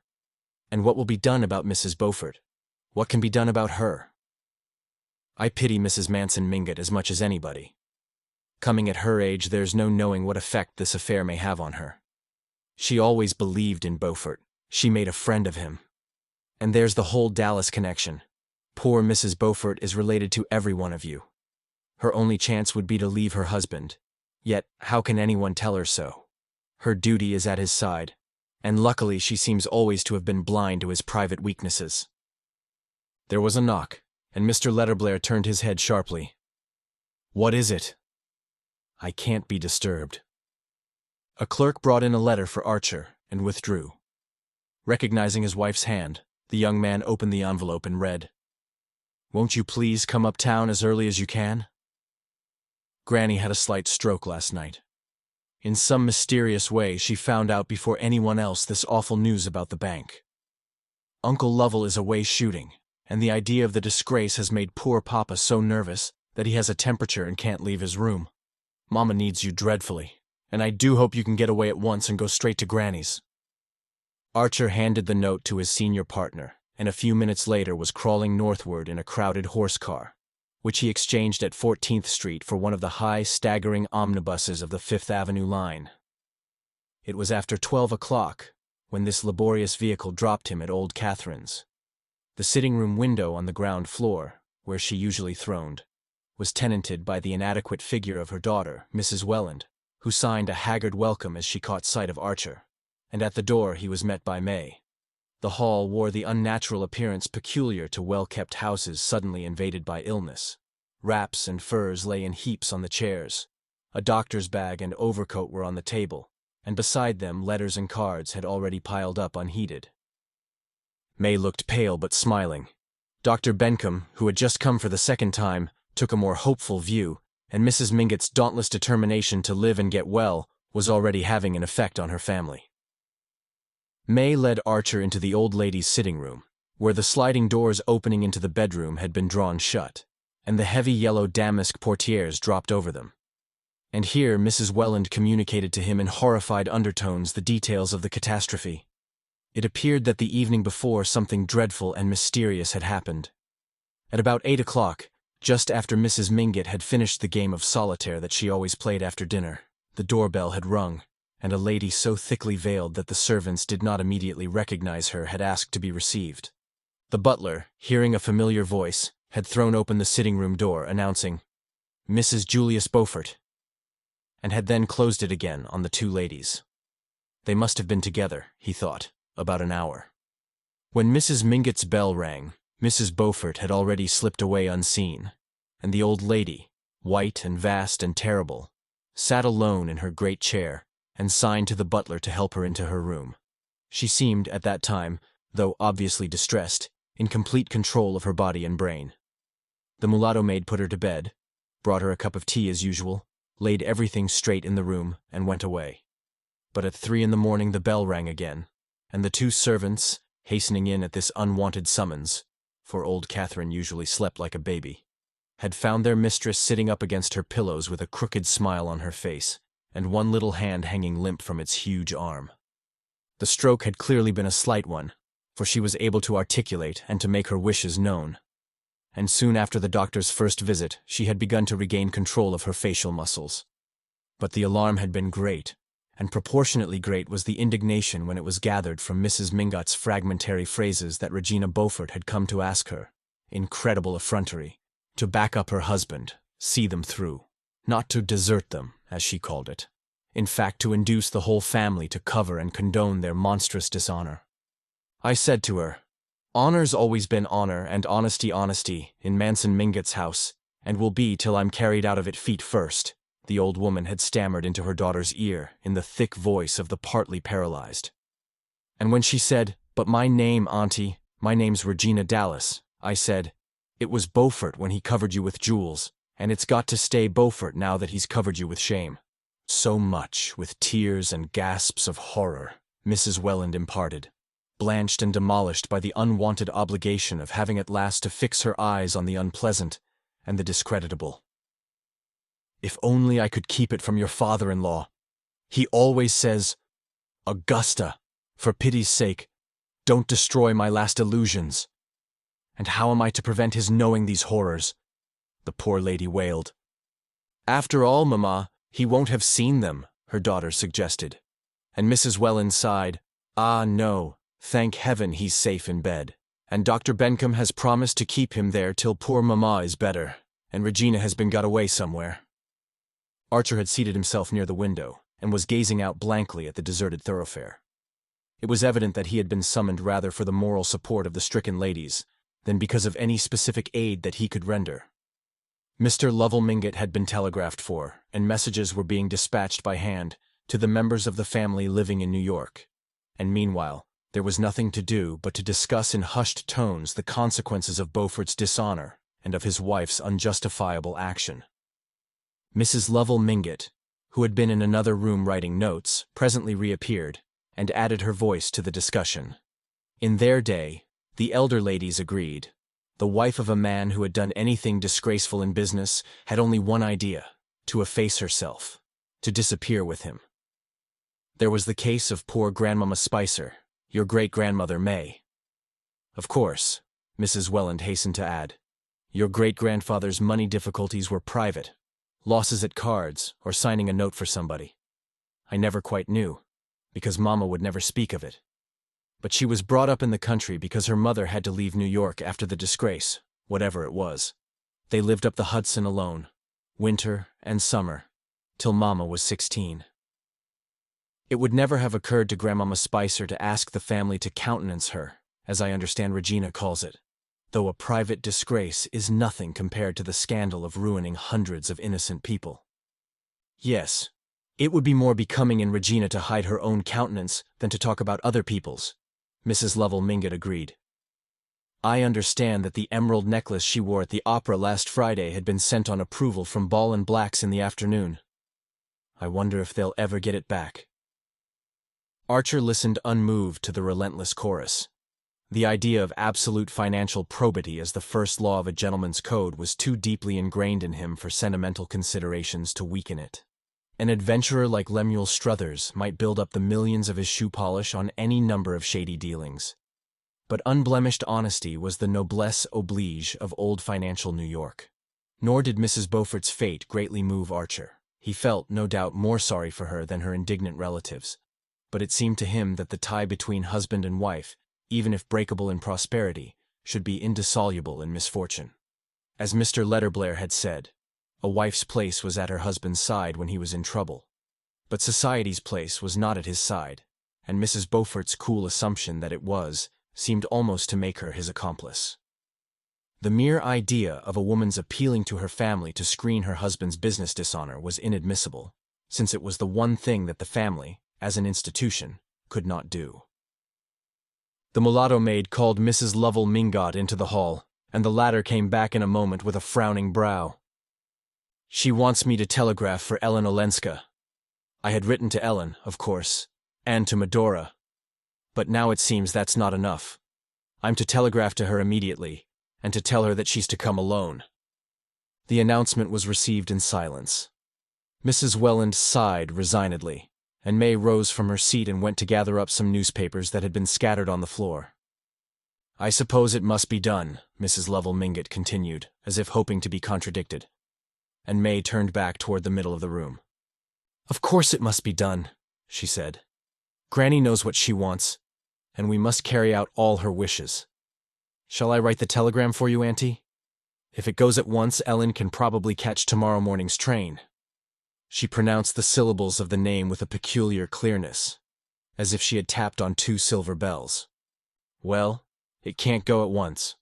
Jasper and the pantry boy are both out with notes and telegrams. May turned to her husband with a smile. But here's Newland, ready to do anything. Will you take the telegram, Newland? There'll be just time before luncheon. Archer rose with a murmur of readiness, and she seated herself at old Catherine's rosewood bonheur du jour, and wrote out the message in her large, immature hand. When it was written, she blotted it neatly and handed it to Archer. What a pity, she said, that you and Ellen will cross each other on the way. Newland, she added, turning to her mother and aunt, is obliged to go to Washington about a patent lawsuit that is coming up before the Supreme Court. I suppose Uncle Lovell will be back by tomorrow night. And with Granny improving so much, it doesn't seem right to ask Newland to give up an important engagement for the firm. Does it? She paused, as if for an answer, and Mrs. Welland hastily declared, Oh, of course not, darling. Your Granny would be the last person to wish it. As Archer left the room with the telegram, he heard his mother-in-law add, presumably to Mrs. Lovell Mingott, but why on earth she should make you telegraph for Ellen Olenska? And May's clear voice rejoin, Perhaps it's to urge on her again that after all her duty is with her husband. The outer door closed on Archer, and he walked hastily away toward the telegraph office. Chapter 28. Olol, how'd yer spell it anyhow? Asked the tart young lady to whom Archer had pushed his wife's telegram across the brass ledge of the Western Union office. Olenska, Olenska, he repeated, drawing back the message in order to print out the foreign syllables above May's rambling script. It's an unlikely name for a New York telegraph office, at least in this quarter, an unexpected voice observed. And turning around, Archer saw Lawrence Lefferts at his elbow, pulling an imperturbable mustache and affecting not to glance at the message. "Hello, Newland. Thought I'd catch you here. I've just heard of old Mrs. Mingott's stroke, and as I was on my way to the house, I saw you turning down this street and nipped after you. I suppose you've come from there?"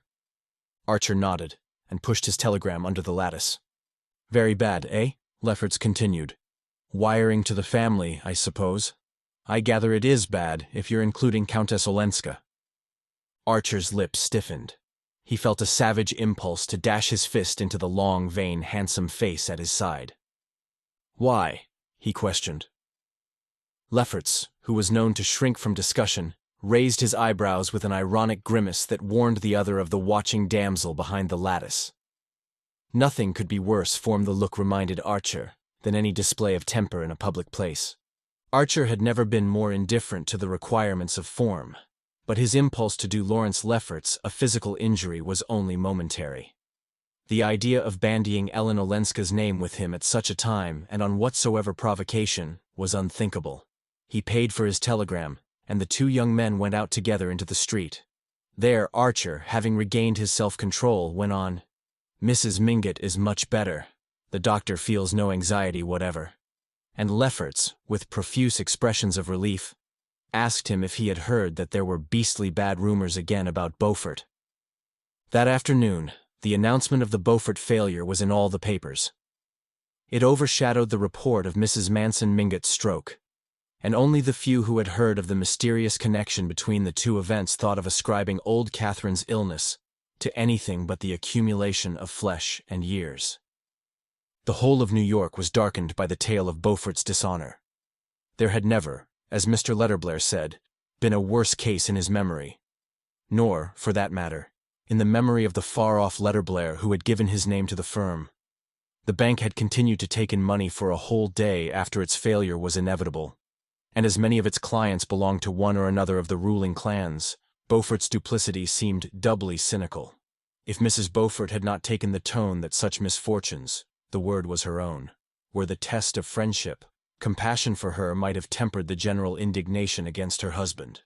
As it was, and especially after the object of her nocturnal visit to Mrs. Manson, Mingott had become known, her cynicism was held to exceed his, and she had not the excuse, nor her detractors the satisfaction, of pleading that she was a foreigner. It was some comfort, to those whose securities were not in jeopardy, to be able to remind themselves that Beaufort was. But after all, if a Dallas of South Carolina took his view of the case, and glibly talked of his soon being on his feet again, the argument lost its edge, and there was nothing to do but to accept this awful evidence of the indissolubility of marriage. Society must manage to get on without the Beauforts, and there was an end of it, except indeed for such hapless victims of the disaster as Medora Manson, the poor old Miss Lannings, and certain other misguided ladies of good family, who, if only they had listened to Mr. Henry van der Luyden. "The best thing the Beauforts can do," said Mrs. Archer, summing it up as if she were pronouncing a diagnosis and prescribing a course of treatment, "is to go and live at Regina's little place in North Carolina. Beaufort has always kept a racing stable, and he had better breed trotting horses. I should say he had all the qualities of a successful horse dealer." Everyone agreed with her, but no one condescended to inquire what the Beauforts really meant to do. The next day Mrs. Manson Mingott was much better.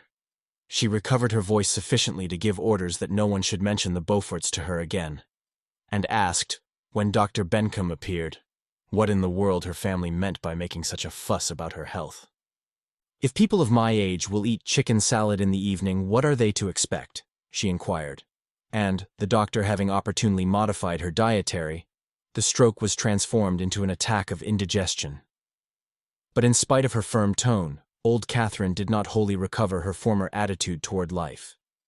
The growing remoteness of old age, though it had not diminished her curiosity about her neighbors, had blunted her never very lively compassion for their troubles, and she seemed to have no difficulty in putting the Beaufort disaster out of her mind. But for the first time, she became absorbed in her own symptoms, and began to take a sentimental interest in certain members of her family to whom she had hitherto been contemptuously indifferent. Mr. Welland, in particular, had the privilege of attracting her notice. Of her sons-in-law, he was the one she had most consistently ignored, and all his wife's efforts to represent him as a man of forceful character and marked intellectual ability, if he had only chosen, had been met with a derisive chuckle. But his eminence as a valetudinarian now made him an object of engrossing interest, and Mrs. Mingott issued an imperial summons to him to come and compare diets as soon as his temperature permitted. For old Catherine was now the first to recognize that one could not be too careful about temperatures. 24 hours after Madame Olenska's summons, a telegram announced that she would arrive from Washington on the evening of the following day. At the Wellens, where the Newland Archers chanced to be lunching, the question as to who should meet her at Jersey City was immediately raised, and the material difficulties amid which the Welland household struggled as if it had been a frontier outpost lent animation to the debate. It was agreed that Mrs. Welland could not possibly go to Jersey City because she was to accompany her husband to Old Catherine's that afternoon, and the brougham could not be spared, since if Mr. Welland were upset by seeing his mother-in-law for the first time after her attack, he might have to be taken home at a moment's notice. The Welland sons would of course be downtown. Mr. Lovell Mingott would be just hurrying back from his shooting, and the Mingott carriage engaged in meeting him, and one could not ask May, at the close of a winter afternoon, to go alone across the ferry to Jersey City, even in her own carriage. Nevertheless, it might appear inhospitable, and contrary to old Catherine's express wishes, if Madame Olenska were allowed to arrive without any of the family being at the station to receive her. It was just like Ellen, Mrs. Welland's tired voice implied, to place the family in such a dilemma. "It's always one thing after another," the poor lady grieved, in one of her rare revolts against fate. "The only thing that makes me think Mama must be less well than Dr. Bencomb will admit is this morbid desire to have Ellen come at once, however inconvenient it is to meet her." The words had been thoughtless, as the utterances of impatience often are, and Mr. Welland was upon them with a pounce. "Augusta," he said, turning pale and laying down his fork, "have you any other reason for thinking that Bencomb is less to be relied on than he was? Have you noticed that he has been less conscientious than usual in following up my case or your mother's?" It was Mrs. Welland's turn to grow pale as the endless consequences of her blunder unrolled themselves before her, but she managed to laugh and take a second helping of scalloped oysters before she said, struggling back into her old armor of cheerfulness, "My dear, how could you imagine such a thing? I only meant that after the decided stand Mama took about its being Ellen's duty to go back to her husband, it seems strange that she should be seized with this sudden whim to see her, when there are half a dozen other grandchildren that she might have asked for. But we must never forget that Mamma, in spite of her wonderful vitality, is a very old woman." Mr. Welland's brow remained clouded, and it was evident that his perturbed imagination had fastened at once on this last remark. "Yes, your mother's a very old woman, and for all we know, Bencomb may not be as successful with very old people. As you say, my dear, it's always one thing after another, and in another 10 or 15 years, I suppose I shall have the pleasing duty of looking about for a new doctor. It's always better to make such a change before it's absolutely necessary." And having arrived at this Spartan decision, Mr. Welland firmly took up his fork. "But all the while," Mrs. Welland began again, as she rose from the luncheon table and led the way into the wilderness of purple satin and malachite, known as the back drawing-room, "I don't see how Ellen's to be got here tomorrow evening, and I do like to have things settled for at least 24 hours ahead." Archer turned from the fascinated contemplation of a small painting representing two cardinals carousing in an octagonal ebony frame set with medallions of onyx. "Shall I fetch her?" he proposed. "I can easily get away from the office in time to meet the brougham at the ferry, if May will send it there." His heart was beating excitedly as he spoke. Mrs. Welland heaved a sigh of gratitude, and May, who had moved away to the window, turned to shed on him a beam of approval. "So you see, Mama, everything will be settled 24 hours in advance," she said, stooping over to kiss her mother's troubled forehead. May's brougham awaited her at the door, and she was to drive Archer to Union Square, where he could pick up a Broadway car to carry him to the office. As she settled herself in her corner, she said, "I didn't want to worry Mama by raising fresh obstacles. But how can you meet Ellen tomorrow and bring her back to New York when you're going to Washington?" "Oh, I'm not going," Archer answered. Not going? Why? What's happened? Her voice was as clear as a bell and full of wifely solicitude. The case is off. Postponed. Postponed? How odd. I saw a note this morning from Mr. Letterblair to Mama saying that he was going to Washington tomorrow for the big patent case that he was to argue before the Supreme Court. You said it was a patent case, didn't you? Well, that's it. The whole office can't go. Letterblair decided to go this morning. Then it's not postponed? She continued, with an insistence so unlike her that he felt the blood rising to his face, as if he were blushing for her unwanted lapse from all the traditional delicacies. No. But my going is, he answered, cursing the unnecessary explanations that he had given when he had announced his intention of going to Washington, and wondering where he had read that clever liars give details, but that the cleverest do not. It did not hurt him half as much to tell May an untruth as to see her trying to pretend that she had not detected him. I'm not going till later on, luckily for the convenience of your family, he continued, taking base refuge in sarcasm. As he spoke, he felt that she was looking at him, and he turned his eyes to hers in order not to appear to be avoiding them. Their glances met for a second, and perhaps let them into each other's meanings more deeply than either cared to go. Yes, it is awfully convenient, May brightly agreed, that you should be able to meet Ellen after all. You saw how much Mama appreciated your offering to do it. Oh, I'm delighted to do it. The carriage stopped, and as he jumped out she leaned to him and laid her hand on his. Goodbye, dearest, she said, her eyes so blue that he wondered afterward if they had shone on him through tears. He turned away and hurried across Union Square, repeating to himself, in a sort of inward chant, "It's all of 2 hours from Jersey City to Old Catherine's. It's all of 2 hours, and it may be more." Chapter 29. His wife's dark blue brougham, with the wedding varnish still on it, met Archer at the ferry and conveyed him luxuriously to the Pennsylvania terminus in Jersey City. It was a somber, snowy afternoon, and the gas lamps were lit in the big reverberating station. As he paced the platform, waiting for the Washington Express, he remembered that there were people who thought there would one day be a tunnel under the Hudson through which the trains of the Pennsylvania Railway would run straight into New York.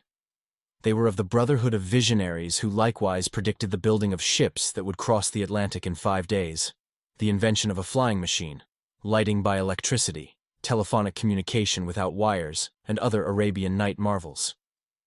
I don't care which of their visions comes true, Archer mused, as long as the tunnel isn't built yet. In his senseless schoolboy happiness, he pictured Madame Olenska's descent from the train, his discovery of her a long way off, among the throngs of meaningless faces, her clinging to his arm as he guided her to the carriage, their slow approach to the wharf among slipping horses, laden carts, vociferating teamsters, and then the startling quiet of the ferry boat, where they would sit side by side under the snow, in the motionless carriage, while the earth seemed to glide away under them, rolling to the other side of the sun. It was incredible, the number of things he had to say to her, and in what eloquent order they were forming themselves on his lips. The clanging and groaning of the train came nearer, and it staggered slowly into the station like a prey-laden monster into its lair. Archer pushed forward, elbowing through the crowd, and staring blindly into window after window of the high-hung carriages. And then, suddenly, he saw Madame Olenska's pale and surprised face close at hand, and had again the mortified sensation of having forgotten what she looked like. They reached each other, their hands met, and he drew her arm through his. "This way, I have the carriage," he said. After that it all happened as he had dreamed. He helped her into the brougham with her bags, and had afterward the vague recollection of having properly reassured her about her grandmother and given her a summary of the Beaufort situation. He was struck by the softness of her. Poor Regina. Meanwhile, the carriage had worked its way out of the coil about the station, and they were crawling down the slippery incline to the wharf, menaced by swaying coal carts, bewildered horses, disheveled express wagons, and an empty hearse. Ah, that hearse. She shut her eyes as it passed, and clutched at Archer's hand. If only it doesn't mean, poor Granny. Oh, no, she's much better. She's all right, really. There, we've passed it, he exclaimed, as if that made all the difference. Her hand remained in his, and as the carriage lurched across the gangplank onto the ferry, he bent over, unbuttoned her tight brown glove, and kissed her palm as if he had kissed a relic. She disengaged herself with a faint smile, and he said, "You didn't expect me today?" "Oh, no. I meant to go to Washington to see you. I'd made all my arrangements. I very nearly crossed you in the train." "Oh," she exclaimed, as if terrified by the narrowness of their escape. "Do you know, I hardly remembered you." "Hardly remembered me? I mean, how shall I explain? It's always so. Each time you happen to me all over again." "Oh yes, I know. Do I too, to you?" he insisted. She nodded, looking out of the window. "Ellen, Ellen, Ellen!" She made no answer, and he sat in silence, watching her profile grow indistinct against the snow-streaked dusk beyond the window. What had she been doing in all those 4 long months, he wondered? How little they knew of each other, after all. The precious moments were slipping away, but he had forgotten everything that he had meant to say to her, and could only helplessly brood on the mystery of their remoteness and their proximity, which seemed to be symbolized by the fact of their sitting so close to each other, and yet being unable to see each other's faces. "What a pretty carriage! Is it May's?" she asked, suddenly turning her face from the window. "Yes." "It was May who sent you to fetch me, then." "How kind of her." He made no answer for a moment. Then he said explosively, "Your husband's secretary came to see me the day after we met in Boston." In his brief letter to her, he had made no allusion to Monsieur Riviere's visit, and his intention had been to bury the incident in his bosom. But her reminder that they were in his wife's carriage provoked him to an impulse of retaliation. He would see if she liked his reference to Riviere any better than he liked hers to May. As on certain other occasions when he had expected to shake her out of her usual composure, she betrayed no sign of surprise, and at once he concluded, "He writes to her, then." "Monsieur Riviere went to see you?" "Yes. Didn't you know?" "No," she answered simply. "And you're not surprised?" She hesitated. "Why should I be?" "He told me in Boston that he knew you, that he'd met you in England, I think." "Ellen, I must ask you one thing." "Yes. I wanted to ask it after I saw him, but I couldn't put it in a letter." "It was Riviere who helped you to get away." "When you left your husband?" His heart was beating suffocatingly. Would she meet this question with the same composure? "Yes, I owe him a great debt," she answered, without the least tremor in her quiet voice. Her tone was so natural, so almost indifferent, that Archer's turmoil subsided. Once more she had managed, by her sheer simplicity, to make him feel stupidly conventional, just when he thought he was flinging convention to the winds. "I think you're the most honest woman I ever met," he exclaimed. "Oh, no, but probably one of the least fussy," she answered, a smile in her voice. "Call it what you like. You look at things as they are." "Ah, I've had to. I've had to look at the Gorgon." "Well, it hasn't blinded you. You've seen that she's just an old bogey like all the others." "She doesn't blind one, but she dries up one's tears." The answer checked the pleading on Archer's lips. It seemed to come from depths of experience beyond his reach. The slow advance of the ferryboat had ceased, and her bows bumped against the piles of the slip with a violence that made the brougham stagger, and flung Archer and Madame Olenska against each other. The young man, trembling, felt the pressure of her shoulder, and passed his arm about her. "If you're not blind, then you must see that this can't last." "What can't?" "Our being together and not together." "No. You ought not to have come today," she said in an altered voice, and suddenly she turned, flung her arms about him and pressed her lips to his. At the same moment the carriage began to move, and a gas lamp at the head of the slip flashed its light into the window. She drew away, and they sat silent and motionless, while the brougham struggled through the congestion of carriages about the ferry landing. As they gained the street, Archer began to speak hurriedly. "Don't be afraid of me. You needn't squeeze yourself back into your corner like that. A stolen kiss isn't what I want. Look, I'm not even trying to touch the sleeve of your jacket. Don't suppose that I don't understand your reasons for not wanting to let this feeling between us dwindle into an ordinary hole-and-corner love affair. I couldn't have spoken like this yesterday, Because when we've been apart, and I'm looking forward to seeing you, every thought is burnt up in a great flame. But then you come, and you're so much more than I remembered, and what I want of you is so much more than an hour or two every now and then, with wastes of thirsty waiting between, that I can sit perfectly still beside you, like this, with that other vision in my mind, just quietly trusting to it to come true." For a moment she made no reply. Then she asked, hardly above a whisper, "What do you mean by trusting to it to come true?" "Why, you know it will, don't you?" "Your vision of you and me together?" She burst into a sudden hard laugh.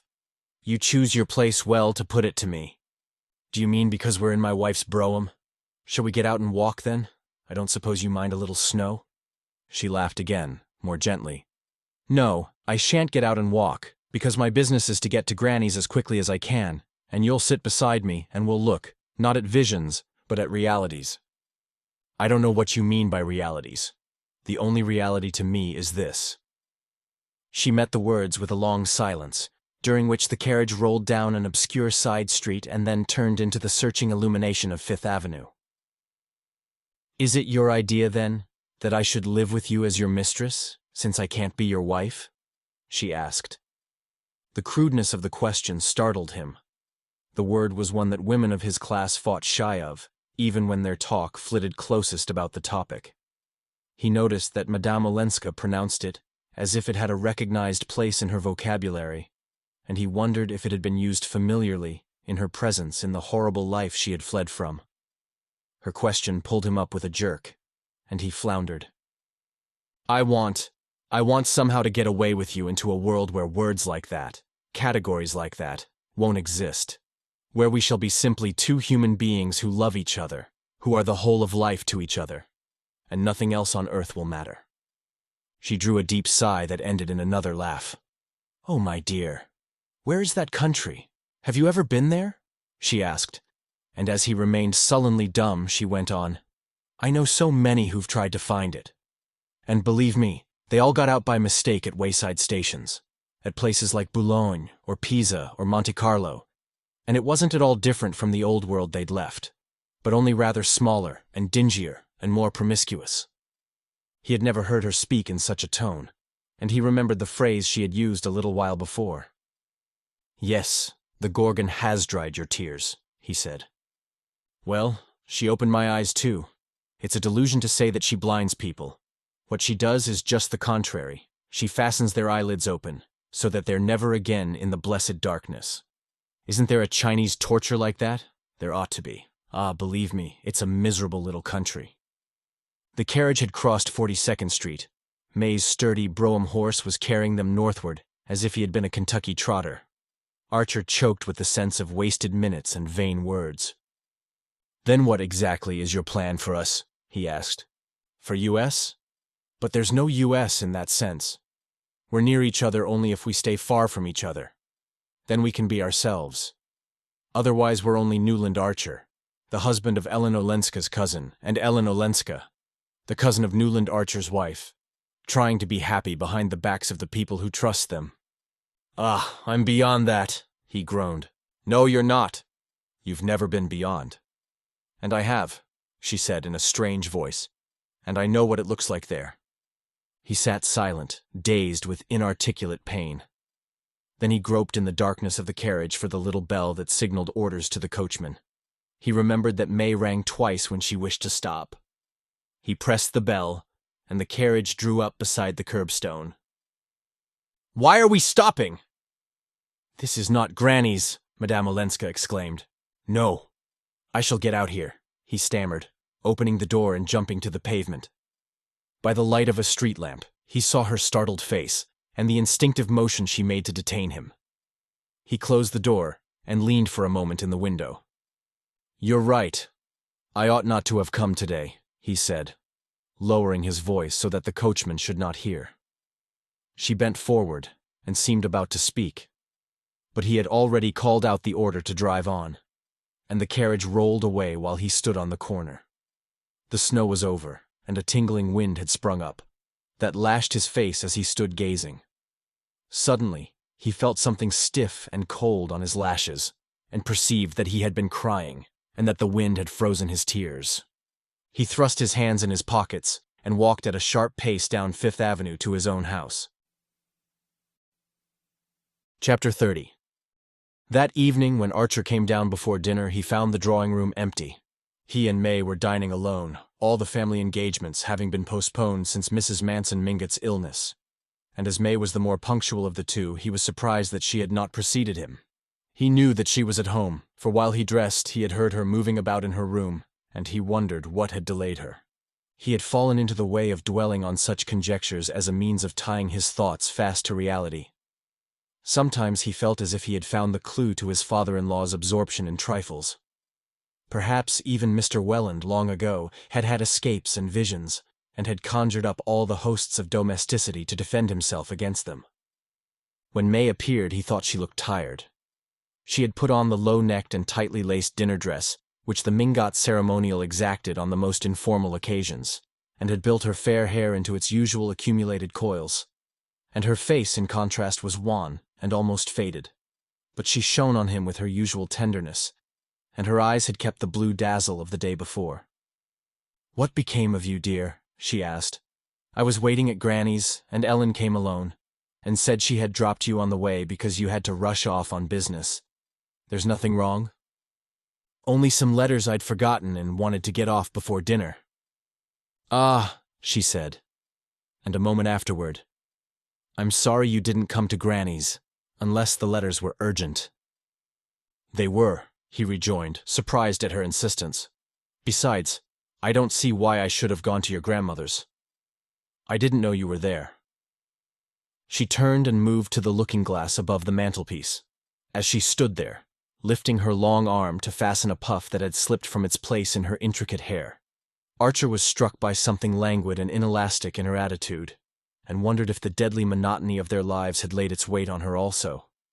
Then he remembered that, as he had left the house that morning, she had called over the stairs that she would meet him at her grandmother's so that they might drive home together.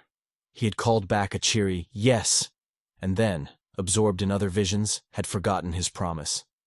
Now he was smitten with compunction, yet irritated that so trifling an omission should be stored up against him after nearly 2 years of marriage.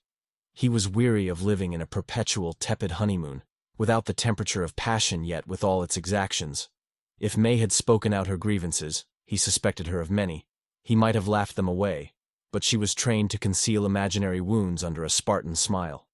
To disguise his own annoyance, he asked how her grandmother was, and she answered that Mrs. Mingott was still improving, but had been rather disturbed by the last news about the Beauforts.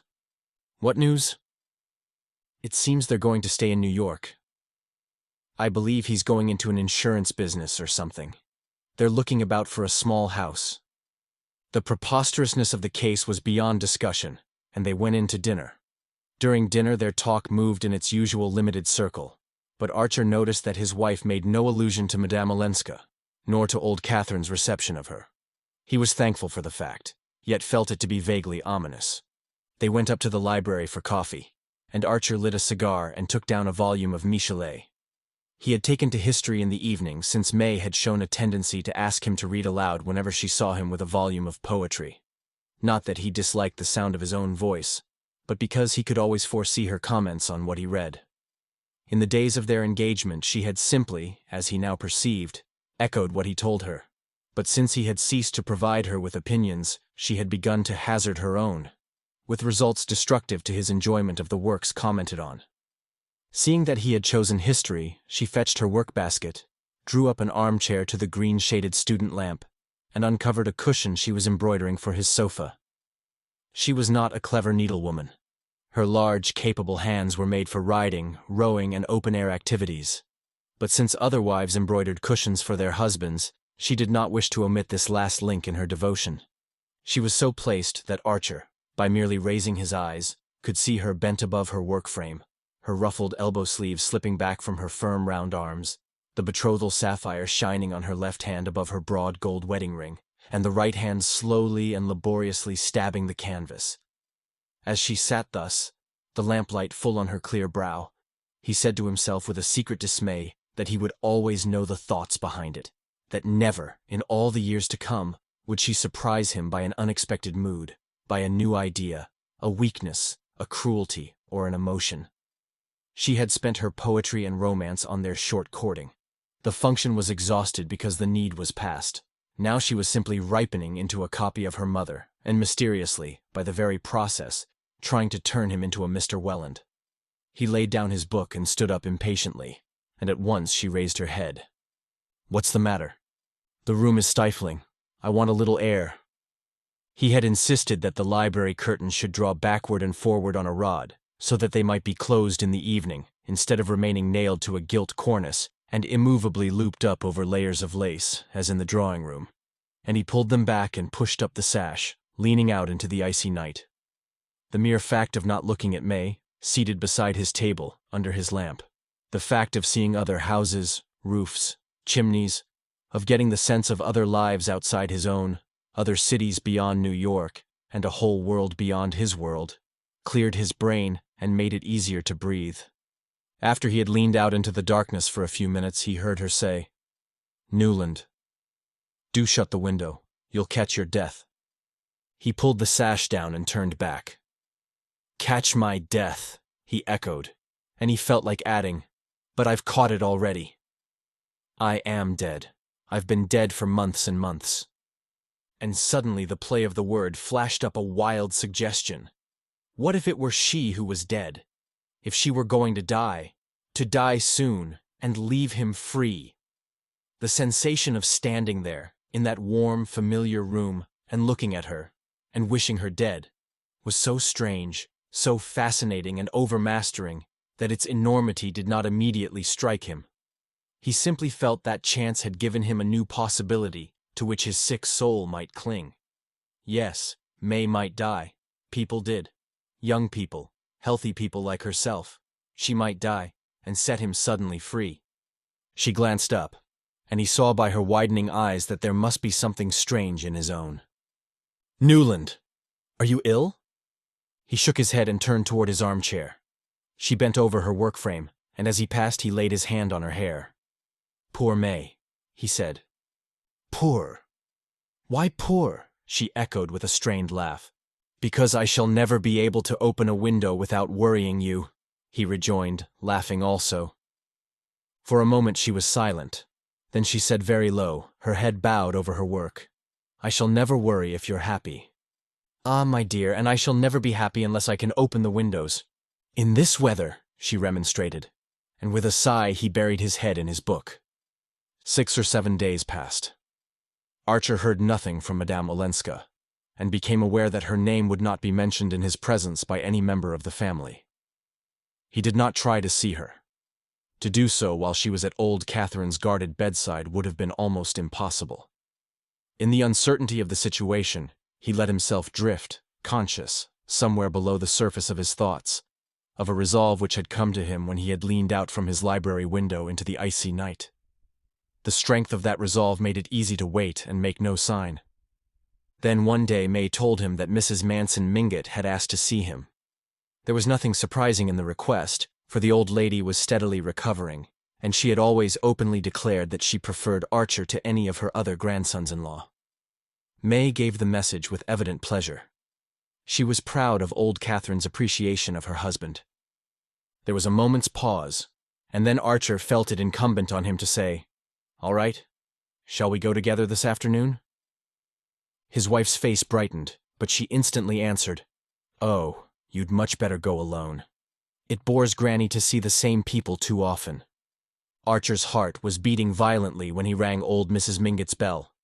He had wanted above all things to go alone, for he felt sure the visit would give him the chance of saying a word in private to the Countess Olenska. He had determined to wait till the chance presented itself naturally. And here it was, and here he was on the doorstep. Behind the door, behind the curtains of the yellow damask room next to the hall, she was surely awaiting him. In another moment he should see her, and be able to speak to her before she led him to the sick room. He wanted only to put one question. After that, his course would be clear. What he wished to ask was simply the date of her return to Washington, and that question she could hardly refuse to answer. But in the yellow sitting room, it was the mulatto maid who waited. Her white teeth shining like a keyboard, she pushed back the sliding doors, and ushered him into old Catherine's presence. The old woman sat in a vast throne-like armchair near her bed. Beside her was a mahogany stand bearing a cast bronze lamp with an engraved globe, over which a green paper shade had been balanced. There was not a book or a newspaper in reach, nor any evidence of feminine employment. Conversation had always been Mrs. Mingott's sole pursuit, and she would have scorned to feign an interest in fancy work. Archer saw no trace of the slight distortion left by her stroke. She merely looked paler, with darker shadows in the folds and recesses of her obesity, and in the fluted mob cap tied by a starched bow between her first two chins, and the muslin kerchief crossed over her billowing purple dressing gown. She seemed like some shrewd and kindly ancestress of her own, who might have yielded too freely to the pleasures of the table. She held out one of the little hands that nestled in a hollow of her huge lap like pet animals, and called to the maid, "Don't let in anyone else. If my daughters call, say I'm asleep." The maid disappeared, and the old lady turned to her grandson. "My dear, am I perfectly hideous?" she asked gaily, launching out one hand in search of the folds of muslin on her inaccessible bosom. "My daughters tell me it doesn't matter at my age, as if hideousness didn't matter all the more the harder it gets to conceal." "My dear, you're handsomer than ever," Archer rejoined in the same tone, and she threw back her head and laughed. "Ah, but not as handsome as Ellen," she jerked out, twinkling at him maliciously, and before he could answer she added, "Was she so awfully handsome the day you drove her up from the ferry?" He laughed, and she continued, "Was it because you told her so that she had to put you out on the way? In my youth, young men didn't desert pretty women unless they were made to." She gave another chuckle, and interrupted it to say almost querulously, "It's a pity she didn't marry you. I always told her so. It would have spared me all this worry, but who ever thought of sparing their grandmother worry?" Archer wondered if her illness had blurred her faculties, but suddenly she broke out. "Well, it's settled anyhow. She's going to stay with me, whatever the rest of the family say. She hadn't been here 5 minutes before I'd have gone down on my knees to keep her, if only for the last 20 years I'd been able to see where the floor was." Archer listened in silence, and she went on. "They'd talked me over, as no doubt you know. Persuaded me, Lovell, and Letterblair, and Augusta Welland, and all the rest of them, that I must hold out and cut off her allowance till she was made to see that it was her duty to go back to Olenski. They thought they'd convinced me when the secretary, or whatever he was, came out with the last proposals. Handsome proposals I confess they were. After all, marriage is marriage, and money's money, both useful things in their way, and I didn't know what to answer." She broke off and drew a long breath, as if speaking had become an effort. "But the minute I laid eyes on her, I said, 'You sweet bird, you. Shut you up in that cage again? Never.' And now it's settled that she's to stay here and nurse her granny as long as there's a granny to nurse. It's not a gay prospect, but she doesn't mind. And of course I've told Letterblair that she's to be given her proper allowance." The young man heard her with veins aglow, but in his confusion of mind he hardly knew whether her news brought joy or pain. He had so definitely decided on the course he meant to pursue that for the moment he could not readjust his thoughts. But gradually there stole over him the delicious sense of difficulties deferred and opportunities miraculously provided. If Ellen had consented to come and live with her grandmother, it must surely be because she had recognized the impossibility of giving him up. This was her answer to his final appeal of the other day. If she would not take the extreme step he had urged, she had at last yielded to half measures. He sank back into the thought with the involuntary relief of a man who has been ready to risk everything, and suddenly tastes the dangerous sweetness of security. "She couldn't have gone back. It was impossible," he exclaimed. "Ah, my dear, I always knew you were on her side, and that's why I sent for you today, and why I said to your pretty wife, when she proposed to come with you, 'No, my dear, I'm pining to see Newland, and I don't want anybody to share our transports. For you see, my dear—'" She drew her head back as far as its tethering chins permitted, and looked him full in the eyes. "You see, we shall have a fight yet. The family don't want her here, and they'll say it's because I've been ill, because I'm a weak old woman, that she's persuaded me. I'm not well enough yet to fight them one by one, and you've got to do it for me." "I?" he stammered. "You? Why not?" She jerked back at him, her round eyes suddenly as sharp as penknives. Her hand fluttered from its chair arm and lit on his with a clutch of little pale nails like bird claws. "Why not?" she searchingly repeated. Archer, under the exposure of her gaze, had recovered his self-possession. "Oh, I don't count. I'm too insignificant." "Well, you're Letterblair's partner, ain't you?" "You've got to get at them through Letterblair. Unless you've got a reason," she insisted. "Oh, my dear, I back you to hold your own against them all without my help, but you shall have it if you need it," he reassured her. "Then we're safe," she sighed, and smiling on him with all her ancient cunning she added, as she settled her head among the cushions, "I always knew. You'd back us up, because they never quote you when they talk about its being her duty to go home." He winced a little at her terrifying perspicacity, and longed to ask, "And May, do they quote her?" But he judged it safer to turn the question. "And Madame Olenska, when am I to see her?" he said. The old lady chuckled, crumpled her lids, and went through the pantomime of archness. "Not today. One at a time, please. Madame Olenska's gone out." He flushed with disappointment, and she went on. "She's gone out, my child. Gone in my carriage to see Regina Beaufort." She paused for this announcement to produce its effect. "That's what she's reduced me to already. The day after she got here, she put on her best bonnet and told me, as cool as a cucumber, that she was going to call on Regina Beaufort. 'I don't know her. Who is she?' says I. 'She's your grandniece, and a most unhappy woman,' she says. 'She's the wife of a scoundrel,' I answered. 'Well,' she says, 'and so am I, and yet all my family want me to go back to him.' Well, that floored me, and I let her go. And finally one day she said it was raining too hard to go out on foot, and she wanted me to lend her my carriage. 'What for?' I asked her, and she said, 'To go and see Cousin Regina.' Cousin! Now, my dear, I looked out of the window and saw it wasn't raining a drop. But I understood her, and I let her have the carriage. After all, Regina's a brave woman, and so is she, and I've always liked courage above everything." Archer bent down and pressed his lips on the little hand that still lay on his. Eh, whose hand did you think you were kissing, young man? Your wife's, I hope." The old lady snapped out with her mocking cackle, and as he rose to go, she called out after him, "Give her her granny's love, but you'd better not say anything about our talk." Chapter 31. Archer had been stunned by old Catherine's news. It was only natural that Madame Olenska should have hastened from Washington in response to her grandmother's summons, but that she should have decided to remain under her roof, especially now that Mrs. Mingott had almost regained her health, was less easy to explain. Archer was sure that Madame Olenska's decision had not been influenced by the change in her financial situation. He knew the exact figure of the small income which her husband had allowed her at their separation. Without the addition of her grandmother's allowance, it was hardly enough to live on, in any sense known to the Mingott vocabulary.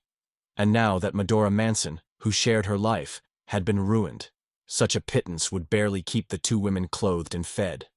Yet Archer was convinced that Madame Olenska had not accepted her grandmother's offer from interested motives.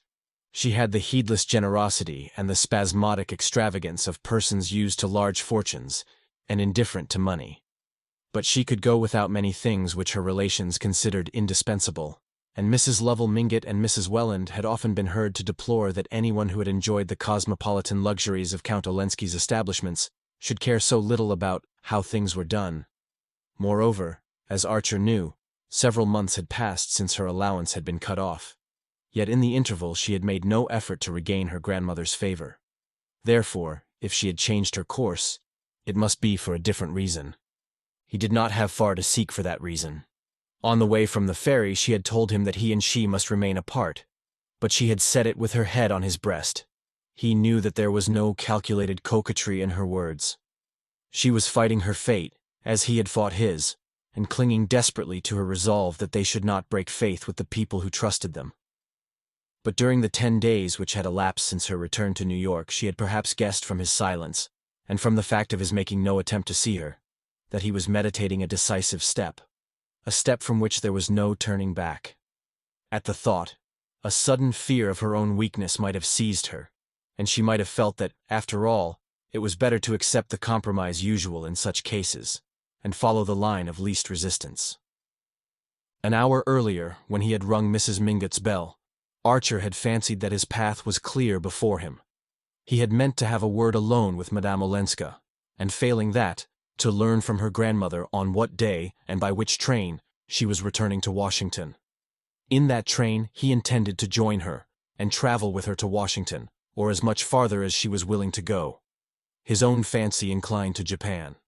At any rate, she would understand at once that wherever she went, he was going. He meant to leave a note for May that should cut off any other alternative. He had fancied himself not only nerved for this plunge, but eager to take it. Yet his first feeling on hearing that the course of events was changed had been one of relief. Now, however, as he walked home from Mrs. Mingott's, he was conscious of a growing distaste for what lay before him.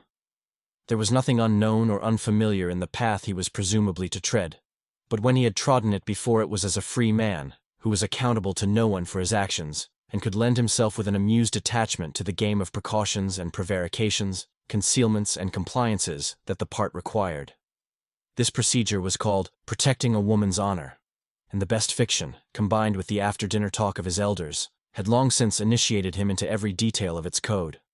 Now he saw the matter in a new light, and his part in it seemed singularly diminished. It was, in fact, that which, with a secret fatuity, he had watched Mrs. Thorley Rushworth play toward a fond and unperceiving husband. A smiling, bantering, humoring, watchful and incessant lie. A lie by day, a lie by night. A lie in every touch and every look. A lie in every caress and every quarrel. A lie in every word and in every silence. It was easier, and less dastardly on the whole, for a wife to play such a part toward her husband.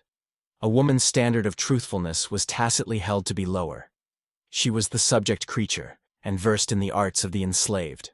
Then she could always plead moods and nerves, and the right not to be held too strictly to account, and even in the most straight-laced societies, the laugh was always against the husband. But in Archer's little world, no one laughed at a wife deceived, and a certain measure of contempt was attached to men who continued their philandering after marriage. In the rotation of crops, there was a recognized season for wild oats, but they were not to be sown more than once. Archer had always shared this view. In his heart he thought Lefferts despicable. But to love Ellen Olenska was not to become a man like Lefferts. For the first time Archer found himself face to face with the dread argument of the individual case. Ellen Olenska was like no other woman. He was like no other man. Their situation, therefore, resembled no one else's, and they were answerable to no tribunal but that of their own judgment. Yes, but in 10 minutes more he would be mounting his own doorstep. And there were May, and habit, and honor, and all the old decencies that he and his people had always believed in. At his corner he hesitated, and then walked on down Fifth Avenue. Ahead of him, in the winter night, loomed a big, unlit house. As he drew near, he thought how often he had seen it blazing with lights, its steps awninged and carpeted, and carriages waiting in double line to draw up at the curbstone. It was in the conservatory that stretched its dead black bulk down the side street that he had taken his first kiss from May. It was under the myriad candles of the ballroom that he had seen her appear, tall and silver-shining as a young Diana. Now the house was as dark as the grave, except for a faint flare of gas in the basement, and a light in one upstairs room where the blind had not been lowered. As Archer reached the corner, he saw that the carriage standing at the door was Mrs. Manson Mingott's. What an opportunity for Sillerton Jackson, if he should chance to pass. Archer had been greatly moved by old Catherine's account of Madame Olenska's attitude toward Mrs. Beaufort. It made the righteous reprobation of New York seem like a passing by on the other side. But he knew well enough what construction the clubs and drawing-rooms would put on Ellen Olenska's visits to her cousin. He paused and looked up at the lighted window. No doubt the two women were sitting together in that room. Beaufort had probably sought consolation elsewhere. There were even rumors that he had left New York with Fanny Ring. But Mrs. Beaufort's attitude made the report seem improbable. Archer had the nocturnal perspective of Fifth Avenue almost to himself. At that hour most people were indoors, dressing for dinner, and he was secretly glad that Ellen's exit was likely to be unobserved. As the thought passed through his mind, the door opened, and she came out. Behind her was a faint light, such as might have been carried down the stairs to show her the way. She turned to say a word to someone. Then the door closed, and she came down the steps. "Ellen," he said in a low voice as she reached the pavement. She stopped with a slight start, and just then he saw two young men of fashionable cut approaching. There was a familiar air about their overcoats and the way their smart silk mufflers were folded over their white ties, and he wondered how youths of their quality happened to be dining out so early. Then he remembered that the Reggie Chiverses, whose house was a few doors above, were taking a large party that evening to see Adelaide Neilson in Romeo and Juliet, and guessed that the two were of the number. They passed under a lamp, and he recognized Lawrence Lefferts and a young Chivers. A mean desire not to have Madame Olenska seen at the Beaufort's door vanished as he felt the penetrating warmth of her hand. "I shall see you now. We shall be together," he broke out, hardly knowing what he said. "Ah," she answered. "Granny has told you?" While he watched her, he was aware that Lefferts and Chivers, on reaching the farther side of the street corner, had discreetly struck away across Fifth Avenue. It was the kind of masculine solidarity that he himself often practiced. Now he sickened at their connivance. Did she really imagine that he and she could live like this? And if not, what else did she imagine? "Tomorrow I must see you. Somewhere where we can be alone," he said, in a voice that sounded almost angry to his own ears. She wavered and moved toward the carriage. "But I shall be at Granny's, for the present, that is," she added, as if conscious that her change of plans required some explanation. "Somewhere where we can be alone," he insisted. She gave a faint laugh that grated on him. "In New York? But there are no churches, no monuments. There's the art museum, in the park," he explained as she looked puzzled. "At 2:30, I shall be at the door." She turned away without answering and got quickly into the carriage. As it drove off, she leaned forward, and he thought she waved her hand in the obscurity. He stared after her in a turmoil of contradictory feelings. It seemed to him that he had been speaking not to the woman he loved, but to another, a woman he was indebted to for pleasures already wearied of. It was hateful to find himself the prisoner of this hackneyed vocabulary. "She'll come," he said to himself, almost contemptuously. Avoiding the popular Wolfe collection, whose anecdotic canvases filled one of the main galleries of the queer wilderness of cast iron and encaustic tiles known as the Metropolitan Museum, they had wandered down a passage to the room where the Cesnola antiquities mouldered in unvisited loneliness. They had this melancholy retreat to themselves, and seated on the divan enclosing the central steam radiator, they were staring silently at the glass cabinets mounted in ebonized wood which contained the recovered fragments of Ilium. "It's odd," Madame Olenska said. "I never came here before." "Ah, well, someday I suppose it will be a great museum." "Yes," she assented absently. She stood up and wandered across the room. Archer, remaining seated, watched the light movements of her figure, so girlish even under its heavy furs, the cleverly planted heron wing in her fur cap, and the way a dark curl lay like a flattened vine spiral on each cheek above the ear. His mind, as always when they first met, was wholly absorbed in the delicious details that made her herself and no other. Presently, he rose and approached the case before which she stood. Its glass shelves were crowded with small broken objects, hardly recognizable domestic utensils, ornaments and personal trifles, made of glass, of clay, of discolored bronze, and other time-blurred substances. "It seems cruel," she said, "that after a while, nothing matters. Any more than these little things, that used to be necessary and important to forgotten people, and now have to be guessed at under a magnifying glass and labeled, 'Use unknown.' Yes, but meanwhile—" meanwhile.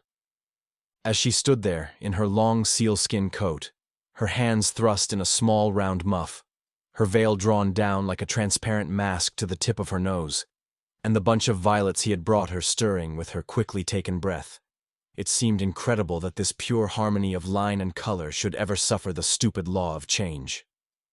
"Meanwhile, everything matters. That concerns you," he said. She looked at him thoughtfully and turned back to the divan. He sat down beside her and waited. But suddenly he heard a step echoing far off down the empty rooms, and felt the pressure of the minutes. "What is it you wanted to tell me?" she asked, as if she had received the same warning. "What I wanted to tell you," he rejoined. "Why, that I believe you came to New York because you were afraid." "Afraid?" "Of my coming to Washington." She looked down at her muff, and he saw her hands stir in it uneasily. Well, yes," she said. "You were afraid? You knew?" "Yes, I knew." "Well then," he insisted. "Well then, this is better, isn't it?" She returned with a long, questioning sigh. "Better. We shall hurt others less. Isn't it, after all, what you always wanted? To have you here, you mean, in reach and yet out of reach? To meet you in this way, on the sly? It's the very reverse of what I want. I told you the other day what I wanted." She hesitated. "And you still think this worse? 1,000 times." He paused. "It would be easy to lie to you. But the truth is, I think it detestable." "Oh, so do I," she cried with a deep breath of relief. He sprang up impatiently. "Well then, it's my turn to ask. What is it, in God's name, that you think better?" She hung her head and continued to clasp and unclasp her hands in her muff. The step drew nearer, and a guardian in a braided cap walked listlessly through the room like a ghost stalking through a necropolis. They fixed their eyes simultaneously on the case opposite them, and when the official figure had vanished down a vista of mummies and sarcophagi, Archer spoke again. "What do you think better?" Instead of answering, she murmured, "I promised Granny to stay with her because it seemed to me that here I should be safer." "From me?" She bent her head slightly without looking at him. "Safer from loving me." Her profile did not stir, but he saw a tear overflow on her lashes and hang in a mesh of her veil. "Safer from doing irreparable harm. Don't let us be like all the others," she protested. "What others? I don't profess to be different from my kind. I'm consumed by the same wants and the same longings." She glanced at him with a kind of terror, and he saw a faint color steal into her cheeks. "Shall I once come to you, and then go home?" she suddenly hazarded in a low, clear voice. The blood rushed to the young man's forehead. "Dearest," he said without moving. It seemed as if he held his heart in his hands, like a full cup that the least motion might overbrim. Then her last phrase struck his ear, and his face clouded. "Go home? What do you mean by going home?" "Home to my husband." "And you expect me to say yes to that?" She raised her troubled eyes to his. "What else is there? I can't stay here and lie to the people who've been good to me. But that's the very reason why I ask you to come away. And destroy their lives, when they've helped me to remake mine." Archer sprang to his feet and stood looking down on her in inarticulate despair. It would have been easy to say, "Yes, come once." He knew the power she would put in his hands if she consented. There would be no difficulty then in persuading her not to go back to her husband. But something silenced the word on his lips. A sort of passionate honesty in her made it inconceivable that he should try to draw her into that familiar trap. "If I were to let her come," he said to himself, "I should have to let her go again." And that was not to be imagined. But he saw the shadow of the lashes on her wet cheek and wavered. "After all," he began again, "we have lives of our own. There's no use attempting the impossible. You're so unprejudiced about some things, so used, as you say, to looking at the Gorgon, that I don't know why you're afraid to face our case and see it as it really is, unless you think the sacrifice is not worth making." She stood up also, her lips tightening under a rapid frown. "Call it that then, I must go," she said, drawing her little watch from her bosom. She turned away, and he followed, and caught her by the wrist. "Well then, come to me once," he said, his head turning suddenly at the thought of losing her, and for a second or two they looked at each other almost like enemies. "When?" he insisted. "Tomorrow?" She hesitated. "The day after." "Dearest," he said again. She had disengaged her wrist, but for a moment they continued to hold each other's eyes, and he saw that her face, which had grown very pale, was flooded with a deep inner radiance. His heart beat with awe. He felt that he had never before beheld love visible. "Oh, I shall be late. Goodbye."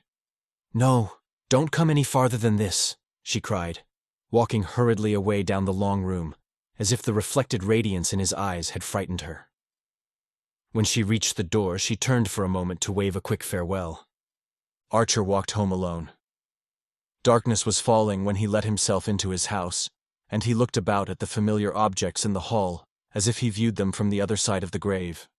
The parlor-maid, hearing his step, ran up the stairs to light the gas on the upper landing. "Is Mrs. Archer in?" "No, sir. Mrs. Archer went out in the carriage after luncheon and hasn't come back." With a sense of relief, he entered the library and flung himself down in his armchair. The parlor-maid followed, bringing the student lamp and shaking some coals onto the dying fire. When she left, he continued to sit motionless, his elbows on his knees, his chin on his clasped hands, his eyes fixed on the red grate.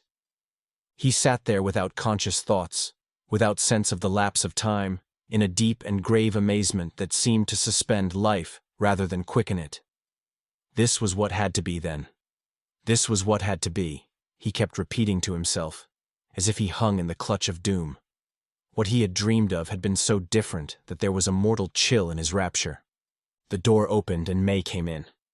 "I'm dreadfully late. You weren't worried, were you?" she asked, laying her hand on his shoulder with one of her rare caresses. He looked up astonished. "Is it late?" "After 7, I believe you've been asleep." She laughed, and drawing out her hat pins, tossed her velvet hat on the sofa. She looked paler than usual, but sparkling with an unwanted animation. "I went to see Granny, and just as I was going away, Ellen came in from a walk. So I stayed and had a long talk with her. It was ages since we'd had a real talk." She had dropped into her usual armchair, facing his, and was running her fingers through her rumpled hair. He fancied she expected him to speak. "A really good talk," she went on, smiling with what seemed to Archer an unnatural vividness. "She was so dear, just like the old Ellen. I'm afraid I haven't been fair to her lately. I've sometimes thought—" Archer stood up and leaned against the mantelpiece, out of the radius of the lamp. "Yes, you've thought," he echoed as she paused. "Well, perhaps I haven't judged her fairly. She's so different, at least on the surface. She takes up such odd people. She seems to like to make herself conspicuous. I suppose it's the life she's led in that fast European society. No doubt we seem dreadfully dull to her. But I don't want to judge her unfairly." She paused again, a little breathless with the unwanted length of her speech, and sat with her lips slightly parted and a deep blush on her cheeks. Archer, as he looked at her, was reminded of the glow which had suffused her face in the mission garden at St. Augustine. He became aware of the same obscure effort in her, the same reaching out towards something beyond the usual range of her vision. "She hates Ellen," he thought, "and she's trying to overcome the feeling, and to get me to help her to overcome it." The thought moved him, and for a moment he was on the point of breaking the silence between them, and throwing himself on her mercy. "You understand, don't you?" she went on. "Why the family have sometimes been annoyed. We all did what we could for her at first, but she never seemed to understand. And now, this idea of going to see Mrs. Beaufort, of going there in Granny's carriage, I'm afraid she's quite alienated the van der Luydens." "Ah," said Archer with an impatient laugh. The open door had closed between them again. "It's time to dress. We're dining out, aren't we?" he asked, moving from the fire. She rose also, but lingered near the hearth. As he walked past her, she moved forward impulsively, as though to detain him. Their eyes met, and he saw that hers were of the same swimming blue as when he had left her to drive to Jersey City. She flung her arms about his neck and pressed her cheek to his. "You haven't kissed me today," she said in a whisper, and he felt her tremble in his arms. Chapter 32.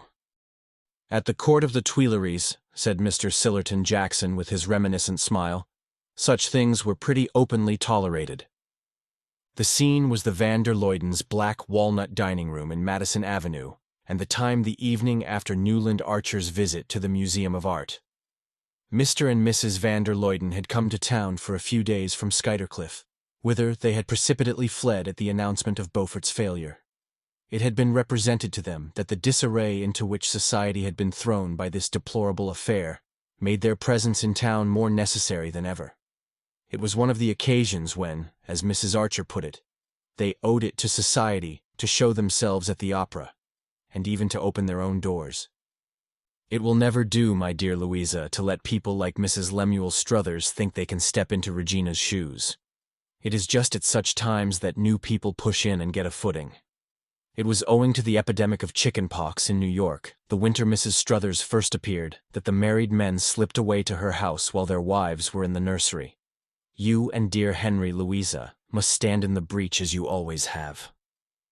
Mr. and Mrs. van der Luyden could not remain deaf to such a call, and reluctantly but heroically they had come to town, unmuffled the house, and sent out invitations for 2 dinners and an evening reception. On this particular evening, they had invited Sillerton Jackson, Mrs. Archer, and Newland and his wife to go with them to the opera, where Faust was being sung for the first time that winter. Nothing was done without ceremony under the van der Luyden roof, and though there were but 4 guests, the repast had begun at 7 punctually, so that the proper sequence of courses might be served without haste before the gentlemen settled down to their cigars. Archer had not seen his wife since the evening before. He had left early for the office, where he had plunged into an accumulation of unimportant business. In the afternoon, one of the senior partners had made an unexpected call on his time, and he had reached home so late that May had preceded him to the van der Luydens and sent back the carriage. Now, across the Skuytercliff carnations and the massive plate, she struck him as pale and languid, but her eyes shone, and she talked with exaggerated animation. The subject which had called forth Mr. Sillerton Jackson's favorite allusion had been brought up, Archer fancied not without intention, by their hostess. The Beaufort failure, or rather the Beaufort attitude since the failure, was still a fruitful theme for the drawing-room moralist, and after it had been thoroughly examined and condemned, Mrs. van der Luyden had turned her scrupulous eyes on May Archer. "Is it possible, dear, that what I hear is true? I was told your grandmother Mingott's carriage was seen standing at Mrs. Beaufort's door." It was noticeable that she no longer called the offending lady by her Christian name. May's color rose, and Mrs. Archer put in hastily, "If it was, I'm convinced it was there without Mrs. Mingott's knowledge." "Ah, you think—" Mrs. van der Luyden paused, sighed, and glanced at her husband. "I'm afraid," Mr. van der Luyden said, "that Madame Olenska's kind heart may have led her into the imprudence of calling on Mrs. Beaufort." "Or her taste for peculiar people," put in Mrs. Archer in a dry tone, while her eyes dwelt innocently on her son's. "I'm sorry to think it of Madame Olenska," said Mrs. van der Luyden. And Mrs. Archer murmured, "Ah, my dear, and after you'd had her twice at Skuytercliff." It was at this point that Mr. Jackson seized the chance to place his favorite allusion. "At the Tuileries," he repeated, seeing the eyes of the company expectantly turned on him. "The standard was excessively lax in some respects, and if you'd asked where Morny's money came from, or who paid the debts of some of the court beauties—" "I hope, dear Sillerton," said Mrs. Archer, "you are not suggesting that we should adopt such standards." "I never suggest," returned Mr. Jackson imperturbably, "but Madame Olenska's foreign bringing up may make her less particular." "Ah," the 2 elder ladies sighed. "Still, to have kept her grandmother's carriage at a defaulter's door." Mr. van der Luyden protested, and Archer guessed that he was remembering, and resenting, the hampers of carnations he had sent to the little house in 23rd Street. "Of course I've always said that she looks at things quite differently," Mrs. Archer summed up. A flush rose to May's forehead. She looked across the table at her husband, and said precipitately, "I'm sure Ellen meant it kindly." "Imprudent people are often kind," said Mrs. Archer, as if the fact were scarcely an extenuation, and Mrs. van der Luyden murmured, "If only she had consulted someone—" "Ah, that she never did," Mrs. Archer rejoined. At this point Mr. van der Luyden glanced at his wife, who bent her head slightly in the direction of Mrs. Archer, and the glimmering trains of the 3 ladies swept out of the door while the gentlemen settled down to their cigars. Mr. van der Luyden supplied short ones on opera nights, but they were so good that they made his guests deplore his inexorable punctuality. Archer, after the first act, had detached himself from the party, and made his way to the back of the club box. From there, He watched, over various Chivers, Mingott, and Rushworth's shoulders, the same scene that he had looked at, 2 years previously, on the night of his first meeting with Ellen Olenska. He had half expected her to appear again in old Mrs. Mingott's box, but it remained empty, and he sat motionless, his eyes fastened on it, till suddenly Madame Nilsson's pure soprano broke out into, "Mama, non mama." Archer turned to the stage, where, in the familiar setting of giant roses and pen-wiper pansies, the same large blonde victim was succumbing to the same small brown seducer. From the stage his eyes wandered to the point of the horseshoe where May sat between two older ladies, just as, on that former evening, she had sat between Mrs. Lovell Mingott and her newly arrived foreign cousin. As on that evening, she was all in white, and Archer, who had not noticed what she wore, recognized the blue-white satin and old lace of her wedding dress. It was the custom, in old New York, for brides to appear in this costly garment during the first year or two of marriage. His mother, he knew, kept hers in tissue paper, in the hope that Janie might someday wear it. Though poor Janie was reaching the age when pearl-gray poplin and no bridesmaids would be thought more appropriate. It struck Archer that May, since their return from Europe, had seldom worn her bridal satin, and the surprise of seeing her in it made him compare her appearance with that of the young girl he had watched with such blissful anticipations 2 years earlier. Though May's outline was slightly heavier, as her goddess-like build had foretold, her athletic erectness of carriage, and the girlish transparency of her expression, remained unchanged. But for the slight languor that Archer had lately noticed in her, she would have been the exact image of the girl playing with the bouquet of lilies of the valley on her betrothal evening. The fact seemed an additional appeal to his pity. Such innocence was as moving as the trustful clasp of a child. Then he remembered the passionate generosity latent under that incurious calm. He recalled her glance of understanding when he had urged that their engagement should be announced at the Beaufort ball. He heard the voice in which she had said, in the Mission Garden, "I couldn't have my happiness made out of a wrong to someone else." And an uncontrollable longing seized him to tell her the truth, to throw himself on her generosity and ask for the freedom he had once refused. Newland Archer was a quiet and self-controlled young man. Conformity to the discipline of a small society had become almost his second nature. It was deeply distasteful to him to do anything melodramatic and conspicuous, anything Mr. van der Luyden would have deprecated and the club box condemned as bad form. But he had become suddenly unconscious of the club box, of Mr. van der Luyden, of all that had so long enclosed him in the warm shelter of habit. He walked along the semicircular passage at the back of the house, and opened the door of Mrs. van der Luyden's box, as if it had been a gate into the unknown. "Mamma!" thrilled out the triumphant Marguerite, and the occupants of the box looked up in surprise at Archer's entrance.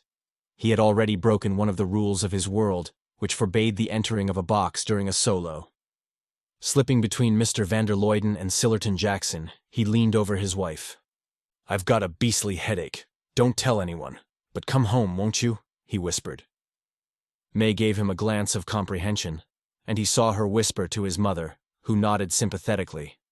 Then she murmured an excuse to Mrs. van der Luyden and rose from her seat just as Marguerite fell into Faust's arms. Archer, while he helped her on with her opera cloak, noticed the exchange of a significant smile between the older ladies. As they drove away, May laid her hand shyly on his. "I'm so sorry you don't feel well. I'm afraid they've been overworking you again at the office." "No, it's not that. Do you mind if I open the window?" He returned confusedly, letting down the pane on his side. He sat staring out into the street, feeling his wife beside him as a silent, watchful interrogation, and keeping his eyes steadily fixed on the passing houses. At their door she caught her skirt in the step of the carriage, and fell against him. "Did you hurt yourself?" he asked, steadying her with his arm. "No, but my poor dress, see how I've torn it," she exclaimed. She bent to gather up a mud-stained breadth and followed him up the steps into the hall. The servants had not expected them so early, and there was only a glimmer of gas on the upper landing. Archer mounted the stairs, turned up the light, and put a match to the brackets on each side of the library mantelpiece. The curtains were drawn, and the warm, friendly aspect of the room smote him like that of a familiar face, met during an unavowable errand. He noticed that his wife was very pale, and asked if he should get her some brandy. "Oh, no!" she exclaimed with a momentary flush as she took off her cloak. "But hadn't you better go to bed at once?" she added, as he opened a silver box on the table and took out a cigarette. Archer threw down the cigarette and walked to his usual place by the fire. "No, my head is not as bad as that." He paused. "And there's something I want to say. Something important, that I must tell you at once." She had dropped into an armchair and raised her head as he spoke. "Yes, dear?" she rejoined so gently that he wondered at the lack of wonder with which she received this preamble. "May," he began, standing a few feet from her chair and looking over at her as if the slight distance between them were an unbridgeable abyss. The sound of his voice echoed uncannily through the home-like hush, and he repeated, "There is something I've got to tell you, about myself." She sat silent, without a movement or a tremor of her lashes. She was still extremely pale, but her face had a curious tranquility of expression that seemed drawn from some secret inner source. Archer checked the conventional phrases of self-accusal that were crowding to his lips. He was determined to put the case baldly, without vain recrimination or excuse. "Madame Olenska," he said, but at the name his wife raised her hand as if to silence him. As she did so, the gaslight struck on the gold of her wedding ring. "Oh, why should we talk about Ellen tonight?" she asked with a slight pout of impatience. "Because I ought to have spoken before." Her face remained calm. "Is it really worthwhile, dear? I know I've been unfair to her at times. Perhaps we all have. You've understood her, no doubt, better than we did. You've always been kind to her. But what does it matter? Now it's all over." Archer looked at her blankly. Could it be possible that the sense of unreality in which he felt himself imprisoned had communicated itself to his wife? "All over? What do you mean?" he asked in an indistinct stammer. May still looked at him with transparent eyes. "Why, since she's going back to Europe so soon, since Granny approves and understands, and has arranged to make her independent of her husband." She broke off, and Archer, grasping the corner of the mantelpiece in one convulsed hand and steadying himself against it, made a vain effort to extend the same control to his reeling thoughts. "I supposed," he heard his wife's even voice go on, "that you had been kept at the office this evening about the business arrangements. It was settled this morning, I believe." She lowered her eyes under his unseeing stare, and another fugitive flush passed over her face. He understood that his own eyes must be unbearable, and turning away, rested his elbows on the mantel shelf and covered his face. Something drummed and clanged furiously in his ears. He could not tell if it were the blood in his veins or the tick of the clock on the mantel. May sat without moving or speaking while the clock slowly measured out 5 minutes. A lump of coal fell forward in the grate, and hearing her rise to push it back, Archer at length turned and faced her. "It's impossible," he exclaimed. "Impossible? How do you know what you've just told me?" "I saw Ellen yesterday.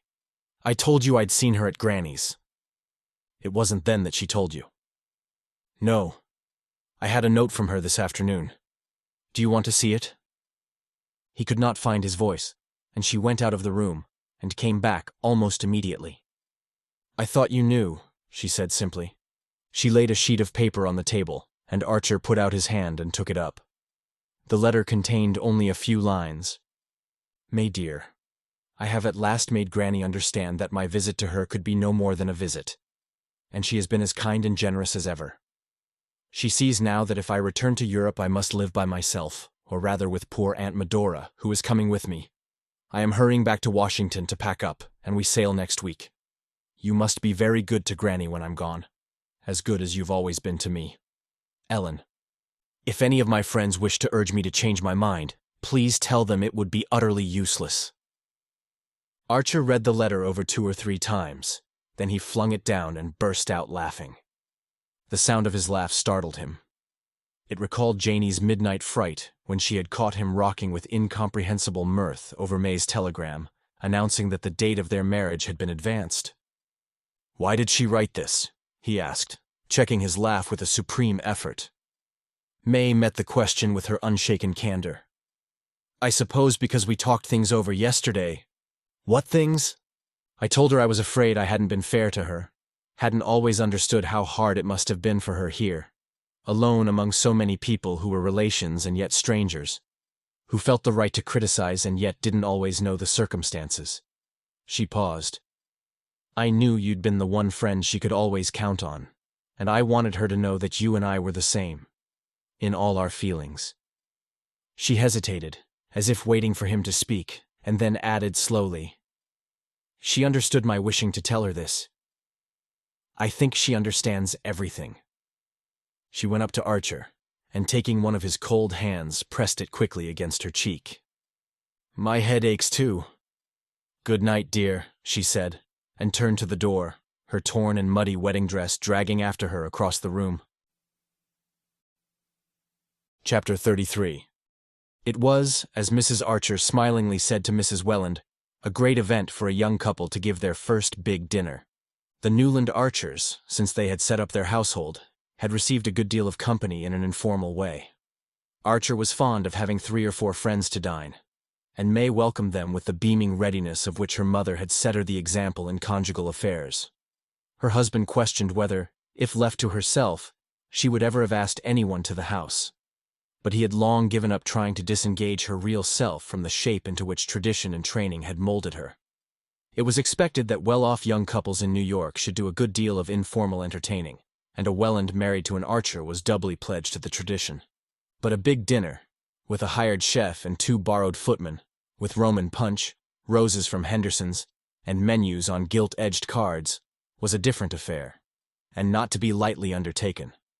As Mrs. Archer remarked, the Roman punch made all the difference, not in itself, but by its manifold implications, since it signified either canvasbacks or terrapin, 2 soups, a hot and a cold sweet, full décolletage with short sleeves, and guests of a proportionate importance. It was always an interesting occasion when a young pair launched their first invitations in the third person, and their summons was seldom refused even by the seasoned and sought after. Still, it was admittedly a triumph that the van der Luydens, at May's request, should have stayed over in order to be present at her farewell dinner for the Countess Olenska. The 2 mothers-in-law sat in May's drawing room on the afternoon of the great day, Mrs. Archer writing out the menus on Tiffany's thickest gilt-edged Bristol, while Mrs. Welland superintended the placing of the palms and standard lamps. Archer, arriving late from his office, found them still there. Mrs. Archer had turned her attention to the name cards for the table, and Mrs. Welland was considering the effect of bringing forward the large gilt sofa so that another corner might be created between the piano and the window. May, they told him, was in the dining room inspecting the mound of Jacqueminot roses and maidenhair in the center of the long table, and the placing of the Maillard bonbons in open-work silver baskets between the candelabra.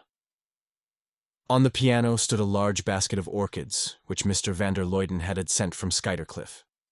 Everything was, in short, as it should be on the approach of so considerable an event. Mrs. Archer ran thoughtfully over the list, checking off each name with her sharp gold pen. Henry van der Luyden, Louisa, the Lovell Mingots, the Reggie Chiverses, Lawrence Lefferts, and Gertrude. Yes, I suppose May was right to have them. The Selfridge Marys, Sillerton Jackson, Van Newland, and his wife. How time passes. It seems only yesterday that he was your best man, Newland. And Countess Olenska. Yes, I think that's all. Mrs. Welland surveyed her son-in-law affectionately.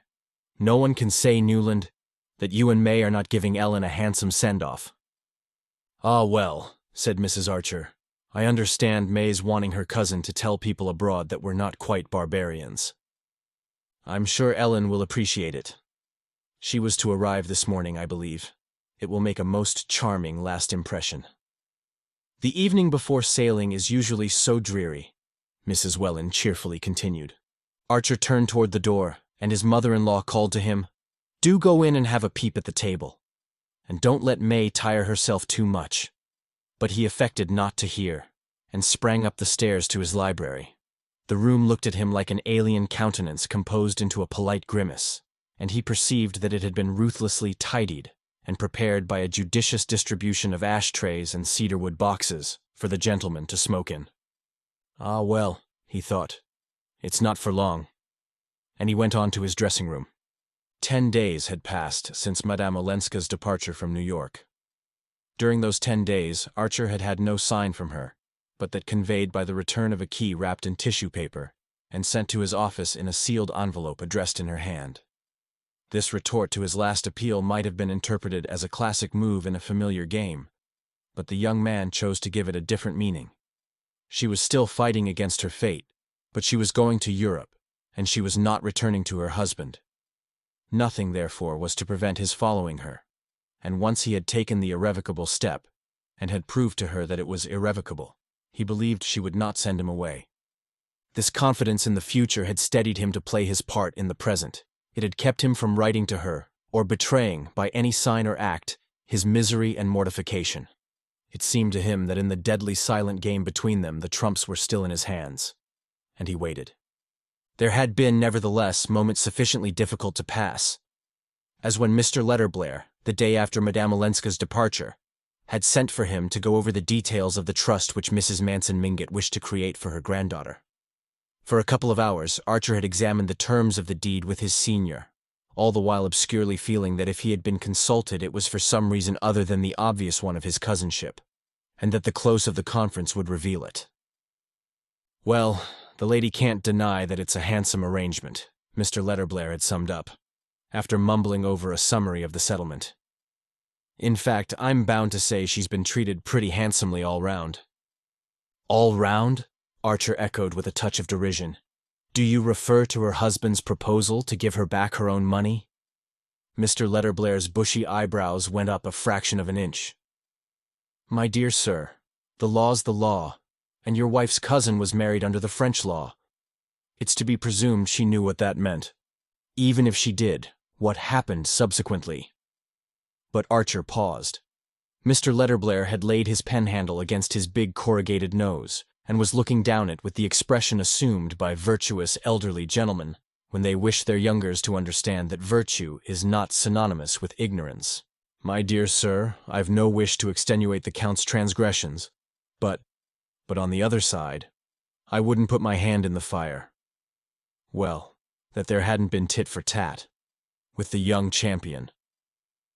Mr. Letterblair unlocked a drawer and pushed a folded paper toward Archer. This report, the result of discreet inquiries. And then, as Archer made no effort to glance at the paper or to repudiate the suggestion, the lawyer somewhat flatly continued, "I don't say it's conclusive, you observe. Far from it. But straws show, and on the whole it's eminently satisfactory for all parties that this dignified solution has been reached." "Oh, eminently," Archer assented, pushing back the paper. A day or two later, on responding to a summons from Mrs. Manson Mingott, his soul had been more deeply tried. He had found the old lady depressed and querulous. "You know she's deserted me?"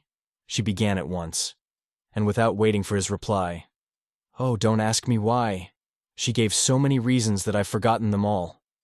My private belief is that she couldn't face the boredom. At any rate, that's what Augusta and my daughters-in-law think, and I don't know that I altogether blame her.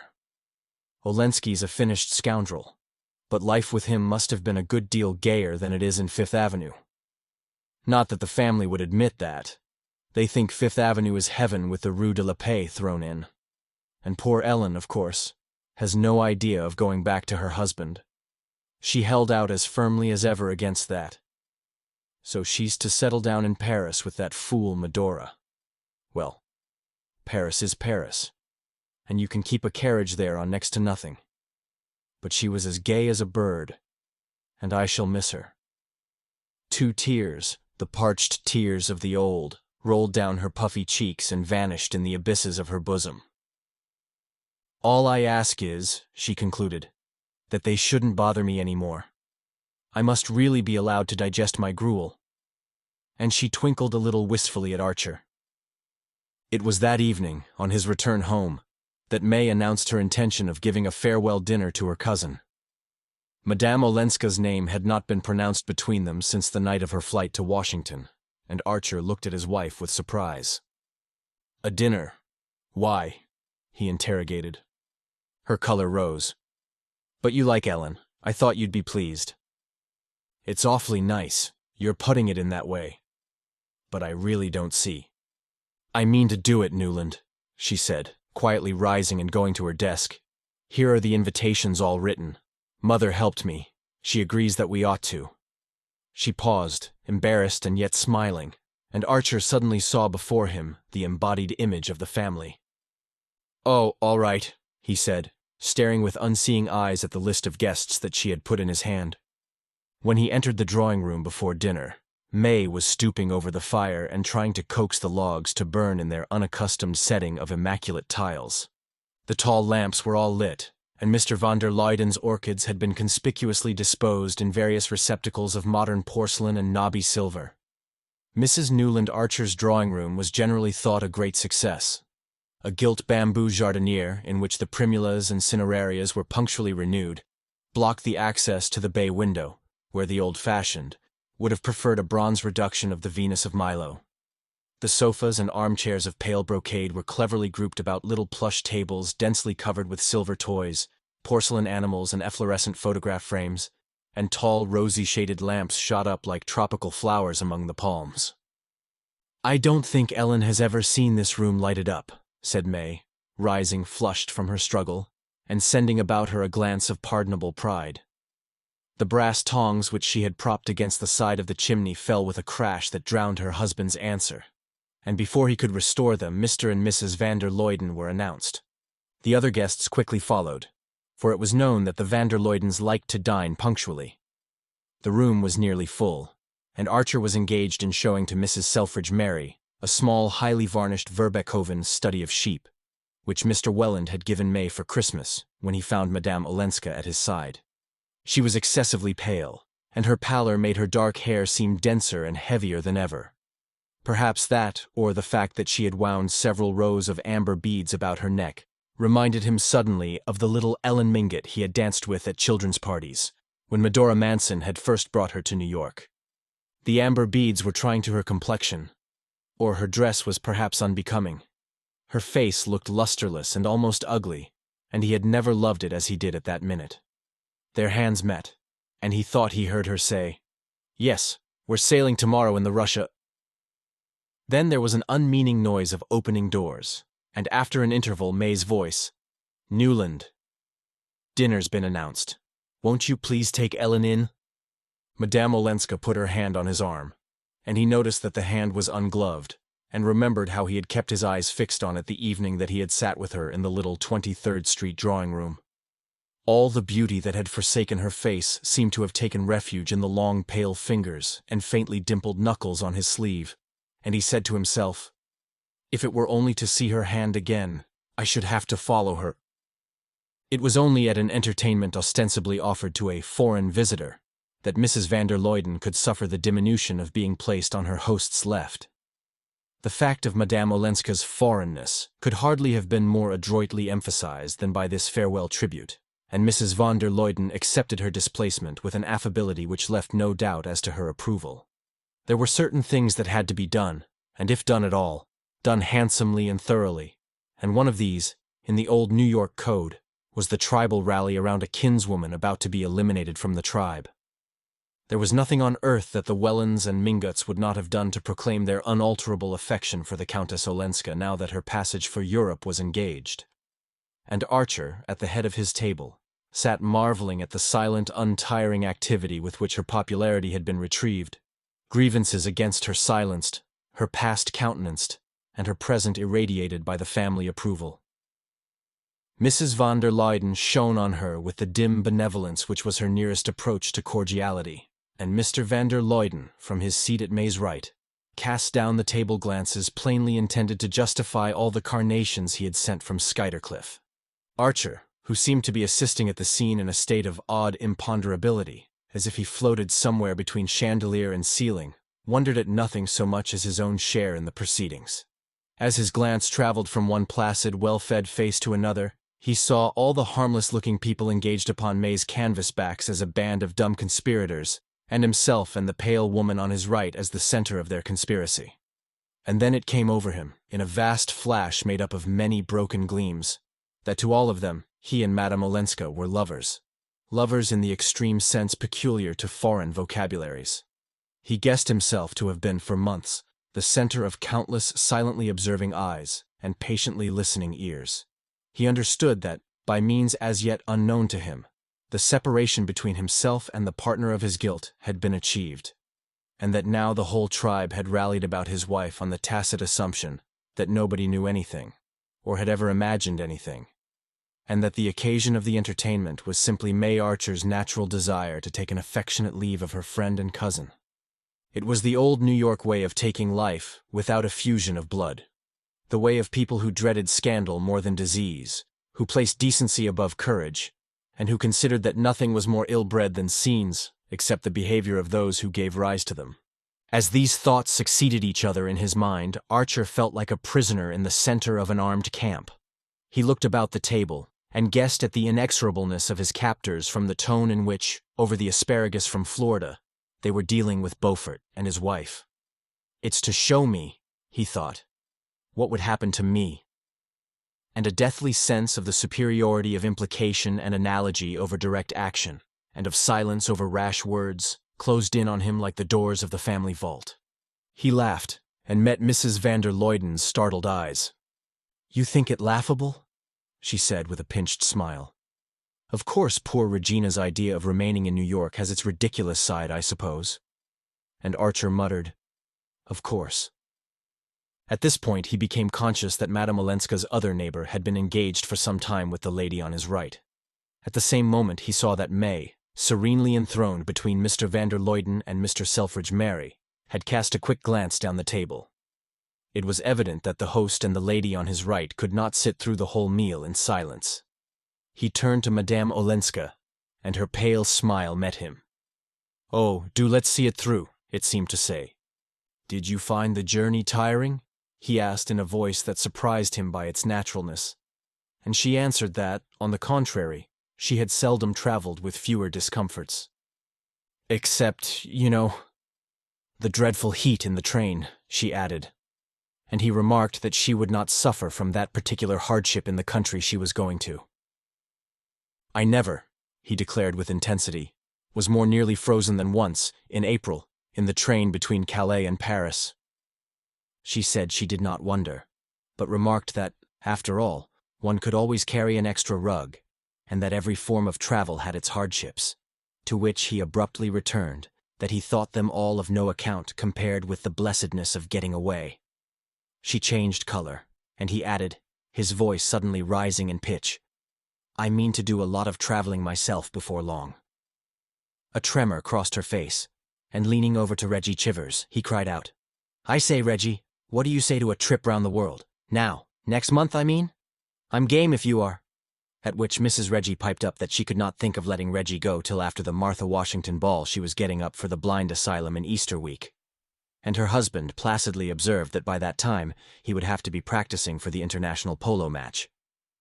But Mr. Selfridge Merry had caught the phrase, "round the world," and having once circled the globe in his steam yacht, he seized the opportunity to send down the table several striking items concerning the shallowness of the Mediterranean ports. Though after all, he added, it didn't matter. For when you'd seen Athens and Smyrna and Constantinople, what else was there? And Mrs. Merry said she could never be too grateful to Dr. Bencomb for having made them promise not to go to Naples on account of the fever. "But you must have 3 weeks to do India properly," her husband conceded, anxious to have it understood that he was no frivolous globe-trotter. And at this point the ladies went up to the drawing-room. In the library, in spite of weightier presences, Lawrence Lefferts predominated. The talk, as usual, had veered around to the Beauforts, and even Mr. van der Luyden and Mr. Selfridge Merry, installed in the honorary armchairs tacitly reserved for them, paused to listen to the younger man's philippic. Never had Lefferts so abounded in the sentiments that adorn Christian manhood and exalt the sanctity of the home. Indignation lent him a scathing eloquence, and it was clear that if others had followed his example and acted as he talked, society would never have been weak enough to receive a foreign upstart like Beaufort. No, sir, not even if he'd married a van der Luyden or a Lanning instead of a Dallas. And what chance would there have been, Lefferts wrathfully questioned, of his marrying into such a family as the Dallases, if he had not already wormed his way into certain houses, as people like Mrs. Lemuel Struthers had managed to worm theirs in his wake? If society chose to open its doors to vulgar women, the harm was not great, though the gain was doubtful. But once it got in the way of tolerating men of obscure origin and tainted wealth, the end was total disintegration, and at no distant date. If things go on at this pace, Lefferts thundered, looking like a young prophet dressed by Poole, and who had not yet been stoned, we shall see our children fighting for invitations to swindlers' houses, and marrying Beaufort's bastards. Oh, I say, draw it mild, Reggie Chivers and young Newland protested, while Mr. Selfridge Merry looked genuinely alarmed, and an expression of pain and disgust settled on Mr. van der Luyden's sensitive face. Has he got any?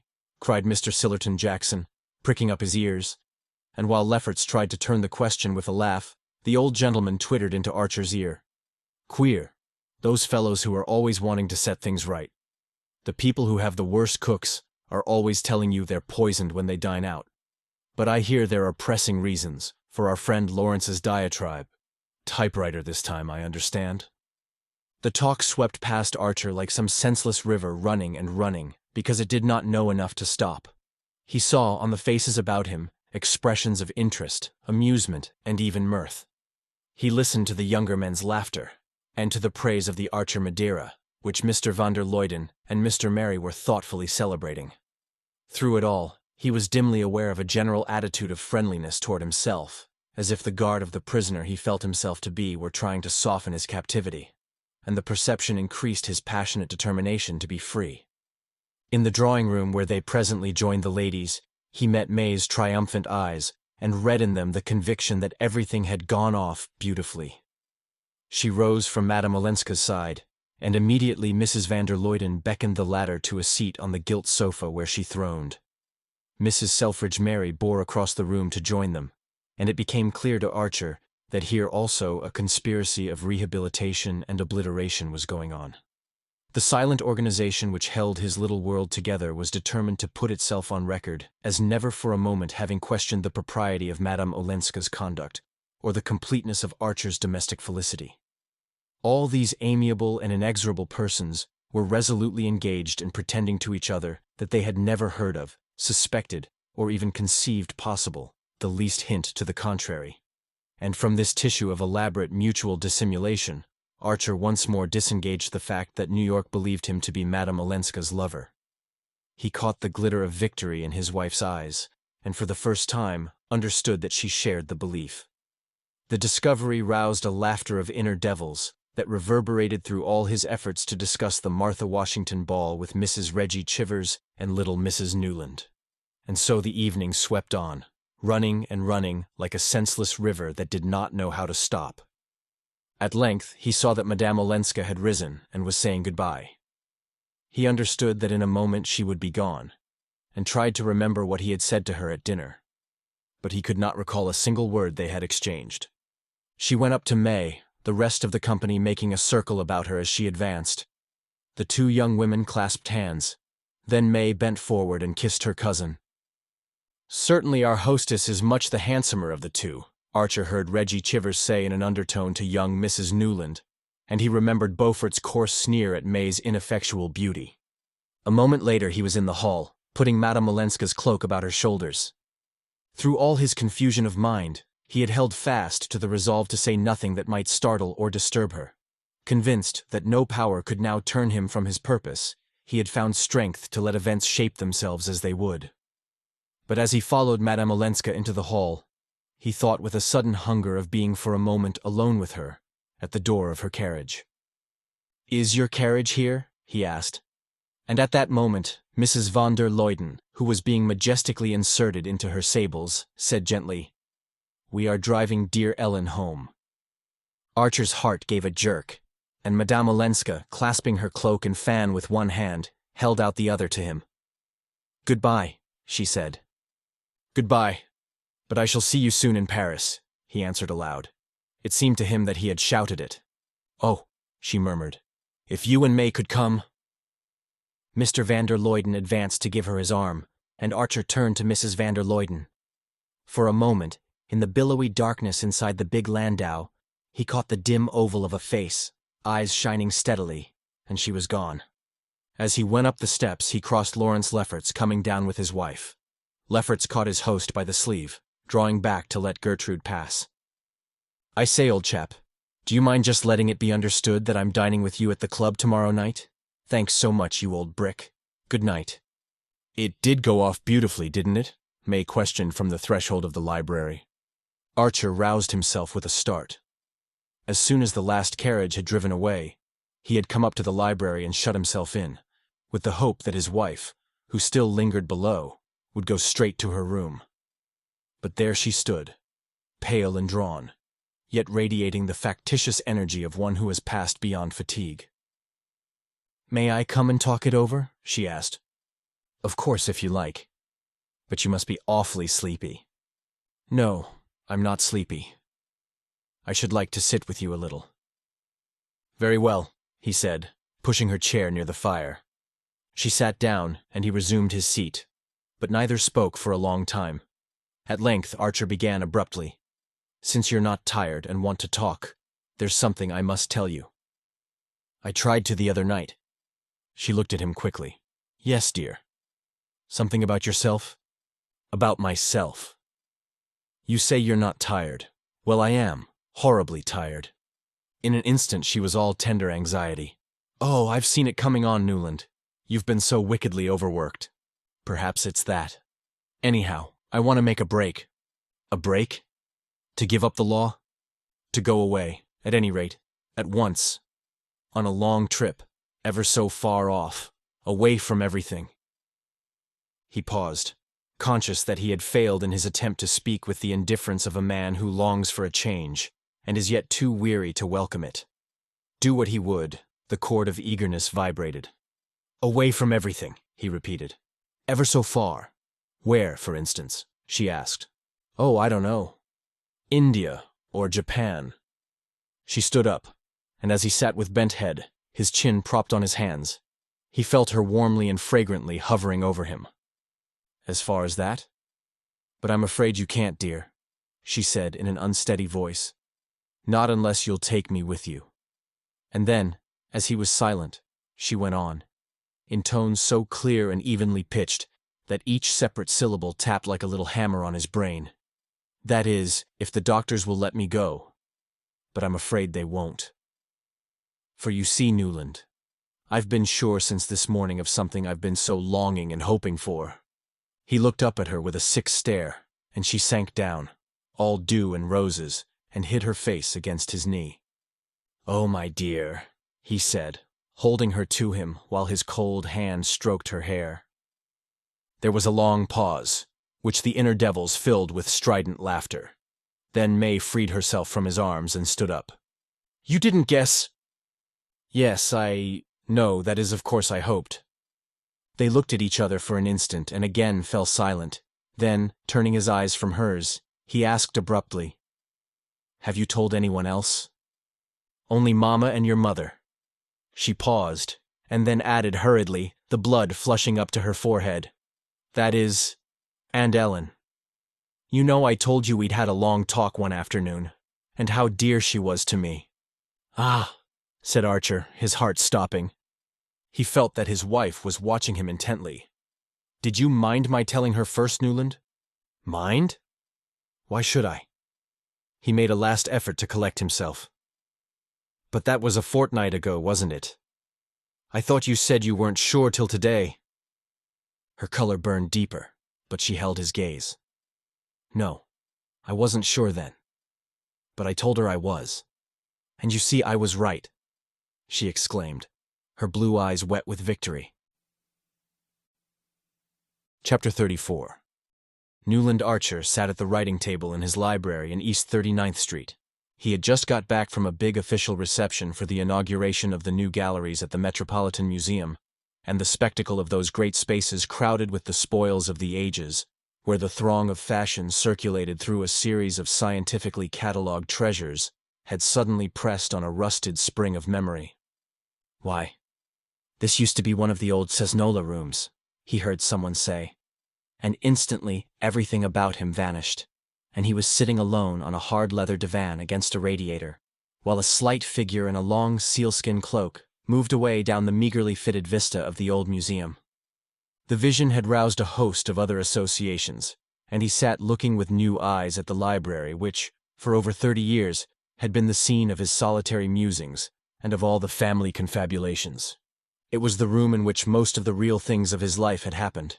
There his wife, nearly 26 years ago, had broken to him, with a blushing circumlocution that would have caused the young women of the new generation to smile. The news that she was to have a child. And there their eldest boy, Dallas, too delicate to be taken to church in midwinter, had been christened by their old friend, the Bishop of New York. The ample, magnificent, irreplaceable bishop. So long the pride and ornament of his diocese. There Dallas had first staggered across the floor, shouting, "Dad!" while May and the nurse laughed behind the door. There their second child, Mary, who was so like her mother, had announced her engagement to the dullest and most reliable of Reggie Chivers's many sons. And there, Archer had kissed her through her wedding veil before they went down to the motor, which was to carry them to Grace Church. For in a world where all else had reeled on its foundations, the Grace Church wedding remained an unchanged institution.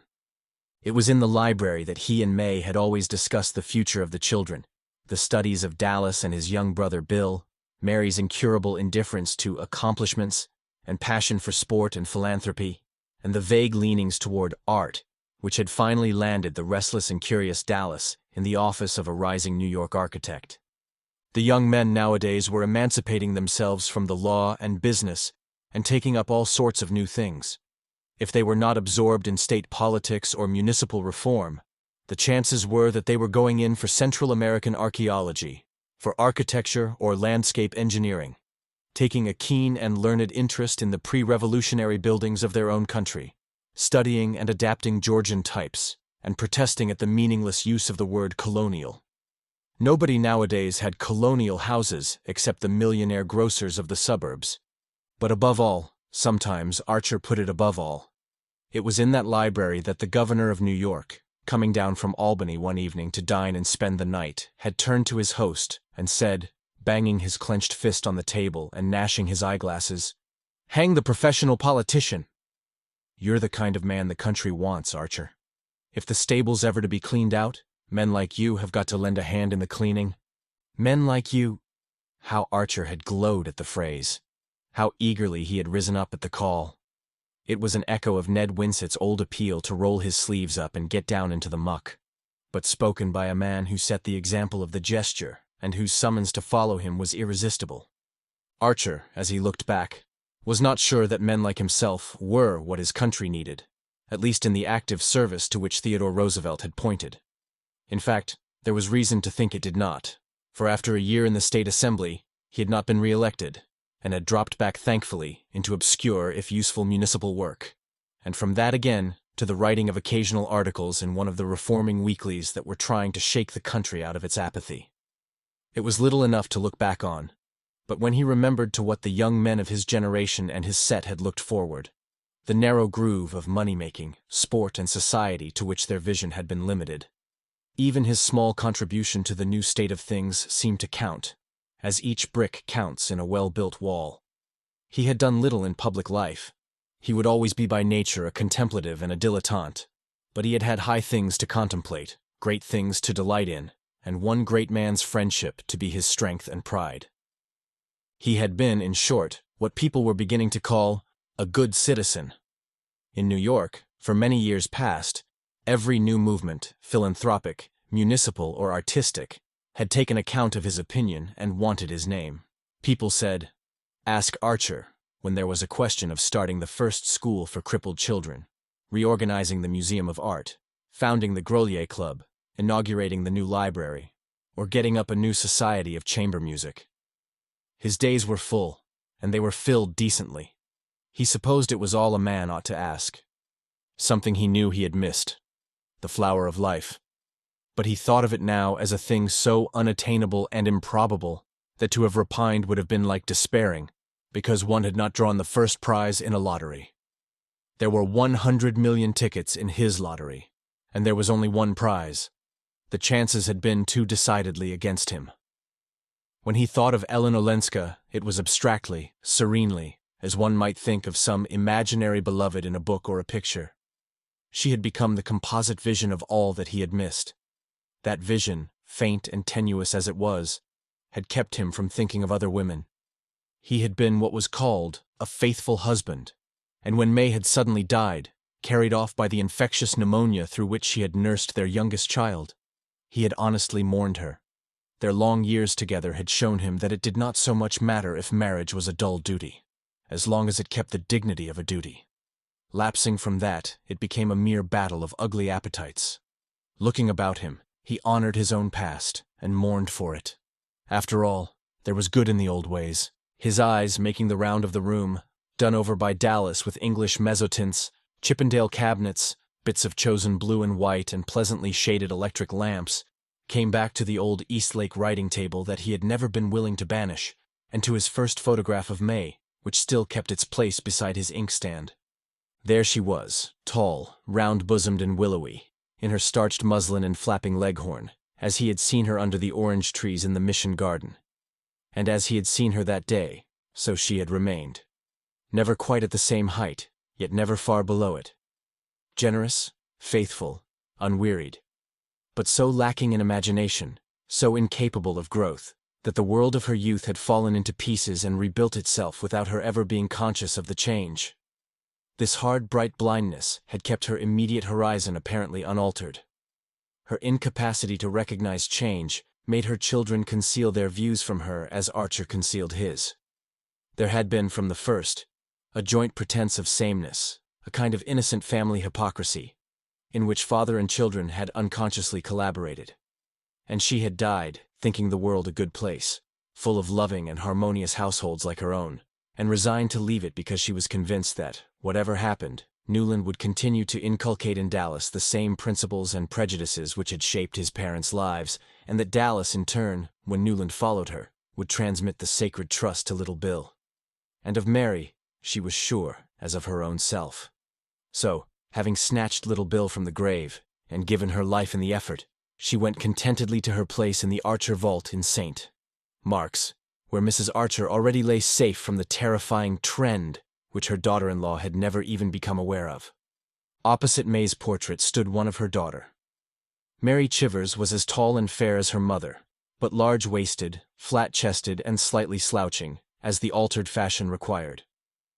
Mary Chivers's mighty feats of athleticism could not have been performed with the 20-inch waist that May Archer's azure sash so easily spanned. And the difference seemed symbolic. The mother's life had been as closely girt as her figure. Mary, who was no less conventional, and no more intelligent, yet led a larger life and held more tolerant views. There was good in the new order, too. The telephone clicked, and Archer, turning from the photographs, unhooked the transmitter at his elbow. How far they were from the days when the legs of the brass-buttoned messenger boy had been New York's only means of quick communication. "Chicago wants you." Ah, it must be a long distance from Dallas, who had been sent to Chicago by his firm to talk over the plan of the lakeside palace they were to build for a young millionaire with ideas. The firm always sent Dallas on such errands. "Hello, Dad." "Yes, Dallas. I say, how do you feel about sailing on Wednesday? Mauritania." "Yes, next Wednesday as ever is. Our client wants me to look at some Italian gardens before we settle anything and has asked me to nip over on the next boat. I've got to be back on the 1st of June. The voice broke into a joyful, conscious laugh. "So we must look alive. I say, Dad, I want your help. Do come." Dallas seemed to be speaking in the room. The voice was as nearby and natural as if he had been lounging in his favorite armchair by the fire. The fact would not ordinarily have surprised Archer, for long-distance telephoning had become as much a matter of course as electric lighting and 5-day Atlantic voyages. But the laugh did startle him.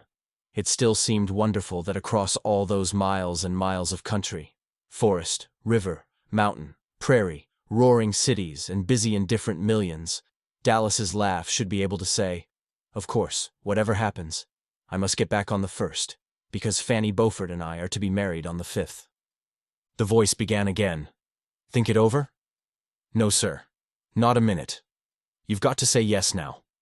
"Why not, I'd like to know." "If you can allege a single reason." "No, I knew it." "Then it's a go, eh?" "Because I count on you to ring up the Cunard office first thing tomorrow, and you'd better book a return on a boat from Marseille. I say, Dad. It'll be our last time together, in this kind of way. Oh, good. I knew you would. Chicago rang off, and Archer rose and began to pace up and down the room. It would be their last time together in this kind of way. The boy was right. They would have lots of other times after Dallas's marriage, his father was sure. For the two were born comrades, and Fanny Beaufort, whatever one might think of her, did not seem likely to interfere with their intimacy. On the contrary, from what he had seen of her, he thought she would be naturally included in it. Still, change was change, and differences were differences, and much as he felt himself drawn toward his future daughter-in-law, it was tempting to seize this last chance of being alone with his boy. There was no reason why he should not seize it, except the profound one that he had lost the habit of travel. May had disliked to move except for valid reasons, such as taking the children to the sea or in the mountains. She could imagine no other motive for leaving the house in 39th Street or their comfortable quarters at the Wellens in Newport. After Dallas had taken his degree, she had thought it her duty to travel for 6 months, and the whole family had made the old-fashioned tour through England, Switzerland, and Italy. Their time being limited, no one knew why, they had omitted France. Archer remembered Dallas's wrath at being asked to contemplate Mont Blanc instead of Reims and Chartres. But Mary and Bill wanted mountain climbing, and had already yawned their way in Dallas's wake through the English cathedrals. And May, always fair to her children, had insisted on holding the balance evenly between their athletic and artistic proclivities. She had indeed proposed that her husband should go to Paris for a fortnight, and join them on the Italian lakes after they had done Switzerland. But Archer had declined. "We'll stick together," he said, and May's face had brightened at his setting such a good example to Dallas. Since her death, nearly 2 years before, there had been no reason for his continuing in the same routine. His children had urged him to travel. Mary Chivers had felt sure it would do him good to go abroad and see the galleries. The very mysteriousness of such a cure made her the more confident of its efficacy. But Archer had found himself held fast by habit, by memories, by a sudden startled shrinking from new things. Now, as he reviewed his past, he saw into what a deep rut he had sunk. The worst of doing one's duty was that it apparently unfitted one for doing anything else. At least that was the view that the men of his generation had taken. The trenchant divisions between right and wrong, honest and dishonest, respectable and the reverse, had left so little scope for the unforeseen. There are moments when a man's imagination, so easily subdued to what it lives in, suddenly rises above its daily level and surveys the long windings of destiny. Archer hung there and wondered. What was left of the little world he had grown up in and whose standards had bent and bound him? He remembered a sneering prophecy of poor Lawrence Lefferts's, uttered years ago in that very room. "If things go on at this rate, our children will be marrying Beaufort's bastards." It was just what Archer's eldest son, the pride of his life, was doing, and nobody wondered or reproved. Even the boy's Aunt Janie, who still looked so exactly as she used to in her elderly youth, had taken her mother's emeralds and seed pearls out of their pink cotton wool, and carried them with her own twitching hands to the future bride. And Fanny Beaufort, instead of looking disappointed at not receiving a set from a Paris jeweler, had exclaimed at their old-fashioned beauty, and declared that when she wore them, she should feel like an Isabey miniature. Fanny Beaufort, who had appeared in New York at 18 after the death of her parents, had won its heart much as Madame Olenska had won it 30 years earlier. Only instead of being distrustful and afraid of her, society took her joyfully for granted. She was pretty, amusing, and accomplished. What more did anyone want? Nobody was narrow-minded enough to rake up against her the half-forgotten facts of her father's past and her own origin. Only the older people remembered so obscure an incident in the business life of New York as Beaufort's failure, or the fact that after his wife's death, he had been quietly married to the notorious Fanny Ring, and had left the country with his new wife and a little girl who inherited her beauty. He was subsequently heard of in Constantinople, then in Russia, and a dozen years later American travelers were handsomely entertained by him in Buenos Aires, where he represented a large insurance agency. He and his wife died there in the odor of prosperity, and one day their orphaned daughter had appeared in New York in charge of May Archer's sister-in-law, Mrs. Jack Welland, whose husband had been appointed the girl's guardian. The fact threw her into almost cousinly relationship with Newland Archer's children, and nobody was surprised when Dallas's engagement was announced. Nothing could more dearly give the measure of the distance that the world had traveled. People nowadays were too busy with reforms and movements, with fads and fetishes and frivolities, to bother much about their neighbors. And of what account was anybody's past, in the huge kaleidoscope where all the social atoms spun around on the same plane? Newland Archer, looking out of his hotel window at the stately gaiety of the Paris streets, felt his heart beating with the confusion and eagerness of youth. It was long since it had thus plunged and reared under his widening waistcoat, leaving him, the next minute, with an empty breast and hot temples. He wondered if it was thus that his son's conducted itself in the presence of Miss Fanny Beaufort, and decided that it was not. It functions as actively, no doubt, but the rhythm is different, he reflected, recalling the cool composure with which the young man had announced his engagement and taken for granted that his family would approve. The difference is that these young people take it for granted that they're going to get whatever they want, and that we almost always took it for granted that we shouldn't. Only, I wonder, the thing one's so certain of in advance, can it ever make one's heart beat as wildly? It was the day after their arrival in Paris, and the spring sunshine held Archer in his open window, above the wide silvery prospect of the Place Vendôme. One of the things he had stipulated, almost the only one, when he had agreed to come abroad with Dallas, was that, in Paris, he shouldn't be made to go to one of the newfangled palaces. "Oh, all right. Of course," Dallas good-naturedly agreed. "I'll take you to some jolly old-fashioned place, the Bristol say."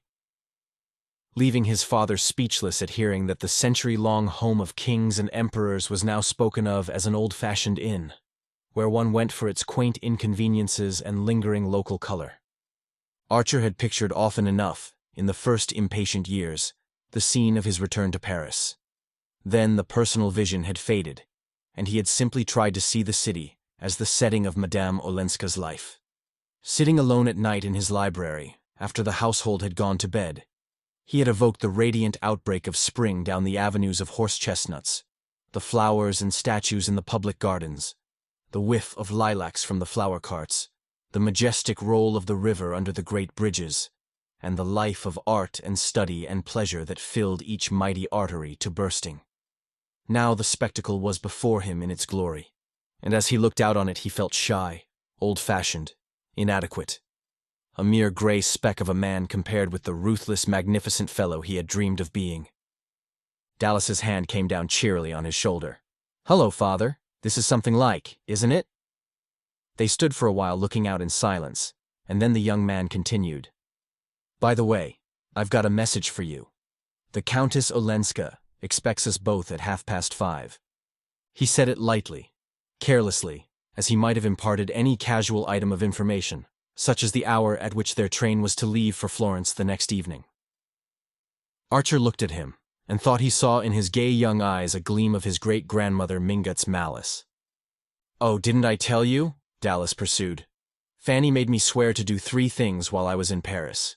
Get her the score of the last Debussy songs, go to the Grand Guignol, and see Madame Olenska. You know she was awfully good to Fanny when Mr. Beaufort sent her over from Buenos Aires to the Assumption. Fanny hadn't any friends in Paris, and Madame Olenska used to be kind to her and trot her about on holidays.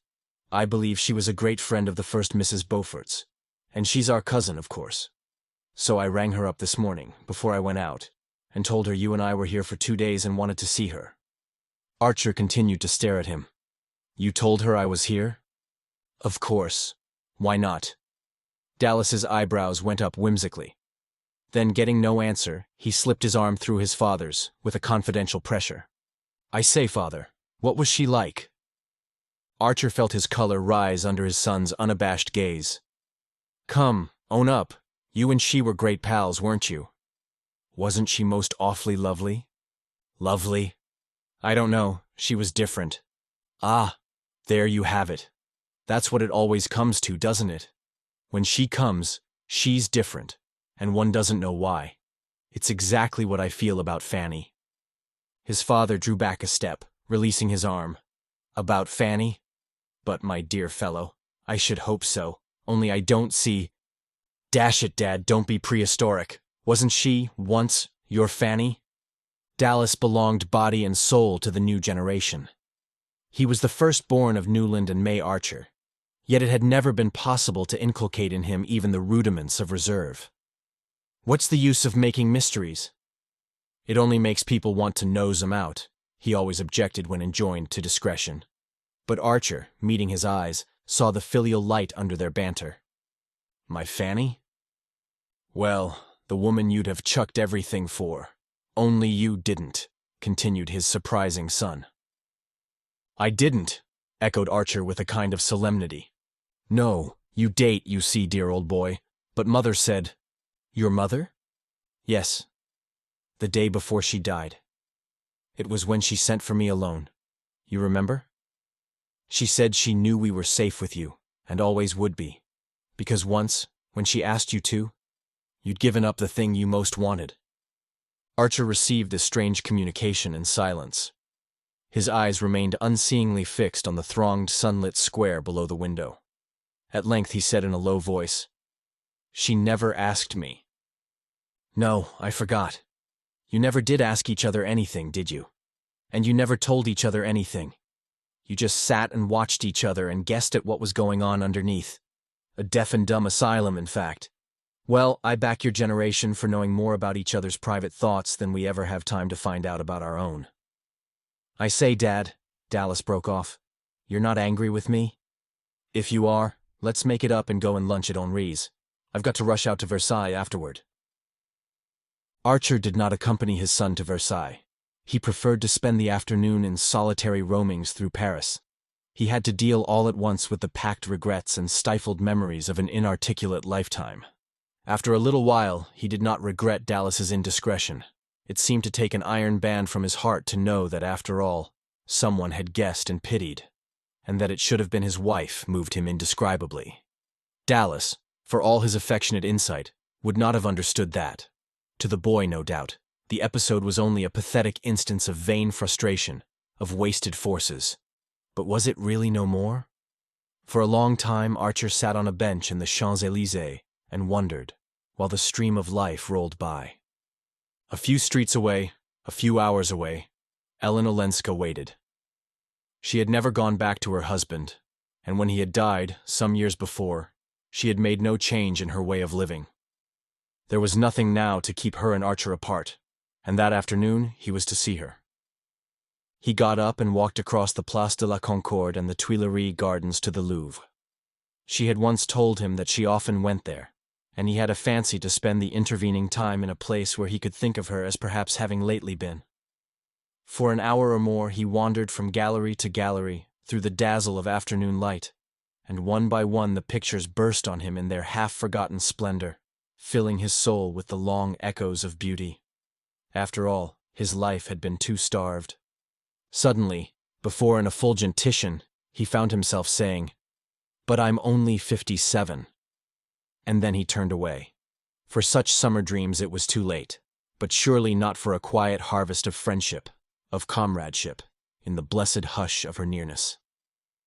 He went back to the hotel, where he and Dallas were to meet, and together they walked again across the Place de la Concorde, and over the bridge that leads to the Chamber of Deputies. Dallas, unconscious of what was going on in his father's mind, was talking excitedly and abundantly of Versailles. He had had but one previous glimpse of it, during a holiday trip in which he had tried to pack all the sights he had been deprived of when he had had to go with the family to Switzerland, and tumultuous enthusiasm and cocksure criticism tripped each other up on his lips. As Archer listened, his sense of inadequacy and inexpressiveness increased. The boy was not insensitive, he knew, but he had the facility and self-confidence that came of looking at fate not as a master, but as an equal. That's it.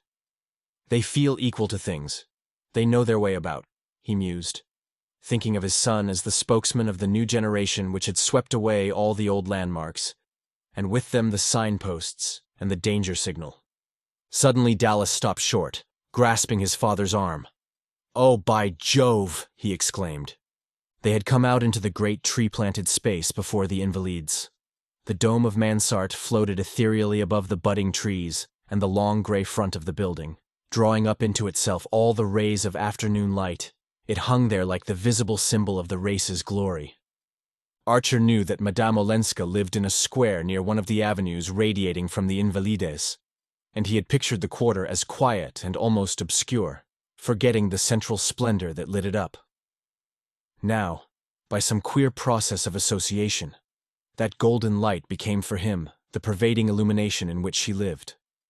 For nearly 30 years, her life, of which he knew so strangely little, had been spent in this rich atmosphere that he already felt to be too dense and yet too stimulating for his lungs. He thought of the theaters she must have been to, the pictures she must have looked at, the sober and splendid old houses she must have frequented, the people she must have talked with, the incessant stir of ideas, curiosities, images and associations thrown out by an intensely social race in a setting of immemorial manners. And suddenly he remembered the young Frenchman who had once said to him, "Ah, good conversation. There is nothing like it, is there?" Archer had not seen Monsieur Rivière or heard of him for nearly 30 years, and that fact gave the measure of his ignorance of Madame Olenska's existence. More than half a lifetime divided them, and she had spent the long interval among people he did not know, in a society he but faintly guessed at, in conditions he would never wholly understand. During that time he had been living with his youthful memory of her, but she had doubtless had other and more tangible companionship. Perhaps she too had kept her memory of him as something apart, but if she had, it must have been like a relic in a small dim chapel, where there was not time to pray every day.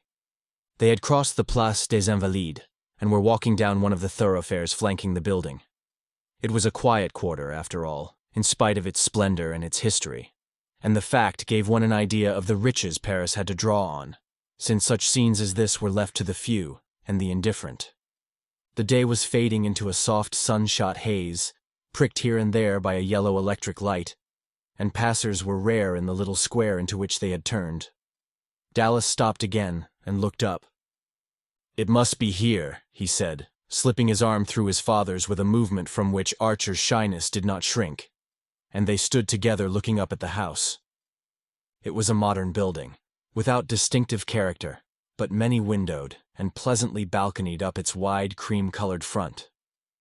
On one of the upper balconies, which hung well above the rounded tops of the horse-chestnuts in the square, the awnings were still lowered, as though the sun had just left it. "I wonder which floor," Dallas conjectured, and moving toward the porte-cochere he put his head into the porter's lodge and came back to say, "The 5th. It must be the one with the awnings." Archer remained motionless, gazing at the upper windows as if the end of their pilgrimage had been attained. "I say, you know, it's nearly 6, his son at length reminded him. The father glanced away at an empty bench under the trees. "I believe I'll sit there a moment," he said. "Why, aren't you well?" his son exclaimed. "Oh, perfectly. But I should like you, please, to go up without me." Dallas paused before him, visibly bewildered. "But I say, Dad, do you mean you won't come up at all?" "I don't know," said Archer slowly. "If you don't, she won't understand." "Go, my boy.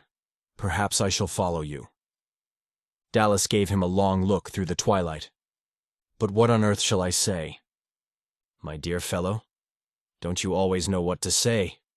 his father rejoined with a smile. "Very well. I shall say you're old-fashioned, and prefer walking up the 5 flights because you don't like lifts." His father smiled again.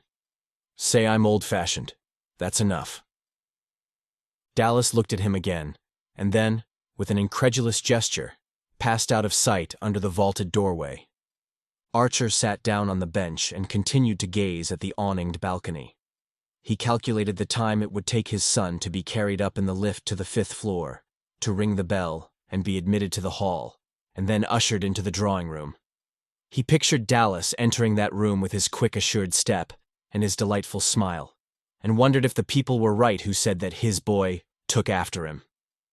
Then he tried to see the persons already in the room, for probably at that sociable hour there would be more than one, and among them a dark lady, pale and dark, who would look up quickly, half rise, and hold out a long, thin hand with 3 rings on it. He thought she would be sitting in a sofa corner near the fire, with azaleas banked behind her on a table. "It's more real to me here than if I went up," he suddenly heard himself say, and the fear lest that last shadow of reality should lose its edge kept him rooted to his seat as the minutes succeeded each other. He sat for a long time on the bench in the thickening dusk, his eyes never turning from the balcony. At length, a light shone through the windows, and a moment later, a manservant came out on the balcony, drew up the awnings, and closed the shutters. At that, as if it had been the signal he waited for, Newland Archer got up slowly and walked back alone to his hotel. The end. Best audiobooks for free hopes that you have enjoyed this production of The Age of Innocence by Edith Wharton. Please like this video and subscribe to our channel on YouTube and Rumble, as your like and subscription are the support we need to create more great free content. Please look to our website at bestaudiobooksforfree.com for a complete list of our audiobooks.